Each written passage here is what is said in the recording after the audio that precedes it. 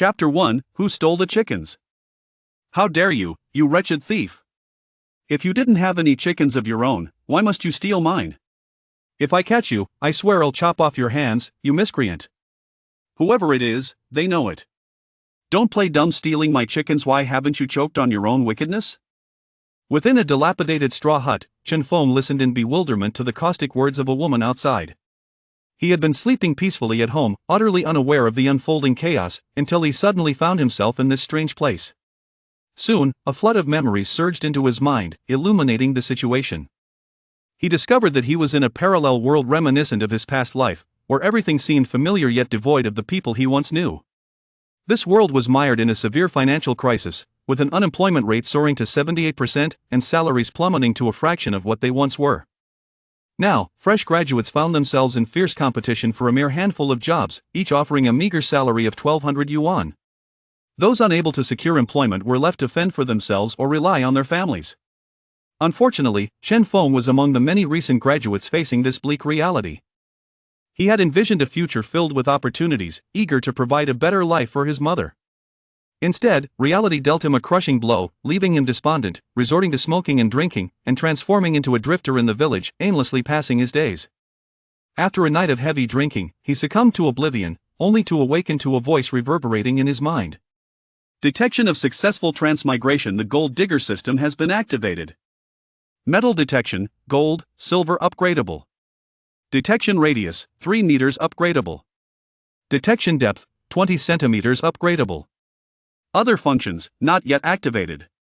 System upgrades require monetary value, equivalent to the cash earned from the metals detected. After grappling with this newfound information, Chen Feng realized the system's purpose: to assist him in prospecting for gold, converting his earnings into points to enhance the system itself. Is this really my fate now, to become a gold prospector? Chen Feng mused, stroking his chin. In his past life, he had merely watched others pan for gold on television. Little did he know he would one day find himself in the same role. As he pondered these thoughts, footsteps approached, and a woman entered the room. Clad in worn but clean clothes, she bore the marks of time on her face, yet remnants of her youthful beauty shone through. This was his mother, Lu Ping. Their eyes met, and an awkward tension filled the air. With a sigh, Lu Ping, her eyes brimming with concern, began to tidy up the remnants of cigarette boxes and empty liquor bottles strewn about. You stole old Wang's chickens, didn't you?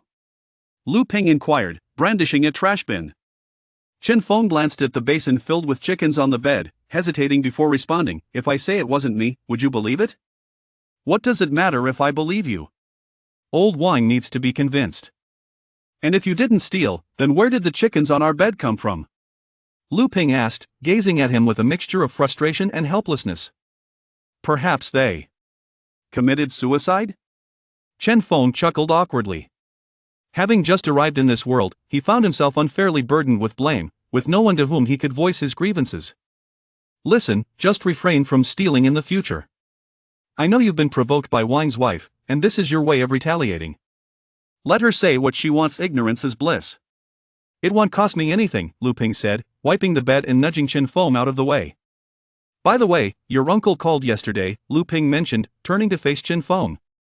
The mention of his uncle stirred memories in Chen Feng's mind. His uncle, his mother's brother, was a rather arrogant man, particularly after his son secured a job with a monthly salary of 2,000 yuan. Every time this was brought up, his uncle would boast endlessly, belittling Chen Feng in the process. His mother often bore the brunt of his uncle's condescension, chided for indulging Chen Feng, with warnings that such leniency would lead to his downfall. Thinking of his uncle's smug demeanor made Chen Feng roll his eyes in disdain. What did that pompous fool say? He asked, irritation evident in his voice. Lu Ping turned with a reproachful gaze. He is still your uncle, and he means well. You shouldn't speak to him like that. After a pause, she sighed. He mentioned finding you a job as a security guard under his son, offering 800 a month. It's better than idling away your days. Chen Feng scoffed, a mocking smile creeping onto his face. Does he really think he's doing me a favor? His son can't even find someone for that salary. Why would I want to work for him? I'd rather earn 600 elsewhere than be under his thumb for 800. If I went, he'd make my life miserable. Lu Ping understood his reasoning, but she was concerned about Chen Feng's current state of idleness. She didn't expect him to earn a fortune, she merely wished for him to be occupied rather than drowning in alcohol. Your uncle has a point, why not consider it for a couple of months? Lu Ping gently suggested. Forget it, I'll figure something out on my own, Chen Feng replied, shaking his head in refusal. With the system at his disposal, he had no intention of settling for a paltry security job. If I play my cards right, I could easily earn 800 in a single day. Alright, if you don't want to go, then don't, Lu Ping conceded, never one to force Chen Feng into anything. You can always find something else to do. By the way, Mom, could you lend me some money? Chen Feng suddenly asked. Though he had never done it before, he recognized the need for proper equipment to start prospecting. Have you already spent the money I gave you last time? Lu Ping asked, a hint of exasperation in her voice. Feeling a bit sheepish, Chen Feng scratched his head. At his age, asking for money from his mother felt somewhat embarrassing. Just be frugal and cut back on the drinking, it's not good for you, Lu Ping said, pulling some bills from her pocket and handing him 50 yuan. Chapter 2, What nonsense! Are you planning to empty the house? A 20 yuan note and 3 10 yuan notes, 50 yuan in total. The state of the house clearly indicated their financial struggles. Lu Ping relied on raising a few poultry and tending to a small plot of land. Occasionally, when someone needed labor, she would work for a few days, earning 50 yuan each day. Throughout the year, her income barely reached 15,000 yuan. After covering daily expenses and Chen Feng's needs, little remained. Mom, I need 3,000, Chen Feng said, feeling a bit awkward as he accepted the 50 yuan. What are you talking about? 3,000? Lu Ping exclaimed, her eyes widening in disbelief. What do you need that much for? 3,000 what for? Are you trying to kill me? Lu Ping's face was a picture of refusal. It was utterly out of the question. Even giving him 50 was generous, enough for him to last several days. If she were to give him 3,000, he would likely vanish for weeks, only returning when he had squandered it all. No, Mom, I want to do some gold prospecting in the village, and I need to buy equipment. Adding it all up, it will probably cost around 3,000, Chen Feng explained, knowing Lu Ping assumed he was just being extravagant. He quickly added, "They'll consider it a loan. I promise to pay you back once I start earning." Lu Ping, upon hearing this, expressed her skepticism, saying, "Is that true? Are you really going to pan for gold, or are you just being reckless with your money?" "Of course it's true. I believe I can no longer remain stagnant," Chen Feng replied earnestly, nodding his head. Panning for gold. The mere mention of gold panning caused Lu Ping to hesitate. Indeed, some villagers had taken to this venture due to the poor economic conditions, as temporary work opportunities were scarce. They devised a way to earn money by utilizing metal detectors to scour the nearby abandoned gold mines. Everyone harbored dreams of striking it rich overnight with a gold bar, yet the reality was that most returned home with nothing more than scrap metal. On the rare occasion someone found a nugget, it would bring them excitement for weeks. In truth, the average gold panner earned merely 300 to 400 yuan a month. However, the allure of potentially discovering a gold bar kept many engaged in this pursuit, despite the meager income. "My son, this line of work is far too unstable. It resembles gambling more than anything else. Why not seek a stable job instead?" Many villagers invested in equipment only to abandon the endeavor without recovering their initial investment. Lu Ping expressed her concerns. She feared that Chen Feng might lose interest after a few days, ending up with substantial losses. Moreover, this profession was precarious. It seemed promising but offered no long-term solution. "Mom, trust me this time. I'm serious, I won't be fickle," Chen Feng reassured her, understanding her worries. After all, 3,000 yuan was no small sum for their family, a sum painstakingly saved from his mother's labor under the summer sun, toiling in the fields. Seeing that Chen Feng was not joking this time, Lu Ping hesitated for a moment before retreating to her room. She emerged with a red cloth pouch and, before Chen Feng, opened it to reveal a stack of 100 yuan bills, 2,900 in total. She rummaged through her pocket for loose change, adding up to 100 yuan. Clutching the 3,000 yuan tightly, Lu Ping gazed at Chen Feng, her voice laced with heartfelt concern. "My eldest son, please don't squander this money. Work diligently. You know how painful it is for me when your uncle speaks of you in my presence. I wish to hold my head high among our relatives. All I want is to be able to stand tall in front of them. Yet, I find myself powerless. I know it pains you too, which is why I seldom voice my worries. I deprive myself of comforts daily. For what purpose? Isn't it to preserve my dignity before our relatives? They always say I should have been tougher on you, that I should have cast you into the factory and left you to fend for yourself. But deep down, I believe my son will not remain lost forever. One day, he will rise and support this family." As she spoke, Lu Ping's eyes brimmed with tears. No one knew the hardships she endured, resembling a widow raising Chen Feng single-handedly. Chen Feng, too, felt his eyes redden as he listened to her words. While the world deemed him a failure, only his mother, Lu Ping, steadfastly believed that he would eventually awaken and make something of himself. "Mom, rest assured this time, I will not disappoint you," Chen Feng softly asserted, his tone imbued with unprecedented determination. "Here, take this money, I trust you," Lu Ping replied, her voice choked with emotion as she placed the money into Chen Feng's hands, turning away to conceal her vulnerability. Receiving the 3,000 yuan, Chen Feng had never felt such weight in money before. As he stepped outside, he inhaled deeply under the sun. The woman outside who had been shouting curses had likely grown weary and returned home. Chen Feng instinctively reached for his pocket to retrieve a cigarette, only to find it empty. Shaking his head, he proceeded to the village's agricultural machinery store. Upon entering, he noticed several villagers gathered around the bar, chatting, while the store owner, Han Jiangwo, was smoking at the counter. Han Jiangwo sported a classic self-shaved crew cut and wore a loose gray t-shirt, appearing to be in his 40s. It was undeniable that he possessed a keen sense for opportunity. When gold panners began emerging in the village, he seized the chance to sell them tools, ensuring profit regardless of their success in finding gold. "Ah, Xiao Feng, what brings you here? Are you looking to buy agricultural equipment?" Han Jiangwo greeted him with surprise and a smile. "I came to purchase a metal detector. You still have them, right?" Chen Feng inquired, glancing at the various tools on display. "Yes, but what do you need a metal detector for? Are you planning to pan for gold too?" Han Jiangwo asked, raising an eyebrow in surprise. "Just for fun," Chen Feng replied with a smile, offering no further explanation. "Well, gold panning can be quite the adventure. You know, our neighboring village had a fellow who recently found a gold nugget worth over 20,000 yuan. Han Jiangwo remarked, his tone laced with intrigue. "So you heard he found gold, and now you wish to try your luck?" he added, a knowing smile on his face. The villagers nearby expressed their astonishment, murmuring among themselves. "How much? Over 20,000? That lad must be rich now. Goodness! If I could find such a large nugget, I wouldn't have to work for a whole year. If I could find something like that, my wife wouldn't dare to utter a single complaint." Noticing Chen Feng's silence, Han Jiangwo continued, "Let me tell you, you made the right choice coming here. Do you know whose metal detector helped that lad find such a large nugget? Mine. If it weren't for my metal detector, he wouldn't have found such a significant gold nugget. Dream on."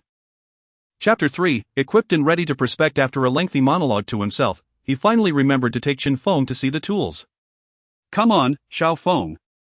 Follow me to the warehouse and see what you need," Han Jiangwo said as he stepped out from behind the bar, leading Chen Feng to the adjacent storage area. "Here. Take a look. This smaller one is priced at 2,600, while the larger one is 4,800. Which one do you prefer?" Han Jiangwo gestured towards the two metal detectors standing against the wall. Chen Feng examined the metal detectors, stroking his chin as he inquired. "What is the difference between these two?" "Well, you get what you pay for. The larger model has a greater detection depth, longer range, and is more accurate. The smaller one has a limited range, but it is still precise. I recommend you start with the 2,600 model. Once you've made some money, you can always upgrade," Han Jiangwo suggested. His recommendation for the smaller model stemmed not from practicality but from a concern that Chen Feng might lack the funds to afford the larger one. If he could manage to buy the smaller one, Han Jiangwo would be quite satisfied. After all, 2,600 is not a trifling sum. "Can you give me a discount? I frequently purchase from you, after all," Chen Feng bargained. Upon hearing this, Han Jiangwo smiled helplessly and replied, "Brother, you truly have a knack for nonsense. When have you ever bought anything from me? You always shop at the small store next door." Chen Feng, undeterred, grinned and responded, "But I'm here now. So let's just say I have." "Alright, since you've asked, I won't insist on 2,600, I'll let it go for 2,550, Han Jiangwo conceded. "Fine, 2,550 it is. I'll take it," Chen Feng agreed without further negotiation. "Since you're heading out to prospect, I have other essential items as well. Let me show you what you might need," Han Jiangwo continued, providing a comprehensive service. This backpack is perfect for carrying miscellaneous items, food, and tools, and essential for any prospector. My cost is 120, I'll sell it to you for 80. It's quite sturdy, what do you think? He picked up a black backpack and tugged at it to demonstrate its durability. Chen Feng, however, was skeptical of Han Jiangwo's claims. You expect me to believe you bought it for 120 and are selling it for 80? I think I've seen this bag online for only 60. In truth, he had never seen it online, he was merely fabricating. Han Jiangwo shook his head vigorously, insisting, that's impossible. No bag at that price could be of this quality. It could last for a decade. The quality of what you see online certainly pales in comparison to mine. How about this, consider it my support for you. I'll sell it for 70. Chen Feng nodded, 70 sounds fair, I'll take one. Great. Now, take a look at these small shovels, essential for digging, 10 for the large one. 8 for the small. Which would you prefer? Han Jiangwo squatted down and picked up 2 brand new shovels. I'll take the larger one, Chen Feng began. But Han Jiangwo interjected, brother, I can't lower the price on this, it's already at 10. Any less and I'd be losing money. Chen Feng chuckled. He hadn't intended to haggle over such a small amount, after all, what room was there for negotiation at 10? Fine, then I'll take it for 10. Han Jiangwo exhaled in relief, placing the shovel into the backpack before retrieving 2 small glass bottles, each measuring about the length of his index finger and slightly thicker than his thumb. These 2 bottles are a gift. If you happen to find any small gold nuggets, you can use them to store your finds, preventing them from getting lost elsewhere. To give credit where it's due, Han Jiangwo was quite thorough and adept at conducting business. That should be sufficient for now. Since it's your first time prospecting, there's no need to over-prepare. You can always return for more supplies later, Han Jiangwo stated. Alright, that will do, Chen Feng replied after surveying his selections. The two returned to the shop, where Han Jiangwo began calculating the total. 550 plus 70 plus 10. That comes to 630. Would you like to pay with your phone or cash? Han Jiangwo asked, looking up with a smile. Cash, but you could have at least given me a discount, Chen Feng replied as he pulled out the money, counting it as he spoke. I can't afford to give any discounts, you know how it is with my small business, there's hardly any profit. Han Jiangwo remarked with a smile. With this transaction, he would earn a minimum of 400. And his tone had shifted from calling Chen Feng Xiaofeng to brother in no time. Those in business often claim they don't make money. And Chen Feng wasn't naive enough to believe him. While he didn't know Han Jiangwo's exact profit, he suspected it was a few hundred. Here's the money, count it, Chen Feng said, handing over the neatly counted cash. Count? We're from the same village, I trust you, Han Jiangwo chuckled, accepting the money and giving it a cursory glance before stashing it away in a drawer. There was no real need to count. Han Jiangwo had been observing closely when Chen Feng counted. Even if Chen Feng had miscounted, Han Jiangwo would have caught it. As Chen Feng slung the black backpack over his shoulder, he noticed a box of white pagoda cigarettes on the bar and inquired, whose cigarettes are these? They're mine, brother. Feel free to take one if you smoke, Han Jiangwo generously offered. He was merely being polite, as he assumed Chen Feng would only take one out of courtesy. However, to his surprise, Chen Feng grabbed a cigarette and then stuffed most of the remaining box into his pocket without a hint of hesitation. Thanks, he said casually, also grabbing the lighter from the bar as he walked out, lighting up a cigarette as he left. Take care. Han Jiangwo's smile froze. His hand raised as if to say something, but he ultimately refrained. He wanted to ask for the lighter back, yet having already given away the cigarettes, he felt it would be inappropriate to bring it up. After Chen Feng exited with his belongings, someone in the room remarked, "Is that kid really going out to prospect for gold?" Han Jiangwo rolled his eyes and leaned against the bar.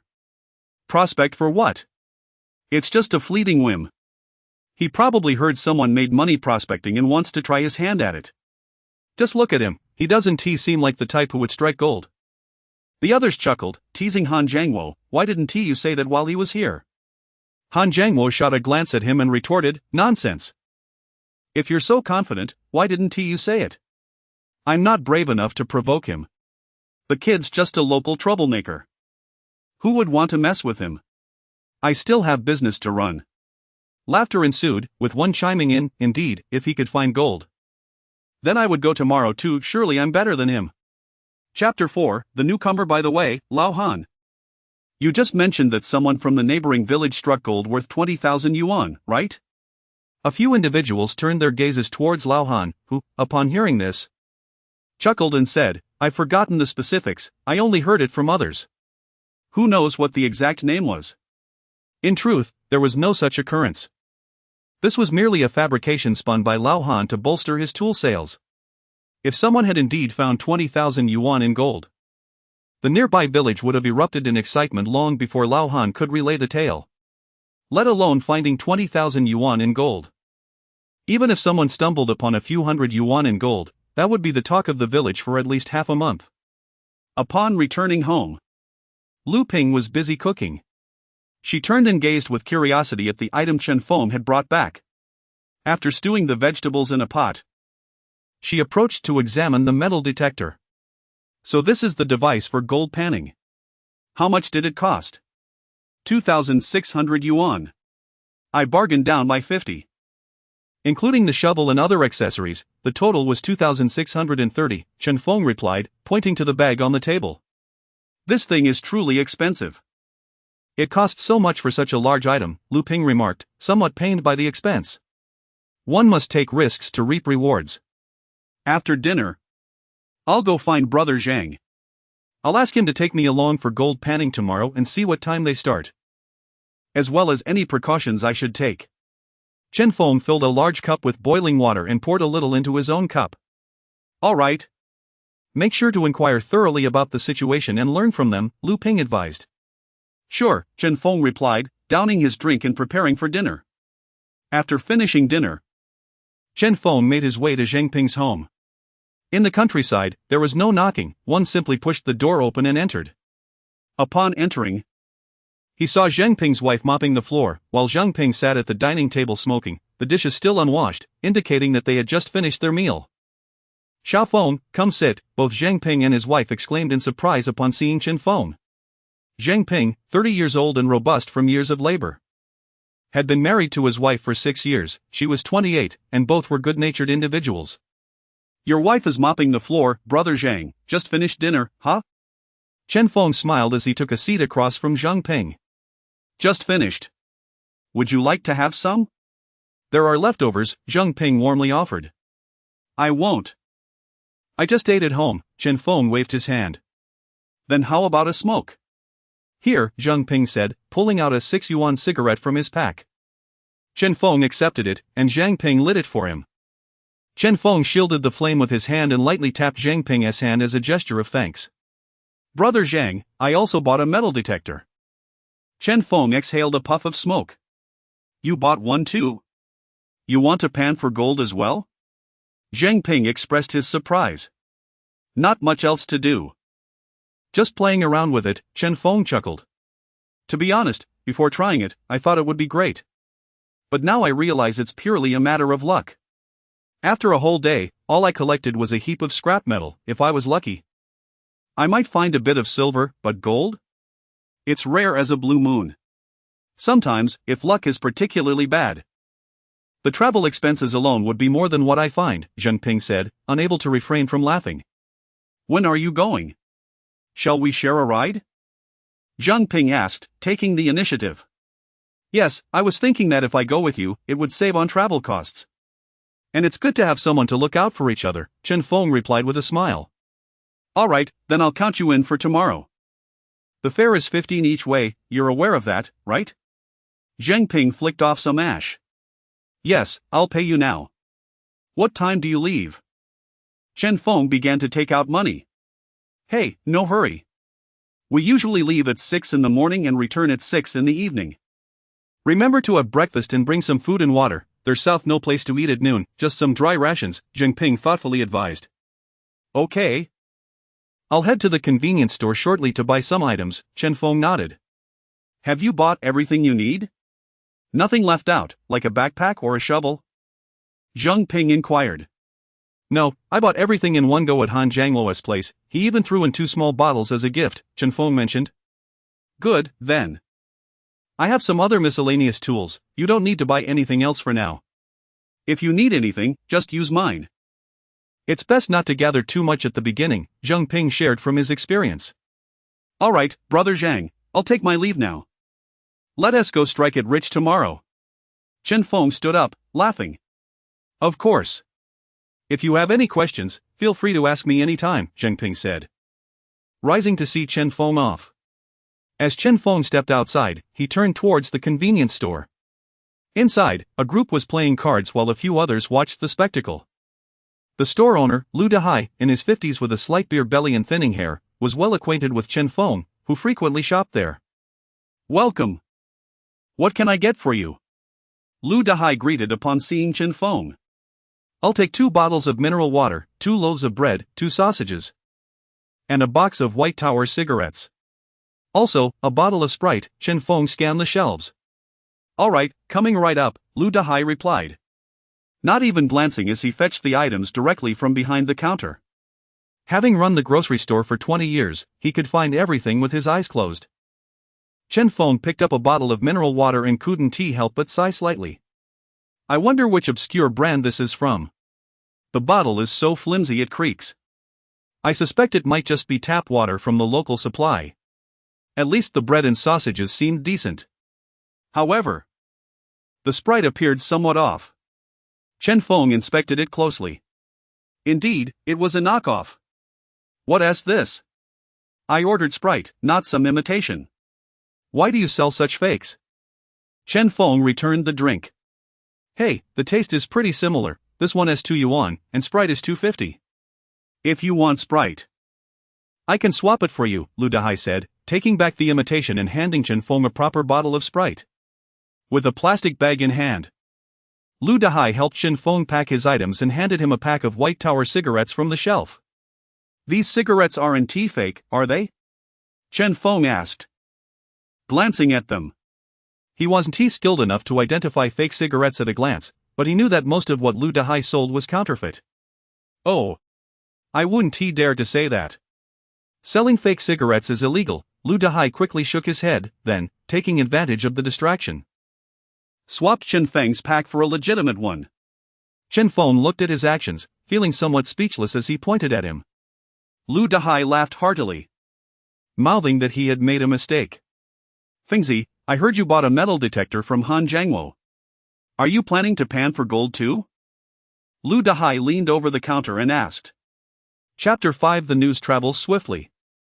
My goodness, who did you hear that from? Chen Feng exclaimed in astonishment. He had underestimated the village's information network. With little to occupy their time, the villagers engaged in idle chatter. If you were to let out a fart at the village entrance, as long as someone witnessed it, within half an hour it would reach the far end of the village. Particularly in places like the small grocery store, where information exchange was commonplace. Albeit often mixed with truth and falsehood, one had to discern carefully. Can this really yield any results? I find it hard to believe. Spending several thousand on equipment if you strike gold, that would be acceptable, but if not, earning a few hundred a month while toiling from dawn till dusk seems hardly worth it. The crux of the matter is, since the gold prospecting trend began in our village, I have yet to hear of anyone striking it rich. A group of individuals might be pleased to unearth 2 or 3 grams over a fortnight. Meanwhile, it was the scrap collector, old lady Zhang, who bore the brunt of the labor, collecting scrap iron daily. Lu Dehai couldn't help but chuckle at the thought, in just half a month, they had brought in more than she could gather in a year. Why not give it a try? Perhaps fortune smiles upon me. How much do I need in total? Chen Feng inquired, lifting a plastic bag. 2 for water, 3 for bread, 4 for sausages, 250 for Sprite, and 8 for one other item. Making a total of 1950, Lu Dehai replied readily. In rural shops, profit margins are typically slim, so they don't bother haggling unless the purchase exceeds 50. Make it an even 20, and I'll take an extra bread, Chen Feng said, producing 21 yuan. Alright, I'll throw in 2 pieces of candy for you. When you're working tomorrow and feel hungry, you can snack on them and hopefully bring back more, Lu Dehai said, accepting the money and tossing 2 sour candies into the bag along with the bread. Thank you. If I make any money. The first thing I'll do is come here to spend it, Chen Feng remarked, signaling with a smile before departing. Haha, I look forward to your good news. Lu Dahai replied, his spirits lifted by Chen Feng's words. As Chen Feng walked away, those who had gathered to watch began to discuss among themselves. This lad seems to be taking it quite seriously, even buying food. Do you think he can earn back his meal expenses? Of course not. Including food and travel. His costs exceed 30. Can he earn that much with that piece of junk in a day? I doubt it. Seasoned gold prospectors barely make 30 on average each day. How can a novice do better than them? Exactly. I bet he'll return empty-handed, just as he left, haha. Lu Dahai frowned at their words. Most villagers enjoyed watching others' misfortunes. Though he disliked hearing such remarks, they were his customers, and he could say little. He could only voice, what if Chen Feng strikes gold? Besides, he has learned to work now, which is an improvement, at least it's a good thing. The villagers in the shop remained non-committal, exchanging disdainful smiles. Their preconceived notions about Chen Feng deeply ingrained. They did not believe he could find gold nor that he would persist. They anticipated that after a few fruitless days, he would lose motivation. Once the initial enthusiasm waned, they expected him to abandon it altogether and return to his previous activities. Chen Feng quickly returned home. And upon seeing him with the bag, Lu Ping asked, what did you buy? Food. Zhang Gu said it would take a day. And there is nowhere to eat in the wilderness, so I need to bring something along, he replied, placing the items on the table. It seems it will take a whole day. I heard Er's wife mention that you need to leave early, right? Lu Ping recalled. Leaving at 6 in the morning. Returning at 6 in the evening, Chen Feng answered. 6 o'clock? Then you must wake up by 5:30. I'll prepare some breakfast for you. You need to eat before heading out, otherwise, you'll be relying on this little bit to last the entire day, Lu Ping expressed her concern. All right, please do. Chen Feng agreed without hesitation, nodding. Then you should go to bed early. You need to rise by 5, Lu Ping reminded him, glancing at the time. Okay. I'll sleep now. You should turn in early as well, Chen Feng replied before heading to his room. The Kong had already been warmed. And the bedding was laid out. Chen Feng felt its warmth as he lay down. It was spring, while the days were not too cold, nighttime temperatures dropped. And the Kong was cooler than a bed. As he lay there, contemplating the upcoming gold prospecting, he found it hard to sleep. Caught between excitement and anxiety over the potential of failure. He repeatedly adjusted the system panel, confirming that this was not merely a figment of his imagination. Before gradually relaxing and succumbing to deep slumber. The next day, at 5:20, Chen Feng's alarm rang, rousing him from his dreams. Truth be told, he was not fond of waking early, but there was no alternative. After sitting up and having a cigarette to shake off the drowsiness, he finally got out of bed. Outside, Lu Ping had already prepared breakfast, waiting for him. Had he taken any longer, she would have knocked on his door, fearing he might oversleep. Quickly. Wash your face and come eat, Lu Ping urged. Okay, he replied, filling a basin with cold water. He did not bother mixing in hot water. Instead splashing his face with handfuls of icy water, which jolted him fully awake. After freshening up, Chen Feng sat at the table, where a dish of stir-fried potatoes, homemade spicy pickled cabbage, and 5 boiled eggs awaited him. I haven't peeled the eggs. Take as many as you can eat. If you can't finish them, take them with you, eat them whenever you're hungry, Lu Ping advised. Got it, Chen Feng nodded, picking up his chopsticks to begin his meal. Within minutes, he had finished. And at 5:53, he started to tidy up his belongings, preparing his bag, ready to leave at any moment for Zheng Ping's call. Just a couple of minutes later, Zheng Ping entered, announcing, Lu Jia, I'm here to fetch Chen Feng. The vehicle has arrived. After greeting Lu Ping, he beckoned to Chen Feng. All right, take your time. Lu Ping said. Okay, Ma, I'm off, Chen Feng responded, shouldering his bag and stepping outside with Zheng Ping. A dilapidated van capable of carrying a dozen passengers awaited them. The driver, Huang Fei, was also from the village. Chen Feng. I didn't expect you to join the gold prospecting as well. Did you get your tools from old Han's place? Huang Fei remarked, turning his head to speak. Chapter 6, A thorough sweep indeed, this is the way it is, Chen Feng replied as he got into the car. This is how greetings are exchanged in the countryside. Even though one knows where you made your purchase, it is customary to ask, lest the conversation falls silent. Once Chen Feng settled in, he noticed there were about 8 or 9 people in the vehicle, all of whom were preparing to venture into gold mining together. He casually found a spot next to Zheng Ping and exchanged a few pleasantries with some familiar faces before the car set off. Gazing out at the dawn-lit sky, Chen Feng leaned back in his seat, awaiting their arrival at the destination. The abandoned mine was approximately an hour's drive away, and they would reach it around 7 o'clock. As the vehicle swayed, the earlier excitement faded, and he felt his eyelids growing heavy. He was puzzled by this recurring phenomenon. Every time he took a seat in a car, drowsiness overtook him. He even contemplated that if he ever experienced insomnia, he might simply find someone to drive him around for a few laps to ensure a sound sleep. Before long, Chen Feng succumbed to slumber, and a few others in the vehicle followed suit. When Chen Feng finally opened his eyes again, it was Zheng Ping who roused him. "Fengzi, we've arrived, wake up." Blurrily, Chen Feng turned to look outside. Before him lay a barren expanse, strewn with stones and rubble. This was the deserted mine.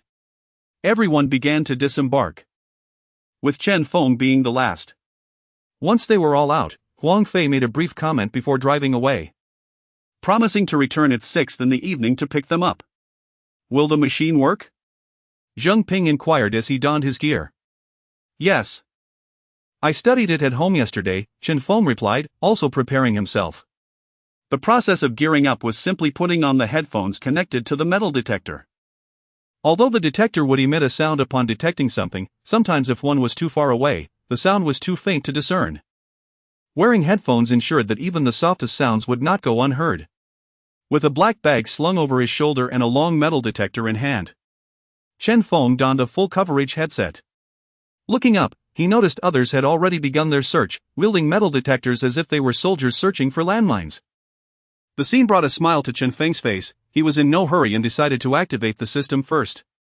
When the system failed to indicate the presence of any valuable items, he deemed it unnecessary to waste time there and proceeded further. At that moment, a metal detector suddenly emitted a beeping sound. "Oh!" Everyone turned in unison to see that it was Zheng Ping's detector that had triggered. Zheng Ping beamed with delight, excited that his fortune appeared favorable on the very first attempt. As he drew closer, the beeping intensified, and he repeatedly adjusted the detector to confirm the location. After a series of beeps, he finally pinpointed the item's location. He crouched down, pulled out a small shovel from his pocket, and began to dig. Seeing this, Chen Feng approached, curious to observe Zheng Ping's technique and compare it with his own memory. However, when he got closer, the system did not signal any alerts, leading Chen Feng to believe that, according to the system, there were likely no treasures to be found. Zheng Ping scooped a shovel of dirt from the designated spot and waved it near the metal detector. If there was no sound, it indicated that the gold was not within the dirt. He then tossed the soil aside and scooped up another shovel, repeating the process. Finally, on the third scoop, as he waved the shovel past the detector, it emitted a sound. "Oh!" This confirmed that something was indeed buried within the soil. Zheng Ping cautiously removed a little dirt and waved the detector again. If it beeped, it indicated that the item was in the shovel, and he would need to continue sifting through the dirt incrementally. If there was no sound, it meant the item had been discarded, and he would need to search the ground for the soil that had just been tossed aside. Many people assume that gold mining yields large nuggets, easily visible like stones. However, this is far from the truth. Much of what is found are flecks of gold, scarcely larger than grains of sand, almost impossible to distinguish without careful scrutiny. After several more attempts, Zheng Ping finally unearthed the object that had triggered the metal detector. It was a small, grayish-white metal piece, somewhat rusty on the outside. He waved it past the detector, which responded with a beep. Seeing this, Zheng Ping sighed but, unwilling to give up, waved the shovel again over the metal detector. This time, it remained silent, confirming that it was indeed the small metal piece that had emitted the sound. "What is this, gold?" someone nearby queried as he continued to probe. "No, just a rusty scrap of metal," Zheng Ping replied, tossing the piece into his bag as he stood up. His companions expressed mild disappointment as they resumed their thorough search of the mining area. Chen Feng, observing the scene, also took up his detector and wandered aimlessly through the mine. After a while, noticing that Chen Feng was merely meandering without actively searching, someone called out, "Fengzi, what are you doing? Why aren't you detecting? Wandering around serves no purpose." "It's nothing, I'm just searching for a favorable spot," Chen Feng replied, continuing his aimless stroll. The others shook their heads in disbelief. One young man, who had been mining for a year, scoffed quietly, "A favorable spot? As if you possess any divination skills. At this rate, you won't find even a scrap of metal, let alone gold." Another companion beside Song Hui echoed his sentiments, "Exactly. You should consult us experienced ones instead of fumbling about on your own. I doubt you'll uncover anything valuable." Meanwhile, the group continued their casual conversations while pairing off to search. Chen Feng, however, remained solitary, distancing himself from their chatter. The longer he walked, the more puzzled he became. Nearly 20 minutes had passed, and despite thoroughly exploring the vicinity, his system had yet to signal anything. Was the system truly a mere illusion? Just as he pondered this, a notification from the system suddenly chimed. Within a 3-meter radius, precious metals are present. Chen Feng's expression brightened at this revelation. He promptly began to maneuver his detector back and forth, realizing that 3 meters was not an insignificant distance. He needed to delineate a 3-meter radius based on the system's indication to ensure that the object lay within that designated area. He then aimed to conduct a meticulous sweep of the marked 3-meter zone with the detector, guaranteeing that no valuable finds would be overlooked due to random probing. While Chen Feng was engaged in this careful scanning, some individuals noticed his peculiar behavior and exchanged bewildered glances. "What on earth is this guy doing? Is he dancing?" One whispered. "Why is he repeatedly measuring the same spot? If he hasn't found anything, he should just move on." Chapter 7, The First Shipment Indeed. We all traversed a singular path, oscillating side to side with our detectors, while he, rather amusingly, was tracing circles. "I wonder where he found such a vein of fortune. If he strikes gold, it would surely be a curious anomaly," remarked Song Hui with a smirk. The group engaged in lively banter, exchanging quips, while Zhang Ping, observing Chen Feng's detection technique, felt a tinge of helplessness. Recognizing that Chen Feng was a novice and lacked the skills to unearth treasures, he resolved to guide him in the proper methods. However, just as Zhang Ping approached to offer his advice, the detector in Chen Feng's hands emitted a sound. "Oh!" Zhang Ping's eyes widened in surprise. He hadn't anticipated that Chen Feng's unconventional detection method would yield results. He rushed forward, pointing to the spot where the sound had originated. "Don't rush, take your time, it seems to be right here." At the moment Chen Feng heard the detector's signal, a grin spread across his face. He meticulously scanned the area, ultimately pinpointing the location of the find based on the sound. As he crouched down to retrieve his shovel from his bag, Zhang Ping promptly handed him the shovel hanging from his own pack, joining him in the crouch. Chen Feng looked up, smiling as he accepted the shovel and began to scoop up dirt, passing it over the detector. The onlookers, noticing both men crouched down, exchanged astonished glances. What's going on? Did they actually find something? It seems so, otherwise, why would they be digging? Look at them, they're clearly shoveling dirt. Incredible. This fellow seems to have struck a stroke of luck. I haven't even found a scrap of metal yet, and he, a novice, has uncovered something. Song Hui, glancing at Chen Feng and Zhang Ping, couldn't hide his astonishment, scoffing, "What's the use of finding something? It might not even be worth anything, why the surprise?" The others nodded in agreement, acknowledging that it was indeed premature to celebrate, as they had yet to ascertain the nature of the find. "Oh." As Chen Feng lifted the shovel over the detector, it beeped again. "Take it slow, just a little at a time, don't spill the find. Or it will be hard to locate," Zhang Ping cautioned, observing the shovel. After a couple of scoops, the detector continued to sound.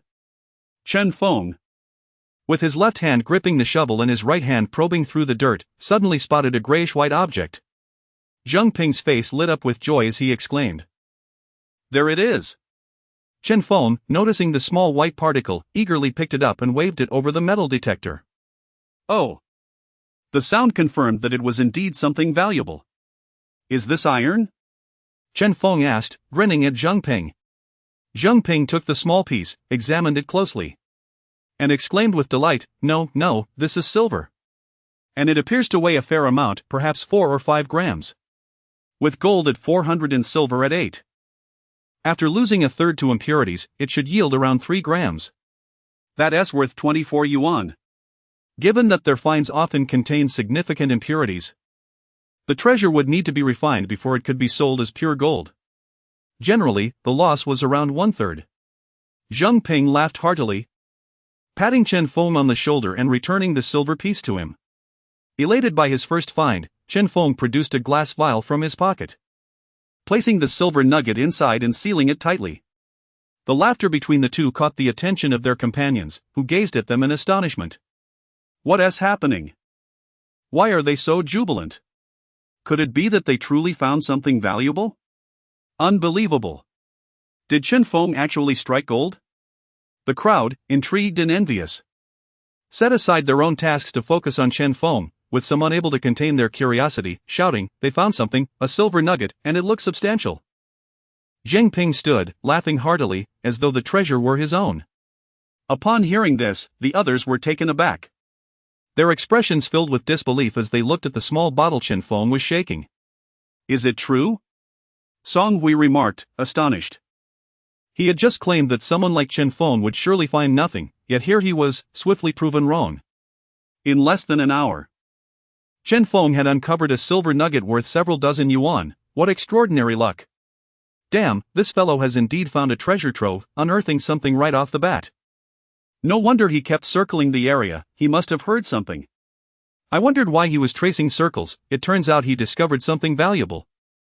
The onlookers regarded Chen Feng with a mix of admiration and envy, returning to their detectors to continue their search. Congratulations on your splendid start. Your fortune is indeed remarkable. Keep it up. If we can gather 100, today will be a great success, Zheng Ping said, accepting the shovel Chen Feng offered. Indeed, the day is still young. There's no rush, Chen Feng replied, picking up the detector lying on the ground. Zheng Ping began scanning the area, while Chen Feng continued his earlier strategy, wandering about in search of his own lucky spot. Finally, someone else detected something, their face lighting up with a long-lost smile as they crouched down to scoop with their shovel. Unfortunately, unlike Chen Feng, their luck was lacking. Minutes later, they held a brass-like object, sighing at the modest find. Better than nothing, I suppose. A collection of brass could fetch a little money. About 15 minutes later, Chen Feng finally heard the system's prompt again. Unable to suppress a grin, he began to circle a specific area before launching into a thorough search. Oh! Upon hearing the sound, he eagerly knelt down, retrieving a small shovel from his bag. He scooped once, passing the dirt over the detector, but found no treasure. He dug again, but still nothing. After several attempts, he finally created a small mound of dirt beside him when the detector finally beeped. Oh! Let me see what you truly are. Gold! Gold! Gold! Chen Feng exclaimed, as he eagerly continued to unearth the soil. Chapter 8, You are younger than he is. Yet you have more. After a few moments of probing, when the detector fell silent, Chen Feng realized that he had successfully unearthed a treasure. He knelt down to meticulously sift through the small mound of earth. Before long, he discovered a silver nugget approximately the same size as the previous one. Though not gold, it was still a commendable find. Did this not bring his total to $50? He retrieved a small bottle, placing the silver nugget inside, bringing the total to 2 silver pieces within the bottle. Only now did he comprehend the reason behind Wei Jiangwo gifting him 2 small bottles, one for gold, the other for silver. Initially, he believed that Wei was merely cautious, not wanting to give him a single bottle that might shatter, hence providing a spare. With satisfaction, he stowed away the bottle and resumed his searching. However, unbeknownst to him, Wei Jiangwo had not intended any such thoughtfulness. He simply deemed the items of little value and thought it rather stingy to gift only one, fearing it might break and necessitate a return for another. The notion of dividing the treasure between 2 bottles was utterly absurd. Who would be so idle as to do that? After all, if one were to go days without discovering gold or even a handful of silver, carrying 2 bottles would be pointless. Only Chen Feng, with his unwavering determination to dig, found it necessary to carry 2 bottles, as he was guaranteed to find something. As noon approached, the sun bore down upon the group, raising the temperature and prompting them to loosen their clothing and gather for a meal. Chen Feng glanced at his watch. It was 11:30. He grabbed his detector and joined the others, ready to take a break for lunch. Besides the initial 2 silver nuggets, his detector had signaled 3 more times. Regrettably, the long-awaited gold had not appeared, only more silver. 1 nugget was rather small, weighing roughly a gram, while the others, though slightly smaller than the first 2, were still substantial. In total, it seemed his morning haul was around $100, quite a bountiful yield. Upon returning, some sat on the ground, already rummaging for food. Chen Feng first twisted open a bottle of mineral water and drank deeply before pulling out bread and other snacks. After a morning of relentless activity without a sip of water, he was indeed parched. As everyone began to unveil their provisions, Chen Feng noted that he was the only one with beverages, mineral water, and bread. The others had steamed buns and pickles, while a few of the younger ones brought along a sausage. Given the high cost of transportation, most were reluctant to spend on food like Chen Feng, opting instead to economize. Zheng Ping produced several pancakes and spring onions, rolling them together and pulling out a small jar of homemade fermented sauce, dipping as he ate. "You're fortunate to have found something, otherwise, you'd be losing money on that bread and drink. A gold panner like you has quite the appetite," he remarked. Song Hui, observing Chen Feng's bread and sausage alongside his soda, felt a mix of envy and bitterness, his voice dripping with sarcasm. He bit into a cold, hardened bun, swallowing it down with a bit of pickle. "Well, we can't help it if luck isn't on our side. If you find no gold today, eating bread would just be a greater loss," he quipped. Chen Feng slid a sausage into his bread, taking a hearty bite with a smile. Song Hui remained silent, catching the underlying sarcasm. "Hey, what did you all find this morning?" "I only dug up a few iron scraps." "Damn it," someone inquired. "I fared decently.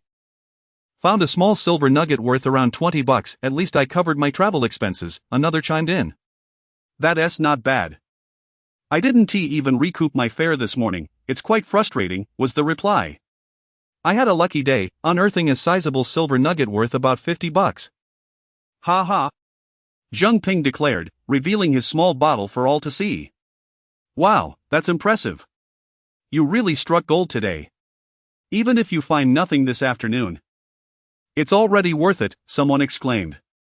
"How does it compare to Chen Feng's? Didn't you say his could fetch a decent price too? Mine is not as large."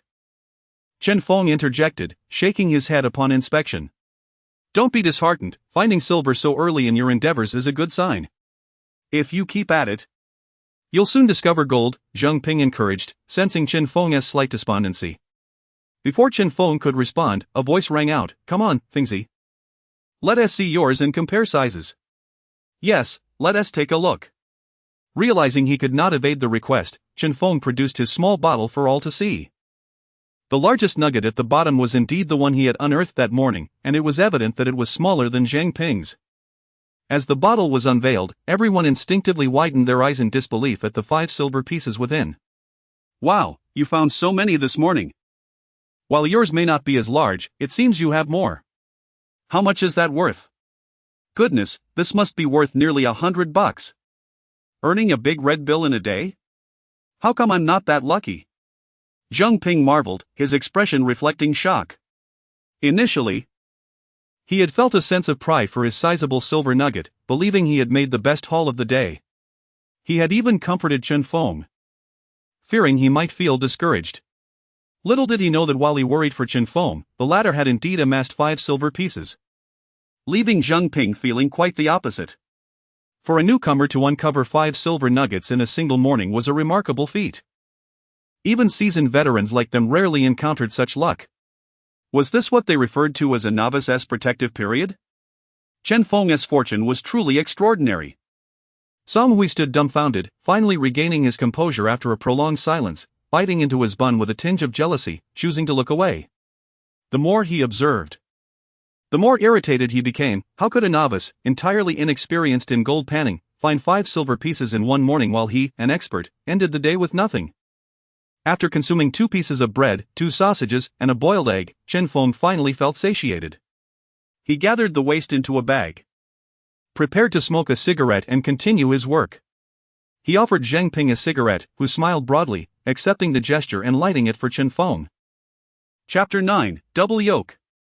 The group settled on the ground, most of them lighting up cigarettes, while a few continued to munch on their unfinished snacks. Among the older members, some smoked hand-rolled tobacco, a frugal choice considering that even the cheapest packaged cigarettes cost several yuan, and their cravings were substantial, accumulating significant expenses over the month. After a brief interlude, everyone stood up, ready to resume their labor, mindful of the money spent on travel and the impropriety of lingering too long. Chen Feng donned his headset, grasped the detector, and ventured in a direction that caught his eye. He traced several circles until the system's notification finally chimed. "Come on, gold." "Come on, gold," he muttered internally as he delineated the area. Once he had marked the perimeter, Chen Feng began to sweep the detector back and forth, only for it to beep in the central section. "Oh." He placed the detector aside, crouched down, and extracted his small spade, digging into the earth and passing the soil over the detector. "Oh." A smile crept across Chen Feng's face. He thought to himself, "Look at my luck. The first scoop yields results." After a few shakes, with only half a spade of dirt remaining, he began to sift through the earth. As he leveled the sand, he spotted a sizable silver nugget. "Wow, this seems bigger than what Zhang found. It must weigh over 10 grams. Chen Feng wiped it clean and held it up to the sunlight, his face beaming with joy. "This single nugget could easily fetch 70 or 80 yuan. With a chuckle, he placed it into a small bottle, marveling at the collection of silver nuggets within, feeling a profound sense of satisfaction. "Unbelievable, that's 200 yuan right here," he thought with glee. He tucked the bottle into his pocket and casually waved the spade's dirt over the detector, ready to search for another spot. However, as he did so, the detector beeped once more. "Oh." Chen Feng was taken aback, realizing the detector was alerting him again. He quickly crouched down, scrutinizing the soil he had just tossed aside. Fortunately, after a brief search, he found another silver nugget on the ground, lighter in color but still decent in size. "Likely worth 30 or 40 yuan. I can't believe this. Who knew gold panning could yield double treasures?" Chen Feng felt as if he were in a dream. He dropped the nugget into the small bottle, reflecting on the rarity of uncovering 2 treasures from a single scoop, a tale that would surely captivate the villagers for months. Having gathered his things and taken a few steps, the system chimed again. "Wow, this place is promising." Chen Feng's smile returned as he noticed his companions scattered in the distance, engrossed in their own searches. Seizing the opportunity, he hastened his efforts and, within 15 minutes, unearthed 2 more silver nuggets, each worth around 30 yuan. Standing up, he felt the fatigue in his legs from squatting for so long. Truthfully, he was overwhelmed by the sensation of collecting money, with each scoop yielding 20 or 30 yuan. This thrill was intoxicating. It was no wonder that gold miners, despite earning an average of several hundred yuan, were reluctant to pursue other occupations. It felt akin to a no-cost lottery, utterly exhilarating. Yet, he lamented the absence of gold. A single gold nugget would have been the icing on the cake. After circling the area several times and realizing he had thoroughly exhausted the spot, he reluctantly moved on. "Oh." Another silver nugget appeared. "Oh." This one was even smaller. "Oh." This one seemed promising, likely sellable for over 30 yuan. It wasn't until after 4 in the afternoon that Chen Feng finally paused, wiping the sweat from his brow and sitting on the ground. He retrieved a bottle of water, gulping down half of it while surveying his surroundings. His companions were still engaged in their searches, some already far afield. Peering into his small bottle, he realized he had lost count of how many silver nuggets he had collected. It seemed nearly full. Why is there no gold? He wondered aloud, perplexed. Could it be that this area is devoid of gold? Logically speaking, with so many silver nuggets found, he should have come across gold by now. It was no wonder he had heard little of villagers striking gold. Even with a system, he had found none, let alone those who searched aimlessly, refusing to give up. Chen Feng stood and pressed on, determined to unearth gold among the silver. As the hour approached 5:40, the group began their trek back, gathering as they searched. Chen Feng, oblivious to the time, continued his relentless pursuit. Fengzi, it's time to head back, Zheng Ping shouted from a distance. Chen Feng, absorbed in his quest, did not hear him, focused solely on finding gold. Fengzi, Fengzi. Zheng Ping called again, striding closer to Chen Feng. Finally. Chen Feng discerned someone calling his name and turned to find Zheng Ping waving. He removed his headset, and Zheng Ping, seeing he had his attention, gestured to his wrist. Chen Feng instantly understood, glancing at his phone. Is it already past 5:40? Time flies, he exclaimed in surprise. He raised his head and signaled an OK gesture to Zheng Ping, who nodded, confirming Chen Feng's understanding. As they walked back, Chen Feng reflected on his bounty. He had amassed quite a collection of silver today, nearly filling a small bottle, likely worth 300 to 400 yuan. To be honest, this income was quite commendable given the current living standards. If he could achieve such earnings daily, it would equate to a monthly income exceeding 10,000 yuan. In a time when the average salary hovered around 1,200 yuan, earning over 10,000 was akin to a former life's salary of 60 to 70,000. Though Chen Feng felt satisfied with his earnings, a lingering sense of regret remained. Chapter 10, the sound resounded again. After a day of searching, all that was found was silver, not even a glimpse of gold. Regardless of how substantial the gold might be, one would hope to at least catch a sight of it. After all, today marked the inaugural day of gold panning, and one would naturally expect a fortuitous start. Chen Feng sighed as he approached the group of companions that had gathered. Well, if there is none, then so be it. Although gold eluded him, the abundance of silver was still a commendable yield. Soon, everyone convened, exchanging tales of their day's findings. I did well this afternoon, panning 2 small silver nuggets. I managed to find one, but after deducting transport costs, I only profited a meager sum. What about you all? Did anyone discover gold? They exchanged glances and shook their heads, a collective sigh echoing the disappointment. Alas, yet another day devoid of gold. Zheng Ping, curious, turned to Chen Feng. How many silver pieces did you manage to unearth? Despite it being your first day, you must have fared the best among us. What splendid luck you have. A few pieces? I didn't count, but perhaps just about a small bottle's worth, Chen Feng replied thoughtfully. Knowing they would head to the county town shortly to sell their findings, he felt no need to conceal his success. A small bottle? Zheng Ping's eyes widened in disbelief, his tone shifting. He had assumed Chen Feng's luck would yield merely 7 or 8 pieces, yet here he was, claiming an entire bottle without knowing the exact count. What kind of luck is this? Are you the legendary natural gold panner? Fengzi, you must be joking. Did you really manage to fill an entire bottle? The companions around him were equally astounded, gazing at Chen Feng in disbelief. Why would I deceive you? Look for yourselves. Chen Feng retrieved the small bottle from his pocket, revealing it nearly brimming with silver nuggets. Goodness, it truly is a full bottle. How much do you think it could sell for? Surely 300 to 400? 300 to 400? It must be over 400. How on earth did you manage such a feat? While we count our finds by the piece. You're counting by the bottle, what sorcery is this? Song Hui glared at the small bottle of silver, envy flickering in his eyes. If only it were his. He would return home to celebrate with a box of Yushi cigarettes and perhaps some pig trotters. As they surrounded Chen Feng in astonishment, Huang Fei parked the van a short distance away. He rolled down the window, curiosity evident in his gaze. Typically, they would stand patiently awaiting his arrival. Today seemed different. Had they stumbled upon something remarkable?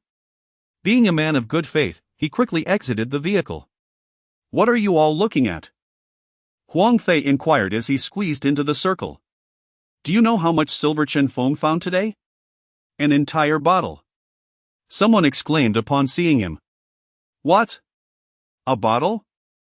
Huang Fei was taken aback. He had been driving them daily, thoroughly familiar with their usual finds. To unearth an entire bottle on Chen Feng's first day was nothing short of extraordinary. Is this for real? Let me see. Huang Fei rushed to take the small bottle from Chen Feng's hands.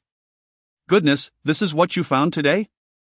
Huang Fei stared at Chen Feng incredulously. Indeed. Chen Feng replied with a smile. You're quite impressive, you know. You have a natural knack for this trade, to find so much on your first attempt. Huang Fei exclaimed in awe. It's just luck, Chen Feng chuckled as he accepted the bottle back. Luck? This is not mere luck. It seems the rest of us have not matched your yield today, Huang Fei remarked, turning to the others. They exchanged glances, calculating silently, before shaking their heads. Collectively, they had not gathered even half a bottle's worth. They could not help but marvel at the vast disparity in fortunes. All had set out together to pan for gold, yet why did Chen Feng's success shine so brightly? All right, you've struck it rich today. Let us head back. Huang Fei called, waving the car keys. They still needed to drive to the county town, and considering their sales, they likely wouldn't reach home until nearly 8. Let us go, they replied, all weary from the day's toil, their midday meal long digested, yearning for a warm dinner. As they walked and tidied their gear, Chen Feng lingered at the back, meticulously coiling the wires of the metal detector. Just as he approached the vehicle, he suddenly froze, his gaze widening in surprise at the line of companions boarding. His system had just signaled the presence of precious metals within a 3-meter radius. Come on, Fengzi. Why are you dawdling? Zheng Ping, seated by the window, called out. I believe my machine has detected something, please wait a moment, Chen Feng replied, promptly uncoiling the wires and preparing to work. He was certain something was buried beneath his feet. It was not a malfunction of the system. He had already tested the equipment earlier, everyone had a little silver on them, but despite being closer, the system had not alerted him. The system only responds to abandoned metals underground.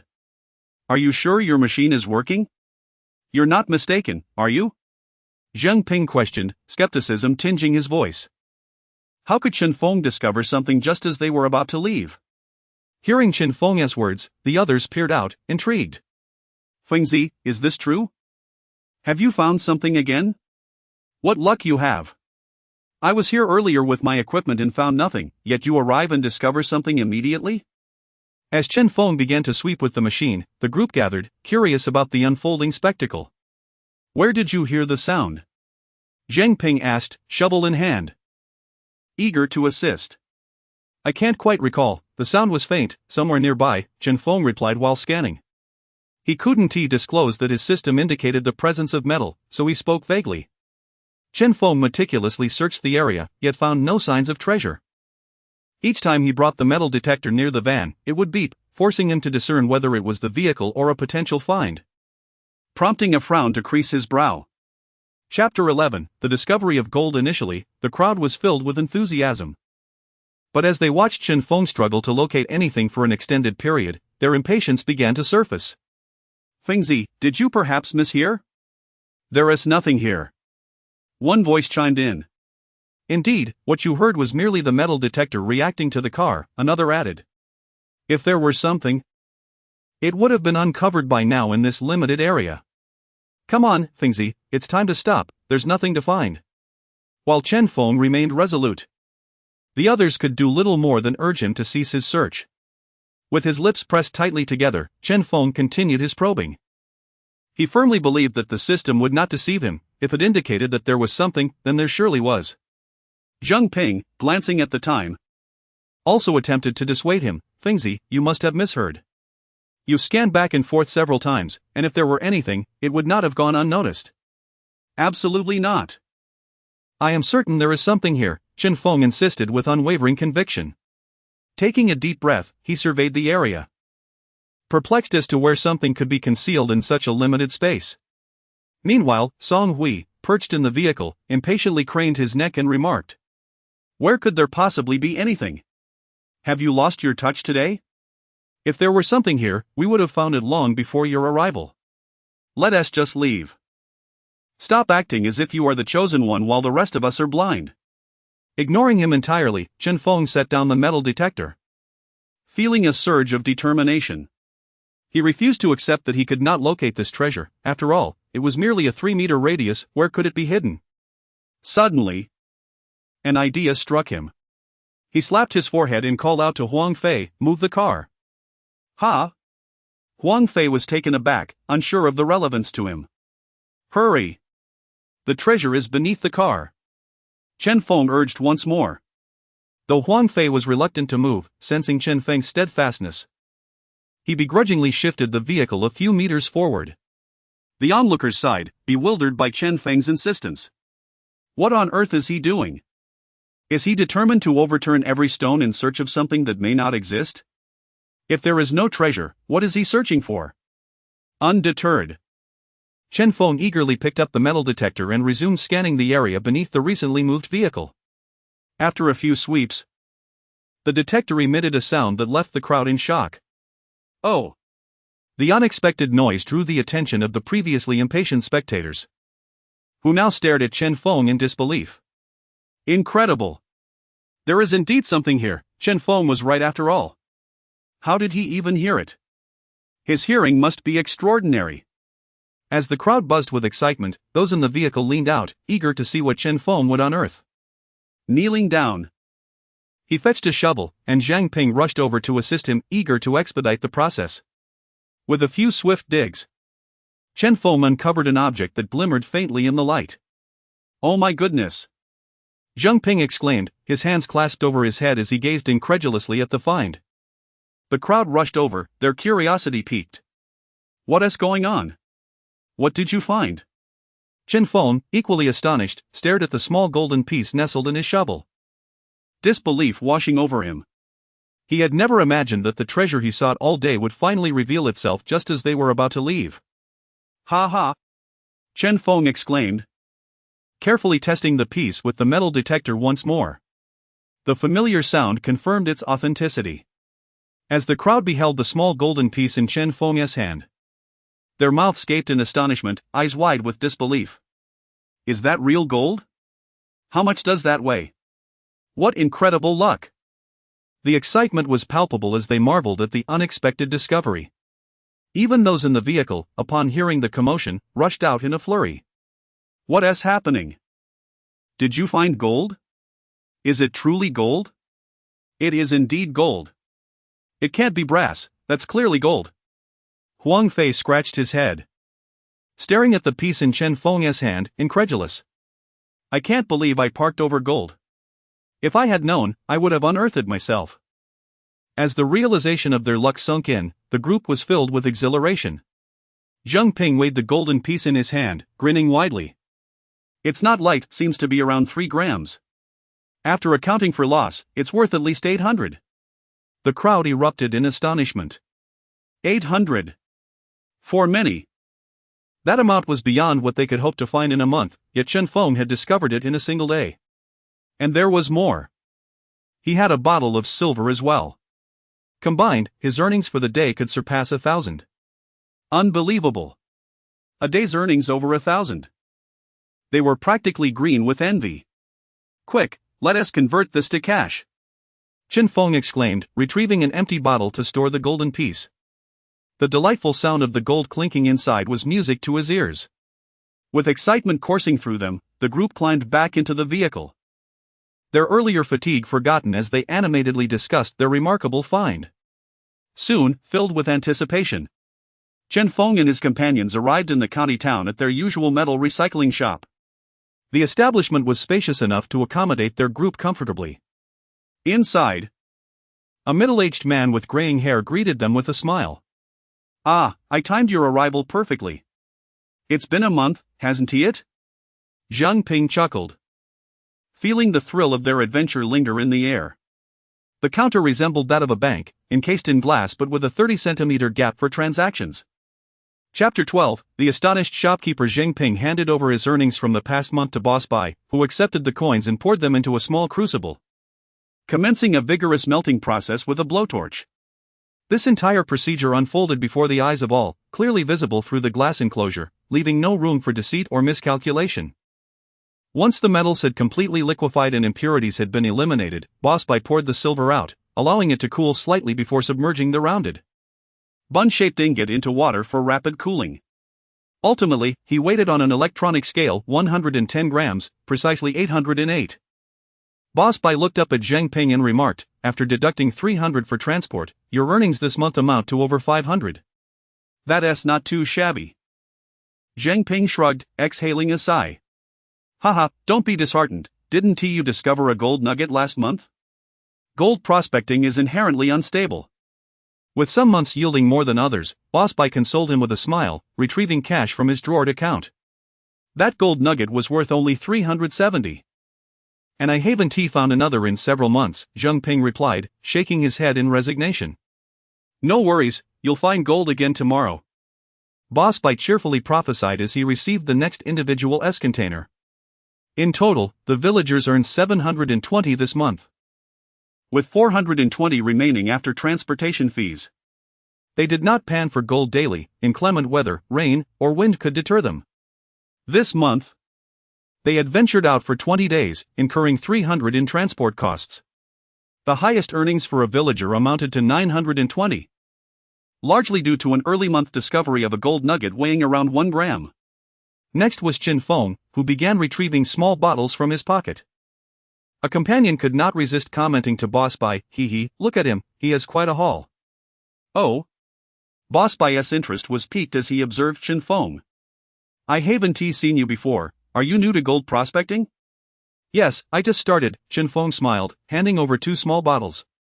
Upon receiving the bottles, Boss Bai raised an eyebrow in surprise and exclaimed, wow, your yield this month is impressive. This gold piece is substantial, likely around 3 grams, you've struck it rich. The crowd erupted in laughter, and Chen Feng beamed, leaving Boss Bai perplexed. What's so funny? Is this not gold but copper? He carefully examined the gold piece, puzzled. And addressed the others, this must be gold, I've been in this trade long enough not to misjudge.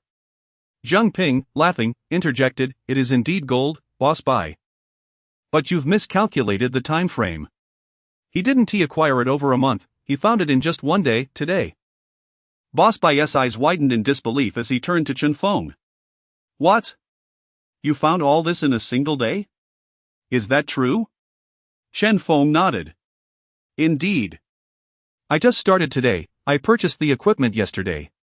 Boss Bai, astonished, adjusted his reading glasses. Good heavens! I've never heard of anyone finding this much gold in a single day. You are the first in all my years in this business. Truly a historical moment. Young man, you have a bright future ahead. Chen Feng smiled but remained silent. Boss Bai proceeded to melt the silver, weighing it afterward, 97.3 grams. Totaling 778. I'll round it up for you to 780. Alright, thank you, Boss Bai, Chen Feng said politely. Boss Bai waved off the gratitude and then began melting the gold. Under the intense heat of the blowtorch, the gold began to liquefy, ultimately forming a gleaming droplet. Chen Feng, witnessing the alchemical transformation for the first time, marveled at the process. No wonder they say true gold withstands the fire. The gold transitioned from a dark, dull hue to a brilliant shine, an extraordinary metamorphosis. After a while, Boss Bai tossed the still warm gold nugget into water, which hissed sharply. He then retrieved and carefully dried the nugget before placing it on the electronic scale.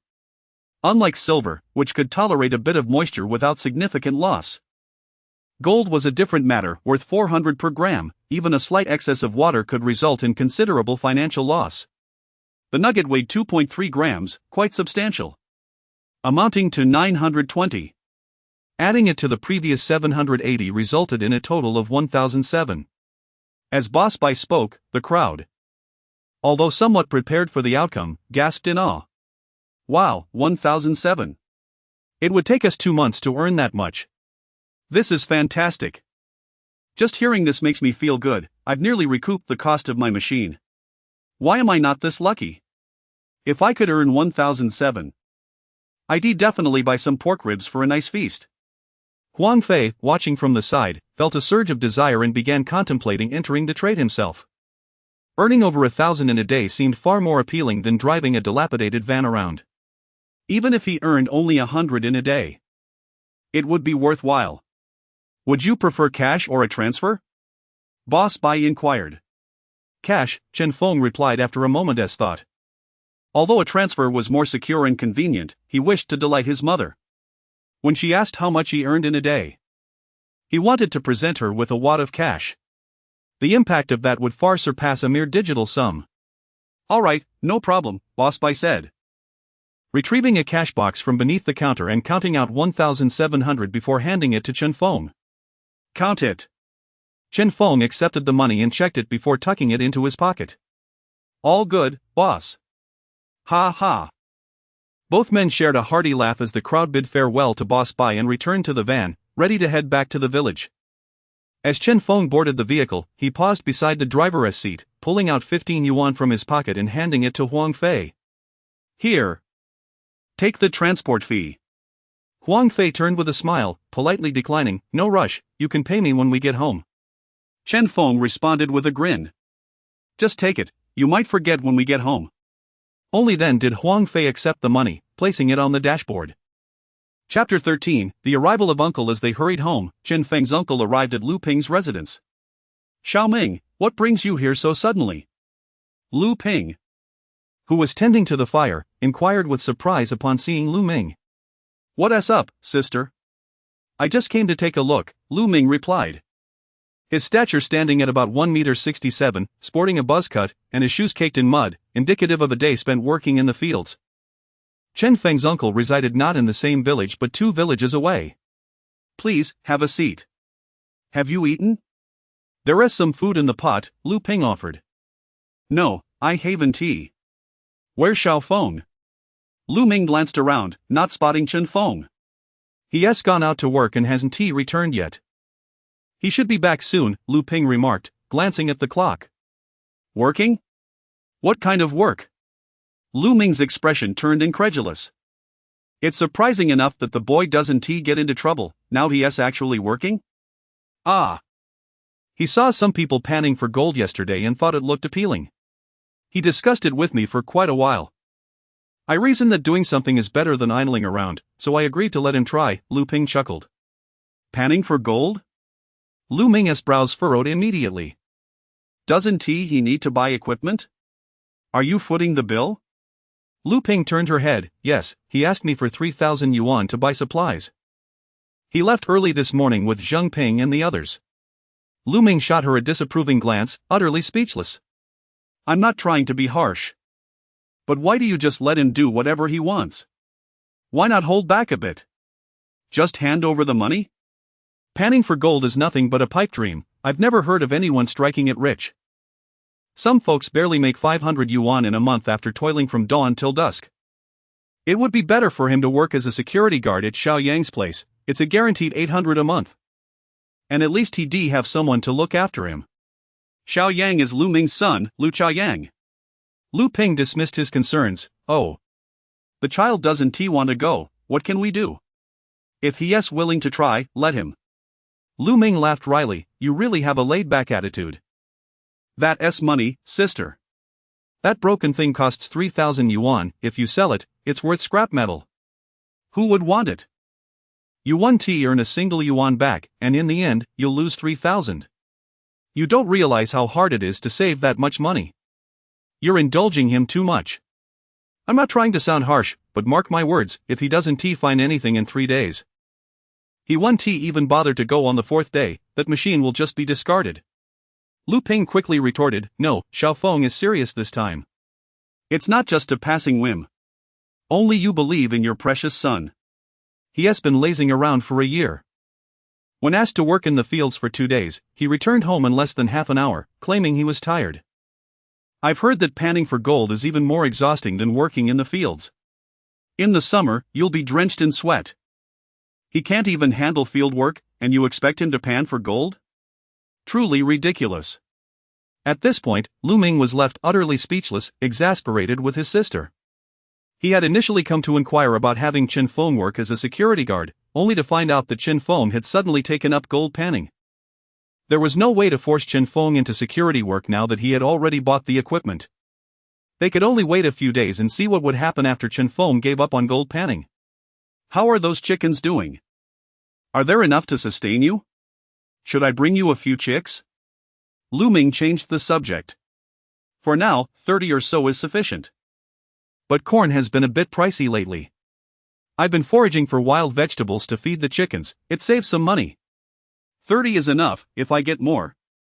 I won't be able to gather enough wild veggies. If Xiao Feng were home, I could ask him to help me gather some. But he is not around during the day, it's just me, Lu Ping said, adding more wood to the fire. That's fine, if you run short. Just let me know, and I'll bring back some chicks when I buy them, Lu Ming replied, recalling his sister's earlier words, and couldn't he help but scoff. Ha! You're actually counting on Xiao Feng to help you gather grass? Don't get your hopes up. Even when he was home, how many times did he help you? It was always you doing it yourself. Lu Ping fell silent, pursing her lips as she stared at the fire. There was little to say. For Chen Feng had never been one for such tasks. He had only attempted to gather grass once and had returned home in less than 20 minutes, claiming exhaustion. Around 8 o'clock, Chen Feng and the others finally returned to the village. Huang Fei parked the vehicle in his yard.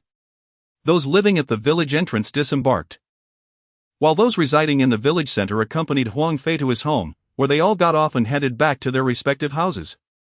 Chen Feng, carrying his belongings, did not head home immediately but instead went to Lu Dahai's house, intending to buy something for his mother with the hard-earned money. After all, expecting Lu Ping to spontaneously visit the small shop for some treats was a fool's dream. Even if she craved something, she wouldn't go buy it. Upon entering, he spotted Lu Dahai smoking at the bar. The store was much livelier than in the afternoon, with nearly 10 people engaged in animated conversation, 3 of whom were playing cards at a table. This was village life. After dinner, people had little else to do but visit each other's homes or drop by the small shop for idle chatter without buying much. As soon as the crowd noticed Chen Feng entering with the detector, someone called out to him, "Feng Zi, when did you get back?" Just returned from Huang Fei's place, Chen Feng replied, placing the detector on the counter and contemplating what to purchase. How was the first day of gold panning? What did you find? Lu Dahai asked, standing up with a smile. At his question, the chatter in the room quieted down a bit. They were all curious about what treasures Chen Feng and the others had unearthed. Not bad, a successful first outing, Chen Feng replied with a smile. Seeing his vague response, Lu Dahai chuckled. Successful? How much did you actually find? Come on, what did you go out there for if you didn't pan for gold? Chen Feng spoke as if boasting, prompting laughter from the crowd. Wow, you're quite the storyteller. You should light up a cigarette. It seems you can't speak a single truth. Lu Dahai teased, handing him a cigarette. Chen Feng lit it with a lighter from the counter and pointed to the shelves behind him. Get me 2 cans of food, the good stuff. And a carton of pure milk. Lu Dahai raised an eyebrow and fetched 2 cans, then stepped over to the side of the counter. We have milk at 25, 30. And 32, which one do you want? Chapter 14, Eating Alone and Gift-Giving 32 for this, but your 25 isn't even pure milk, is it? Chen Feng knew Lu Dahai's shop all too well, that 25 was merely a milk-flavored beverage. What's the difference? They all taste the same, Lu Dahai retorted. Chen Feng had heard this line from him countless times before. Lu Dahai handed him a box of a certain brand of pure milk, placing it on the counter. Who are you planning to visit with this? Lu Dahai inquired, curiosity piqued. Visit? Can't a person enjoy it themselves? Chen Feng replied as he rummaged through his pocket to inquire about the total cost. 2 cans are 30, and a box of pure milk is 32. Making it 62 altogether, Lu Dahai answered. Chen Feng promptly produced a 100 yuan note. As Lu Dahai counted the change, he remarked, "Come on, you have no children at home. Are you really going to drink this yourself? Who are you fooling? And so what? Is pure milk only for children? Will adults perish if they drink it?" Chen Feng chuckled at his own words. It was no wonder Lu Dahai assumed Chen Feng was preparing a gift. 2 cans of food and a box of milk were indeed the quintessential gift set. A can costing 15 yuan was hardly something anyone would indulge in casually, while a box of milk costing over 30 was an extravagant purchase for those without children. Wow, you sure are assertive today, it seems you've struck gold, Lu Dahai said, handing the change back with a smile. Just kidding, I've never been soft-spoken myself, Chen Feng replied, grabbing his items and preparing to leave. Come on, seriously. How much did you earn today? Lu Dahai asked, his curiosity evident. Not much, just a modest profit of 1,700, Chen Feng said, turning back with a grin and a nod before exiting the store with his detector in hand. He had no intention of hiding the truth, after all. His earnings of 1,700 were common knowledge among more than a few people. Within half an hour, word would undoubtedly spread throughout the village. It mattered little whether it was said early or late. 1700? Lu Dehai exclaimed, stunned as he watched Chen Feng's departing figure. The room fell into an immediate hush, even the card players paused, staring in disbelief at Chen Feng's back. No way, is that true? He really made 1700 in a day? Someone gasped in astonishment. Is he joking or being serious? Did he really earn 1700? Another questioned incredulously. If he made that much, he must have found gold. My goodness, does this kid have such luck? A villager expressed, utterly astounded. They wished to inquire further, but alas! Chen Feng had already exited, and they could not pursue him to his home. I can't shake the feeling he's just pulling our leg. Is it really possible to earn 1700 in a day? One person remarked skeptically. Indeed, no gold seeker had ever made such a sum in a single day. It would require an extraordinary find. As the realization set in, doubts began to surface. You're right, I think Chen Feng was just jesting. He probably came back empty-handed. Someone suggested. True, his smile didn't seem serious, he was likely just saying it for fun. The crowd began to agree. Lu Dehai couldn't help but scoff. This kid, Chen Feng, never speaks a word of truth. With this understanding, they resumed their games and conversations, treating the matter as a mere triviality. None of them believed Chen Feng genuinely earned 1700 in a day. Perhaps if he claimed 200, it might be plausible, but 1700? That was sheer folly. Not long after, Huang Fei entered, immediately calling out to Lu Dehai, "Give me a pack of red Nanjing." 12, Lu Dehai replied, retrieving a box of cigarettes. Noticing Huang Fei's arrival, someone chuckled, "Hey, De Fei, Chen Feng was just here buying things. He claimed he made 1700 today." Can you believe that? Given Huang Fei's daily interactions with them, he knew precisely how much they earned. Pulling your leg? Huang Fei raised his voice, astonished. He actually earned 1700 today. I saw it with my own eyes. I even followed him to sell it. I was there when he counted the money. The room erupted in shock. What? You're saying he really made 1700? The man who had questioned Huang Fei was left dumbfounded, even rising from his seat in excitement, unsure of what to feel. Of course. I witnessed it firsthand. How could it be fake? Huang Fei said, taking a Nanjing cigarette and lighting it. Are you serious? How could he earn that much on his first day? A woman in the crowd exclaimed, disbelief etched on her face. Luck? It's beyond mere luck. Huang Fei began to recount, his excitement palpable as he shared the details, forgetting all about dinner. You didn't see it, while others search for gold by the grain. This kid found it by the bottle, as if he had stumbled upon a treasure trove. He unearthed a small vial of silver worth 780 yuan. At this point, someone raised a concern. But that was only 780, not 1700. Huang Fei took a drag of his cigarette and continued, "Listen. This kid heard the metal detector go off just as we were about to leave. We didn't believe him, but he insisted on checking. After much searching, we thought he was mistaken, but when I finally moved the car, guess what happened? He unearthed a massive piece of gold. It weighed over 3 grams and sold for over 900. Isn't that impressive?" His hearing is truly remarkable. I'm genuinely impressed. Huang Fei's enthusiasm grew. As if he were the one who had struck gold. The crowd listened in rapt attention, faces filled with astonishment. They never anticipated that Chen Feng truly earned 1700 in a day. He was not joking at all. Goodness, this kid has incredible luck.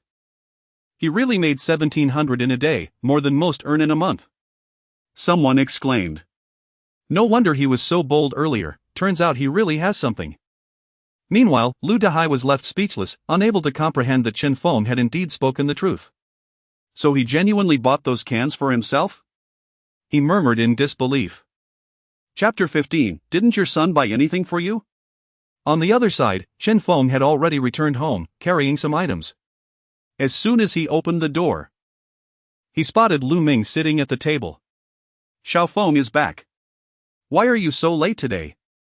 Didn't you say you'd be home by 7? Lu Ping stood up and inquired. I went to the county seat to sell some goods, Chen Feng replied. Uncle is here. Yes, I had nothing to do this afternoon. So I thought I would come and see you all, Lu Ming said. Chen Feng leaned the machine against the wall and placed 2 jars of canned goods on the table, setting the milk in the corner. Are you hungry? The food is in the pot, let me serve you. Why did you buy 2 jars of canned goods and milk? Who are you sending them to? Lu Ping asked while serving the dishes. I'm going to eat them myself, who else would I send them to? Chen Feng replied, taking off his coat and sitting at the table, offering Lu Ming a cigarette. After all, he was his uncle, and such courtesies must be observed. Lu Ming accepted the cigarette and lit it with his lighter. Mom, just open one of these cans, Chen Feng said, handing a jar to Lu Ping. You child. Why did you buy such expensive things? Save them for visiting friends, Lu Ping grumbled. Save what? Buying is for eating, Chen Feng declared. Ignoring Lu Ping's words as he turned the can upside down and struck it lightly, opening it with a pop. Seeing this, Lu Ping shot him an annoyed glance. But since it was already opened, she found a plate and poured the contents into it. When the dishes were served, Lu Ping also provided Lu Ming with a pair of chopsticks. It's quite late, you should eat something, she urged. I'm really not hungry, you all eat. The child just got back, Lu Ming said, glancing at the canned peaches while waving his hand. To be honest, although he wasn't hungry, he wouldn't mind having a few pieces of canned fruit, yet he felt a bit embarrassed. How was it today? Did you find anything good? I told your mother. If things don't work out in a couple of days, you might as well go work as a security guard for your younger brother. It's a sure thing and not exhausting, Lu Ming inquired. Chen Feng took a bite of the stewed potatoes and green beans before casually replying, it was all right. I earned 1,700 today. How much? Lu Ming's hand trembled slightly, and ash from the cigarette fell onto his hand. He instinctively widened his eyes, unable to believe his ears. What? Xiao Feng, did you say you earned how much? Lu Ping echoed, her chopsticks halting midair as she stared at Chen Feng in astonishment. Luck was on my side, I earned 1,700. Look, the money is right here, Chen Feng said, taking out the money and placing it on the table for them to see. When that stack of red bills appeared, Lu Ping and Lu Ming were instantly stunned into silence, unable to utter a word for a while. No way, is this really what you earned today? Lu Ping had initially thought that if Chen Feng could earn 40 to 50 in a day, it would be quite good. However, she never expected that on his first day, he would surprise her with 1,700 yuan. Is this real? It feels so surreal, she thought.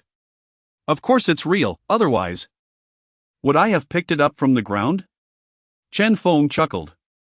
Huang Fei and the others were watching, we sold together. I believe if we go a few more times, I can repay you for the machine, he added.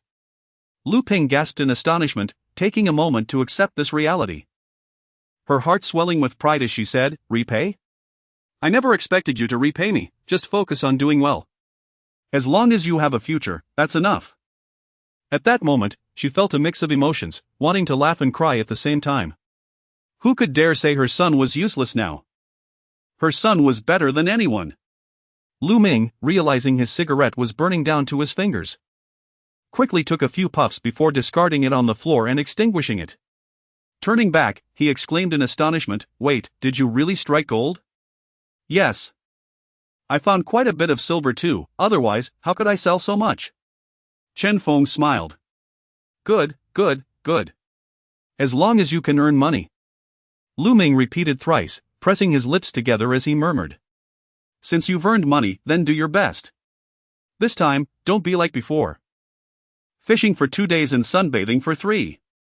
You're grown up now, it's time to be more diligent, Lu Ming advised earnestly. Don't worry. This time it'll be different. Since I've earned money, I bought 2 jars of canned goods to celebrate and a box of milk for my mom. Otherwise, if you expect her to buy it herself, it might take her a lifetime, Chen Feng nodded, smiling. He then placed a piece of canned fruit into Lu Ming's bowl, saying, here, uncle, have a piece for good luck. Hearing Chen Feng, Lu Ping couldn't help but scold, why buy such expensive milk? In the future, spend less on useless things and save more for when you marry and build a house. At my age, drinking is a waste. Yet, despite her words, The smile in her eyes betrayed her happiness. Her son was making progress and was thoughtful enough to buy her something. This was the first time ever. Lu Ming nodded. Picking up a piece of canned peach with his chopsticks and eating it, his expression turning somewhat solemn, losing the pride he had before. His son earned $2,000 a month but never thought to buy him 2 jars of canned goods or a box of milk. The amount of money wasn't important. What mattered was that Chen Feng had the heart to think of his mother first after earning money. Look at Chen Feng, then look at my own son, sigh. All right. You all eat slowly, I'll head back now. Chen Feng has had a long day, he should rest early, Lu Ming said after finishing his piece of canned peach. Standing up. Stay a bit longer, uncle, Chen Feng urged. I'm not staying, you all eat. No need to see me off, Lu Ming said, quickly waving his hand. Wait. Xiaoming, take 2 bags of milk back for your wife, Lu Ping said, standing up to open the box of milk and handing him 2 bags. No need, sister. She doesn't tea like it, and we have some at home, Lu Ming declined, feeling embarrassed to accept the milk. The milk at home is bought by Chao Yang, right? If there is not much left, just take 2 bags back to drink, Chen Feng encouraged. It was he who bought it, and there is plenty left, you keep it. I really don't want it, sister, Lu Ming insisted as he walked out. Well, Chao Yang is thoughtful to buy you all a box of milk, Chen Feng praised. Yes. He is all right, Lu Ming replied, albeit with a hint of uncertainty. However, what else could he say? Could he admit that since Chao Yang started working, he had never brought anything home? That would only expose his own shortcomings and make him feel even more embarrassed. I'm off, you all enjoy your meal, Lu Ming said as he stepped out, turning to wave goodbye. All right, then come around any time, Lu Ping called out. Sure, Lu Ming replied. Once he left, Lu Ping and Chen Feng resumed their meal. Chapter 16, Take it away. Lu Ping placed the 2 bags of milk on the table and picked up her chopsticks to continue her meal. My dear son. Tell me the truth, did you truly earn this money, or did you borrow it from someone else just to provoke your uncle? Lu Ping still found it hard to believe and inquired earnestly. Mom, it's genuinely my earnings, so many people witnessed it, how could I possibly lie? Chen Feng chuckled at her disbelief. All right then, if it's yours, that is wonderful. Goodness, I never imagined you could earn so much in a single day. Is it that everyone is earning this much, or just you? Lu Ping, filled with joy, momentarily forgot her hunger and continued to inquire with her chopsticks in hand. Just me, I think they're earning around 60 or 70. Chen Feng took a sip of water, reflecting on his words. Really? The difference is that vast? Lu Ping exclaimed in surprise. Look, my luck has been good, digging out silver like that, isn't it quite lucrative? Chen Feng responded with a smile. Well, since you're fortunate, make sure to work hard and do not squander your earnings. Just because you've earned today doesn't mean you should waste it all. Your line of work is unstable, you must save more regularly. You earned 1,700 today, but who knows how much you'll make tomorrow? Lu Ping advised earnestly. Understood. Chen Feng nodded, fully grasping his mother's concern. Quickly eat, especially that canned food, it'll spoil by tomorrow, Chen Feng pointed at the can. Indeed. Opening a can to eat, it feels so extravagant for an ordinary day, Lu Ping remarked as she picked up a piece of canned food. You need to get accustomed to this lifestyle, it will be like this every day from now on, Chen Feng said as he cleaned his bowl. Don't get carried away just because you've earned some money. Save for a house, marrying a good wife is far more valuable than anything else. Lu Ping playfully scolded him. Or if you prefer not to stay in the countryside, you could buy an apartment in the city, that is quite popular nowadays. Lu Ping added. After finishing his meal, Chen Feng lit a cigarette and said, what is the point of moving to the city?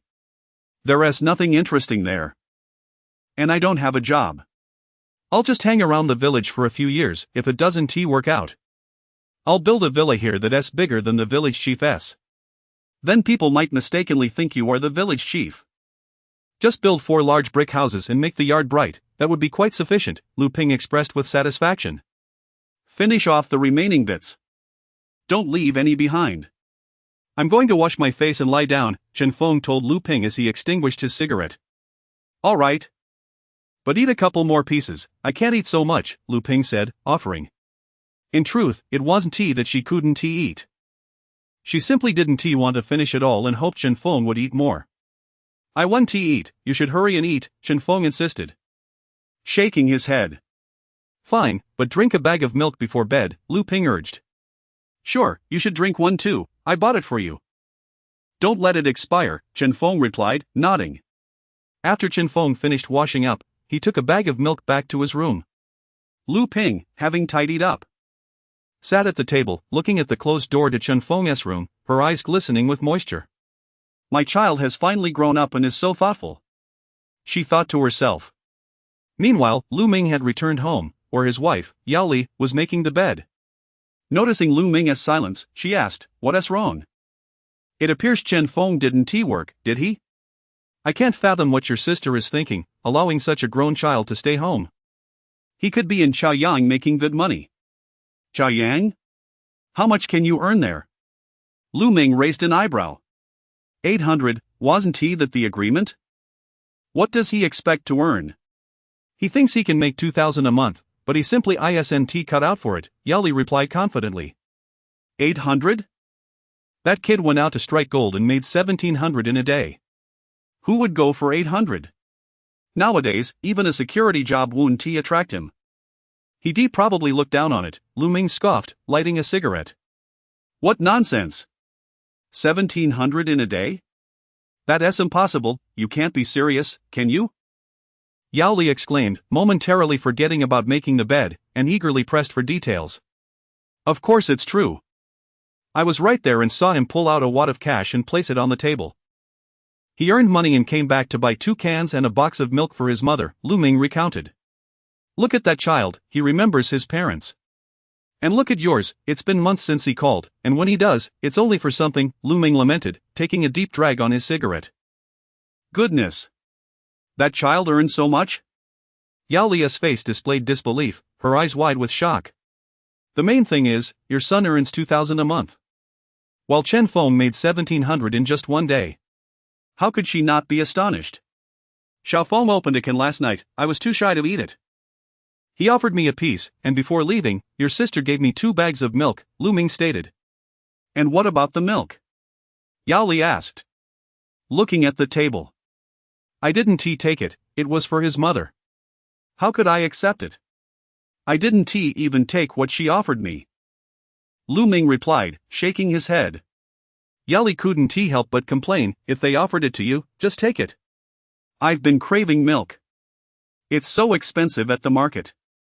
Take it if you want, what a face you have. Don't you have a son? Let him buy it for you. Lu Ming retorted. Earning some money in Chaoyang barely covers his own expenses. I heard he just bought a phone for over 8,000 and still bought milk for you. Think about that, Yao Li sighed. Who knows what he is up to? Earning 2,000 a month and spending over 8,000 on a phone, Lu Ming said. Lighting another cigarette. Alright, enough of that. A phone can last for several years, if he bought it, let it be, Yao Li suggested. Indeed, what else can you do? You can't control him, Lu Ming grumbled. Before leaving, I mentioned there was milk at home but didn't take any. Xiao Feng asked if it was bought in Chaoyang, and I said yes, feeling embarrassed afterward. When did Chaoyang buy any? Lu Ming inhaled deeply. Well, you can't blame others, you insist on saving face. If you don't have it, just admit it. You can't say you have something when you don't. Yao Li rolled her eyes.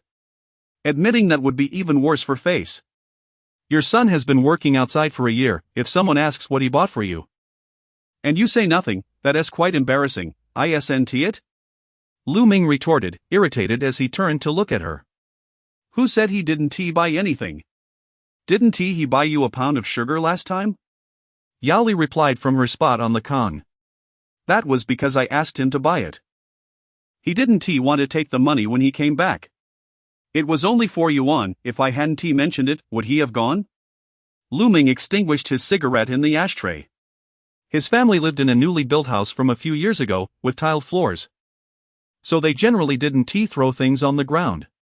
Chen Feng's family lived in a mud-thatched house from 20 years ago, where the floors were simply packed earth, thus they were less particular and often discarded things on the floor to sweep up later. Enough of this chat, hurry and sleep. Yali said as she snuggled into bed. Chapter 17, Filial Piety. Upon hearing these words, Lu Ming climbed into bed and extinguished the light. Yet, slumber eluded him as thoughts of Chen Feng's restless tossing and turning filled his mind. Are you still making pancakes? Can't you hurry up and sleep? Yao Li said impatiently. Pancakes? I'd rather be flipping you. Lu Ming muttered under his breath, irked. Zheng Ping returned home, splashed some water on his face, while his wife, Mao Min, warmed up some dishes in the kitchen. Once he finished washing up, the food was ready, and Mao Min sat at the table with him, inquiring, "How was your day?"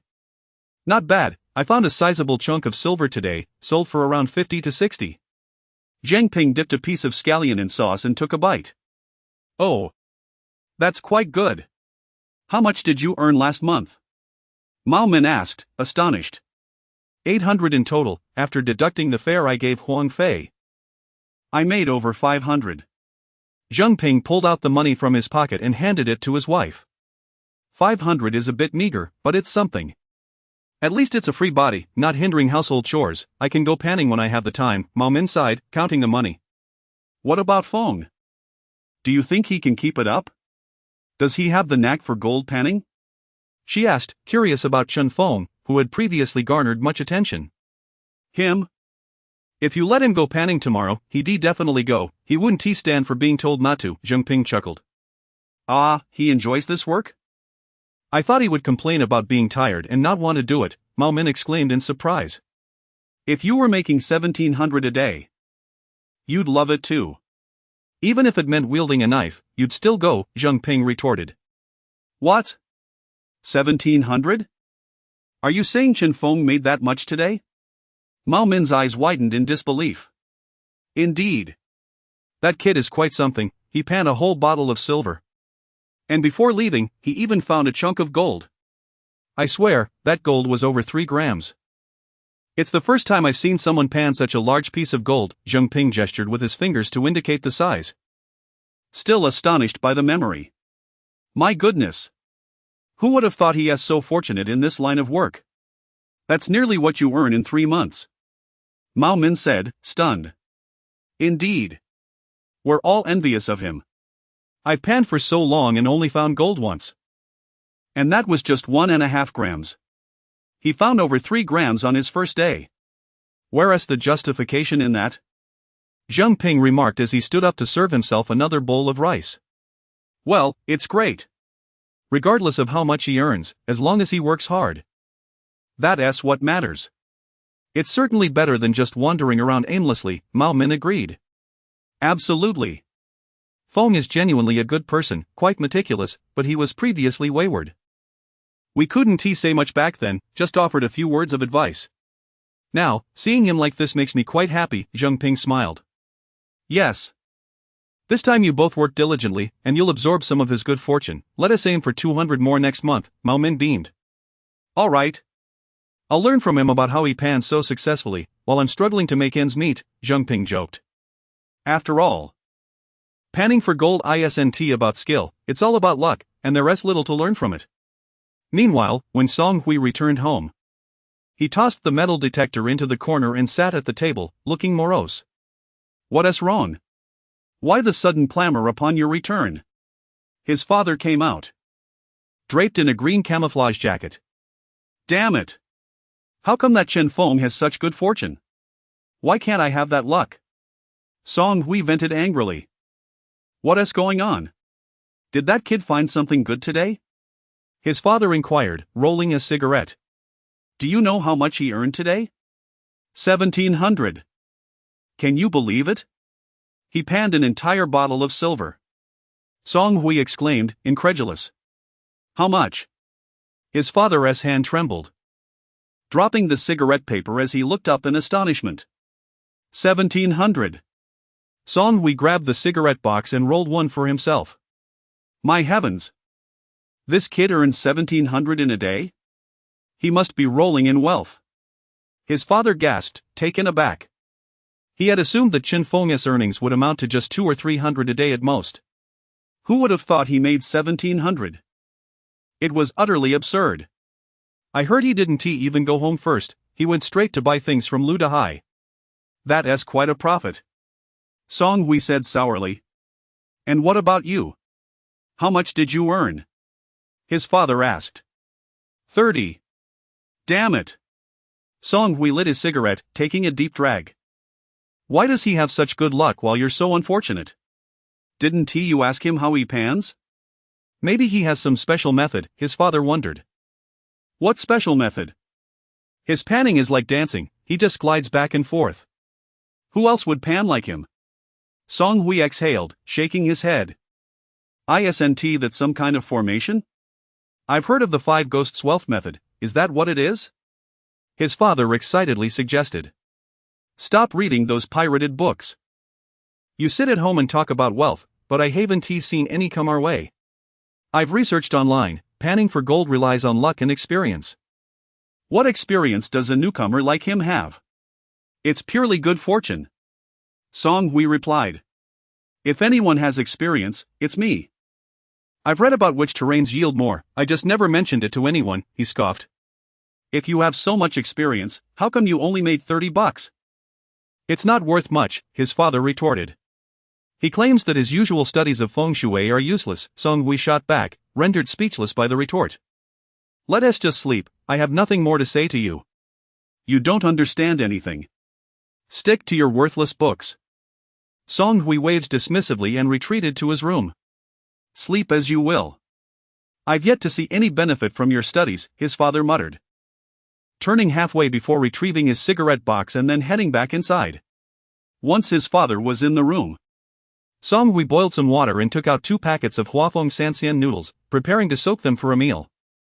Meanwhile, Huang Fei finally returned home after boasting at the convenience store, holding half a box of cigarettes. Chapter 18, 2 prices in one day. Why did it take you so long to buy a pack of cigarettes? Did Lu Dehai roll them for you? Huang Fei's father remarked, glancing at Huang Fei, who had just entered. The household was lively, filled with the presence of Huang Fei's grandparents in addition to his parents. Ah. I was just chatting with them. They insisted on knowing whether Chen Feng really earned 1,700 today, Huang Fei said as he picked up his bowl of rice. Now slightly cold. What? That kid Chen Feng made 1,700 today? Huang Fei's grandfather asked incredulously. Indeed. I saw it with my own eyes. It was quite a coincidence. I happened to drive over some gold that was under my car. If only I had a detector, that gold would have been mine, Huang Fei lamented. That's someone else's fortune. Even if you ran over it, it wouldn't be yours, Huang Fei's father scoffed. Father, this is a lucrative business. 1,700 in a day? I only make 50 or 60 driving all day. If I could also buy a detector, I could find gold myself. The fact that I ran over it shows I have a talent for this. Huang Fei argued excitedly. Enough of this nonsense. Just because someone earns money today doesn't mean they will tomorrow. This line of work is unstable, his father countered. But I would be driving them to their destination anyway. Buying a detector wouldn't be a hassle, and compared to them, I wouldn't even charge for the ride. Thus earning an additional 15, Huang Fei insisted, convinced of the brilliance of his plan. Well, that might work. Besides, I'd be saving on trips back and forth. Even if I don't earn that much, an extra 500 or 600 a month is still worthwhile, Huang Fei's mother considered, nodding in agreement. Don't encourage him. He has no patience for anything. Machines cost thousands, by the time he earns back the money, he'll quit, Huang Fei's father grumbled. Fully aware of his son's nature. He is only interested now because Chen Feng made money. If Chen Feng hadn't earned anything, he wouldn't even think about it, he added. Why don't you trust me? Even if I earn an extra 20 a day, it's still worth it. I'm going to buy the machine now and join them tomorrow, Huang Fei declared, unable to contain his excitement as he set down his chopsticks and prepared to head out. Come back here. We need to discuss this. Why must you jump into everything without consideration? His father exclaimed in frustration, pointing at Huang Fei, who was already at the door. Don't worry. I'll definitely make it work. Tomorrow, I'll bring back a piece of gold. Huang Fei waved dismissively before rushing upstairs to grab some money. How did I end up raising such a reckless child? Huang Fei's father muttered. setting down his chopsticks in exasperation. Well, if he can make it work, it's not a bad idea, Huang Fei's mother mused. I know he can make it work. But the problem is, my son lacks perseverance. He'll be back in 3 days, mark my words, his father declared confidently. Not necessarily. He has grown up. Perhaps he'll mature, Huang Fei's grandfather chimed in. At least he should learn to work harder, that's a good thing, he added. Your grandson will never mature. Huang Fei's father replied, shaking his head in resignation. Meanwhile, Huang Fei arrived at Han Jiangwo's farm machinery store, where a few people were chatting. And Han Jiangwo was tidying up, preparing to close for the night. Old Han, give me a metal detector, just like the one Chen Feng has. Huang Fei shouted upon entering. What is going on? Weren't you driving them? Now you want to pan for gold too? Han Jiangwo asked, intrigued. Of course. You won't believe it, Chen Feng made 1700 today, and that piece of gold was found under my car. Huang Fei exclaimed, his enthusiasm palpable. What? Chen Feng made 1700 today? Han Jiangwo's eyes widened in surprise. Previously, he thought Chen Feng was just dabbling in gold panning. To think that on his first day, Chen Feng managed to find 1700. At this rate, he would make back the cost of the machine in no time. Do you have any machines like Chen Feng's? Huang Fei urged, seeing Han Jiangwo's astonishment. Yes, yes. Follow me to the warehouse, Han Jiangwo beckoned, snapping back to reality. Honestly, I should thank Chen Feng. If Huang Fei hadn't been tempted by Chen Feng's earnings, I might not have sold another set of machines, Han Jiangwo thought to himself. Look. Here's a machine just like Chen Feng's, even the color is identical. Han Jiangwo said, handing one to Huang Fei. Huang Fei inspected it and confirmed it was indeed the same, nodding in approval. All right, just get me everything else he bought. Sure thing. He also got a black backpack and a small shovel. These 2 glass bottles are identical to his, and I'll throw in the bottle for free. Han Jiangwo quickly gathered everything and handed it to Huang Fei. Perfect. Huang Fei hardly scrutinized the items, as long as they matched Chen Feng's, he was satisfied. Returning to the shop, Han Jiangwo began calculating the total. The detector is 2600, the backpack is 120, I'll charge you 100 for that. And the shovel is 10. That totals 2701. In contrast, Chen Feng had spent 2603 for the same items.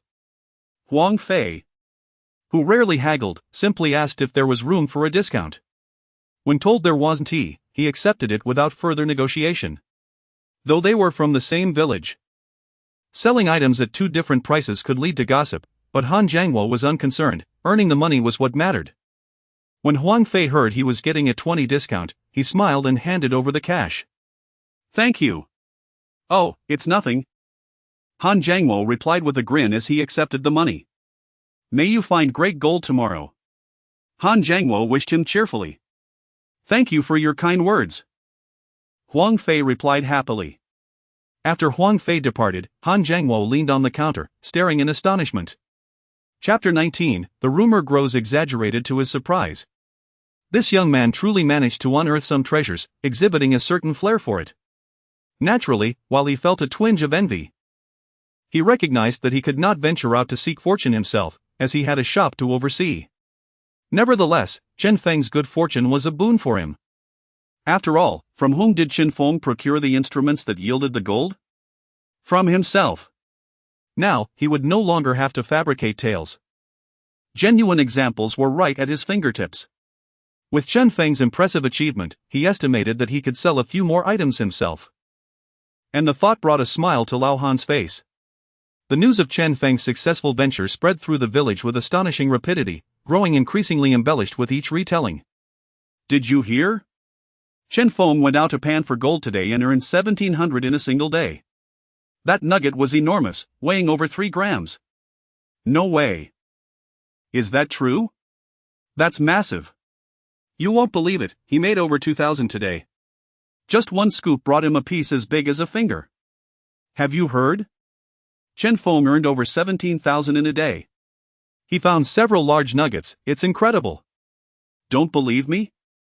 Ask at the convenience store, Huang Fei said it himself. And he was right there. The following day, Chen Feng stood at his doorstep, gazing out at the sparse drizzle, his expression one of dejection. Damn it! Didn't the weather forecast predict clear skies? Why is it raining today? He had hoped to venture out again to recoup his expenses on the machinery. But it seemed his plans were dashed. He would have to remain indoors for the day. After all, one must have favorable weather to pan for gold. Windy or rainy conditions rendered the task nearly impossible, as each scoop would yield nothing but mud.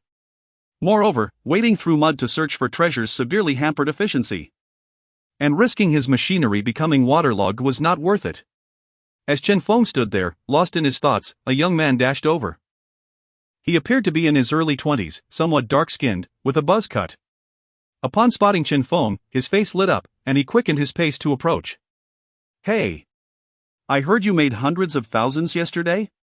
Found a gold nugget as big as a fist? Chen Feng fell silent for a moment, then replied, Who told you that? I don't know, that's just what everyone is saying. I came to ask you for some first-hand information, the youth replied with a grin. The young man's name was Lin Yan, a close friend of Chen Feng. They often spent time together, akin to sworn brothers. After graduating high school, Lin Yan had chosen to help his family instead of pursuing further education. Not quite, if I had made hundreds of thousands, I wouldn't be so calm about it. I only earned a little over 1,700, Chen Feng clarified. Wow, that's still quite a sum. That's more than most people earn in a month. Lin Yan's eyes sparkled with excitement. Well, it's decent, but panning for gold is unstable. I had intended to go out again today, but this dreadful weather. Chen Feng lamented, glancing skyward. Don't worry, we can go tomorrow instead. My dad says the weather forecast is often inaccurate, they just make things up to fool people. Lin Yan reassured him. He then pulled out a crumpled pack of red double happiness cigarettes from his pocket, retrieving 2 from within and offering one to Chen Feng. A pack contains 4 cigarettes, and Lin Yan had been relying on these, as he had no steady income, relying on his family or occasionally earning a little pocket money. Out of cigarettes? Chen Feng asked, taking the cigarette and glancing at the pack. Yep, Lin Yan chuckled. He produced a lighter and lit Chen Feng's cigarette. Come inside. It's chilly out here, Chen Feng invited. No thanks, my shoes are muddy, they'll get dirty, Lin Yan shook his head. That's fine, I'm heading out shortly as well. Might as well get dirty, Chen Feng insisted, pulling him into the house. He then tossed a half-full box of White Pagoda Mountain cigarettes onto the table. Here, take some. Chen Feng had no full boxes left, otherwise, he would have given him one outright. Lin Yan had always been kind to Chen Feng.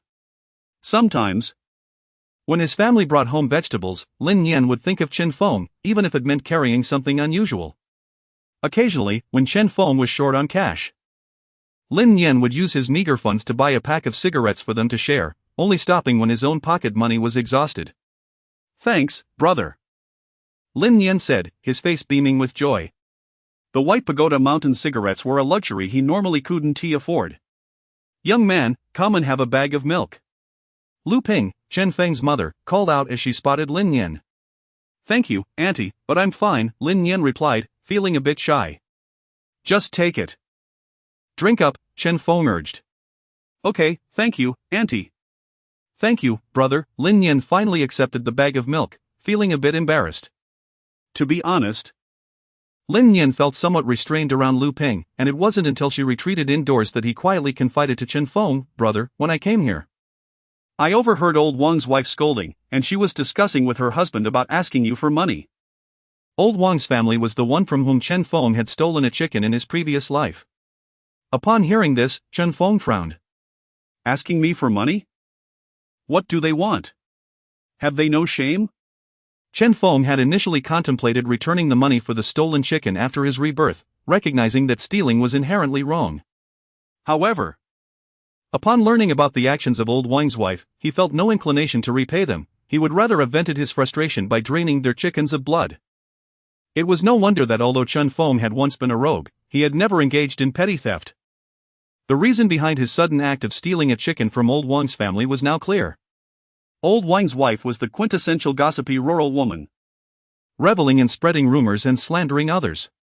Initially, she had made disparaging remarks about Chen Feng, implying that despite being a university student, he was no different from those idling at home. Eventually, her gossip escalated to insinuations that Chen Feng's father had abandoned the family upon discovering Lu Ping was unfaithful, even going so far as to claim that Chen Feng's current lack of ambition stemmed from discovering he was not his mother's biological child, leading him to retaliate against her. While Chen Feng was unaware of the true reasons behind his father's sudden disappearance when he was 6 or 7, he was certain it was not as old Wang's wife had claimed. He had once asked his mother why his father never returned, and Lu Ping merely sighed and shook her head, saying, "Your father had no choice." When Chen Feng learned of old Wang's wife's slanderous remarks, he felt an overwhelming anger. However, such matters only seemed to worsen with confrontation, and he had no means to confront her directly. Thus, he resorted to stealing a chicken from their coop in a fit of rage. Initially, he had considered setting fire to their woodpile at night, but ultimately refrained, fearing the consequences. Chapter 20, Earning extra money. She must have heard about my newfound wealth and thus sought to extract money from me, Chen Feng thought, fully aware of her intentions. Indeed, I suspect that is the case. If I may say so, brother, you are far too benevolent. It would be far simpler to set fire to her woodpile in the dead of night. In the darkness, no one would suspect you. Teach her a lesson, so she stops her incessant prattling.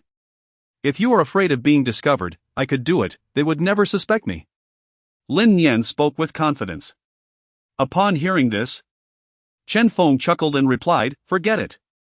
The entire village knows of our close relationship. If her woodpile were to catch fire, it would either be attributed to you or me, no need for speculation. Do not worry, there will be ample opportunities to deal with her. If she dares to overstep her bounds and comes looking for me, then she should not blame me for being unkind." The most exasperating type of person for Chen Feng was one who spread rumors behind your back, akin to a toad clinging to your foot. Neither biting nor causing harm but utterly repugnant. When he finally confronted her, she would deny having said anything, feigning ignorance. What a nuisance. All right, brother. I will heed your advice. If you need assistance, let me know. Perhaps I could slip some medicine into her chickens one day, Lin Yan pondered aloud. By the way, brother, if you are not going out today, shall we earn some extra money together? Lin Yan suggested, recalling something. Extra money? What do you mean? Chen Feng inquired. Let us go fishing in the river. If we have a good haul today, we could catch 10 or 8 fish and sell them for 20 to 30 yuan. Lin Yan explained eagerly. Fishing in this rain? Chen Feng questioned, puzzled. Isn't it customary to wait for dry weather when the water is shallow and easier to catch? With the rain, the river must be swollen. Can we even catch anything? Precisely because it is raining. I discovered that when the rain is heavy, the fish tend to swim downstream. We simply wait at the lower end to catch them, Lin Yan exclaimed, his enthusiasm evident as he stood up. Well, since we have nothing better to do, a little profit is better than none. Chen Feng, feeling equally bored, decided to accompany him. They changed into work clothes and took a plastic bag to keep their phones and cigarettes dry. When Lu Ping learned that the two were going fishing, she expressed her bewilderment. What fish can you catch in this downpour? Although she did not want them to go, she could not dissuade them and merely reminded them to stay safe and return early. The two made their way to the small river outside the village. On the way, Lin Yan returned home to fetch a fish basket and a net.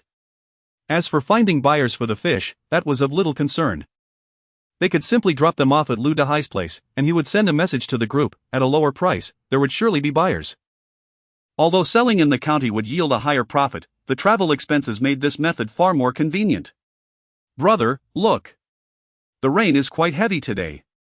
I bet the river is overflowing. Before they reached their destination, they were thoroughly soaked. Chen Feng wiped the rain from his face, feeling a twinge of regret. They had yet to catch any fish, and here they were, already drenched. He did not expect to make much, just earning enough for 2 packs of cigarettes would suffice. Upon arriving at the riverbank, they indeed found the water spilling over the banks. They moved downstream, placed the plastic bag on the shore, and stepped into the river. The water was merely 30 to 40 centimeters deep, posing no danger. Brother, look. There are indeed fish being washed down. Lin Yan exclaimed excitedly, pointing at a fish. Wait. You were just guessing before? Chen Feng realized that Lin Yan had no real confidence. Ha ha. Lin Yan, undeterred, picked up the net and chased after the fish. Chen Feng followed suit, searching for signs of fish in the water. A carp weighing over a pound swam before him, and he cautiously approached, his eyes sharp, ready to strike with the net. However, the net came up empty, and the carp darted away downstream. Chen Feng sighed in frustration. How could it have gone so wrong? He understood the principle light refraction caused a disparity between the object's actual position and what he perceived. Yet, despite his understanding, he felt lost in execution. He had never seriously fished before. His past endeavors with Lin Yan had consisted of using a stick tied with a line as a makeshift rod, ultimately returning home empty-handed. Wow! An excited voice broke through his thoughts. Lin Yan appeared at his side, raising the net high, a large carp thrashing about inside. Brother, look at this. It's quite sizable. Indeed, it was a hefty fish. Put it in the basket, do not let it escape, Chen Feng advised.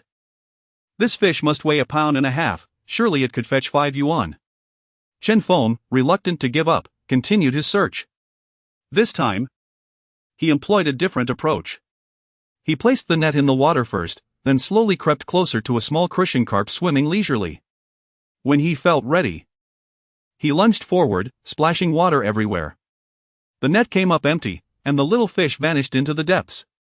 Gazing at his empty net, Chen Feng let out a dejected sigh.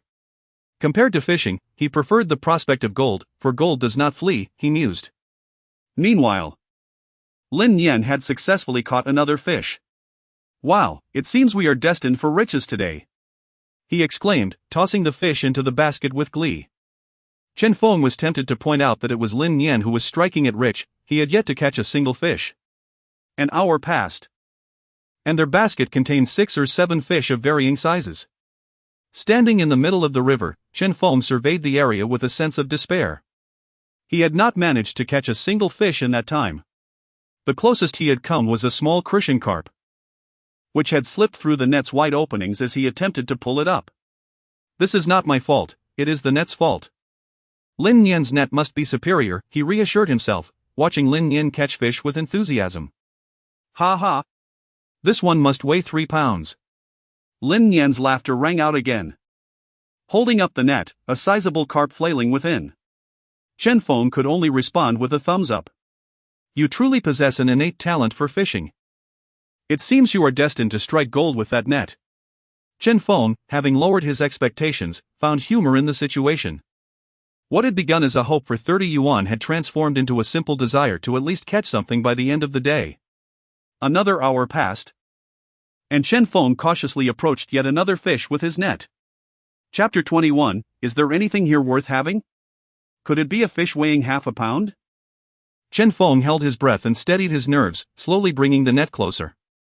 As he felt something struggling within, tears welled in his eyes. This was more exhilarating than striking gold. Lin Yan, look what I've caught. Ha ha ha. Chen Feng eagerly lifted the net to flaunt it to Lin Yan. In Lin Yan's arms lay a carp weighing 5 to 6 pounds, as he made his way to the fish basket. Wow, brother, you're amazing. What a huge crucian carp. Lin Yan's innocent smile illuminated his face. Although Chen Feng was aware Lin Yan meant no harm, the juxtaposition with the fish in his arms made it feel as though Lin Yan was mocking him. Both men took a moment to catch their breath after emerging from the water, preparing to enjoy a cigarette. They retrieved cigarettes from a plastic bag, lit them, and sat on the riverbank indulging in their smoke. Brother, our haul today is quite impressive. I reckon we could sell those fish for 100 yuan, splitting 50 each. We rarely catch this many fish, perhaps the upstream reservoir overflowed, causing them to come down? Lin Yan speculated. That seems likely, Chen Feng nodded in agreement. Typically, there wouldn't be so many fish in this spot, they would see only one after half a day. Otherwise, it would be crowded with people. Not just the two of them fishing. By the way, An Yen, you can keep the money from selling the fish. You caught them all. And I'll just take the crucian carp home to stew, Chen Feng suggested. Brother, what are you saying?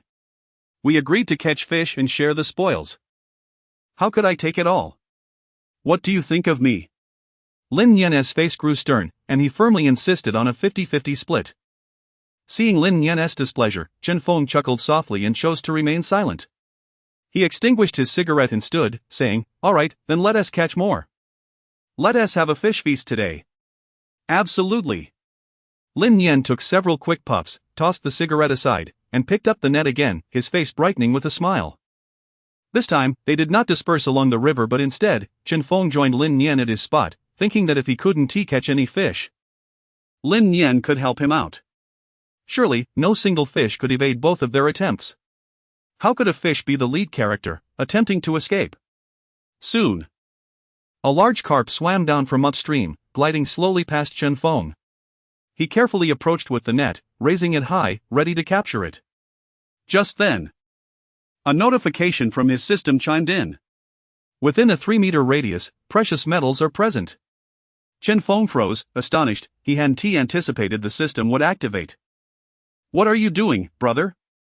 Go for it," Lin Yan urged, seeing Chen Feng hesitating with the net. He was ready to assist Chen Feng in catching the fish. "Wait a moment, I think I see something," Chen Feng replied, flipping the net over, completely ignoring the fish that just swam by, and began to probe the water with his hands. "What is it? What did you see?" Lin Yan, intrigued by Chen Feng's words, rushed over to see for himself. "There is something. I can't tell if it's gold or silver, but I'm certain there is something there." Chen Feng furrowed his brow, searching the water. Eventually, finding the net cumbersome, he handed it to Lin Yan and began to feel around the riverbed with his bare hands. "What? Brother, you really saw something? There is gold?" Lin Yan exclaimed, his eyes wide with astonishment. Precious metals are worth far more than fish. If there were indeed gold at the riverbed, who would bother fishing? Indeed. Toss the net aside and help me search. Chen Feng waded through the water, fervently searching. Lin Yan dashed back to the shore, flinging the net aside, and hurried back to Chen Feng's side. "What kind of gold is it? Is it large?" Lin Yan mimicked Chen Feng's actions, feeling around in the water while asking questions. "I'm not sure, just pick up anything that doesn't resemble a stone and take a look." Chen Feng dug vigorously into the muddy riverbed, trying to ascertain if the item was buried beneath the silt. This was Lin Yan's first experience panning for gold, and he was exhilarated, tirelessly sifting through the mud, seemingly oblivious to fatigue. The once crystal-clear river water turned murky as they stirred it up, and the cloudiness expanded outward from their positions. "Brother, is our technique correct? Is this how people pan for gold?" Lin Yan pondered after a while, sensing something was amiss. "Of course not. Who would wade through the river to pan for gold?" Chen Feng stood, rinsing his hands in the water, observing the muddy current with a frown. "This isn't working, with the water so stirred up. Even if there is gold, we won't be able to see it. Moreover, with a 3-meter depth. Searching with our hands is akin to finding a needle in a haystack." Thankfully, the system's notifications continued, indicating that the treasure had not been washed away and remained nearby. "Onion, go back and fetch the metal detector, find a sturdy plastic bag to cover the head. And grab an umbrella as well," Chen Feng finally instructed. "All right, I'll go right now." Lin Yan nodded and dashed back to the shore, running toward Chen Feng's home. Chen Feng stayed behind, hoping to find something with his bare hands. Before long, Lin Yan returned to Chen Feng's house, soaked to the skin. Lu Ping was momentarily taken aback. Little Nian, why didn't you come back with Chen Feng?" "Auntie, Brother Feng is still at the river. He discovered something. We've been searching for ages but couldn't bring anything up. He told me to return for the detector," Lin Yan panted. "He discovered something?" Lu Ping's eyes widened in surprise. Could there really be treasure in the river? Over the years, she had never heard of anyone striking gold in these waters. "Absolutely. Brother Feng never misjudges. He asked me to find something to cover the detector and to grab an umbrella," Lin Yan said, brimming with confidence in Chen Feng. "All right. But what can we use to cover it?" "The water is so deep," Lu Ping hesitated, fully aware that the metal detector was not waterproof, and any damage would be troublesome. After rummaging around her house, Lu Ping finally thought of something and dashed to her room, searching until she found a raincoat. Together with Lin Yan, they wrapped the metal detector's head in the raincoat, securing it with tape to prevent any mishaps. Chapter 22, Chen Feng discovers a gold mine. Chen Feng found a gold mine and handed a large umbrella to Lin Yan, cautioning him to be extremely careful, lest he ruin the metal detector before uncovering any treasures. Lin Yan, carrying the detector and holding the umbrella, made his way outside the village. The rural houses were closely packed, and many residents were sitting at their doors, enjoying the scenery and chatting. Lin Yan's peculiar appearance naturally drew a great deal of attention. Lin Yan, what are you doing with a metal detector on such a rainy day? A villager approached, curious about his intentions. Fishing, Lin Yan replied curtly, hastening his departure. He was certainly not foolish enough to divulge that he had discovered something. However, his actions were difficult to conceal. Who would use a metal detector for fishing? It was clearly absurd. After Lin Yan left, the villager headed to Lu Dahai's small shop, expressing his curiosity. Did you see? Lin Yan walked out of the village with a metal detector. What's going on? Many others, upon hearing this, wore puzzled expressions. He doesn't own a metal detector, does he? I haven't heard of it. Perhaps he borrowed it for fun. That thing is so expensive, who would lend it out, especially in this downpour? What if it gets damaged? Lin Yan has been close to Chen Feng, so could it be Chen Feng's detector? Chen Feng? The mention of his name piqued everyone's interest. After all, he was known for earning 1,700 a day, and his exploits had spread throughout the village. He was quite the sensation. While they might not care about someone else wielding a metal detector, the connection to Chen Feng demanded their attention. What could Chen Feng be doing with a detector in this rain? Could he have found something? They wondered. But there aren't any abandoned mines nearby. Where would he find gold? Well, there might be, otherwise why would Chen Feng be using a metal detector? He's not foolish. Indeed, where is he now? Let's go see what's happening. The villagers gathered at the shop, unable to contain their curiosity, and one by one, they stood up to fetch umbrellas, eager to witness the commotion. Even Lu Dahai was compelled by his curiosity. He left the shop to investigate, leaving his wife in charge. Before long, news of Chen Feng with the metal detector spread throughout the village. Many, bored by the rain, became intrigued. The rumor escalated to the point where it was said that Chen Feng had discovered a gold mine, which was indeed outrageous. What? Chen Feng found gold near the village? Zheng Ping exclaimed in surprise upon hearing his wife's words. Yes, that's what they're saying. You should go out and see for yourself. If he really found something, you should check it out since you're not busy anyway, Mao Min suggested, her mind racing with possibilities. All right, I'll go investigate, Zheng Ping said, quickly grabbing an umbrella and heading out. At that moment, Song Hui was at Han Jiangwo's shop, spitting out a sunflower seed shell. Why is it that Chen Feng can find gold, but I cannot? Did you sell me a defective detector? Come on, you chose that detector yourself. And after you bought it, you even had it blessed, leaving me with a pile of ash, Han Jiangwo replied, exasperated. Well, if I bought a larger one, would it perform better? Is there really a difference in size? Song Hui asked, grabbing another handful of seeds. There is a difference. Larger detectors have a wider range. When are you going to buy a bigger one? Han Jiangwo said, though he wasn't entirely sure of the distinctions himself. Since they began stocking the larger detectors, no one had bought them, as everyone preferred the cheaper, smaller options, leaving him with the larger ones unsold. While they were chatting, a customer entered the shop. Give me a pack of bean seeds. Song Hui, what are you doing here? The man remarked, noticing Song Hui's presence. Just passing the time in the rain. What else can I do? Song Hui shrugged. Gold prospectors are heading out to the village outskirts. Apparently, Chen Feng has found gold out there. Aren't you anxious? The man laughed. What did you say? Chen Feng found gold near our village? Song Hui was astonished, struggling to believe it. After all, when they first bought their detectors, they had scoured both the village and its outskirts, finding nothing. They had concluded that only in abandoned mines could treasures be found. Which is why no one was searching the outskirts. It had been thoroughly checked. Now, to hear that Chen Feng had found gold was simply unbelievable to him. That's nonsense. We've already searched the outskirts and found nothing. Who told you that? Songhui said, skepticism etched on his face. Who else? The whole village is buzzing about it. A crowd is rushing to find out where Chen Feng is prospecting, and you're just sitting here calmly. Wait, are you serious? They're actually going? Songhui could no longer remain seated. If it's not true, there wouldn't be so many people rushing to see, the man replied with a smile. Taking his bean seeds and heading home. Once he left, Songhui exchanged a glance with Han Jiangwo. After a brief silence, he grabbed an umbrella and headed outside. Hey! Remember to bring back the umbrella. Han Jiangwo called after him. Got it. Songhui replied, already stepping out into the rain. Han Jiangwo pondered, could it be true? Chen Feng found gold near the village? That seems far-fetched.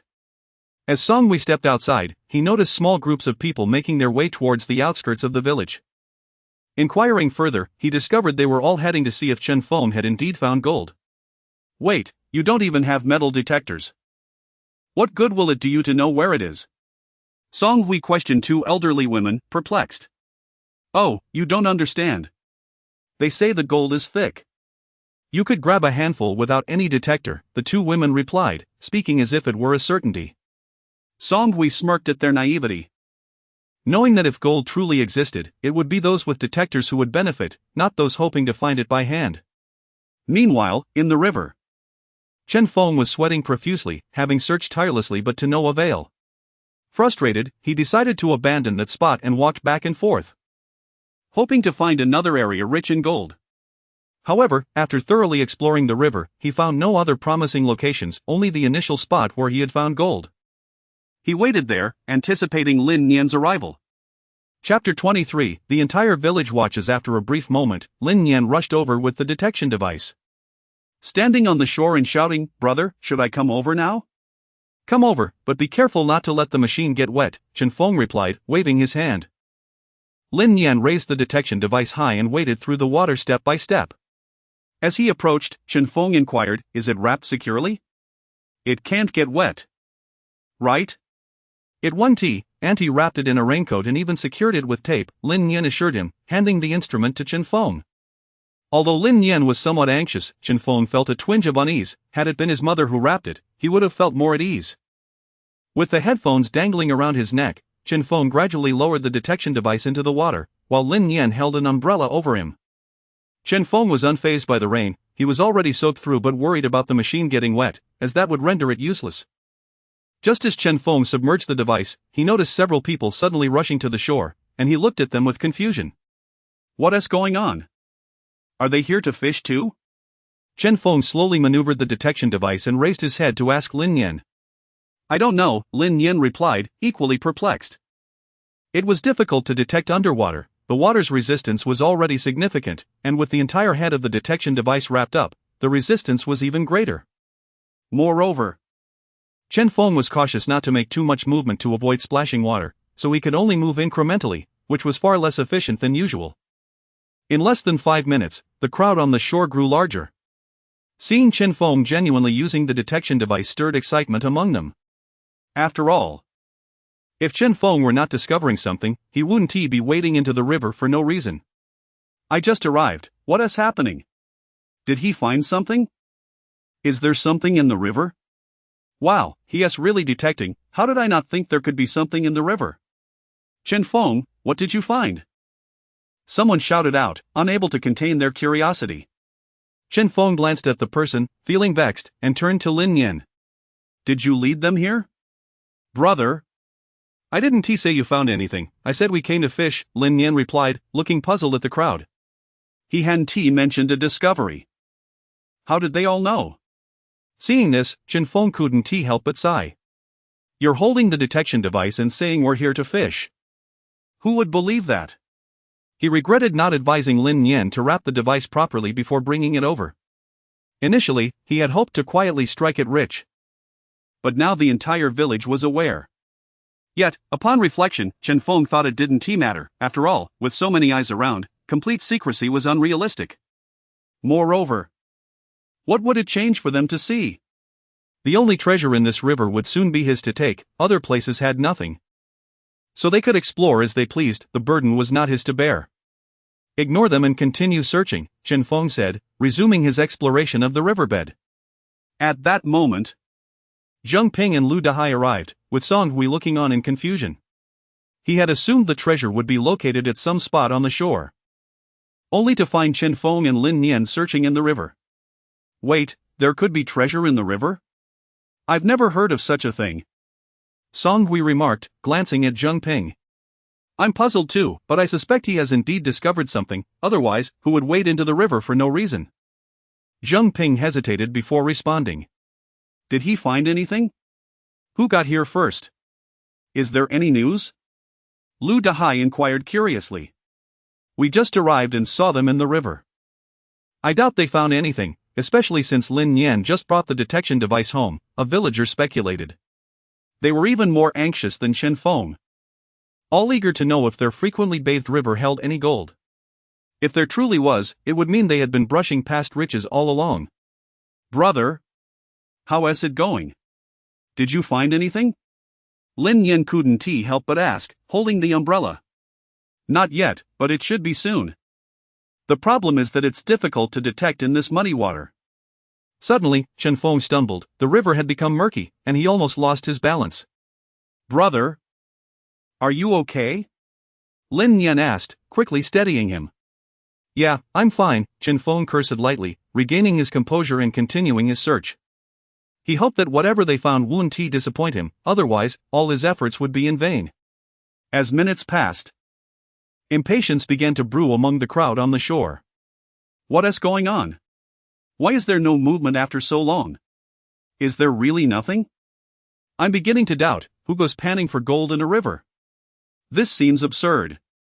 After standing in the rain for so long, if nothing is found. What a waste. Song Hui frowned, unable to suppress a scoff. Does he really think he is some kind of gold panning prodigy, able to find gold anywhere? Who claimed he found gold? Let those who want to get soaked do so, I'm heading home. How could there be gold in the river? He must be dreaming. He doesn't even know how to pan properly and is now in the river, it's laughable. With a disdainful snort, Song Hui turned to leave. And many who shared his thoughts began to follow suit, as the rain intensified. Even if they didn't enter the river, their pant legs and shoes were bound to get wet.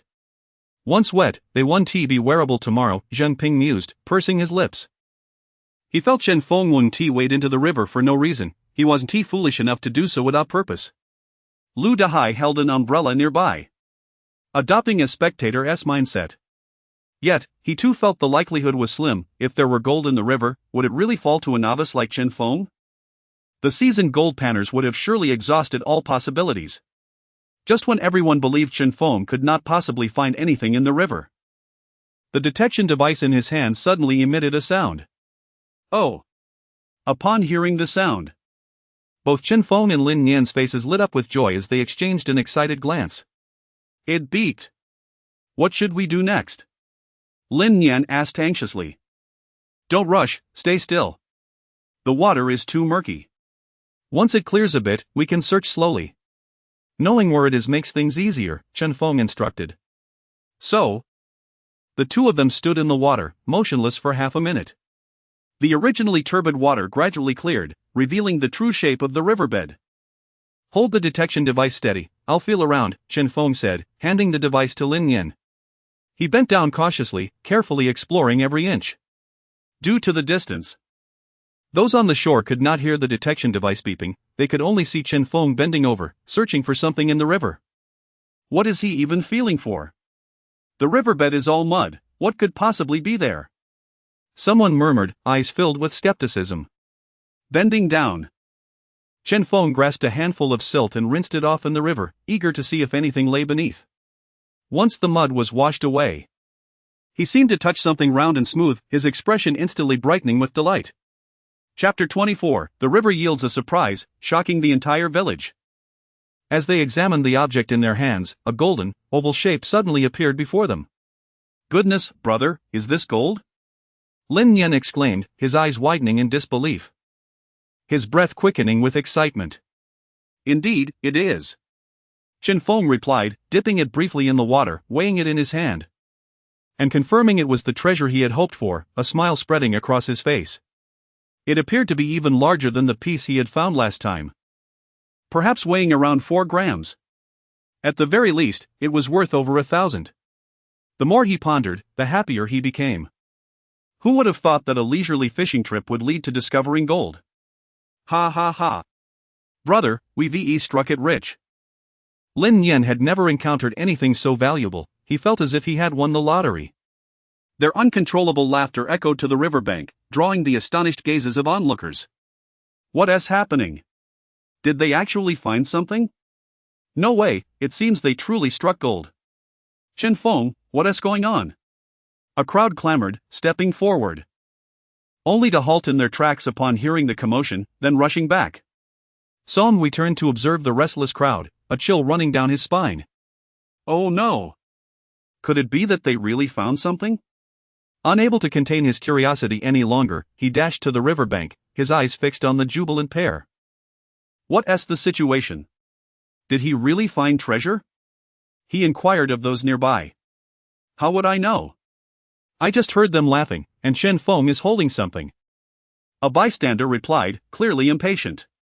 Song Hui's heart sank further, it seemed undeniable now. If they were so elated, it must mean they had indeed stumbled upon something valuable. He silently hoped that what Chen Feng held was of little worth, perhaps just a silver nugget worth a few dozen. Anything but gold that could fetch hundreds. It's a peculiar thing, witnessing others prosper can feel more painful than personal loss. Zheng Ping, unable to suppress his grin, called out to Chen Feng. What did you find, Fengzi? Lu Dehai's face lit up with excitement. He hoped earnestly that Chen Feng had truly unearthed something valuable. Envisioning the prospect of selling a few more cans. Deep down, he found it hard to believe that in a river they frequently visited, treasure could actually exist. It seemed absurd that a novice like Chen Feng could discover what seasoned prospectors had overlooked. Was this fate? With the gold in hand, Chen Feng beckoned Lin Yen to come ashore. With such a substantial find, who needed to fish anymore? Besides, after several hours in the water, they were starting to feel the chill. As they emerged, the crowd quickly surrounded them, eager to inquire, "What did you find? Show us. Is it silver or gold? How much is it worth?" Faced with the inquisitive gazes around him, Chen Feng decided to be forthright. After all, it would be difficult to conceal. Especially when he would need to take Huang Fei's vehicle to sell it later. He held up the gleaming gold piece for all to see. Not too shabby. Probably worth over 1,000, larger than the one I found last time. When the golden nugget was revealed, gasps of astonishment rippled through the crowd, eyes wide with disbelief. Goodness! I thought it would be silver worth just a few dozen. To think it's a substantial piece of gold. My heavens, Chen Feng, what luck you have!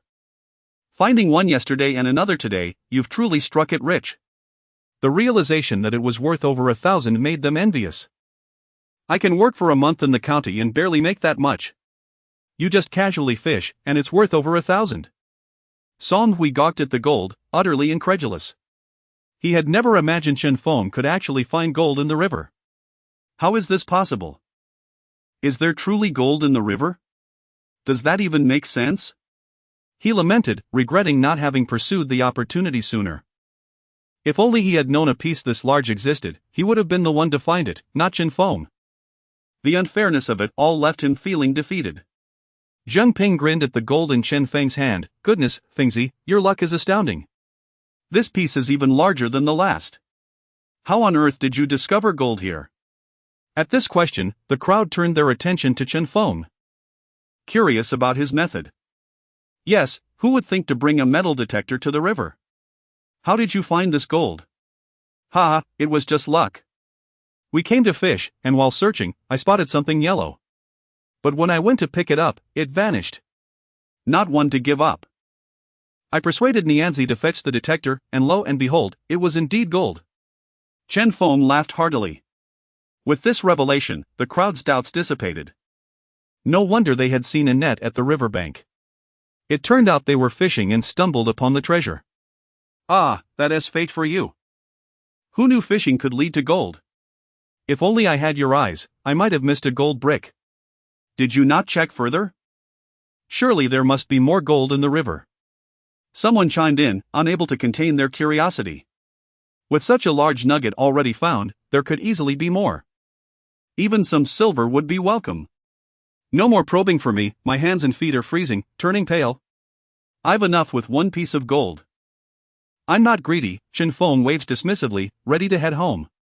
Meanwhile, a few sharp-minded individuals, hearing his words, quietly slipped away to retrieve their own detectors. Unbothered by Chen Feng.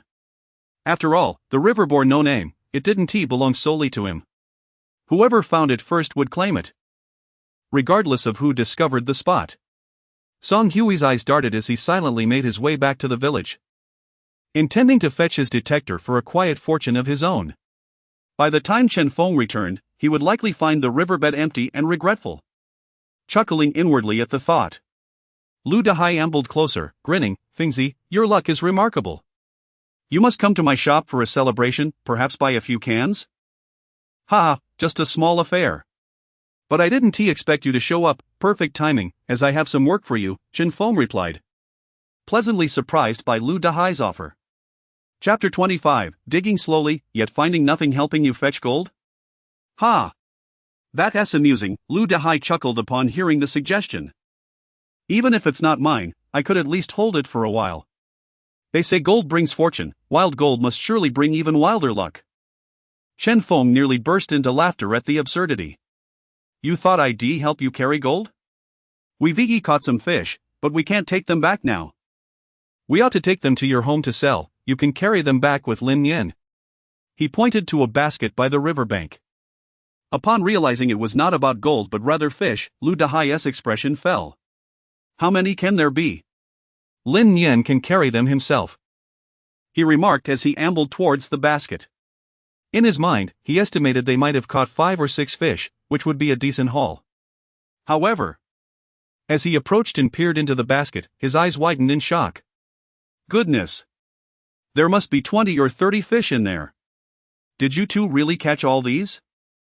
Lu Dahai exclaimed in astonishment. Absolutely. Lin Yen can't carry them alone, you need to help him, Chen Feng instructed, holding the metal detector and gesturing with his umbrella. Lu Dahai's mouth twitched in disbelief. What is this? People come to watch, and now I have to work too? Come on, Xianyan, put your back into it. Lu Dahai rolled up his sleeves and, alongside Lin Yen, hoisted the basket of fish. My word, this must weigh 60 or 70 pounds. Lu Dahai gasped again in disbelief. Indeed. Otherwise, would I have you two carry it? Chen Feng replied, as the onlookers once more expressed their amazement. These fish alone could fetch a pretty penny. You two certainly didn't waste your time today. Had we known there were so many fish, we would have come to catch some ourselves. Thus, Chen Feng returned to the village like a victorious general, escorted by a throng of admirers. Just take the fish directly to your home. I'll head back to change clothes and join you shortly, Chen Feng told Lu Dahai. Alright, you go ahead, Lu Dahai nodded, and together with Lin Yen, they carried the fish into his shop. When Chen Feng, drenched, finally arrived home, Lu Ping quickly stood up and asked, Have you two been in the river the whole time? Indeed, Chen Feng replied, leaning the metal detector against the wall and grabbing a towel to dry his hair. Quickly change out of those wet clothes, put on something dry, Lu Ping urged. Alright, I'll change now, Chen Feng responded as he entered the room. He found the Kong heated to a comforting warmth, his mother had prepared it for him, anticipating his return.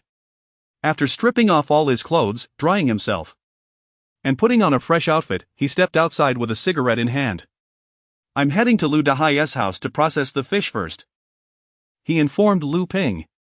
You caught fish? How many? Lu Ping inquired. About 60 or 70 pounds, I'll take 2 back to stew, Chen Feng contemplated.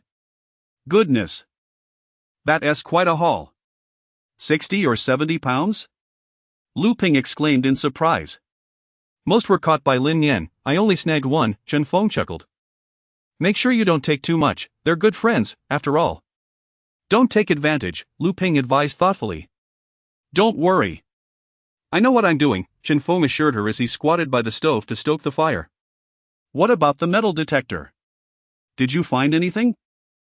Lu Ping asked, retrieving the detector and wiping the water off with a dry cloth. Certainly found something, Chen Feng said, returning with a piece of gold and placing it on the table for her to see.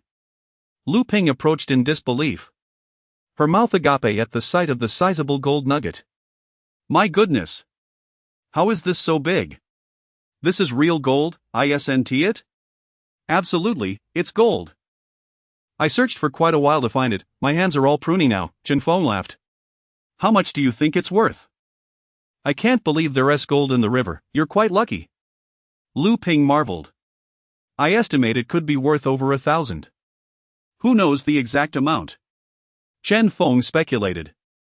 Alright, I'm heading to Lu Dahai's now, wait for me at home. Do you need me to bring anything back? Chen Feng turned to ask. Nothing at all, we don't lack for anything at home, Lu Ping quickly replied, knowing that if she mentioned needing something, he would end up spending more money. You just earned some money, it's best to save a bit. Chen Feng nodded and took his umbrella, stepping outside towards Lu Dahai's home. Upon entering, he found a crowd gathered around the pile of fish, all engaged in eager discussions. Lu Dahai had thoughtfully placed the fish into several large basins filled with water to keep them alive. Those carp look sizable, they must weigh 3 or 4 pounds each. The Christian carp aren't small either, many weigh 2 or 3 tails. Quite impressive. No one expected those two kids to catch so many fish. They're even better than the adults. No one has ever brought back 60 or 70 pounds of fish in one go. Indeed. Plus, they discovered a piece of gold worth over 1,000, talk about luck. How are we selling this fish?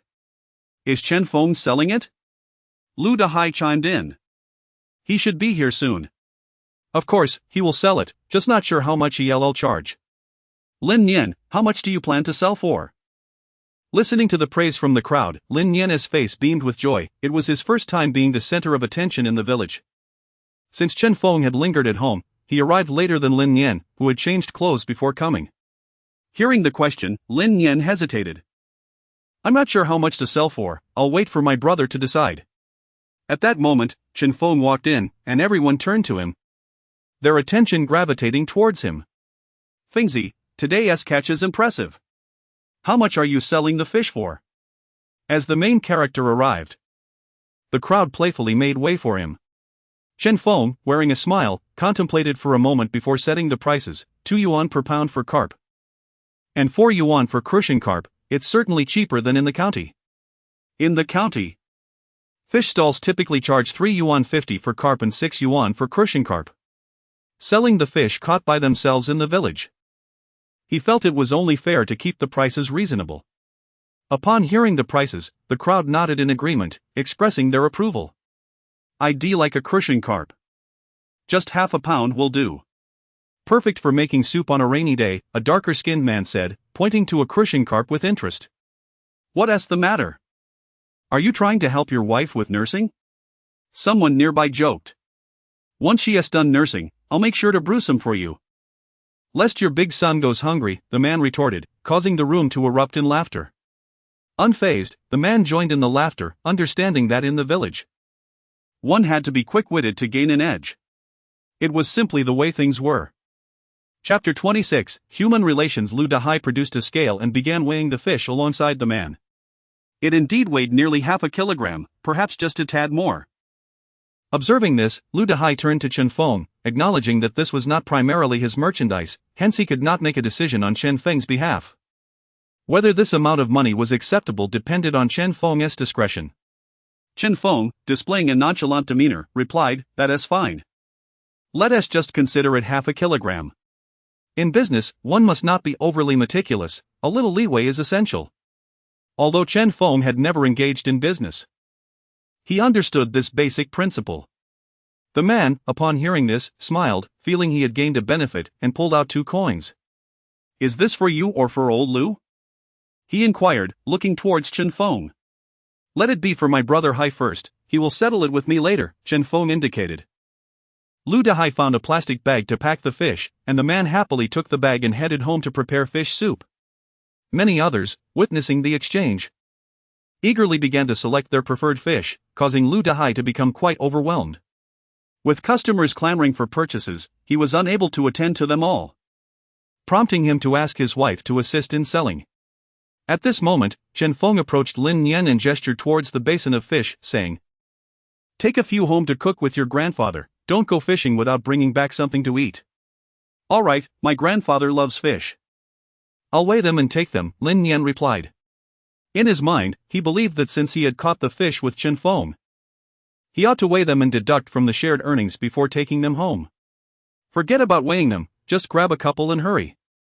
If you don't, someone else will pick the best ones. I'll take a couple too, Chen Feng chided, playfully tapping his head. This young lad indeed had a knack for business, with a clear sense of boundaries. Yet, for both of them at this moment, the sense of boundaries seemed slightly excessive and unnecessary. Okay, Lin Yan replied, rubbing his head before taking a plastic bag to pack one large carp and two smaller crucian carp. Brother, do you think this is all right? He asked, presenting the selection to Chen Feng. What is there to worry about? It depends on what your grandfather prefers. If he likes crucian carp, take a few more. Chen Feng suggested, noticing the selection was somewhat lacking. No need, this will be enough for one meal. I can't finish it all anyway. So I'll take this back first, Lin Yan stated, and thus he carried the fish home. Before long, a third of the fish had sold, surprising Chen Feng with their brisk market. He contemplated that they might sell out completely that day. Meanwhile, Lu Dahai's wife, Helan, stood behind the counter, observing her husband's ceaseless labor, which stirred a sense of indecision within her. Although Chen Feng had a good relationship with them and frequently purchased items from their household, she felt uneasy watching Lu Dahai toil for hours without any return, just to benefit others.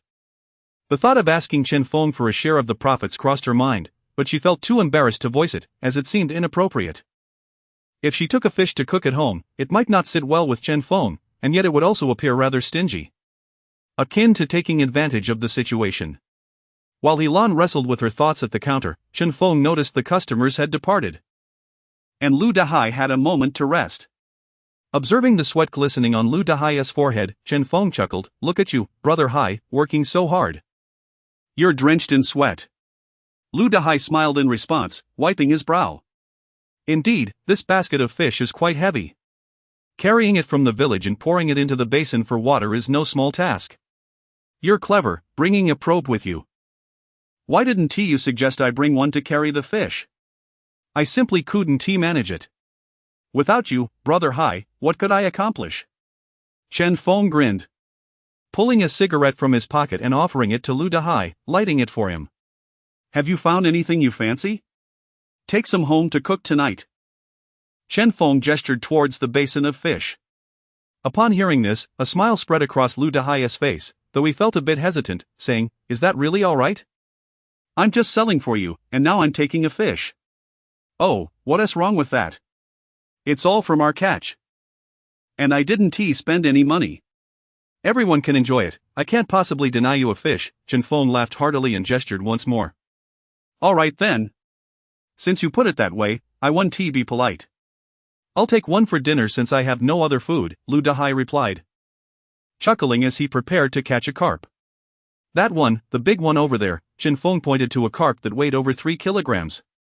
"No. That is too big, we can't eat it all," Lu Dahai replied, selecting a fish weighing over 2 kilograms, placing it in a bag, and handing it to Helan to keep in water for later.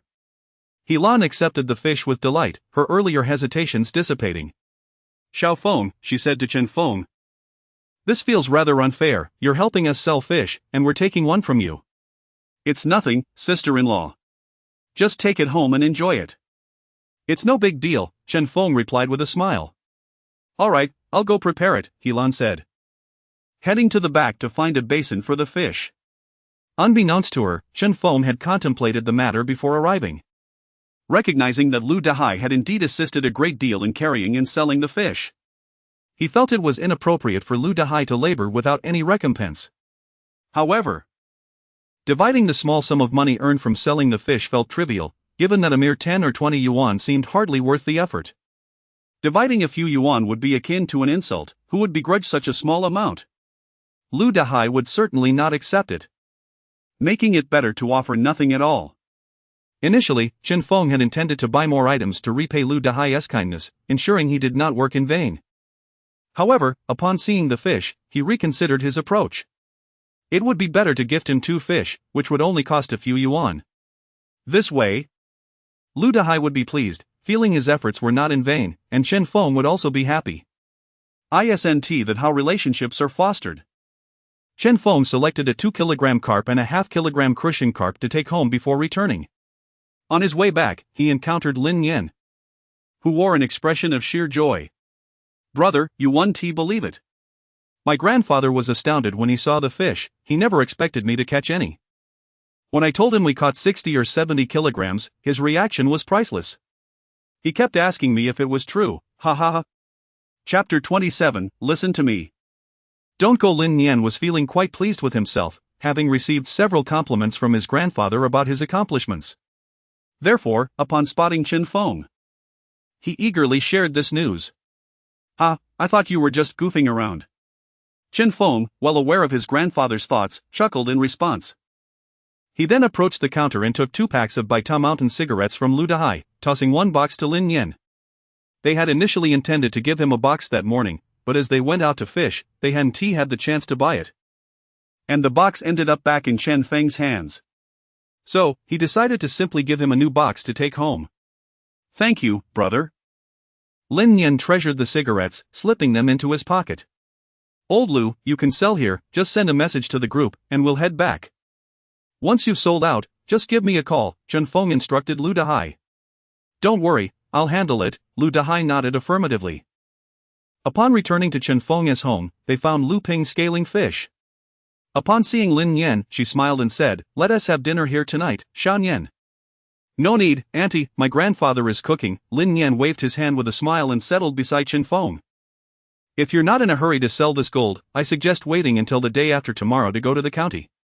If you trust me, I can go myself, and when I return, I'll split the money with you," Chen Feng advised Lin Yan. "I trust you, brother. You found this gold. And I didn't really contribute much, just held an umbrella." "For such an expensive item, you should keep all the profits," Lin Yan hesitated before responding.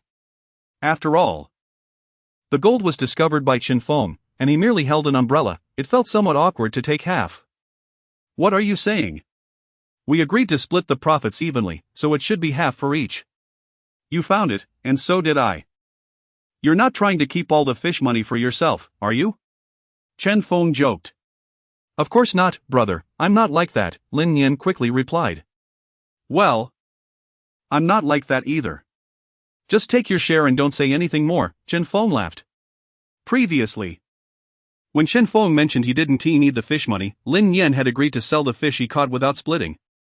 Therefore, it was only natural that he would also not take a share of the gold. However, Lin Yan was pure-hearted and generous, wanting to split even the smallest catch. Since they had agreed to split, they would adhere to that agreement. Chen Feng was always fair. If someone treated him well, he would reciprocate, and if not, he wouldn't engage in foolish acts of gratitude. While they were conversing, Zheng Ping walked in with a detector, smiling upon seeing Chen Feng. He was also interested in exploring the river and thought it best to inform Chen Feng beforehand rather than sneak off, which would seem inconsiderate. In truth, many had already taken detectors to the river without mentioning it to Chen Feng. "Fengzi, I came to let you know I was thinking of exploring the river too. To see if I could find anything. After all, this was the spot you discovered, and it wouldn't be right to just go without telling you." Zheng Ping scratched his head and smiled.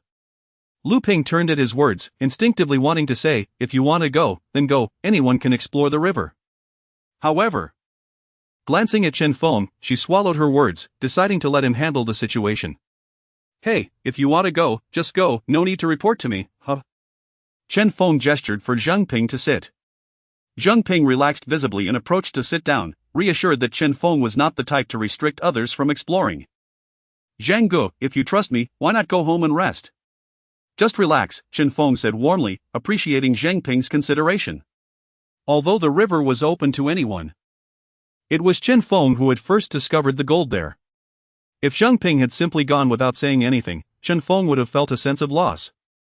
As if something that belonged to him was being taken away. Since Zheng Ping had come to inform him, Chen Feng decided not to hide anything. As for those who had gone without notice, let them enjoy their time in the water, they could stay submerged as long as they liked. If there was indeed something left in the river, it wouldn't be theirs to claim anyway.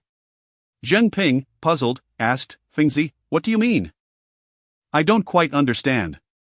It means that if there is nothing left in the river, anyone who wishes to search can go ahead. But you shouldn't waste your time, even if you stay overnight, you won't find anything, Chen Feng clarified. Ah, that can't be true. If gold was found. There must be more, Zhang Ping responded, somewhat incredulous. Surely, it can't be just one nugget that you took away. I scanned the area before you all arrived. And aside from this piece of gold, there was nothing else. If there were, I wouldn't have returned, Chen Feng explained with a chuckle. If you don't believe me and wish to try for yourself, go ahead.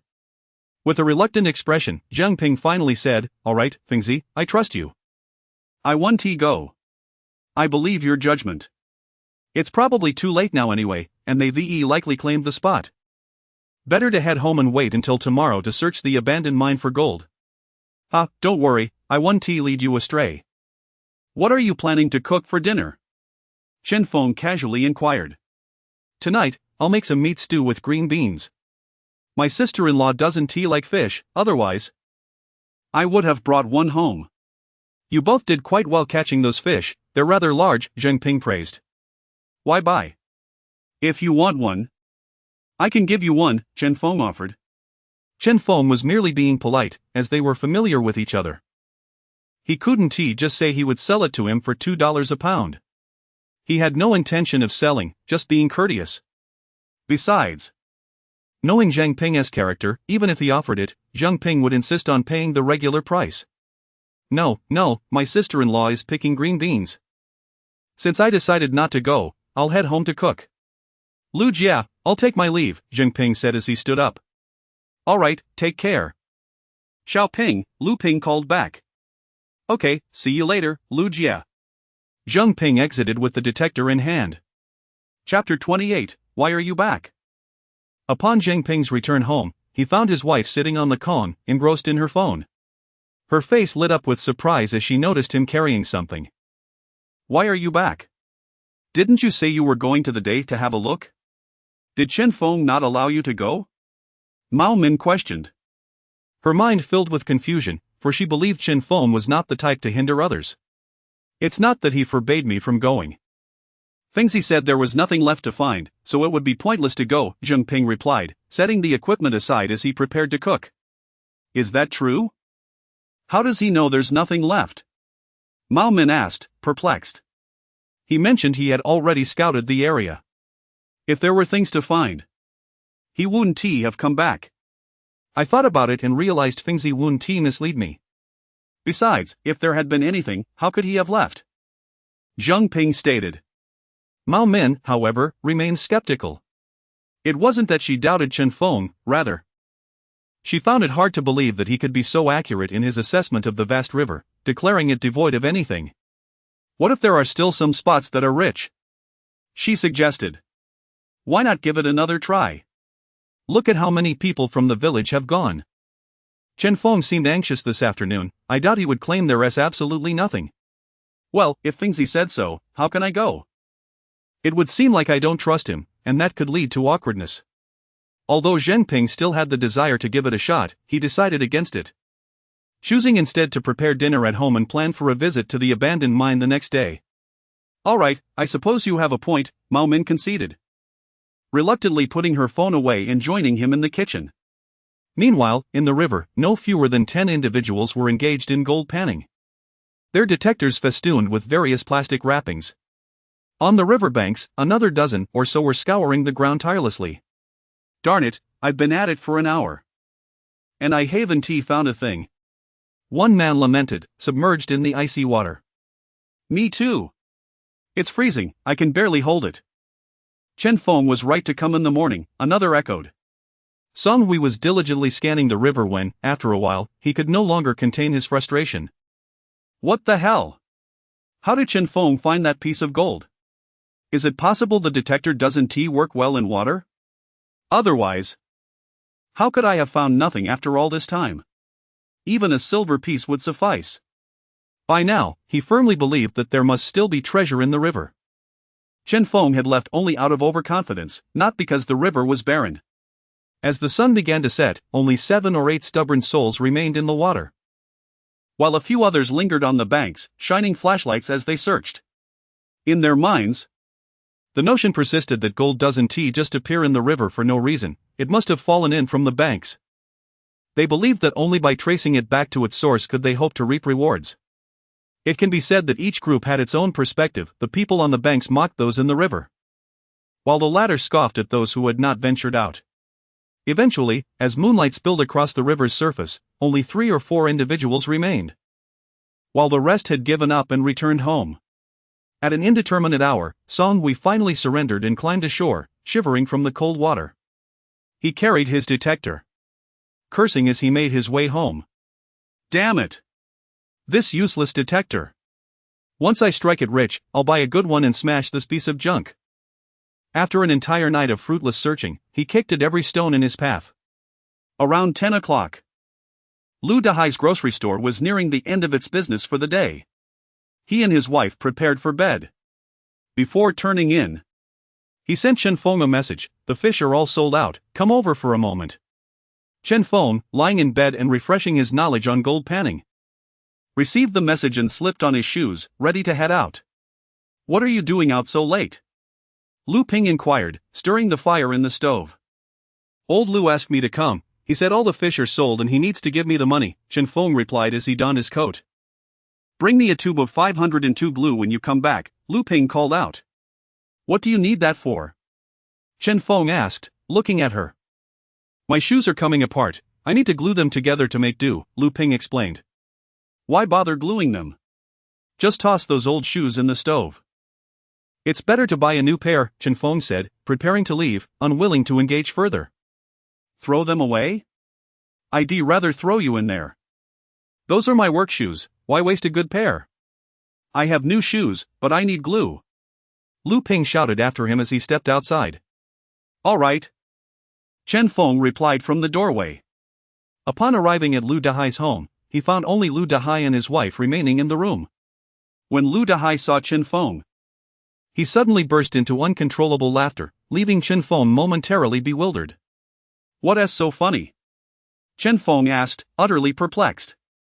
"Ha ha ha, you won't believe it," Lu Dahai began, but he couldn't contain his laughter, doubling over and struggling to speak. "Brother, what happened? Did you make a fortune tonight?" Chen Feng leaned against the counter. After catching his breath, Lu Dahai straightened up and managed to say, "Do you know how many raincoats I sold today?" "How many?" Chen Feng inquired, intrigued. 8. All leftover stock from previous years that nobody wanted. Lu Dahai chuckled at the memory. Chen Feng thought for a moment and then burst into laughter himself. Could it be that those people followed my lead, heading to the river to pan for gold? Only to find nothing and come to buy raincoats from you instead? You hit the nail on the head. Ha ha ha. Lu Dahai was nearly in tears from laughter.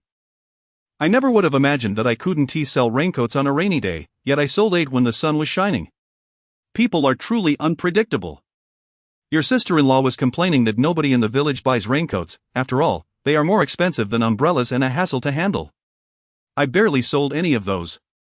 They were nearly weathered away, and I was contemplating throwing them out. But who would have thought that today, priced at 15 yuan each, they all sold out, leaving just one behind. Lu Dahai exclaimed joyfully. And do you know what's the funniest part? 2 people were too stingy to spend money and instead wrapped themselves in plastic at home, only to have their makeshift gear soaked in the river, resulting in their machines being reported as ruined. It cracked me up. Lu Dahai was in high spirits, laughing so hard he could barely breathe, while his wife, Helan, glanced nervously out the window, urging him to tone it down. Keep it down, don't let others hear you, she chided, giving him a light smack. Hearing this, Chen Feng couldn't help but join in the laughter. He felt no pity for those individuals. If they had been more straightforward and simply asked how to pan for gold, how could I have watched them suffer in the river all night? Since they didn't inquire, it has nothing to do with me. After all, who doesn't enjoy a good story? These fellows had come over with their heads hanging low, having learned that they had found nothing after all, wasting an entire night. Isn't it odd that there's only one piece of gold in the river, and it just happened to be for you? Lu Dahai mused, still puzzled. Chapter 29, A Peaceful Night as Sleep. Look, that's what fate is, Chen Feng chuckled. This is Xiao Feng's fortune, why can't you speak properly? He Lan shot a glare at Lu Dahai. I meant no offense, I'm just a bit puzzled. By the way, all the fish have been sold for 79 yuan. Here's the money, check it. Lu Dahai handed a stack of cash to Chen Feng. All right, Chen Feng said as he casually glanced at the money and pulled out a 1 yuan note to place on the counter. I need a tube of 502 glue. Lu Dahai quickly handed him a tube and cautioned, 502 is now 150, don't tell anyone I sold it to you for 1 yuan. Chen Feng was momentarily taken aback, then produced 2 1 yuan notes to give him. Then give me another tube. Oh, why grab more? Just go, Lu Dahai insisted, shoving him gently. If there had been others around, he wouldn't have dared to push Chen Feng like this. After all, Lu Dahai conducted business for the entire village. Everyone was well acquainted. It was one thing to have a good relationship with Chen Feng, but selling him something for 1 yuan while charging others 150 would inevitably brew resentment among the villagers. Only because they were alone could he afford such familiarity. Don't push me, Chen Feng protested, trying to turn back, but Lu Dahai didn't give him a chance. Come on, it's just 50 cents. Why are we haggling over it? Just go. He half embraced Chen Feng, urging him out. No, Chen Feng began to say, but was pushed off balance. It's just 50 cents, do I look like I'm going to miss that? Lu Dahai continued to nudge him toward the door, determined to send him off. Wait. I need the glue. Chen Feng finally found an opening, pointing at the counter. Lu Dahai turned to see the 1 yuan note neatly placed next to the glue. An embarrassment washed over his face. He had thought Chen Feng was adamant about giving him the 50 cents, only to realize he had forgotten to hand over the glue. When he turned back to see Chen Feng's exasperated expression, he couldn't help but chuckle and went back to fetch the glue. I got excited. I thought you were insisting on giving me that 50 cents, Lu Dahai said, handing over the glue with a grin. It would have been nice if you had been this enthusiastic when I bought milk, Chen Feng quipped. That is not happening, milk costs too much, Lu Dahai replied, laughing as well. All right, I'm off, Chen Feng said playfully, acknowledging the reality of costs, waving the glue as he turned to leave.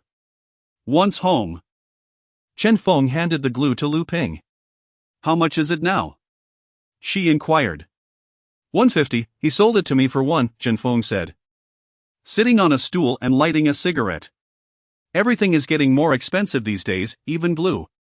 Lu Ping inspected the glue, confirming it was the same as before, and then set it aside. Chen Feng shrugged, choosing to remain silent. He would look for good work shoes for her when they went to the county town. That night, Zheng Ping and his wife had already turned off the lights and gone to bed. Zheng Ping, troubled by his thoughts, tossed and turned, unable to find rest. Mao Min, noticing his restlessness, glanced at the curtains and asked, "Why aren't you sleeping?" What is going on? What do you mean? Zheng Ping replied, momentarily surprised. Mao Min rolled her eyes at him and reached out to tease a small object nearby. What do you think? She said with a smirk. No. I wasn't thinking about that, Zheng Ping shook his head, letting out a sigh. Why are you still awake at this hour? I thought you were afraid of being overheard. Do you think anyone found anything in the river? Zheng Ping pondered aloud. Who knows? Mao Min replied, feeling conflicted. If someone did find something, they'd be regretting it. Why don't you go find out? She suggested. But it's so late, all the shops are closed. Where would I ask? Zheng Ping expressed his frustration. Why not check with Song Wei? He is likely still awake, Mao Min proposed. All right, I'll go ask. Zheng Ping said, determined, quickly putting on a shirt and heading out. Of course, he wasn't foolish enough to simply ask if anyone had found anything. Instead, he wandered into the kitchen to find an excuse before heading to Song Wei's house. At that moment, Song Wei had just changed clothes and was still half-drying his hair, eating leftovers from his father when he heard a knock at the door. He opened it with chopsticks in hand and was surprised to see Zheng Ping. Zheng Guo, what brings you here at this hour? Oh, it's your sister-in-law. She insisted on having noodles at midnight and asked me to fetch some eggs. I've run out, so I came to see if you had any to lend me. Zheng Ping explained with feigned exasperation. Yes, there are some in the kitchen. Help yourself, Song Hui gestured lazily toward the kitchen. Thanks. Zheng Ping said as he entered the kitchen, where he spotted the detection device leaning against the wall, still glistening with droplets of water. A thought struck him, and he decided to steer the conversation toward the river. Why are you washing your hair at this hour? Zheng Ping inquired. Ugh, don't even start. Everyone's at the river panning for gold, and I figured I'd join them. But after half the night, I didn't find a thing and ended up freezing. Song Hui vented. Zheng Ping raised his eyebrows, continuing, how many people went? Did no one find anything? About 20 people, there were folks on both sides of the river. And it was all for nothing. Can you believe Chen Feng found a piece of gold and kept it all for himself? Song Hui exclaimed, incredulous. Who knows? Zheng Ping agreed. For some reason, hearing that no one had found anything filled Zheng Ping with immense joy, dispelling his previous turmoil.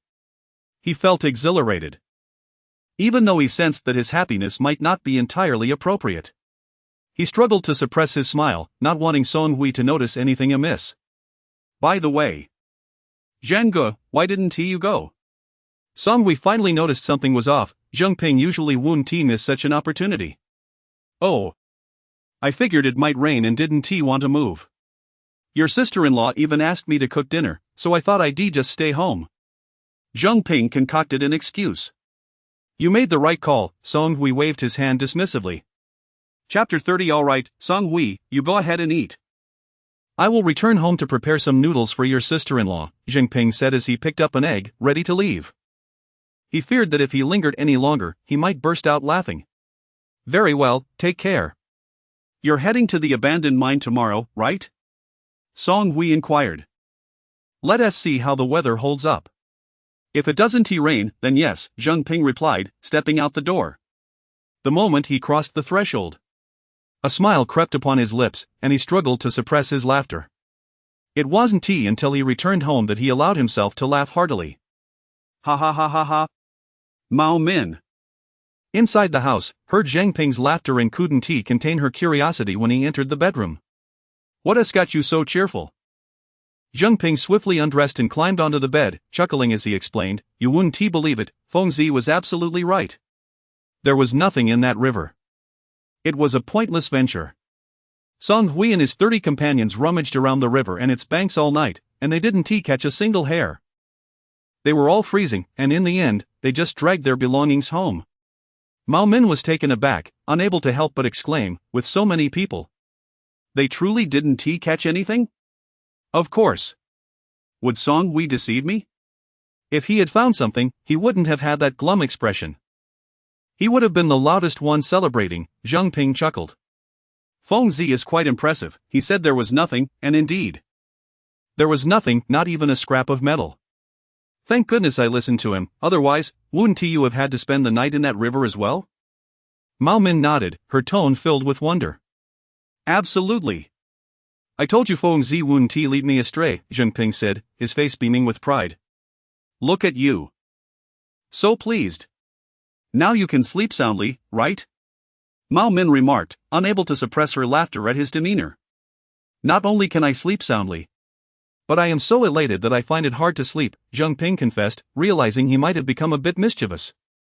Well, if you can't sleep, don't disturb me. I'm quite tired, Mao Min said, feeling a weight lift from her heart, knowing they hadn't retrieved anything. She turned away to prepare for sleep. Sleep? Such joyous news deserves a celebration. Zheng Ping exclaimed, pulling Mao Min closer. Oh dear, you refused me earlier. And now you're pestering me, she replied, somewhat exasperated. That's different, Zheng Ping laughed. Mao Min wrapped her arms around his neck, closing her eyes and letting out a soft hum. The following morning, Chen Feng awoke at 5 o'clock, glancing outside at the pleasant weather as he sat up. Today seems perfect for gold panning. It's been a whole day since I last went, my hands are itching for action, after all, it's money. Why are you up so early? Lu Ping asked curiously as she emerged and saw Chen Feng washing up. I'm just eager to earn some money and couldn't sleep, Chen Feng replied as he filled a basin with water. Hearing this, Lu Ping felt a swell of pride. Her son had truly matured. He used to struggle to rise, and now he was so driven. "I'll heat up the leftover fish from yesterday for you," she said, skipping her own morning routine to prepare his meal. By 5:50, Chen Feng had already finished his breakfast and even bought lunch from Lu Dahai. He noticed no vehicle had arrived to pick him up. Glancing at the time, he lit a cigarette but remained unhurried.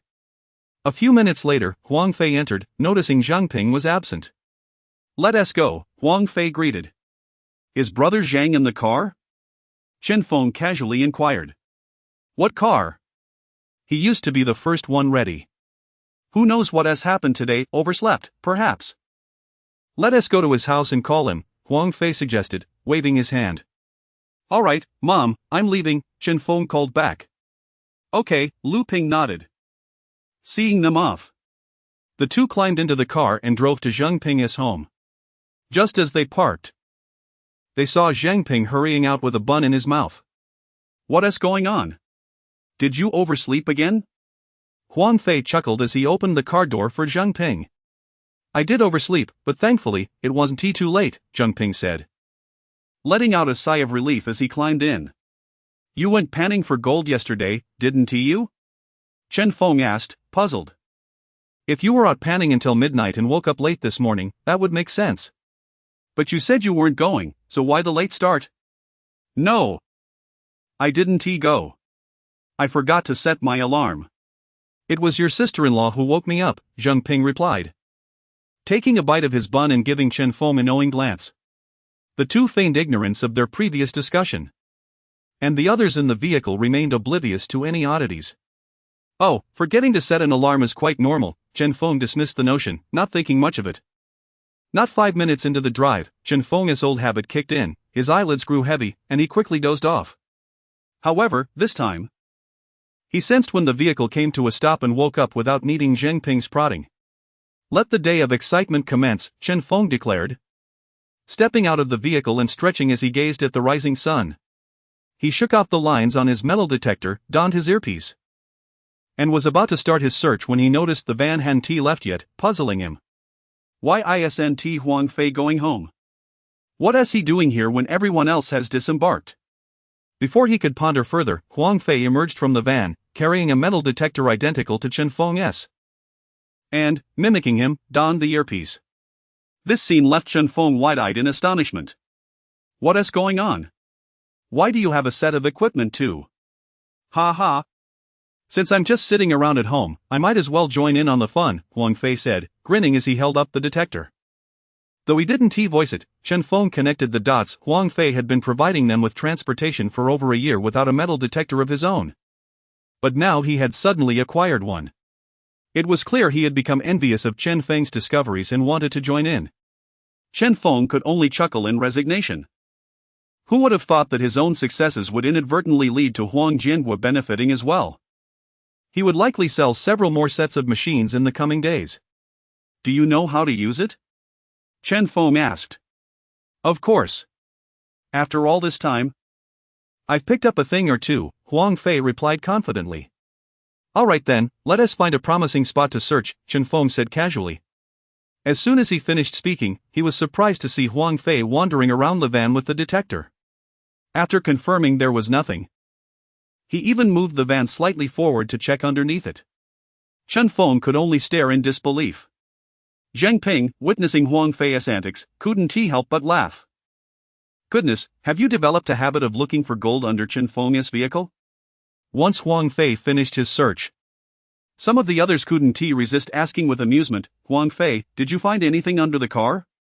Chapter 31, Do Not Follow Me, Brother Darn It. The vehicle is not calibrated this time, Huang Fei remarked with a grin, refusing to let it dampen his spirits. The others chuckled at his words and began their tasks, wielding their detectors to sweep for mines. Chen Feng casually scanned the area ahead and continued walking, fully aware that there was nothing to find. Yet, one must maintain appearances. One cannot merely drop the detector and expect to discover treasures. Huang Fei trailed closely behind him, mirroring his path. Thus, a rather amusing scene unfolded. Like two segments of a snake, Chen Feng led the way while Huang Fei followed closely. No matter which direction Chen Feng turned, Huang Fei remained at his heels. After 5 minutes, Chen Feng turned around, gazing at Huang Fei with exasperation. Huang Fei, engrossed in his search, failed to notice that Chen Feng had stopped, and moments later, collided with him. Why have you stopped moving? Huang Fei asked, looking up at Chen Feng. I'm not moving at all. Chen Feng replied, irritable. Seriously, why are you following me? Chen Feng expressed his utter disbelief, feeling somewhat sheepish. Huang Fei scratched his head and explained, isn't it because of your good fortune? I thought I might catch a lucky break by trailing you. Chen Feng facepalmed inside. Have you considered this hypothetical scenario? If I am in front, even if there is something, I would be the one to detect it first. And it wouldn't concern you at all.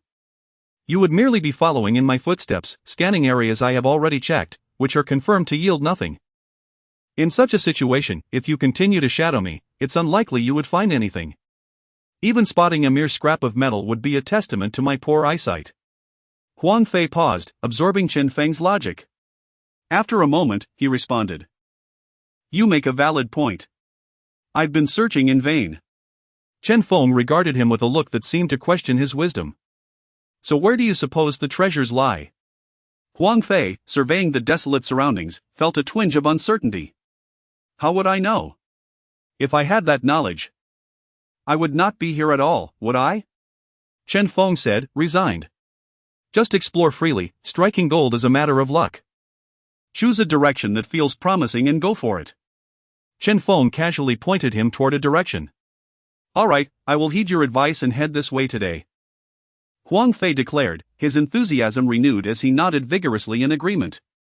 Remarkably, before Chen Feng could take more than a few steps, Huang Fei's device began to emit sounds. Oh wow! Peak, we hit the jackpot! Huang Fei exclaimed, his excitement palpable as he called out to Chen Feng. Chen Feng raised an eyebrow and approached, intrigued. He recalled that the system had not indicated anything in that area. Could it be that Huang Fei had truly found something? Upon reaching him, Chen Feng shrugged. As I predicted, if the system didn't alert, it's likely just a chunk of metal. However, noticing Huang Fei's exhilaration, Chen Feng refrained from dampening his spirits and instead said, quickly, investigate further. Your luck seems to be shining today. Of course. I've always said I'm destined for gold. Huang Fei laughed, brimming with pride. He then mimicked Chen Feng's actions, extracting a small shovel and carefully probing the area. After 2 scoops, Huang Fei unearthed an object, and his excitement surged as he frantically called Chen Feng over. Peek. Is this gold? Chen Feng examined the dark yellow object thoughtfully, stroking his chin. Honestly, I think it resembles brass. Upon hearing brass, Huang Fei appeared deflated, staring at the object in disbelief. That can't be right. It's too yellow to be brass. If it weren't yellow, why would it be called brass? Chen Feng felt as though he was engaging in a futile argument. Based on my experience, genuine gold is lighter in color, a pale yellow. Yours is too intense. Almost red, it doesn't resemble gold at all. Regardless of what it is, let us set it aside for now. What if we're mistaken? Huang Fei insisted, still holding on to hope. Fine, let us consult an expert in the evening, Chen Feng agreed, not wishing to extinguish his enthusiasm. Whatever it may be, we found something. Peek, the direction you suggested is truly promising. I'll continue in this direction. Huang Fei declared confidently as he stowed the small bottle. Good luck. Chen Feng encouraged, directing his device toward a less crowded area. With the detector in hand, Chen Feng strolled forward, and after 7 or 8 minutes, it finally beeped. Oh. Let us see where you are, he said, moving the detector in circles to pinpoint the location. Ultimately, after completing his circle, Chen Feng found himself in front of a massive dead tree, its trunk at least a meter thick. The tree had toppled, its branches scattered across the ground. And it stood precisely in the center of the area he had circled. Chen Feng glanced at his small shovel and then at the enormous tree. Realizing the daunting challenge ahead, what it meant to be a fool attempting to move a mountain. Please let there be no treasure buried beneath this tree, Chen Feng silently prayed, dreading the thought of a futile struggle to remove the tree. He maneuvered the detector back and forth until it finally beeped within 30 centimeters of the trunk. He set down the detector, crouched, and began to scrape the soil with his small shovel. As the first scoop struck the earth, he uncovered a tangle of dead tree roots. What was the point of growing so large? Chen Feng muttered, cursing the roots as he worked. Fortunately, the tree was dead. And with a firm shove, he managed to sever several roots, clearing the way to continue digging. Having rained the previous day, the surface soil was dry. But below it remained moist and rich, yielding dark, damp clumps as he dug. After breaking several roots, Chen Feng finally lifted a shovel full of soil to the detector. Oh! Hearing the sound, a smile spread across his face. However, due to the wetness of the soil, it clung together, refusing to fall away as it usually did. Chen Feng had to carefully sift through the clumps by hand, passing the detector over it again once he deemed it sufficiently clear. After 2 rounds of sifting, the detector continued to beep. Chen Feng scrutinized the contents of his shovel and soon spotted a grayish-white object nestled within the mud. Lifting the silver nugget, Chen Feng blew off the dirt and chuckled. This nugget weighed approximately 6 grams, worth over $30. He retrieved a small bottle and deposited the silver piece within, producing a satisfying clang. Standing up, Chen Feng took the detector in hand and patted the dead tree affectionately. You're doing well, strive to grow stronger. You're far too slender, look how robust others are. Reflect on your growth, have you truly put in the effort? Do not blame the environment. It has always been the same. Chapter 32, another golden find. After amusing himself with the barren trees, Chen Feng continued onward with his detector. While Zhang Ping observed him from a distance, inquiring, "What's going on, Fengzi? Have you unearthed something valuable?" "A small silver nugget, not particularly worth much," Chen Feng replied, waving the bottle in his hand. Zhang Ping's eyes widened in astonishment. He had seen Chen Feng crouching down and sensed that he had found something. Yet he remained uncertain about its nature. Initially, he had anticipated it might be a mere chunk of iron, considering that none of their detectors had even beeped, making Chen Feng's immediate success seem quite improbable. To his surprise, however, Chen Feng had indeed struck gold, well, silver, at least. With a few clicks of his tongue, Zhang Ping marveled at Chen Feng's fortuitous luck and turned back to resume his own search. Unbeknownst to Chen Feng, the small group of companions gathered nearby, feeling bored, began discussing him. "How much do you think Chen Feng will find today?" one person asked. After a brief moment of hesitation, another ventured, "I suspect he might dig up a bit more than us, perhaps around 100 or 200? After all, his recent streak of good fortune had been undeniable. Doubt crept in from another voice, "Surely not, can he really find that much every time? Who knows? I feel like it's our turn to strike it rich." Another chimed in, echoing the sentiment that fortune should not solely favor Chen Feng. Zhang Ping, returning from his exploration, overheard their chatter and chuckled, "You may be disappointed. I just came from Chen Feng's side, and he has already hit it big with a silver nugget. If this trend continues, it wouldn't be out of the question for him to rake in over 1,000 in a single day." The crowd gasped in astonishment, one person exclaiming, "Is that true? Chen Feng started off strong, what luck he has. Unbelievable. My machine didn't even beep, yet he finds treasure immediately?" Another remarked, squinting at Chen Feng's distant figure with a scowl. "What kind of luck is this?" Oblivious to their remarks, Chen Feng remained focused on his search. After a brief interval, the system's alert chimed once more. This time, he encountered not a barren tree, but rather a stretch of flat ground strewn with stones. Drawing an imaginary circle in the dirt, he methodically scanned the area with his detector. "Come on, let there be gold," he murmured as he probed deeper. The delightful sound echoed, and a smile spread across Chen Feng's face as he casually traced a small circle around the detector with his foot. Crouching down to retrieve his small shovel, he scooped up a handful of earth and checked the detector, no response. He tossed the dirt aside and dug again. After several attempts, the detector finally beeped to life. Excitedly mimicking the sound, Chen Feng carefully scraped away the layers of soil. Upon reaching about a third of the way down, the detector fell silent, indicating that the treasure had been unearthed. Kneeling in the dark soil, he searched through the freshly dug earth and soon spotted a glimmering golden object. "No way, I actually found gold?" Chen Feng exclaimed, lifting the small nugget to the sunlight in disbelief. The nugget was significantly smaller than his previous find, weighing perhaps a gram, and presenting an irregular, flattened shape. Chen Feng beamed at his discovery, tossing it into the bottle designated for gold.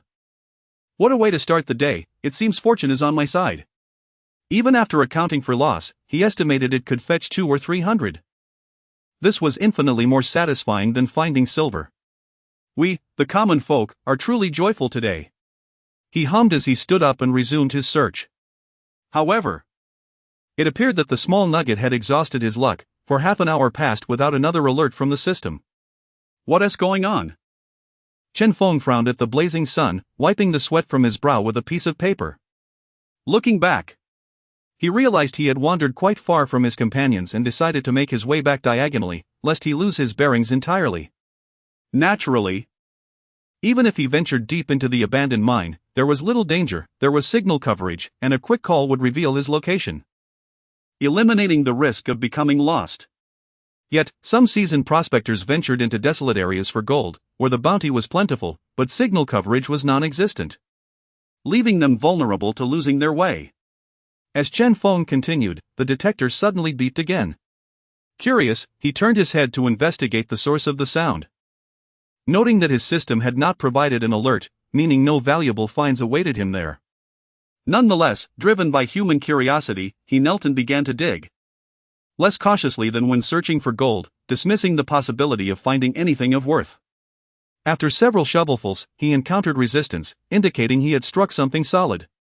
Peering closer, he discerned the corner of an object that appeared to be iron. Digging further, he unearthed a lengthy piece, approximately 40 centimeters in length. With considerable effort, he extracted it from the ground. A chunk of angle iron? Chen Feng chuckled at his find. This was likely a remnant from the mine, discarded carelessly by a previous miner. Weighing it in his hand, he realized it was quite heavy, around 7 or 8 pounds, and could be sold for about $10. Looking at the iron, he felt a mix of incredulity and resignation. In truth, stumbling upon such a hefty piece of iron in an abandoned mine was akin to striking gold, with odds equally slim. This too was a peculiar stroke of luck. Yet, he hesitated. If he chose not to take it, it would be a waste of $10. But carrying it back to the car felt burdensome. Ultimately, he decided to keep it, reasoning that leaving it behind would be a shame. After placing the angle iron in his backpack, he immediately felt the weight pulling him down. Now, he had no choice but to return to his companions, for he could not continue searching for gold while lugging around a 7 or 8 pound piece of iron. At that moment, Chen Feng understood why some claimed that prospectors often bore heavy burdens. Constantly toting around iron and copper would inevitably wear out even the sturdiest of backpacks. Ultimately, it seemed that the day's luck had favored Han Jiangwo, as he would surely profit from these discarded treasures. Chapter 33, Not Today? Just this much on the way back, Chen Feng's system finally provided a prompt. Damn, brother, I've been waiting for you for so long. Chen Feng's spirits lifted as he began to draw circles. As he drew, he muttered to himself. If I could unearth a piece of gold as substantial as this angle iron, I could return home and live comfortably for the rest of my life. However, after calculating in his mind, he realized it might not be enough. 8 pounds of gold, accounting for losses, would only yield a little over $1 million. Which hardly sufficed for a lifetime. Damn it, I'm getting ahead of myself. I haven't even found a 10-gram piece of gold and here I am dreaming of 8 pounds. Chen Feng couldn't help but chuckle at his own folly. Suddenly, the detector emitted a sound, pulling Chen Feng back from his daydream. He placed the detector on the ground and took out his small shovel to start digging. After a couple of digs, the detector began to beep. However, this time, he didn't need the detector's signal. For he had already spotted a corner of a gray-white silver nugget peeking out. Worth $20? It's a bit small, but even the tiniest fly is still meat. Chen Feng pursed his lips, somewhat disdainfully tossing the silver nugget into his bottle. If his companions had heard him, they would likely feel despondent. Damn. It's already good to have found something, and you're complaining about its size? We haven't even found anything small. After taking a few steps with the detector, it beeped again. What the heck? I didn't expect it to be continuous. Chen Feng was delighted and resumed drawing circles. He waved the detector back and forth within the circle until it beeped again in a slightly recessed area. Oh wow, it's even prepared a pit for me. Chen Feng squatted down and began to dig around in the pit without even using the shovel. Remarkably, his efforts yielded results. He unearthed another silver nugget. Look at this. Isn't it something? Chen Feng grinned, pulling the nugget from the soil. This one was larger, about 4 or 5 grams. He tossed it into the bottle, secured the lid, and continued onward with the detector. Initially, he thought he had nearly exhausted the area, but after walking another dozen meters, the detector beeped once more. What on earth? Did I poke a hive? Chen Feng chuckled as he continued to draw circles on the ground. If I could stay here all day digging, who knows how much I could find? I might need 2 bottles to hold everything. After several more digs, the detector finally beeped again. To be honest, it's rather challenging to dig after the rain. Normally, a gentle shake would cause the sand to fall away. But now he had to painstakingly scrape down layer by layer, leaving his hands covered in grime. After a few layers, Chen Feng felt something hard digging deeper. He revealed a flat silver piece. Quite a unique shape, my friend. Chen Feng smiled and tossed it into his small bottle. He continued forward, hoping for a streak of good fortune, but after a considerable time with no further beeps, he reluctantly concluded that this location only yielded 3 pieces, all of which he had retrieved. Turning back, he noticed it was nearly 10 o'clock, and only Huang Fei and another companion remained by the vehicle. They were somewhat surprised to see Chen Feng returning. Isn't Chen Feng usually averse to prospecting nearby? Why is he back? What brings you back? Are you hungry? The companion called out loudly. Not at all, I found a great treasure, but I'll explain once I'm back. Chen Feng replied as he climbed into the car. The companion's eyes widened at the mention of a great treasure, undoubtedly something of significant value, prompting him to curiously approach. Huang Fei, hearing this, eagerly hopped into the car to see what Chen Feng had discovered. Once both were inside, they saw Chen Feng squatting in the aisle, pulling out a large piece of angle iron from his backpack. Wow, that is huge. Where did you find this? The companion exclaimed, astonished. They had been searching for so long without encountering anything of this size. After all, when the mine was abandoned, valuable items had been sold off by insiders, followed by the miners, and finally by the scavengers. By the time it was their turn, there was hardly anything left. Finding a 1 or 2 liang piece of rebar was already a stroke of luck. A piece this large was akin to winning the lottery. Right over there. I dug for quite a while to get it out. I didn't expect it to be this large and heavy. Chen Feng tossed the angle iron into the vehicle, took out a water bottle, and took a sip. This is much easier. How much is such a large piece of iron worth? Huang Fei, previously indifferent, now inquired. The companion approached and weighed the angle iron in his hands, estimating, probably around 10 or 8 bucks. Oh, I thought it would be worth dozens. Why are you so excited? Huang Fei's interest waned immediately. After all, a single silver nugget could fetch that price. To him, this piece of iron seemed rather trivial. Hey, you're quite the optimist. If you could find one of these every day, that would be something. Do you think you're Chen Feng? Who can consistently find treasures? The companion remarked, somewhat exasperated. Huang Fei, being a newcomer, was still wearing rose-tinted glasses. Failing to grasp the harsh reality of the gold panning existence, assuming everyone could be as fortunate as Chen Feng. Enough. I've panned all morning and found nothing but some bits of wire and scrap metal. Chen Feng, did you find anything? Huang Fei asked, a hint of frustration in his voice. I found a couple $100 worth, Chen Feng replied, keeping it vague, as he didn't want to appear to be taunting Huang Fei. Little did he know, even this modest amount was enough to provoke Huang Fei's envy. What? You found a couple $100? Show me. Huang Fei, who had been seated, jumped up in surprise. A couple $100?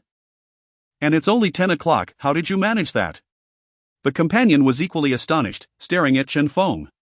Just this much, Chen Feng said, pulling out the silver bottle, not bothering to mention any gold. Wow, that's quite a haul. That's not insignificant at all. Huang Fei exclaimed. What do you mean by just this much?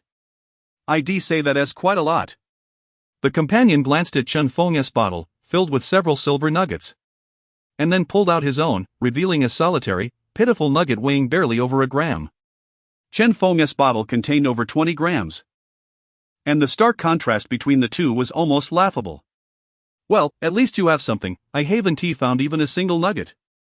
Huang Fei sighed, looking at the two bottles with a heavy heart. I seem to have drawn the short straw here. Chapter 34, Such a Large Angle Iron? What's the time? It's still early. I expect we'll find some good stuff by afternoon, Chen Feng reassured. Yes, let's keep searching. It won't be long until mealtime, his companion agreed. Huang Fei sighed, following them out of the car as they dispersed to continue their hunt. This time, Chen Feng's luck was not as favorable. After 20 minutes, the detector finally beeped. I could use something substantial to settle my debts, he murmured, holding the detection device. When he purchased the detector, he borrowed money from his mother, who had no intention of demanding repayment as long as Chen Feng worked diligently. However, Chen Feng believed in honoring his commitments. He felt a sense of security only after repaying the borrowed funds, and he preferred to spend what he earned himself. Having made over 1,000 last time, he hoped to find another 1,500 this time to cover the cost of the machine. Oh! With the sound of the detector, Chen Feng crouched down. A few shovelfuls revealed nothing, but with another scoop, he spotted a grayish-white silver nugget in the pit. He carefully waved the shovel over the detector to prevent any false readings and then picked up the silver nugget. The nugget was uneven, dull, and appeared to be worth around 30 yuan. Not bad. Chen Feng tossed the nugget into his bottle, brushed off the dirt from his legs, and continued forward. Excluding the gold nugget, his haul this time was already greater than before. He had only collected 4 or 5 nuggets during the entire previous morning. He felt that 1,500 was within reach. After finding another silver nugget, it was mealtime. Chen Feng strolled back while continuing to search. This time, thanks to the van, they wouldn't have to endure the sun's glare while eating. One by one, everyone returned to the van, retrieving the food they had brought in the morning. Upon Chen Feng's return, 6 or 7 people were already eating, with some still yet to arrive. Sitting beside Zheng Ping, he was still enjoying his classic pancake wrapped with scallions. First, he dipped a scallion in sauce, then spread it on the pancake, placing the scallion on top and rolling it up. Today is great. I used to sweat profusely while eating outside. This is much easier in the van. Huang Fei. You made a wise decision, one companion laughed. Well, you all owe me thanks. Is it too much for me to take 1 scallion from you? Huang Fei approached with a grin, snatching a scallion from the man's plastic bag. All right, if you come back tomorrow, I'll give you another scallion, the man chuckled. These scallions are homegrown and not worth much, it's no trouble to share, another chimed in. Forget it, I'm losing confidence. How come I found nothing all morning? Chen Feng, do you have some secret technique you haven't shared? Huang Fei questioned, taking a bite of his scallion. Chen Feng, having bought sliced bread, took out 2 slices, adding ham and scallions in between. The fusion of flavors was quite delightful. What technique? It's all a matter of luck, he replied, taking a bite of his homemade sandwich. He explained that it was called a sixwich since he didn't cut the bread in half, unlike traditional sandwiches. How many did you find this morning? Zheng Ping nudged Chen Feng curiously, recalling that Chen Feng had collected 4 or 5 silver nuggets during their last lunch. Surely he couldn't have been that fortunate again. About the same as last time, Chen Feng replied lazily, holding a bottle of mineral water between his legs while opening it with one hand. You found 4 or 5 silver nuggets again?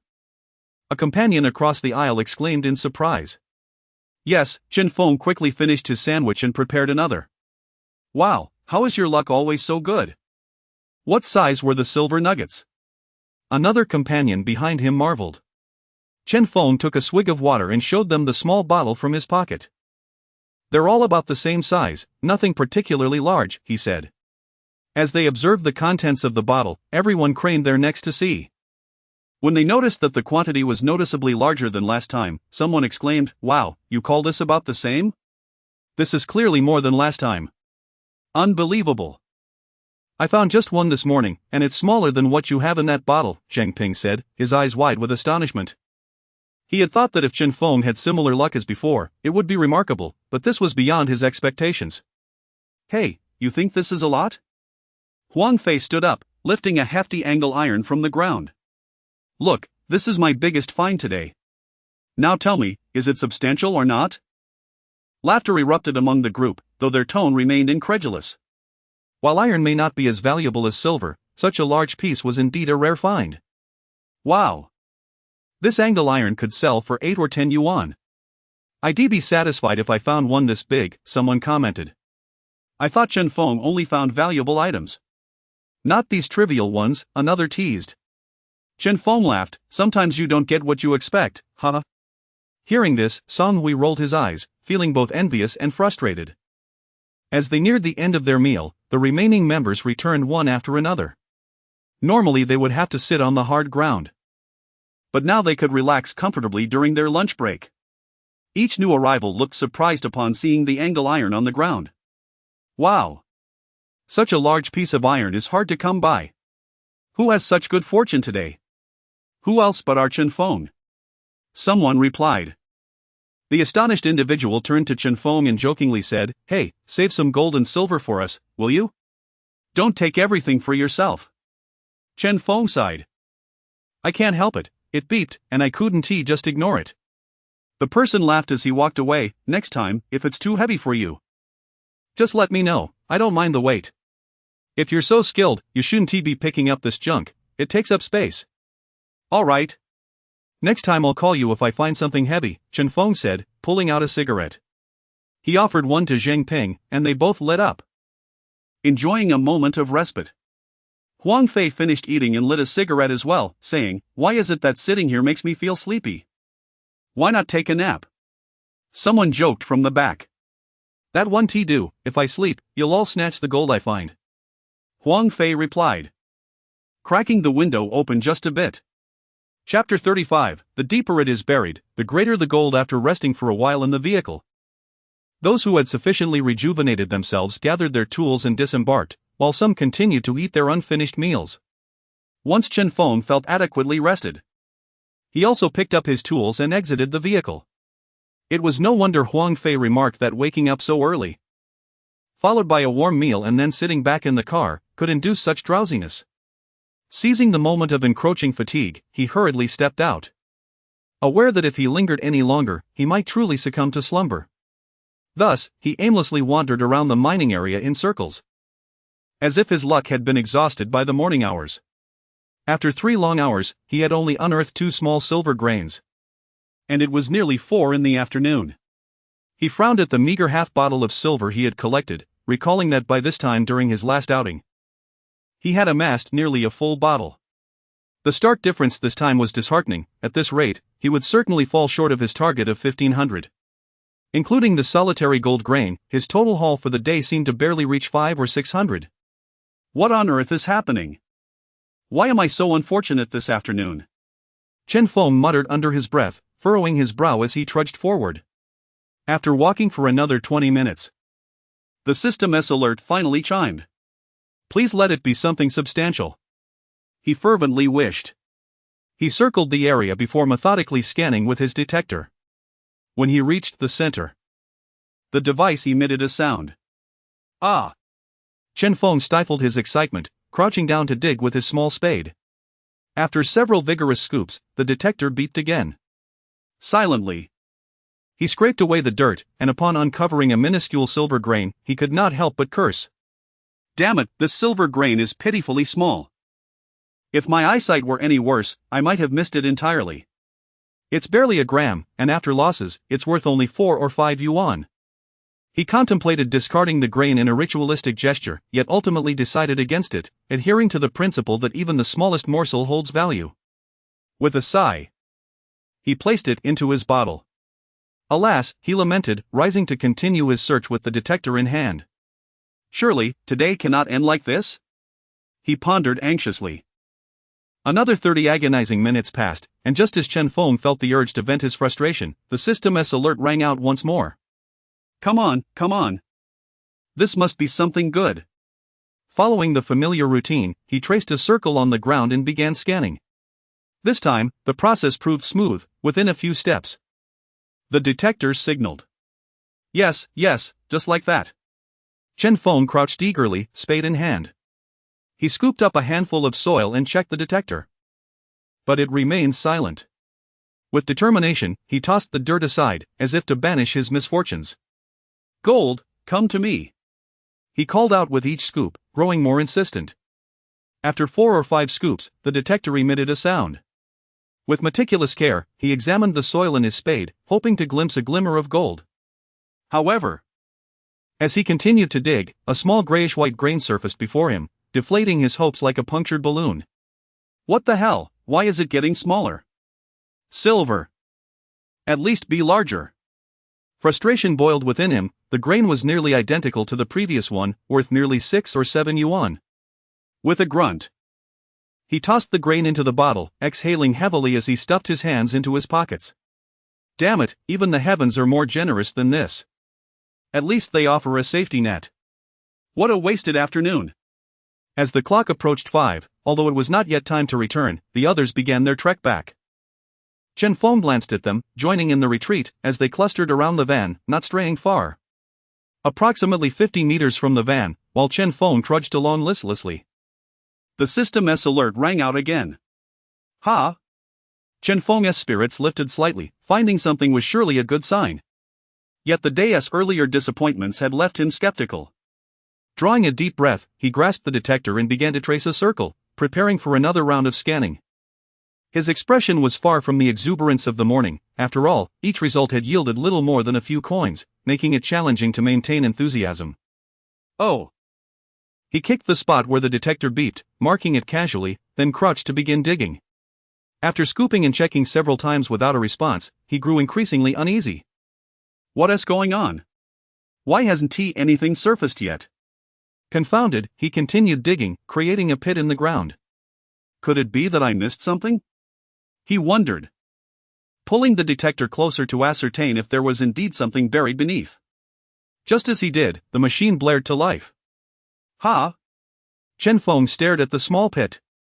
Encountering this scenario for the first time. Curiosity piqued, 2 nearby individuals approached, having noticed his prolonged excavation. What's happening?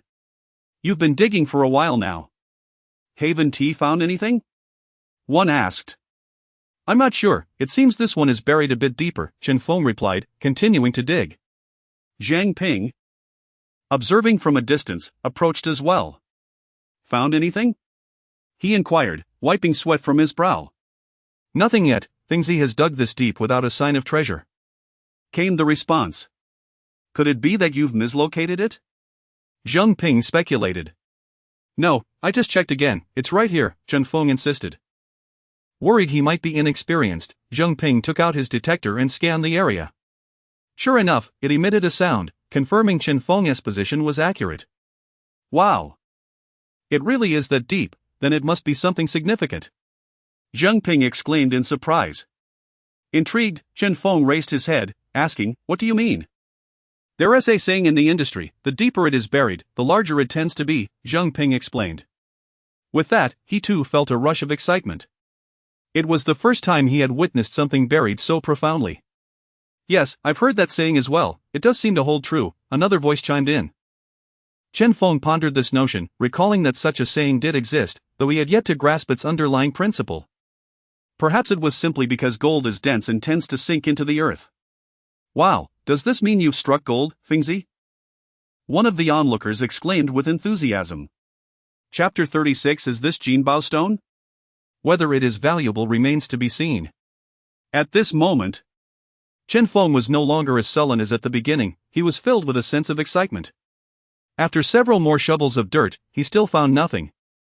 And the pit grew increasingly larger. Onlookers, drawn by the commotion, began to gather, eager to uncover the mystery at hand. What is going on? Why is such a large hole being dug? There must be something good, Fingzi has been digging for ages without a find, it must be significant. Wow! A deep pit could yield great treasures, good job, Fingzi. Despite the chatter around him, Chen Feng remained undeterred, diligently continuing his excavation. After a continuous effort of nearly 20 minutes, the pit had deepened by several centimeters, yet the treasure remained elusive.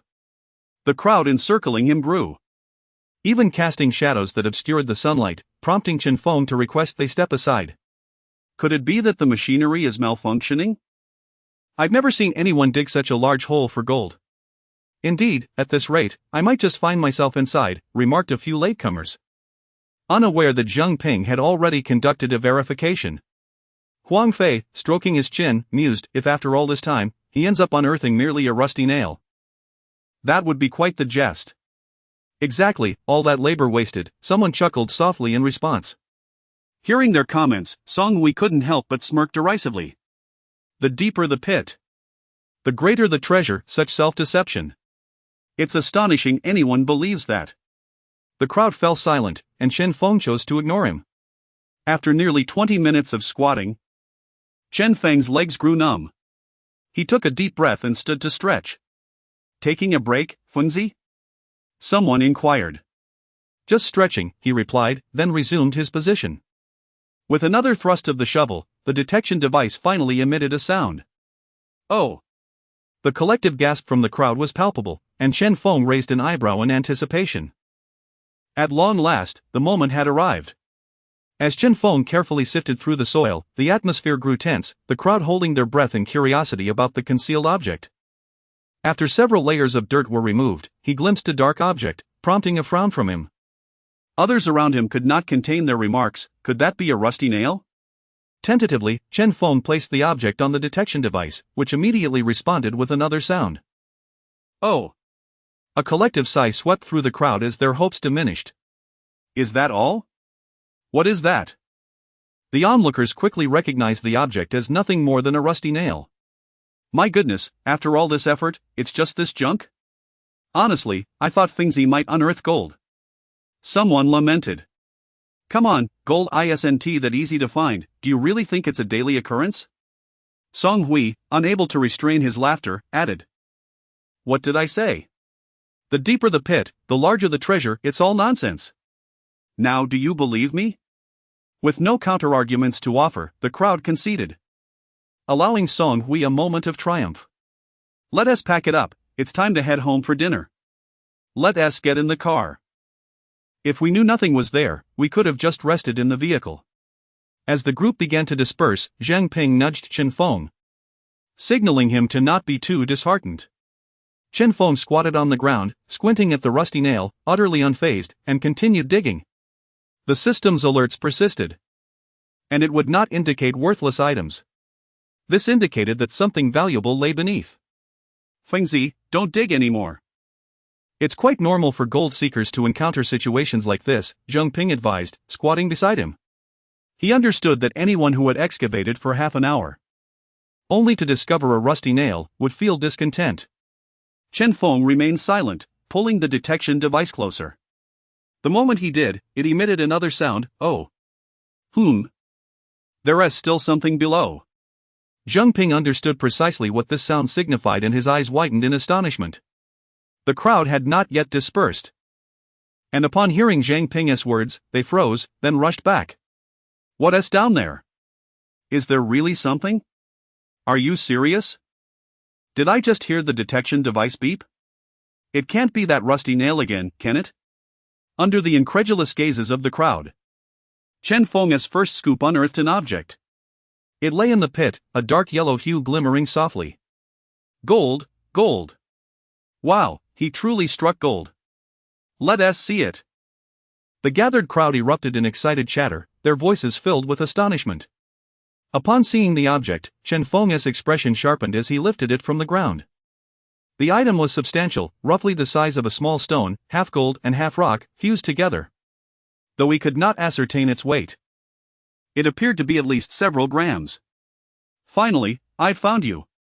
Chen Feng marveled, glancing at the gold, a smile breaking across his face as he could not help but laugh heartily. After all this digging, I knew there had to be something significant. Wow. He really found gold? It's enormous. See, I told you, the deeper the pit, the greater the treasure. Song Hui, who had just returned, stared incredulously at the gold in Chen Feng's hands, his mind reeling. How is this possible? Just a moment ago, it was a rusty nail. And now it's gold? Are you kidding me? Huang Fei gazed at the gold piece in Chen Feng's hand, astounded. My goodness, Chen Feng, what luck! Finding gold in a single day is unbelievable. Ah, it's fortunate. But it's a pity it's only half gold. If it were all gold, that would be splendid. Chen Feng reveled in his discovery, clearly elated. Today's haul would undoubtedly exceed 1,500, and he could finally repay his debts. The crowd listened to Chen Feng's words, struggling to suppress the urge to give him a good-natured punch. This single piece of gold equated to nearly 2 months of their earnings, and he still wasn't satisfied. And it's all gold. You really have a knack for boasting. As Zheng Ping, who had witnessed everything from beginning to end, slowly rose, his face reflected pure astonishment. He was at a loss for words. No wonder they said Chen Feng could find gold. Indeed, luck and perseverance are essential. If it had been him, upon discovering the rusty nail, he would have surely walked away and missed the chance at gold. Reflecting on this, Zheng Ping felt a pang of regret. How much gold had he overlooked in the past? From this day forward, he resolved to cultivate a new habit, no matter the circumstances. Always dig one more time. What if there was still treasure waiting to be uncovered? Chapter 37, Did you find this in a day? Amidst a chorus of astonishment, everyone boarded the vehicle, passing around the golden ore, which ultimately returned to Chen Feng's possession. Soon, the car arrived at the county town. Typically, their visits occurred every 2 weeks or even monthly, but thanks to Chen Feng, they made 2 trips within 3 days. After all, they had nothing to sell. But Chen Feng did. They arrived at the familiar spot, Boss Bai's gold shop. As the group entered, Boss Bai was taken aback. Hadn't they just been there a couple of days ago? Their return today could only signify one thing: someone had struck gold and was eager to exchange it for cash. It seems you all had a fruitful day. Who found the treasure? Boss Bai inquired with a smile. This time, no one dared to rush ahead of Chen Feng. After all, each of them had only 10 or 20 yuan worth of goods, making it hard to step forward. I did, Chen Feng said, producing 2 small vials from his pocket and stepping forward. Again you? Boss Bai exclaimed, his eyes widening in disbelief. You were the one who found gold the other day. Weren't you? Indeed, your memory serves you well, Chen Feng replied with a smile, handing over the vials. Boss Bai accepted them, peering into the vials containing half a bottle of silver and 3 pieces of gold, and fell silent for a moment. After a few seconds, he shook the vials and, with an astonished expression, exclaimed, You cannot possibly tell me this was all found in a single day. As a gold shop owner, he had encountered individuals who found gold, even those more experienced than Chen Feng. Yet, he had never seen anyone amass such a fortune over 2 consecutive days. The luck seemed almost otherworldly. No, you've misunderstood. This was not all found in one day. The gold piece in the vial was retrieved yesterday from the river. The golden ore and the small gold nugget were found just today, Chen Feng clarified hastily. Upon hearing about the additional small gold nugget, Zheng Ping and the others were instantly stunned. So, he had not only found 1 piece of gold today but had actually discovered a nugget in the morning. Only not mentioned it to them? They were utterly flabbergasted. Finding 2 pieces of gold in a single day, what kind of sorcery was this? Realizing it was not all from one day, Boss Bai felt somewhat reassured. If it had been, that would have been truly astonishing. However, before he could fetch his torch, he suddenly realized something and stared at Chen Feng. Wait, did you say you picked that gold piece from the river? He doubted his ears. How could there be gold in the river? It was in the river near our village. I went fishing and stumbled upon it, Chen Feng explained with a smile. Remarkable. We were all there watching, and later, some villagers even tried panning in the river but found nothing, Zheng Ping added, fearing Boss Bai might doubt their story. Boss Bai opened his mouth but ultimately said nothing, merely nodding. Goodness, you must be destined for gold mining. To find gold while fishing, what extraordinary luck. Even without that piece, your haul is still considerable. In fact, to discover gold while fishing is far more impressive than merely finding a lot of gold in one day, he mused. He then poured the silver into a crucible to melt it. Had he not been in the gold business for many years and interacted with many gold miners? He would have asked Chen Feng where he found the gold, considering trying his luck as well. Before long, the silver was ready. Boss Bai poured it out, allowed it to cool slightly, and then placed it into water. After a few moments, he retrieved it and wiped it with a small towel before placing it on the electronic scale. 52.4 grams, totaling 419 yuan. I'll give you 420, Boss Bai announced. Good, Chen Feng nodded in agreement. Then came the main event, the gold. Boss Bai poured out the gold, examined the golden ore, and fetched a hammer from the drawer. He placed the ore on the table and smashed it several times, causing large chunks of stone to fall away, with the remaining bit of gold becoming inconsequential. Boss Bai, please melt the gold piece separately, Chen Feng reminded him. That piece was a joint fine with Lin Yan, and if melted together, they could not distinguish their shares. Boss Bai, somewhat puzzled, replied, why must you separate them? I found that gold piece in partnership with someone else, Chen Feng explained. Ah, I see, Boss Bai nodded, beginning to melt the golden ore and nugget separately. Soon, the gold melted under the heat of the torch, and the small remnants of stone turned to ash. The molten gold began to merge, glistening with a golden sheen. Boss Bai poured it out, and the liquid gold naturally formed a bead. After it cooled slightly, he used tweezers to pick it up and dropped it into the water. A sizzling sound erupted, and moments later, he retrieved it, dried it with a towel, and placed it on the scale. The scale read 5.5 grams. This amounts to 2,200 yuan, Boss Bai announced, causing the group to erupt in astonishment. Even though they had mentally prepared themselves, hearing the exact figure left them utterly stunned. Wow, over 2,000. That's significantly more than last time, someone remarked. This is quite substantial. I don't think I've ever found this much gold since I started mining. Indeed. In our villages alone, we've never seen or even heard of such finds. Another added. Chen Feng, hearing this, couldn't help but smile, realizing his total far exceeded 1,500 yuan, with even more left over. After setting the gold aside, Boss Bai proceeded to refine the gold piece. After some operations, he placed the smaller gold bead on the scale. 3.1 grams. That should be around 1,240, Boss Bai calculated. Let me tally, 420 plus 2,200 plus 1,240. Boss Bai pulled out a calculator, pressing buttons while muttering. That equals 3,860. As this figure emerged, the crowd was thrown into an uproar, exchanging incredulous glances. Earning nearly 4,000 yuan in a single day, what madness was this? It was nearly equivalent to their half-year's income. Are you mining gold or robbing it? Even a heist wouldn't yield such profits. Boss Bai gathered the goods and inquired, would you prefer cash or a transfer? After a moment's thought, Chen Feng opted for cash. Although his mother could use a mobile phone, she wasn't entirely proficient.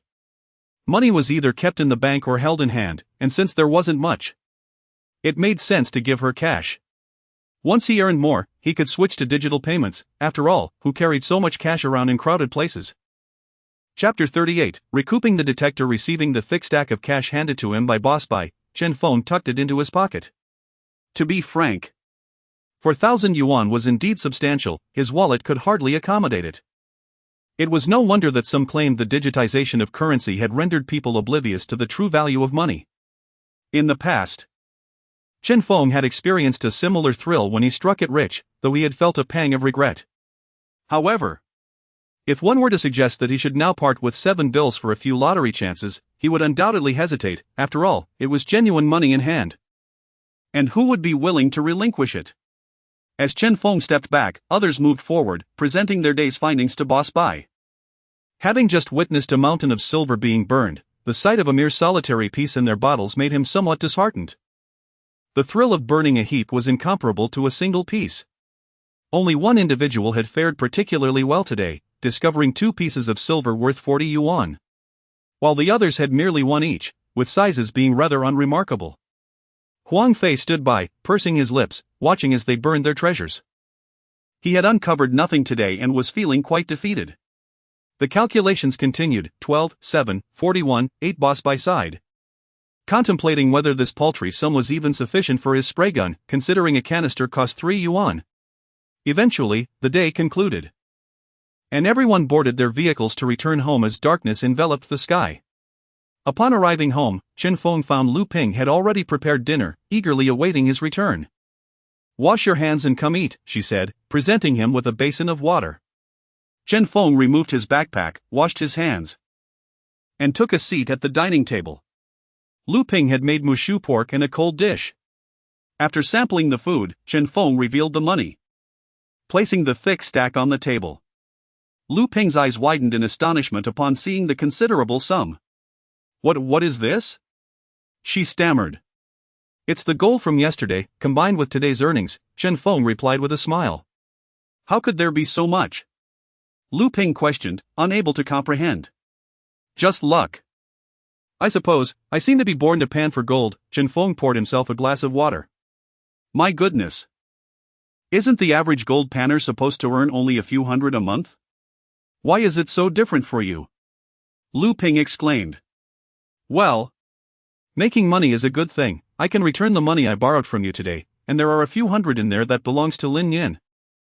So it's not as much as it seems," Chen Feng reminded her. Lu Ping took a bite of her meal, still incredulous. Even after deducting a few hundred, it was still a considerable fortune. Earning 3,000 in a single day, who would believe such a claim? "I don't want it. You should save it wisely.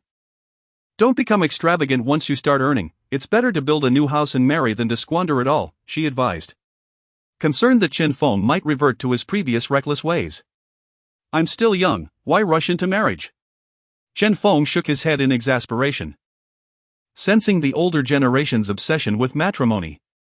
After finishing their meal, Chen Feng took out 3,000 yuan and handed it to Lu Ping, who ultimately accepted it, agreeing to help him save. Sitting on a chair, he lit a cigarette and sent a message to Lin Yan via WeChat. Before long, Lin Yan entered the room. "Auntie. Brother, you called for me?" He greeted Lu Ping and sat down. "We sold a total of 79 fish, let's call it 80, and that piece of gold sold for 1,240. Each of us gets 660. Chen Feng calculated, handing over the prepared cash to Lin Yan. Lin Yan gaped at the money, a mixture of excitement and disbelief washing over him. "Brother, can that little bit of gold actually be worth so much?" he inquired incredulously. "What did you expect? Otherwise, why would so many people be panning for gold?" Chen Feng chuckled. "Take the money," he insisted, pressing it into Lin Yan's hands. Overwhelmed, Lin Yan hesitated, torn between excitement and uncertainty. "Brother, how about I just take 200 and let you keep the rest? After all, you found the gold," he suggested, pulling out 2 red bills, intending to return the remainder to Chen Feng. "No more chatter, take it. We agreed to split the earnings equally. If I keep the larger share, what kind of person would I be?" Chen Feng firmly insisted, leaving no room for negotiation. Reluctantly, Lin Yan accepted the money, his face beaming with joy. "Brother, next time you go panning for gold, can I come along? I don't need any money, I just want to join the fun." Chen Feng pondered for a moment before responding, "It's not that I wouldn't want you to come, but you lack the necessary equipment. It would be pointless to go without any means. Perhaps in the future, we could look into getting some machinery." It was clear that taking Lin Yan along for gold panning was not the right time. Without a system, Lin Yan would not be able to consistently find treasure. "We can revisit this idea later," Chen Feng concluded. "All right," Lin Yan said, accepting the situation with a nod. After conversing for a while, Lin Yan took his leave. Upon arriving home, Lin Yan's grandfather emerged from his room, draped in a robe. "What's going on? Did Chen Feng call for you?" he asked. Lin Yan's face beamed with uncontainable happiness. He had practically sprinted back home. "Money!" he exclaimed, rummaging through his pockets. "Oh, you mean the fish money from last time?" Lin Yan's grandfather recalled, settling onto a bench. "Look!" Lin Yan proudly displayed the thick stack of cash he had, unwrapping it to showcase the contents. His grandfather initially assumed it was just a few dozen yuan, but upon seeing the numerous red bills, he was taken aback, his cloudy eyes widening in disbelief. How much is this? How did you manage to get so much?" Just a few dozen yuan for the fish, the rest is from splitting the gold earnings. I thought I'd only get a small share, but brother Chen Feng insisted on splitting it evenly. Lin Yan chuckled. Goodness, he truly shared the gold money with you? Lin Yan's grandfather asked, astonished. He was aware that they had extracted gold, but he also knew that it was primarily Chen Feng's efforts that bore fruit. He had not expected to receive half of it, understanding the importance of fairness. After all, he was a straightforward farmer, honest throughout his life. To his surprise, Chen Feng had indeed shared a substantial amount with Lin Yan. I told you, my brother treats me well. Here, take this 600. But I'm keeping the 60 as pocket money, Lin Yan said, handing the full amount to his grandfather while keeping the change for himself. All right. Chen Feng is truly impressive. You've made a worthwhile friend. If it were someone else, they likely wouldn't have shared it all, Lin Yan's grandfather remarked, acknowledging the generosity with a sense of admiration. Chapter 39, Will you not bring canned food? Brother has always been generous, yet the villagers constantly gossip about him. Lin Yan scoffed. After finishing his meal, Chen Feng prepared to visit Lu Dahai's house to buy a pack of cigarettes.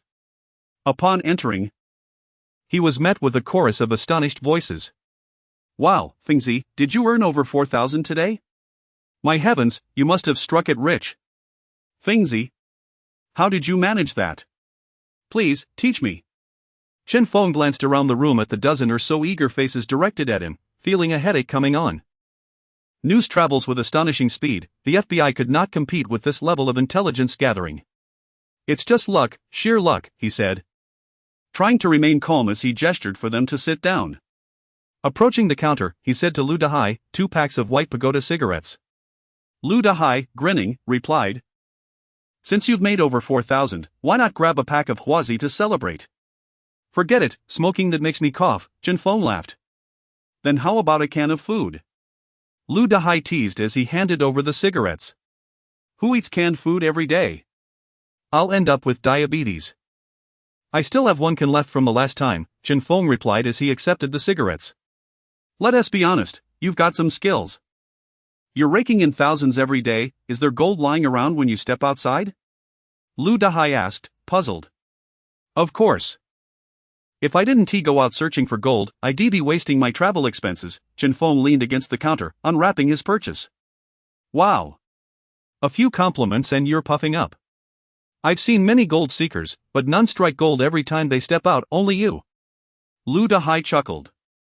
I can't help it, I wish to remain low-key, but my prowess does not allow it, Chen Feng said, handing money to Lu Dahai and preparing to leave. Hey. Fengzi, would you take on an apprentice? My nephew wants to learn how to find gold, could you teach him? He can even pay you a small tuition. A woman at the door interrupted. Auntie, actually.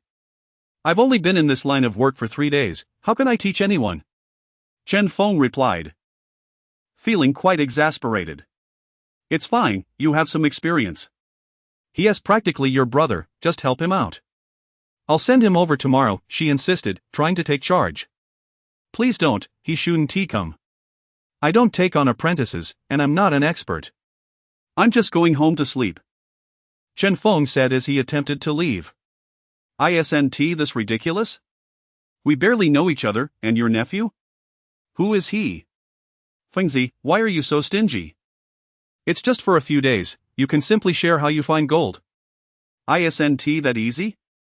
The woman stood her ground at the doorway, refusing to let him pass. Chen Feng, slightly irritated by her persistence, frowned and replied, If you're so eloquent, why don't you teach him yourself? Why drag me into it? She waved her hand dismissively, I don't understand, you do. You're the expert. Chen Feng scoffed, I think you're the expert here. You talk so easily, why don't you take over? I won tea. With that, he brushed her aside and walked away, leaving her standing awkwardly as she muttered to his retreating figure, This kid, what's the harm in teaching? It's not a big deal. Lu Dahai could not help but chuckle at the scene, remaining silent. Why should he teach her? What made her think she was entitled? The others in the room also smirked, engaging in their own conversations. Surely, by nightfall, the village would have a new tale to tell. Meanwhile, upon returning home, Huang Fei's mother eagerly inquired, So, how was it today? What did you find? Seeing his son's drooping demeanor, his father understood it was a wasted effort and grunted in response. Found nothing. Today wasn't a good day, just watch Chen Feng make a haul, Huang Fei declared as he plopped down at the dining table, lifting his bowl. How did you come back empty-handed? His grandfather asked, perplexed. Chen Feng feasted while you didn't even get a taste of the soup? What's wrong with you? You'll probably just sleep at home tomorrow, his father retorted. 3,000 for the machine, and it seems like a waste now, Huang Fei grumbled. Nonsense. I'm definitely going out again tomorrow. Who says I lack persistence? He protested. Just because you didn't find anything today doesn't mean it's over. No one finds something on their first day, except for Chen Feng, his mother consoled. Huang Fei's father did not trust his words, knowing his son's character too well. Huang Fei, aware of his father's skepticism, felt compelled to prove him wrong. The old Wang family, upon hearing that Chen Feng had once again found 4,000, felt a mix of envy and bitterness.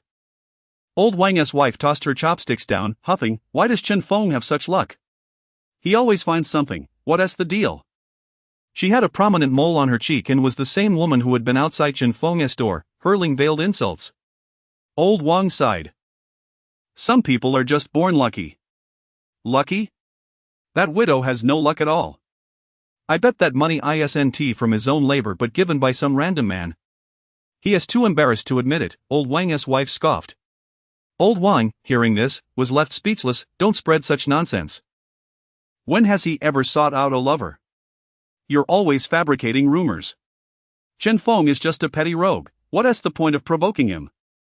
Old Wang's wife was incensed by his words, slamming the table. Wang, you're talking nonsense. When have I ever spread rumors? If Chen Feng hasn't stolen my chickens, why would I say anything? You're just a coward, nothing more. Why don't you confront him and demand your chicken money back?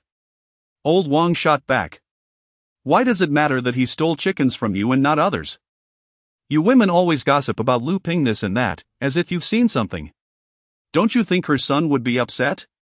If you're so bold, go demand your money from Chen Feng. Go to hell. You're not even a real man, not worthy of that good woman. Tomorrow, I'll go to Chen Feng for the chicken money, just watch me. If he has made money and refuses to share, I'll make sure he hears it. Old Wang's wife seethed. Old Wang, suffering from bronchitis, could hardly control his wife and merely sighed, waving his hand in resignation. Do as you wish. I can't stop you. Just don't expect me to get involved. The evening weather forecast predicted cloudy skies with a chance of light rain. Zheng Ping and his companions decided to wait and see, opting to skip the abandoned mine and tend to their farm work at home. Chapter 40, A Genuine Assault. Awakening with the dawn, Chen Feng glanced towards the window, noting the somber skies, and offered a dispirited shake of his head before succumbing once more to slumber. Was it too much to ask for one more day of profitable endeavor? Around 9. Chen Feng finally stirred, discovering Lu Ping tidying the abode. Awake, are we? Ravenous, perchance? Shall we partake in a midday repast forthwith, or defer it for a spell? Lu Ping inquired. Mother, have you already dined? Chen Feng queried, casting a glance towards the table. Indeed, I partook of my morning sustenance at the 7th hour. Observing your repose, I elected not to rouse you, Lu Ping responded. The elder generation typically adheres to the custom of a morning meal. Chen Feng, when unburdened by labor, frequently forgoes breakfast. Devoid of any profound hunger, he shook his head. I shall await the midday meal to join you. Chen Feng abluted his face, procured a packet of tobacco, and ventured forth, intending to seek out Lin Yen. Perhaps an opportunity for supplementary earnings might present itself, or, failing that, a leisurely perambulation would suffice, surely preferable to languishing indoors. Passing the abode of Old Wang, he espied Old Wang's spouse in the courtyard, engaged in the consumption of melon seeds and the exchange of pleasantries with several women. As Chen Feng traversed their vicinity, Old Wang's spouse took note of his presence, and with a deliberate clearing of her throat, proclaimed in a sonorous tone, so he has earned some lucre, has he? One knows not the true provenance of such funds. Are you truly so credulous? Her adjacent companions, in a display of obsequious accord, responded with mirthful inquiries, if not earned. Whence does it originate? Do you possess such knowledge? Old Wang's spouse, emboldened, declared, who could possibly amass such a sum through daily excursions? Have you ever borne witness to such a feat? Such funds, methinks, are gifts from a clandestine paramour, veiled beneath a flimsy facade. Should such earnings be genuine? Then demonstrate your rectitude by remitting the sum purloined from my poultry. What manner of creature is this, perpetually engaging in petty larceny? So many paramours. And yet you afflict me? The fruit of a depraved womb, begetting a son of equal depravity. Your mother consorts with others, and you pilfer belongings, yes? Her voice, sharp and shrill, summoned forth the denizens of the neighboring abodes. With little else to occupy their time, the prospect of spectacle proved irresistible. Chen Feng halted before her threshold. His gaze narrowed, his fists clenched in a subtle manner. Even the most obtuse intellect could discern the target of her aspersions. The neighboring denizens emerged in small coteries, engaging in hushed colloquies. Old Wang's spouse was renowned as the archetypal shrew of the village, seldom challenged, her vituperative prowess unparalleled. No wonder your progenitor absconded. Who could endure the burden of such pervasive infidelity? Ha ha ha. At this juncture, the assembled women erupted in mirth, Old Wang's spouse chief among them. Chen Feng pivoted, forcibly breached Old Wang's portal, and strode within, his gaze frigid. Upon whom do your pronouncements fall? Chen Feng interrogated Old Wang's spouse. Upon whom? Whomever it suits. Old Wang's spouse retorted, arms crossed, feigning indifference. You son of a bitch, your licentious tongue knows no restraint, perpetually spewing forth verbal excrement. With such a capacious maw, why necessitate a privy? Simply direct all effluence into your oral cavity. Chen Feng, abandoning all restraint, launched into a tirade, gesticulating vehemently. Old Wang's spouse, taken aback by the ferocity of Chen Feng's retort, stood momentarily speechless. Never had she anticipated such defiance. Her ire ignited, she exploded, you little bastard. Upon whom do you direct your invective? We granted you clemency, yet you spurn it? Is it not known that your mother is a harlot? The provenance of your funds is self-evident. Did you unearth them? How is it that fortune smiles so favorably upon you, showering you with gold each day? Methinks it is the largesse of your paramours. Old Wang's spouse scoffed, her words laced with acrimony. In the realm of invective, she was Chen Feng's progenitor. Let the contest commence, and witness who would emerge victorious. She would ensure that Chen Feng would henceforth shrink from her presence. I'll have you know that I'll stop you from spreading rumors and lies here, and I'll tear your tongue out today. I'll let you spread rumors here every day. Slap! Chen Feng roared, advancing and delivering a resounding slap, the reverberations of which echoed clearly for all to hear. In that instant, the neighboring denizens stood dumbfounded. Never had they anticipated such a violent reprisal, delivered with such force. You son of a bitch, you curse, continue to curse. Old Wang's spouse, eyes wide with disbelief, registered the searing sensation upon her cheek. Her visage contorted with rage as she pointed at Chen Feng. You! Slap! Slap! Before she could utter another syllable, Chen Feng unleashed two more blows, felling Old Wang's spouse to the earth. Witnessing Chen Feng's unbridled fury, the assembled throng rushed forward to restrain him. Cease this violence. I implore you. Temper your ire. Such actions are forbidden. Feng, Feng. Several individuals intervened, attempting to impede Chen Feng's advance, but he struggled against their grasp. Intent on further assaulting Old Wang's spouse. You son of a bitch, I will cure your licentious tongue. Chen Feng bellowed. Old Wang's spouse, prostrate upon the ground, commenced a lamentation, murder. Murder. Wang, where art thou? Thy spouse is being slain. Old Wang emerged from his dwelling, bewildered by the sight of his wife upon the ground and Chen Feng's frenzied countenance. A flicker of resentment stirred within him, for his spouse had indeed suffered an assault. Regardless, Chen Feng's actions were indefensible. Chen Feng, you resort to violence? I have yet to demand recompense for the theft of my poultry. Old Wang exclaimed, pointing towards the restrained Chen Feng. I'll go to your mother, now you know to come out. Why didn't you come out when your daughter-in-law was here to fabricate my rumors, you bastard? Chen Feng, ensnared by the throng, broke free and cast about for a weapon. Spying a spade, he seized it. You are not mouthy? You continue to curse. Chen Feng brandished the spade towards old Wang's spouse, who recoiled in terror, never having anticipated such vehemence. Her cries were stifled, her limbs trembling. Seize him. He intends to commit murder. The spade struck the earth with a resounding clang, causing the onlookers to flinch. Had the blow landed true, the recipient would have been bedridden for a fortnight, at the very least. Realizing the gravity of the situation, one individual hastened to summon the village elder. Old Wang, equally alarmed, recoiled behind the throng. Chen Feng, what dost thou intend? I'll go to your mother. Didn't you say I stole your chicken? Let's settle the old and new accounts together today, and I'll send you two adulterers to hell, Chen Feng declared, brandishing the spade towards old Wang, who retreated in terror. The assembled throng struggled to contain the frenzied Chen Feng. Old Wang's spouse was assisted to her feet and urged to flee. Emboldened by the growing number of interveners, old Wang's spouse retorted, "You little bastard, you dare strike me? I shall extract every last penny from your coffers. Your mother is a harlot, and so are you." Chapter 41, The village head arrives initially. Chen Feng found himself unable to break free from the grasp that held him. He had no intention of continuing the altercation. Yet he was taken aback when old Wang's wife dared to insult him. This ignited a fury within Chen Feng. "How dare you speak to me like that?" he exclaimed, discarding his shovel and charging toward her. Old Wang's wife, startled by his sudden advance, stumbled backward and fell to the ground. Chen Feng approached her and began to strike her face with fervor, landing 4 or 5 resounding slaps. Her cries echoed in the air. "Curse me, will you?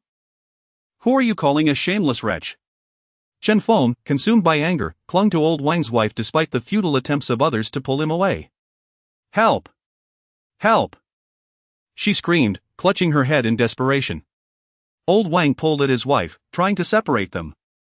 Truth be told, as the onlookers witnessed Chen Feng's fierce blows, they secretly cheered him on, feeling a sense of relief. "If only you had kept your mouth shut. You provoked him for no reason," they thought. The slaps she received were well-deserved. Why must she provoke him? After a considerable effort, the crowd managed to pry Chen Feng away from old Wang's wife. She, frightened, fled back into the house, and old Wang hurriedly locked the door behind her, fearing that Chen Feng might burst in. "Come out. Weren't you so bold just moments ago?" Chen Feng yelled, chasing after them and kicking the door repeatedly. "Enough, Chen Feng. Stop now, or things will escalate," he heard someone shout. "Come out. You were just so vocal before," Chen Feng shouted at the window. As he saw old Wang's wife retreating like a turtle into its shell, he picked up a brick from the ground and hurled it at the window of their home. The glass shattered, startling old Wang's wife inside. He wouldn't dare come in. Would he? Think of something, she urged old Wang, who angrily replied, "Now you fear him. What were you doing earlier?" Seeing that they remained hidden, Chen Feng seized his shovel and began to smash the remaining windows in the vicinity, undeterred by the crowd's attempts to restrain him. With each crash of glass, old Wang's wife flinched, her face marked with several painful slaps. She was genuinely taken aback. She never expected Chen Feng would truly resort to violence. Typically, he would avoid her and never dare to retort, yet today he seemed like a different person altogether. "Police! Police! Hurry, I fear for my life!" old Wang's wife cried, clutching her phone. After shattering all the windows, Chen Feng's rage subsided somewhat. He threw down the shovel and retreated to the doorway, held back by the crowd. At that moment, Lu Ping rushed over, having just learned of the altercation. Upon her arrival, she was met with the sight of Chen Feng being restrained and the chaotic state of the courtyard. "Where's old Wang's wife? Did you two really fight?" she inquired, quickly pulling Chen Feng aside. "She's hiding inside like a coward." "No matter how much I taunted her, she wouldn't come out," Chen Feng scoffed. "Child, how could you resort to violence?" Lu Ping admonished, her voice tinged with disappointment. What are we going to do now? How will this end? Old Wang's wife is not one to let this go lightly. She won't forgive Chen Feng easily. Before she could ponder further, the village head approached from a distance. The village head, a man in his 50s named Ma Liang, had a close-cropped hairstyle and a somewhat dark complexion. What is going on? What has happened here? As he arrived, the crowd parted, and he frowned upon surveying the scene. She is inside, and he slapped her several times, someone answered. Get her out so I can assess the situation, Ma Liang instructed, casting a glance at Chen Feng. Soon. Someone entered the house to inform old Wang's wife of the village head's presence. Realizing she had found an ally, she emerged, wailing. Village head. You must stand up for us. This Chen Feng, this little brat, she began, hesitating to use harsher language in front of Chen Feng, who stood silently observing. He came at me without a word and struck me, even wielding a shovel. This is nothing short of attempted murder. Ma Liang frowned at her words. Irritation etched on his face. Speak clearly, and stop the theatrics. I can hardly understand you. Where did he strike you with the shovel? I was fortunate to escape in time. He never actually hit me, she replied. Then why are you complaining? Ma Liang asked, his tone stern. Old Wang's wife raised her chin, revealing the marks on her face. Look at this. He has disfigured me. This brute struck me so hard. And now I have a headache. I need to go to the hospital. The village head ignored her distress and asked, Have you called the police? Yes. They are on their way, she huffed, glaring at Chen Feng. She was determined to see him punished. In this village, what need is there to involve the police? Your wife is in the wrong, and you are as well. Ma Liang retorted, his exasperation evident. Old Wang, taken aback, pointed at the shattered glass. Look at what he did to my windows. He struck us with a shovel, and you think we shouldn't report this? You're still alive. And it was just a few slaps. You can explain that to the police yourself, I'm not getting involved. Ma Liang snapped. His face etched with anger as he turned to leave, only to be halted by several villagers grasping his arms. Old Wang and his wife were left in a state of panic, uncertain of how to proceed.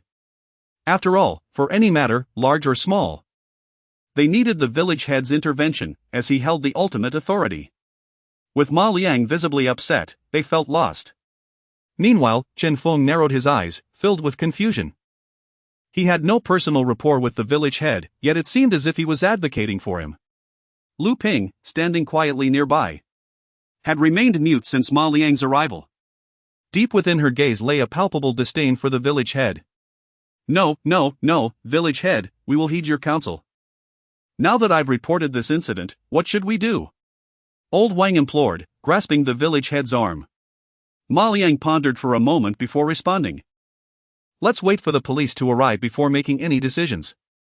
Upon hearing his words, the crowd fell silent. He was the leading figure in the village. And his authority was undeniable. As Ma Liang entered the courtyard to survey the damage inflicted on Old Wang's home, Old Wang's wife trailed behind, continuing to lament the severe losses and her headache. Yet, Ma Liang remained unyielding, unaffected by her complaints. Chapter 42. You negotiate first. At this moment, Lu Dahai hurriedly approached, glancing over Chen Feng with concern. What happened? You've been beaten like this? Are you all right? He exclaimed, staring at the chaos in the courtyard. I'm fine. It's all my doing. What could possibly be wrong with me? Chen Feng replied nonchalantly. In truth, at the moment he struck, he had already exercised restraint. Despite the heavy swing of the shovel, he aimed squarely at the backside of Old Wang's wife. Even if these people couldn't restrain him, they wouldn't be seriously harmed, just a bit of pain for a few days. He knew that if he didn't turn Old Wang's household upside down this time, she would certainly continue to slander him behind his back. Maintaining his reputation as a rogue was crucial to avoiding numerous troubles. Moreover, Chen Feng was genuinely infuriated and found great relief in his actions. He was aware that even if the police arrived, he might only face a few days of detention and pay some medical and glass repair fees, nothing significant. Thus, he felt no fear. It was merely the village chief's ambiguous attitude that puzzled him. If he truly intended to assist, he could have easily contacted the police to tell them not to come. as the village chief was capable of handling village matters. Yet, he had not done so, instead displaying a facade of anger.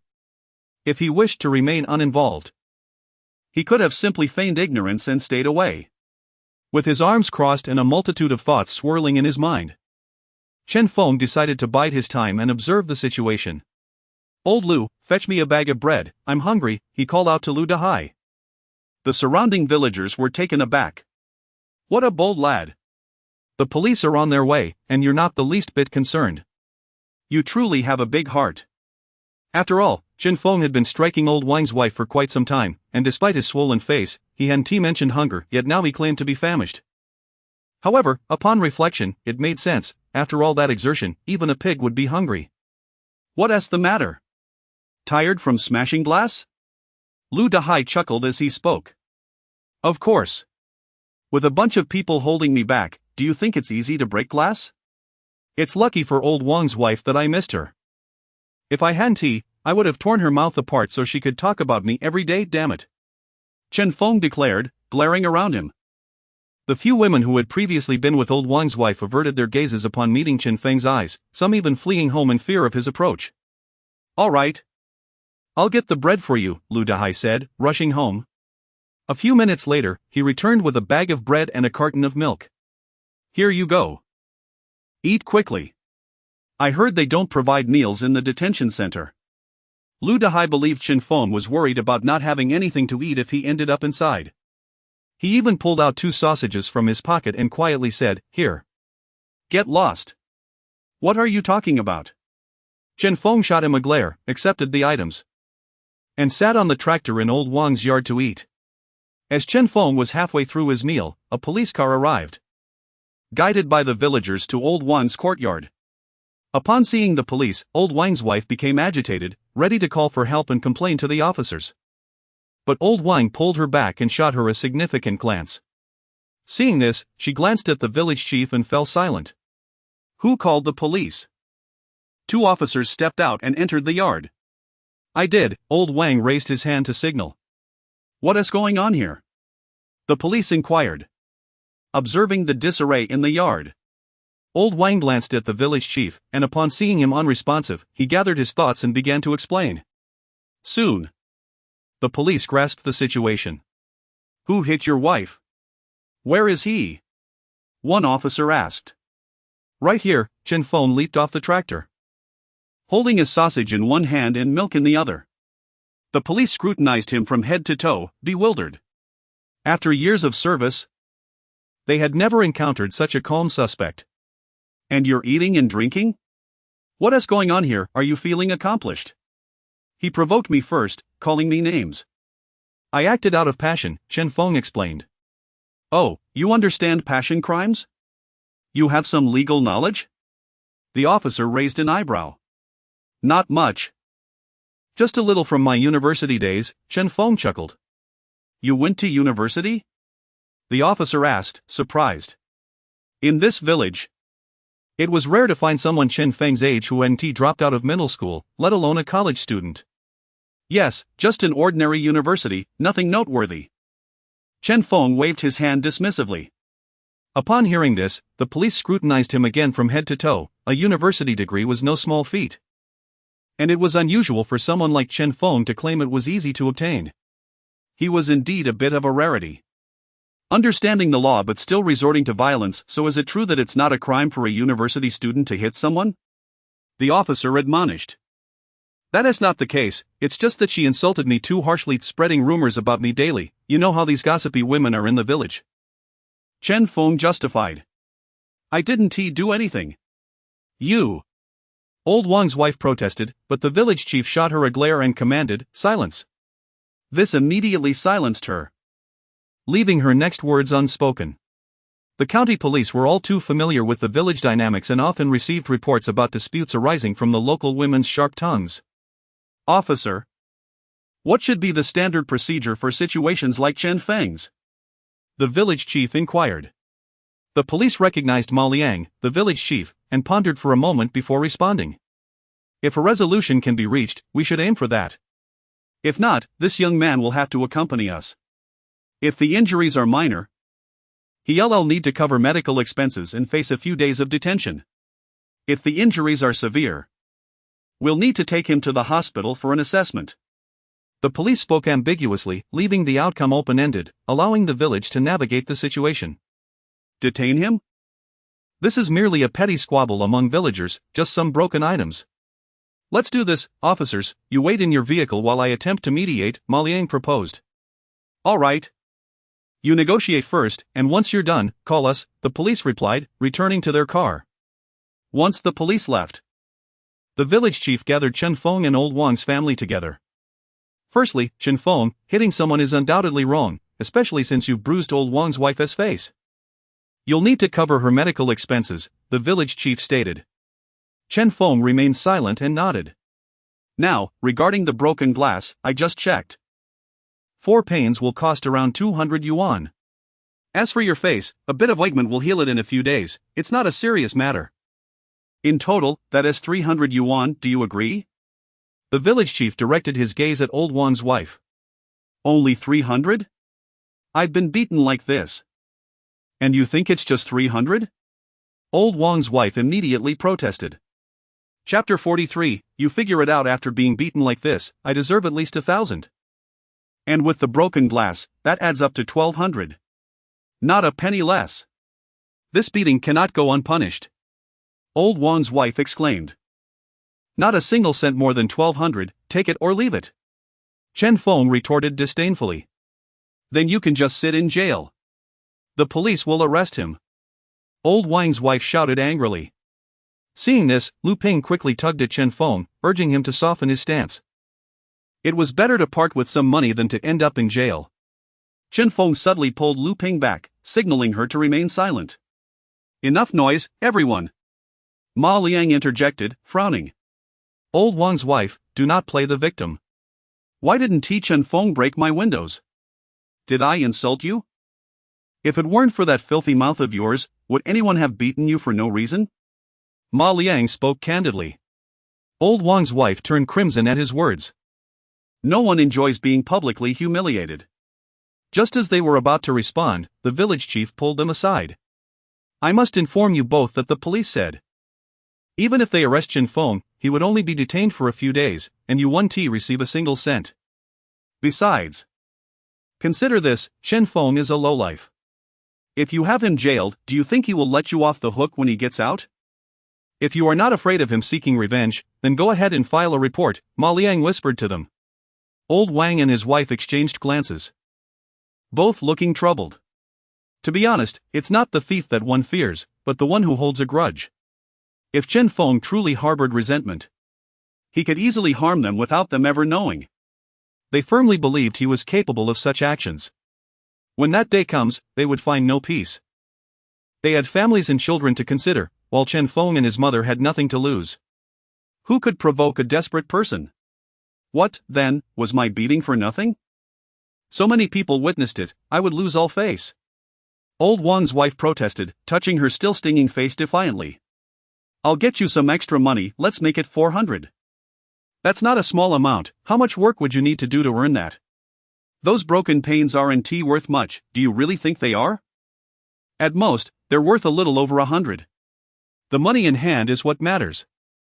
What is the point of a long wait for a few days of jail time? The village chief advised. The couple exchanged glances, contemplating the situation, and eventually nodded in agreement. The village chief, seeing this, nodded back and led them back to Chen Feng. Ultimately, while your actions can be understood, you must recognize that we are all villagers. Your excessive force is simply unacceptable. Offer 400, plus an additional 100, considering you are still young. And Aunt Wang will not hold it against you. Chen Feng exchanged a glance with his mother, who was visibly anxious, fearing that Chen Feng might refuse even the 400. Fine, since Uncle Ma has spoken, what else can I say? Chen Feng replied, nodding to show he was willing to comply. It was a public display of respect towards Ma Liang. The village chief, satisfied with this, approached the police car and tapped on the window. The officer rolled it down. The child was thoughtless, I have mediated the small dispute in our village. You needn't concern yourselves any longer. You may return, the village chief said, gesturing that the crowd should disperse and assuring them that there would be a gesture of gratitude later. All right, if there's truly no issue. We'll be on our way. Let us maintain harmony among neighbors, we don't need unnecessary grievances, the officer replied, and upon confirming there were no objections, they drove away. After the police left, Ma Liang turned to Chen Feng. Don't delay with that money, just hand it over today. I've heard you've been earning well lately, so this one tea break you. All right, since Uncle Ma says so, I will definitely listen to you. I'll withdraw the money shortly, Chen Feng smiled. Good. Ma Liang patted Chen Feng on the shoulder and returned to remind Old Wang and his wife to keep their mouths in check in the future. Old Wang's wife pursed her lips, remaining silent, while Old Wang nodded repeatedly, assuring that he would manage his wife better. Enough watching, hurry home. It's time to disperse. Ma Liang waved his hand, urging the villagers to leave. Gradually, they scattered, realizing there was little excitement left. Chen Feng and Lu Ping returned home together. On the way, Lu Dehai couldn't help but remark, Fingzi, you are quite lucky, 400 to settle this matter. But you need to think carefully about what transpired. I can't say much more. What do you mean? Are you suggesting the village chief has ulterior motives? Chen Feng inquired, catching the implication. I didn't say that. You and Lu Jie can discuss it among yourselves. I must return to my shop, Lu Dehai waved his hand and left. Once home, Chen Feng sat down, surprised that Lu Ping did not scold him as he had anticipated. Instead, she stated, stay away from that Ma, he is not a good person. Chen Feng found this puzzling. Reflecting on the situation, it seemed Ma Liang had indeed helped him without him incurring any loss. He responded, what exactly is the issue here? Whereas the problem? At this point, Chen Feng realized that Ma Liang had profited from the situation. He could have easily prevented the police from arriving. Yet he chose not to. Instead, he waited for their arrival to steer the resolution in his favor. Chen Feng understood that he was leveraging the police's presence to highlight how much he had assisted him, thus leaving Chen Feng indebted to him. The cost of that favor was merely a reduced gain for Old Wang's family, which didn't concern him at all. One could only admire the village chief's cunning.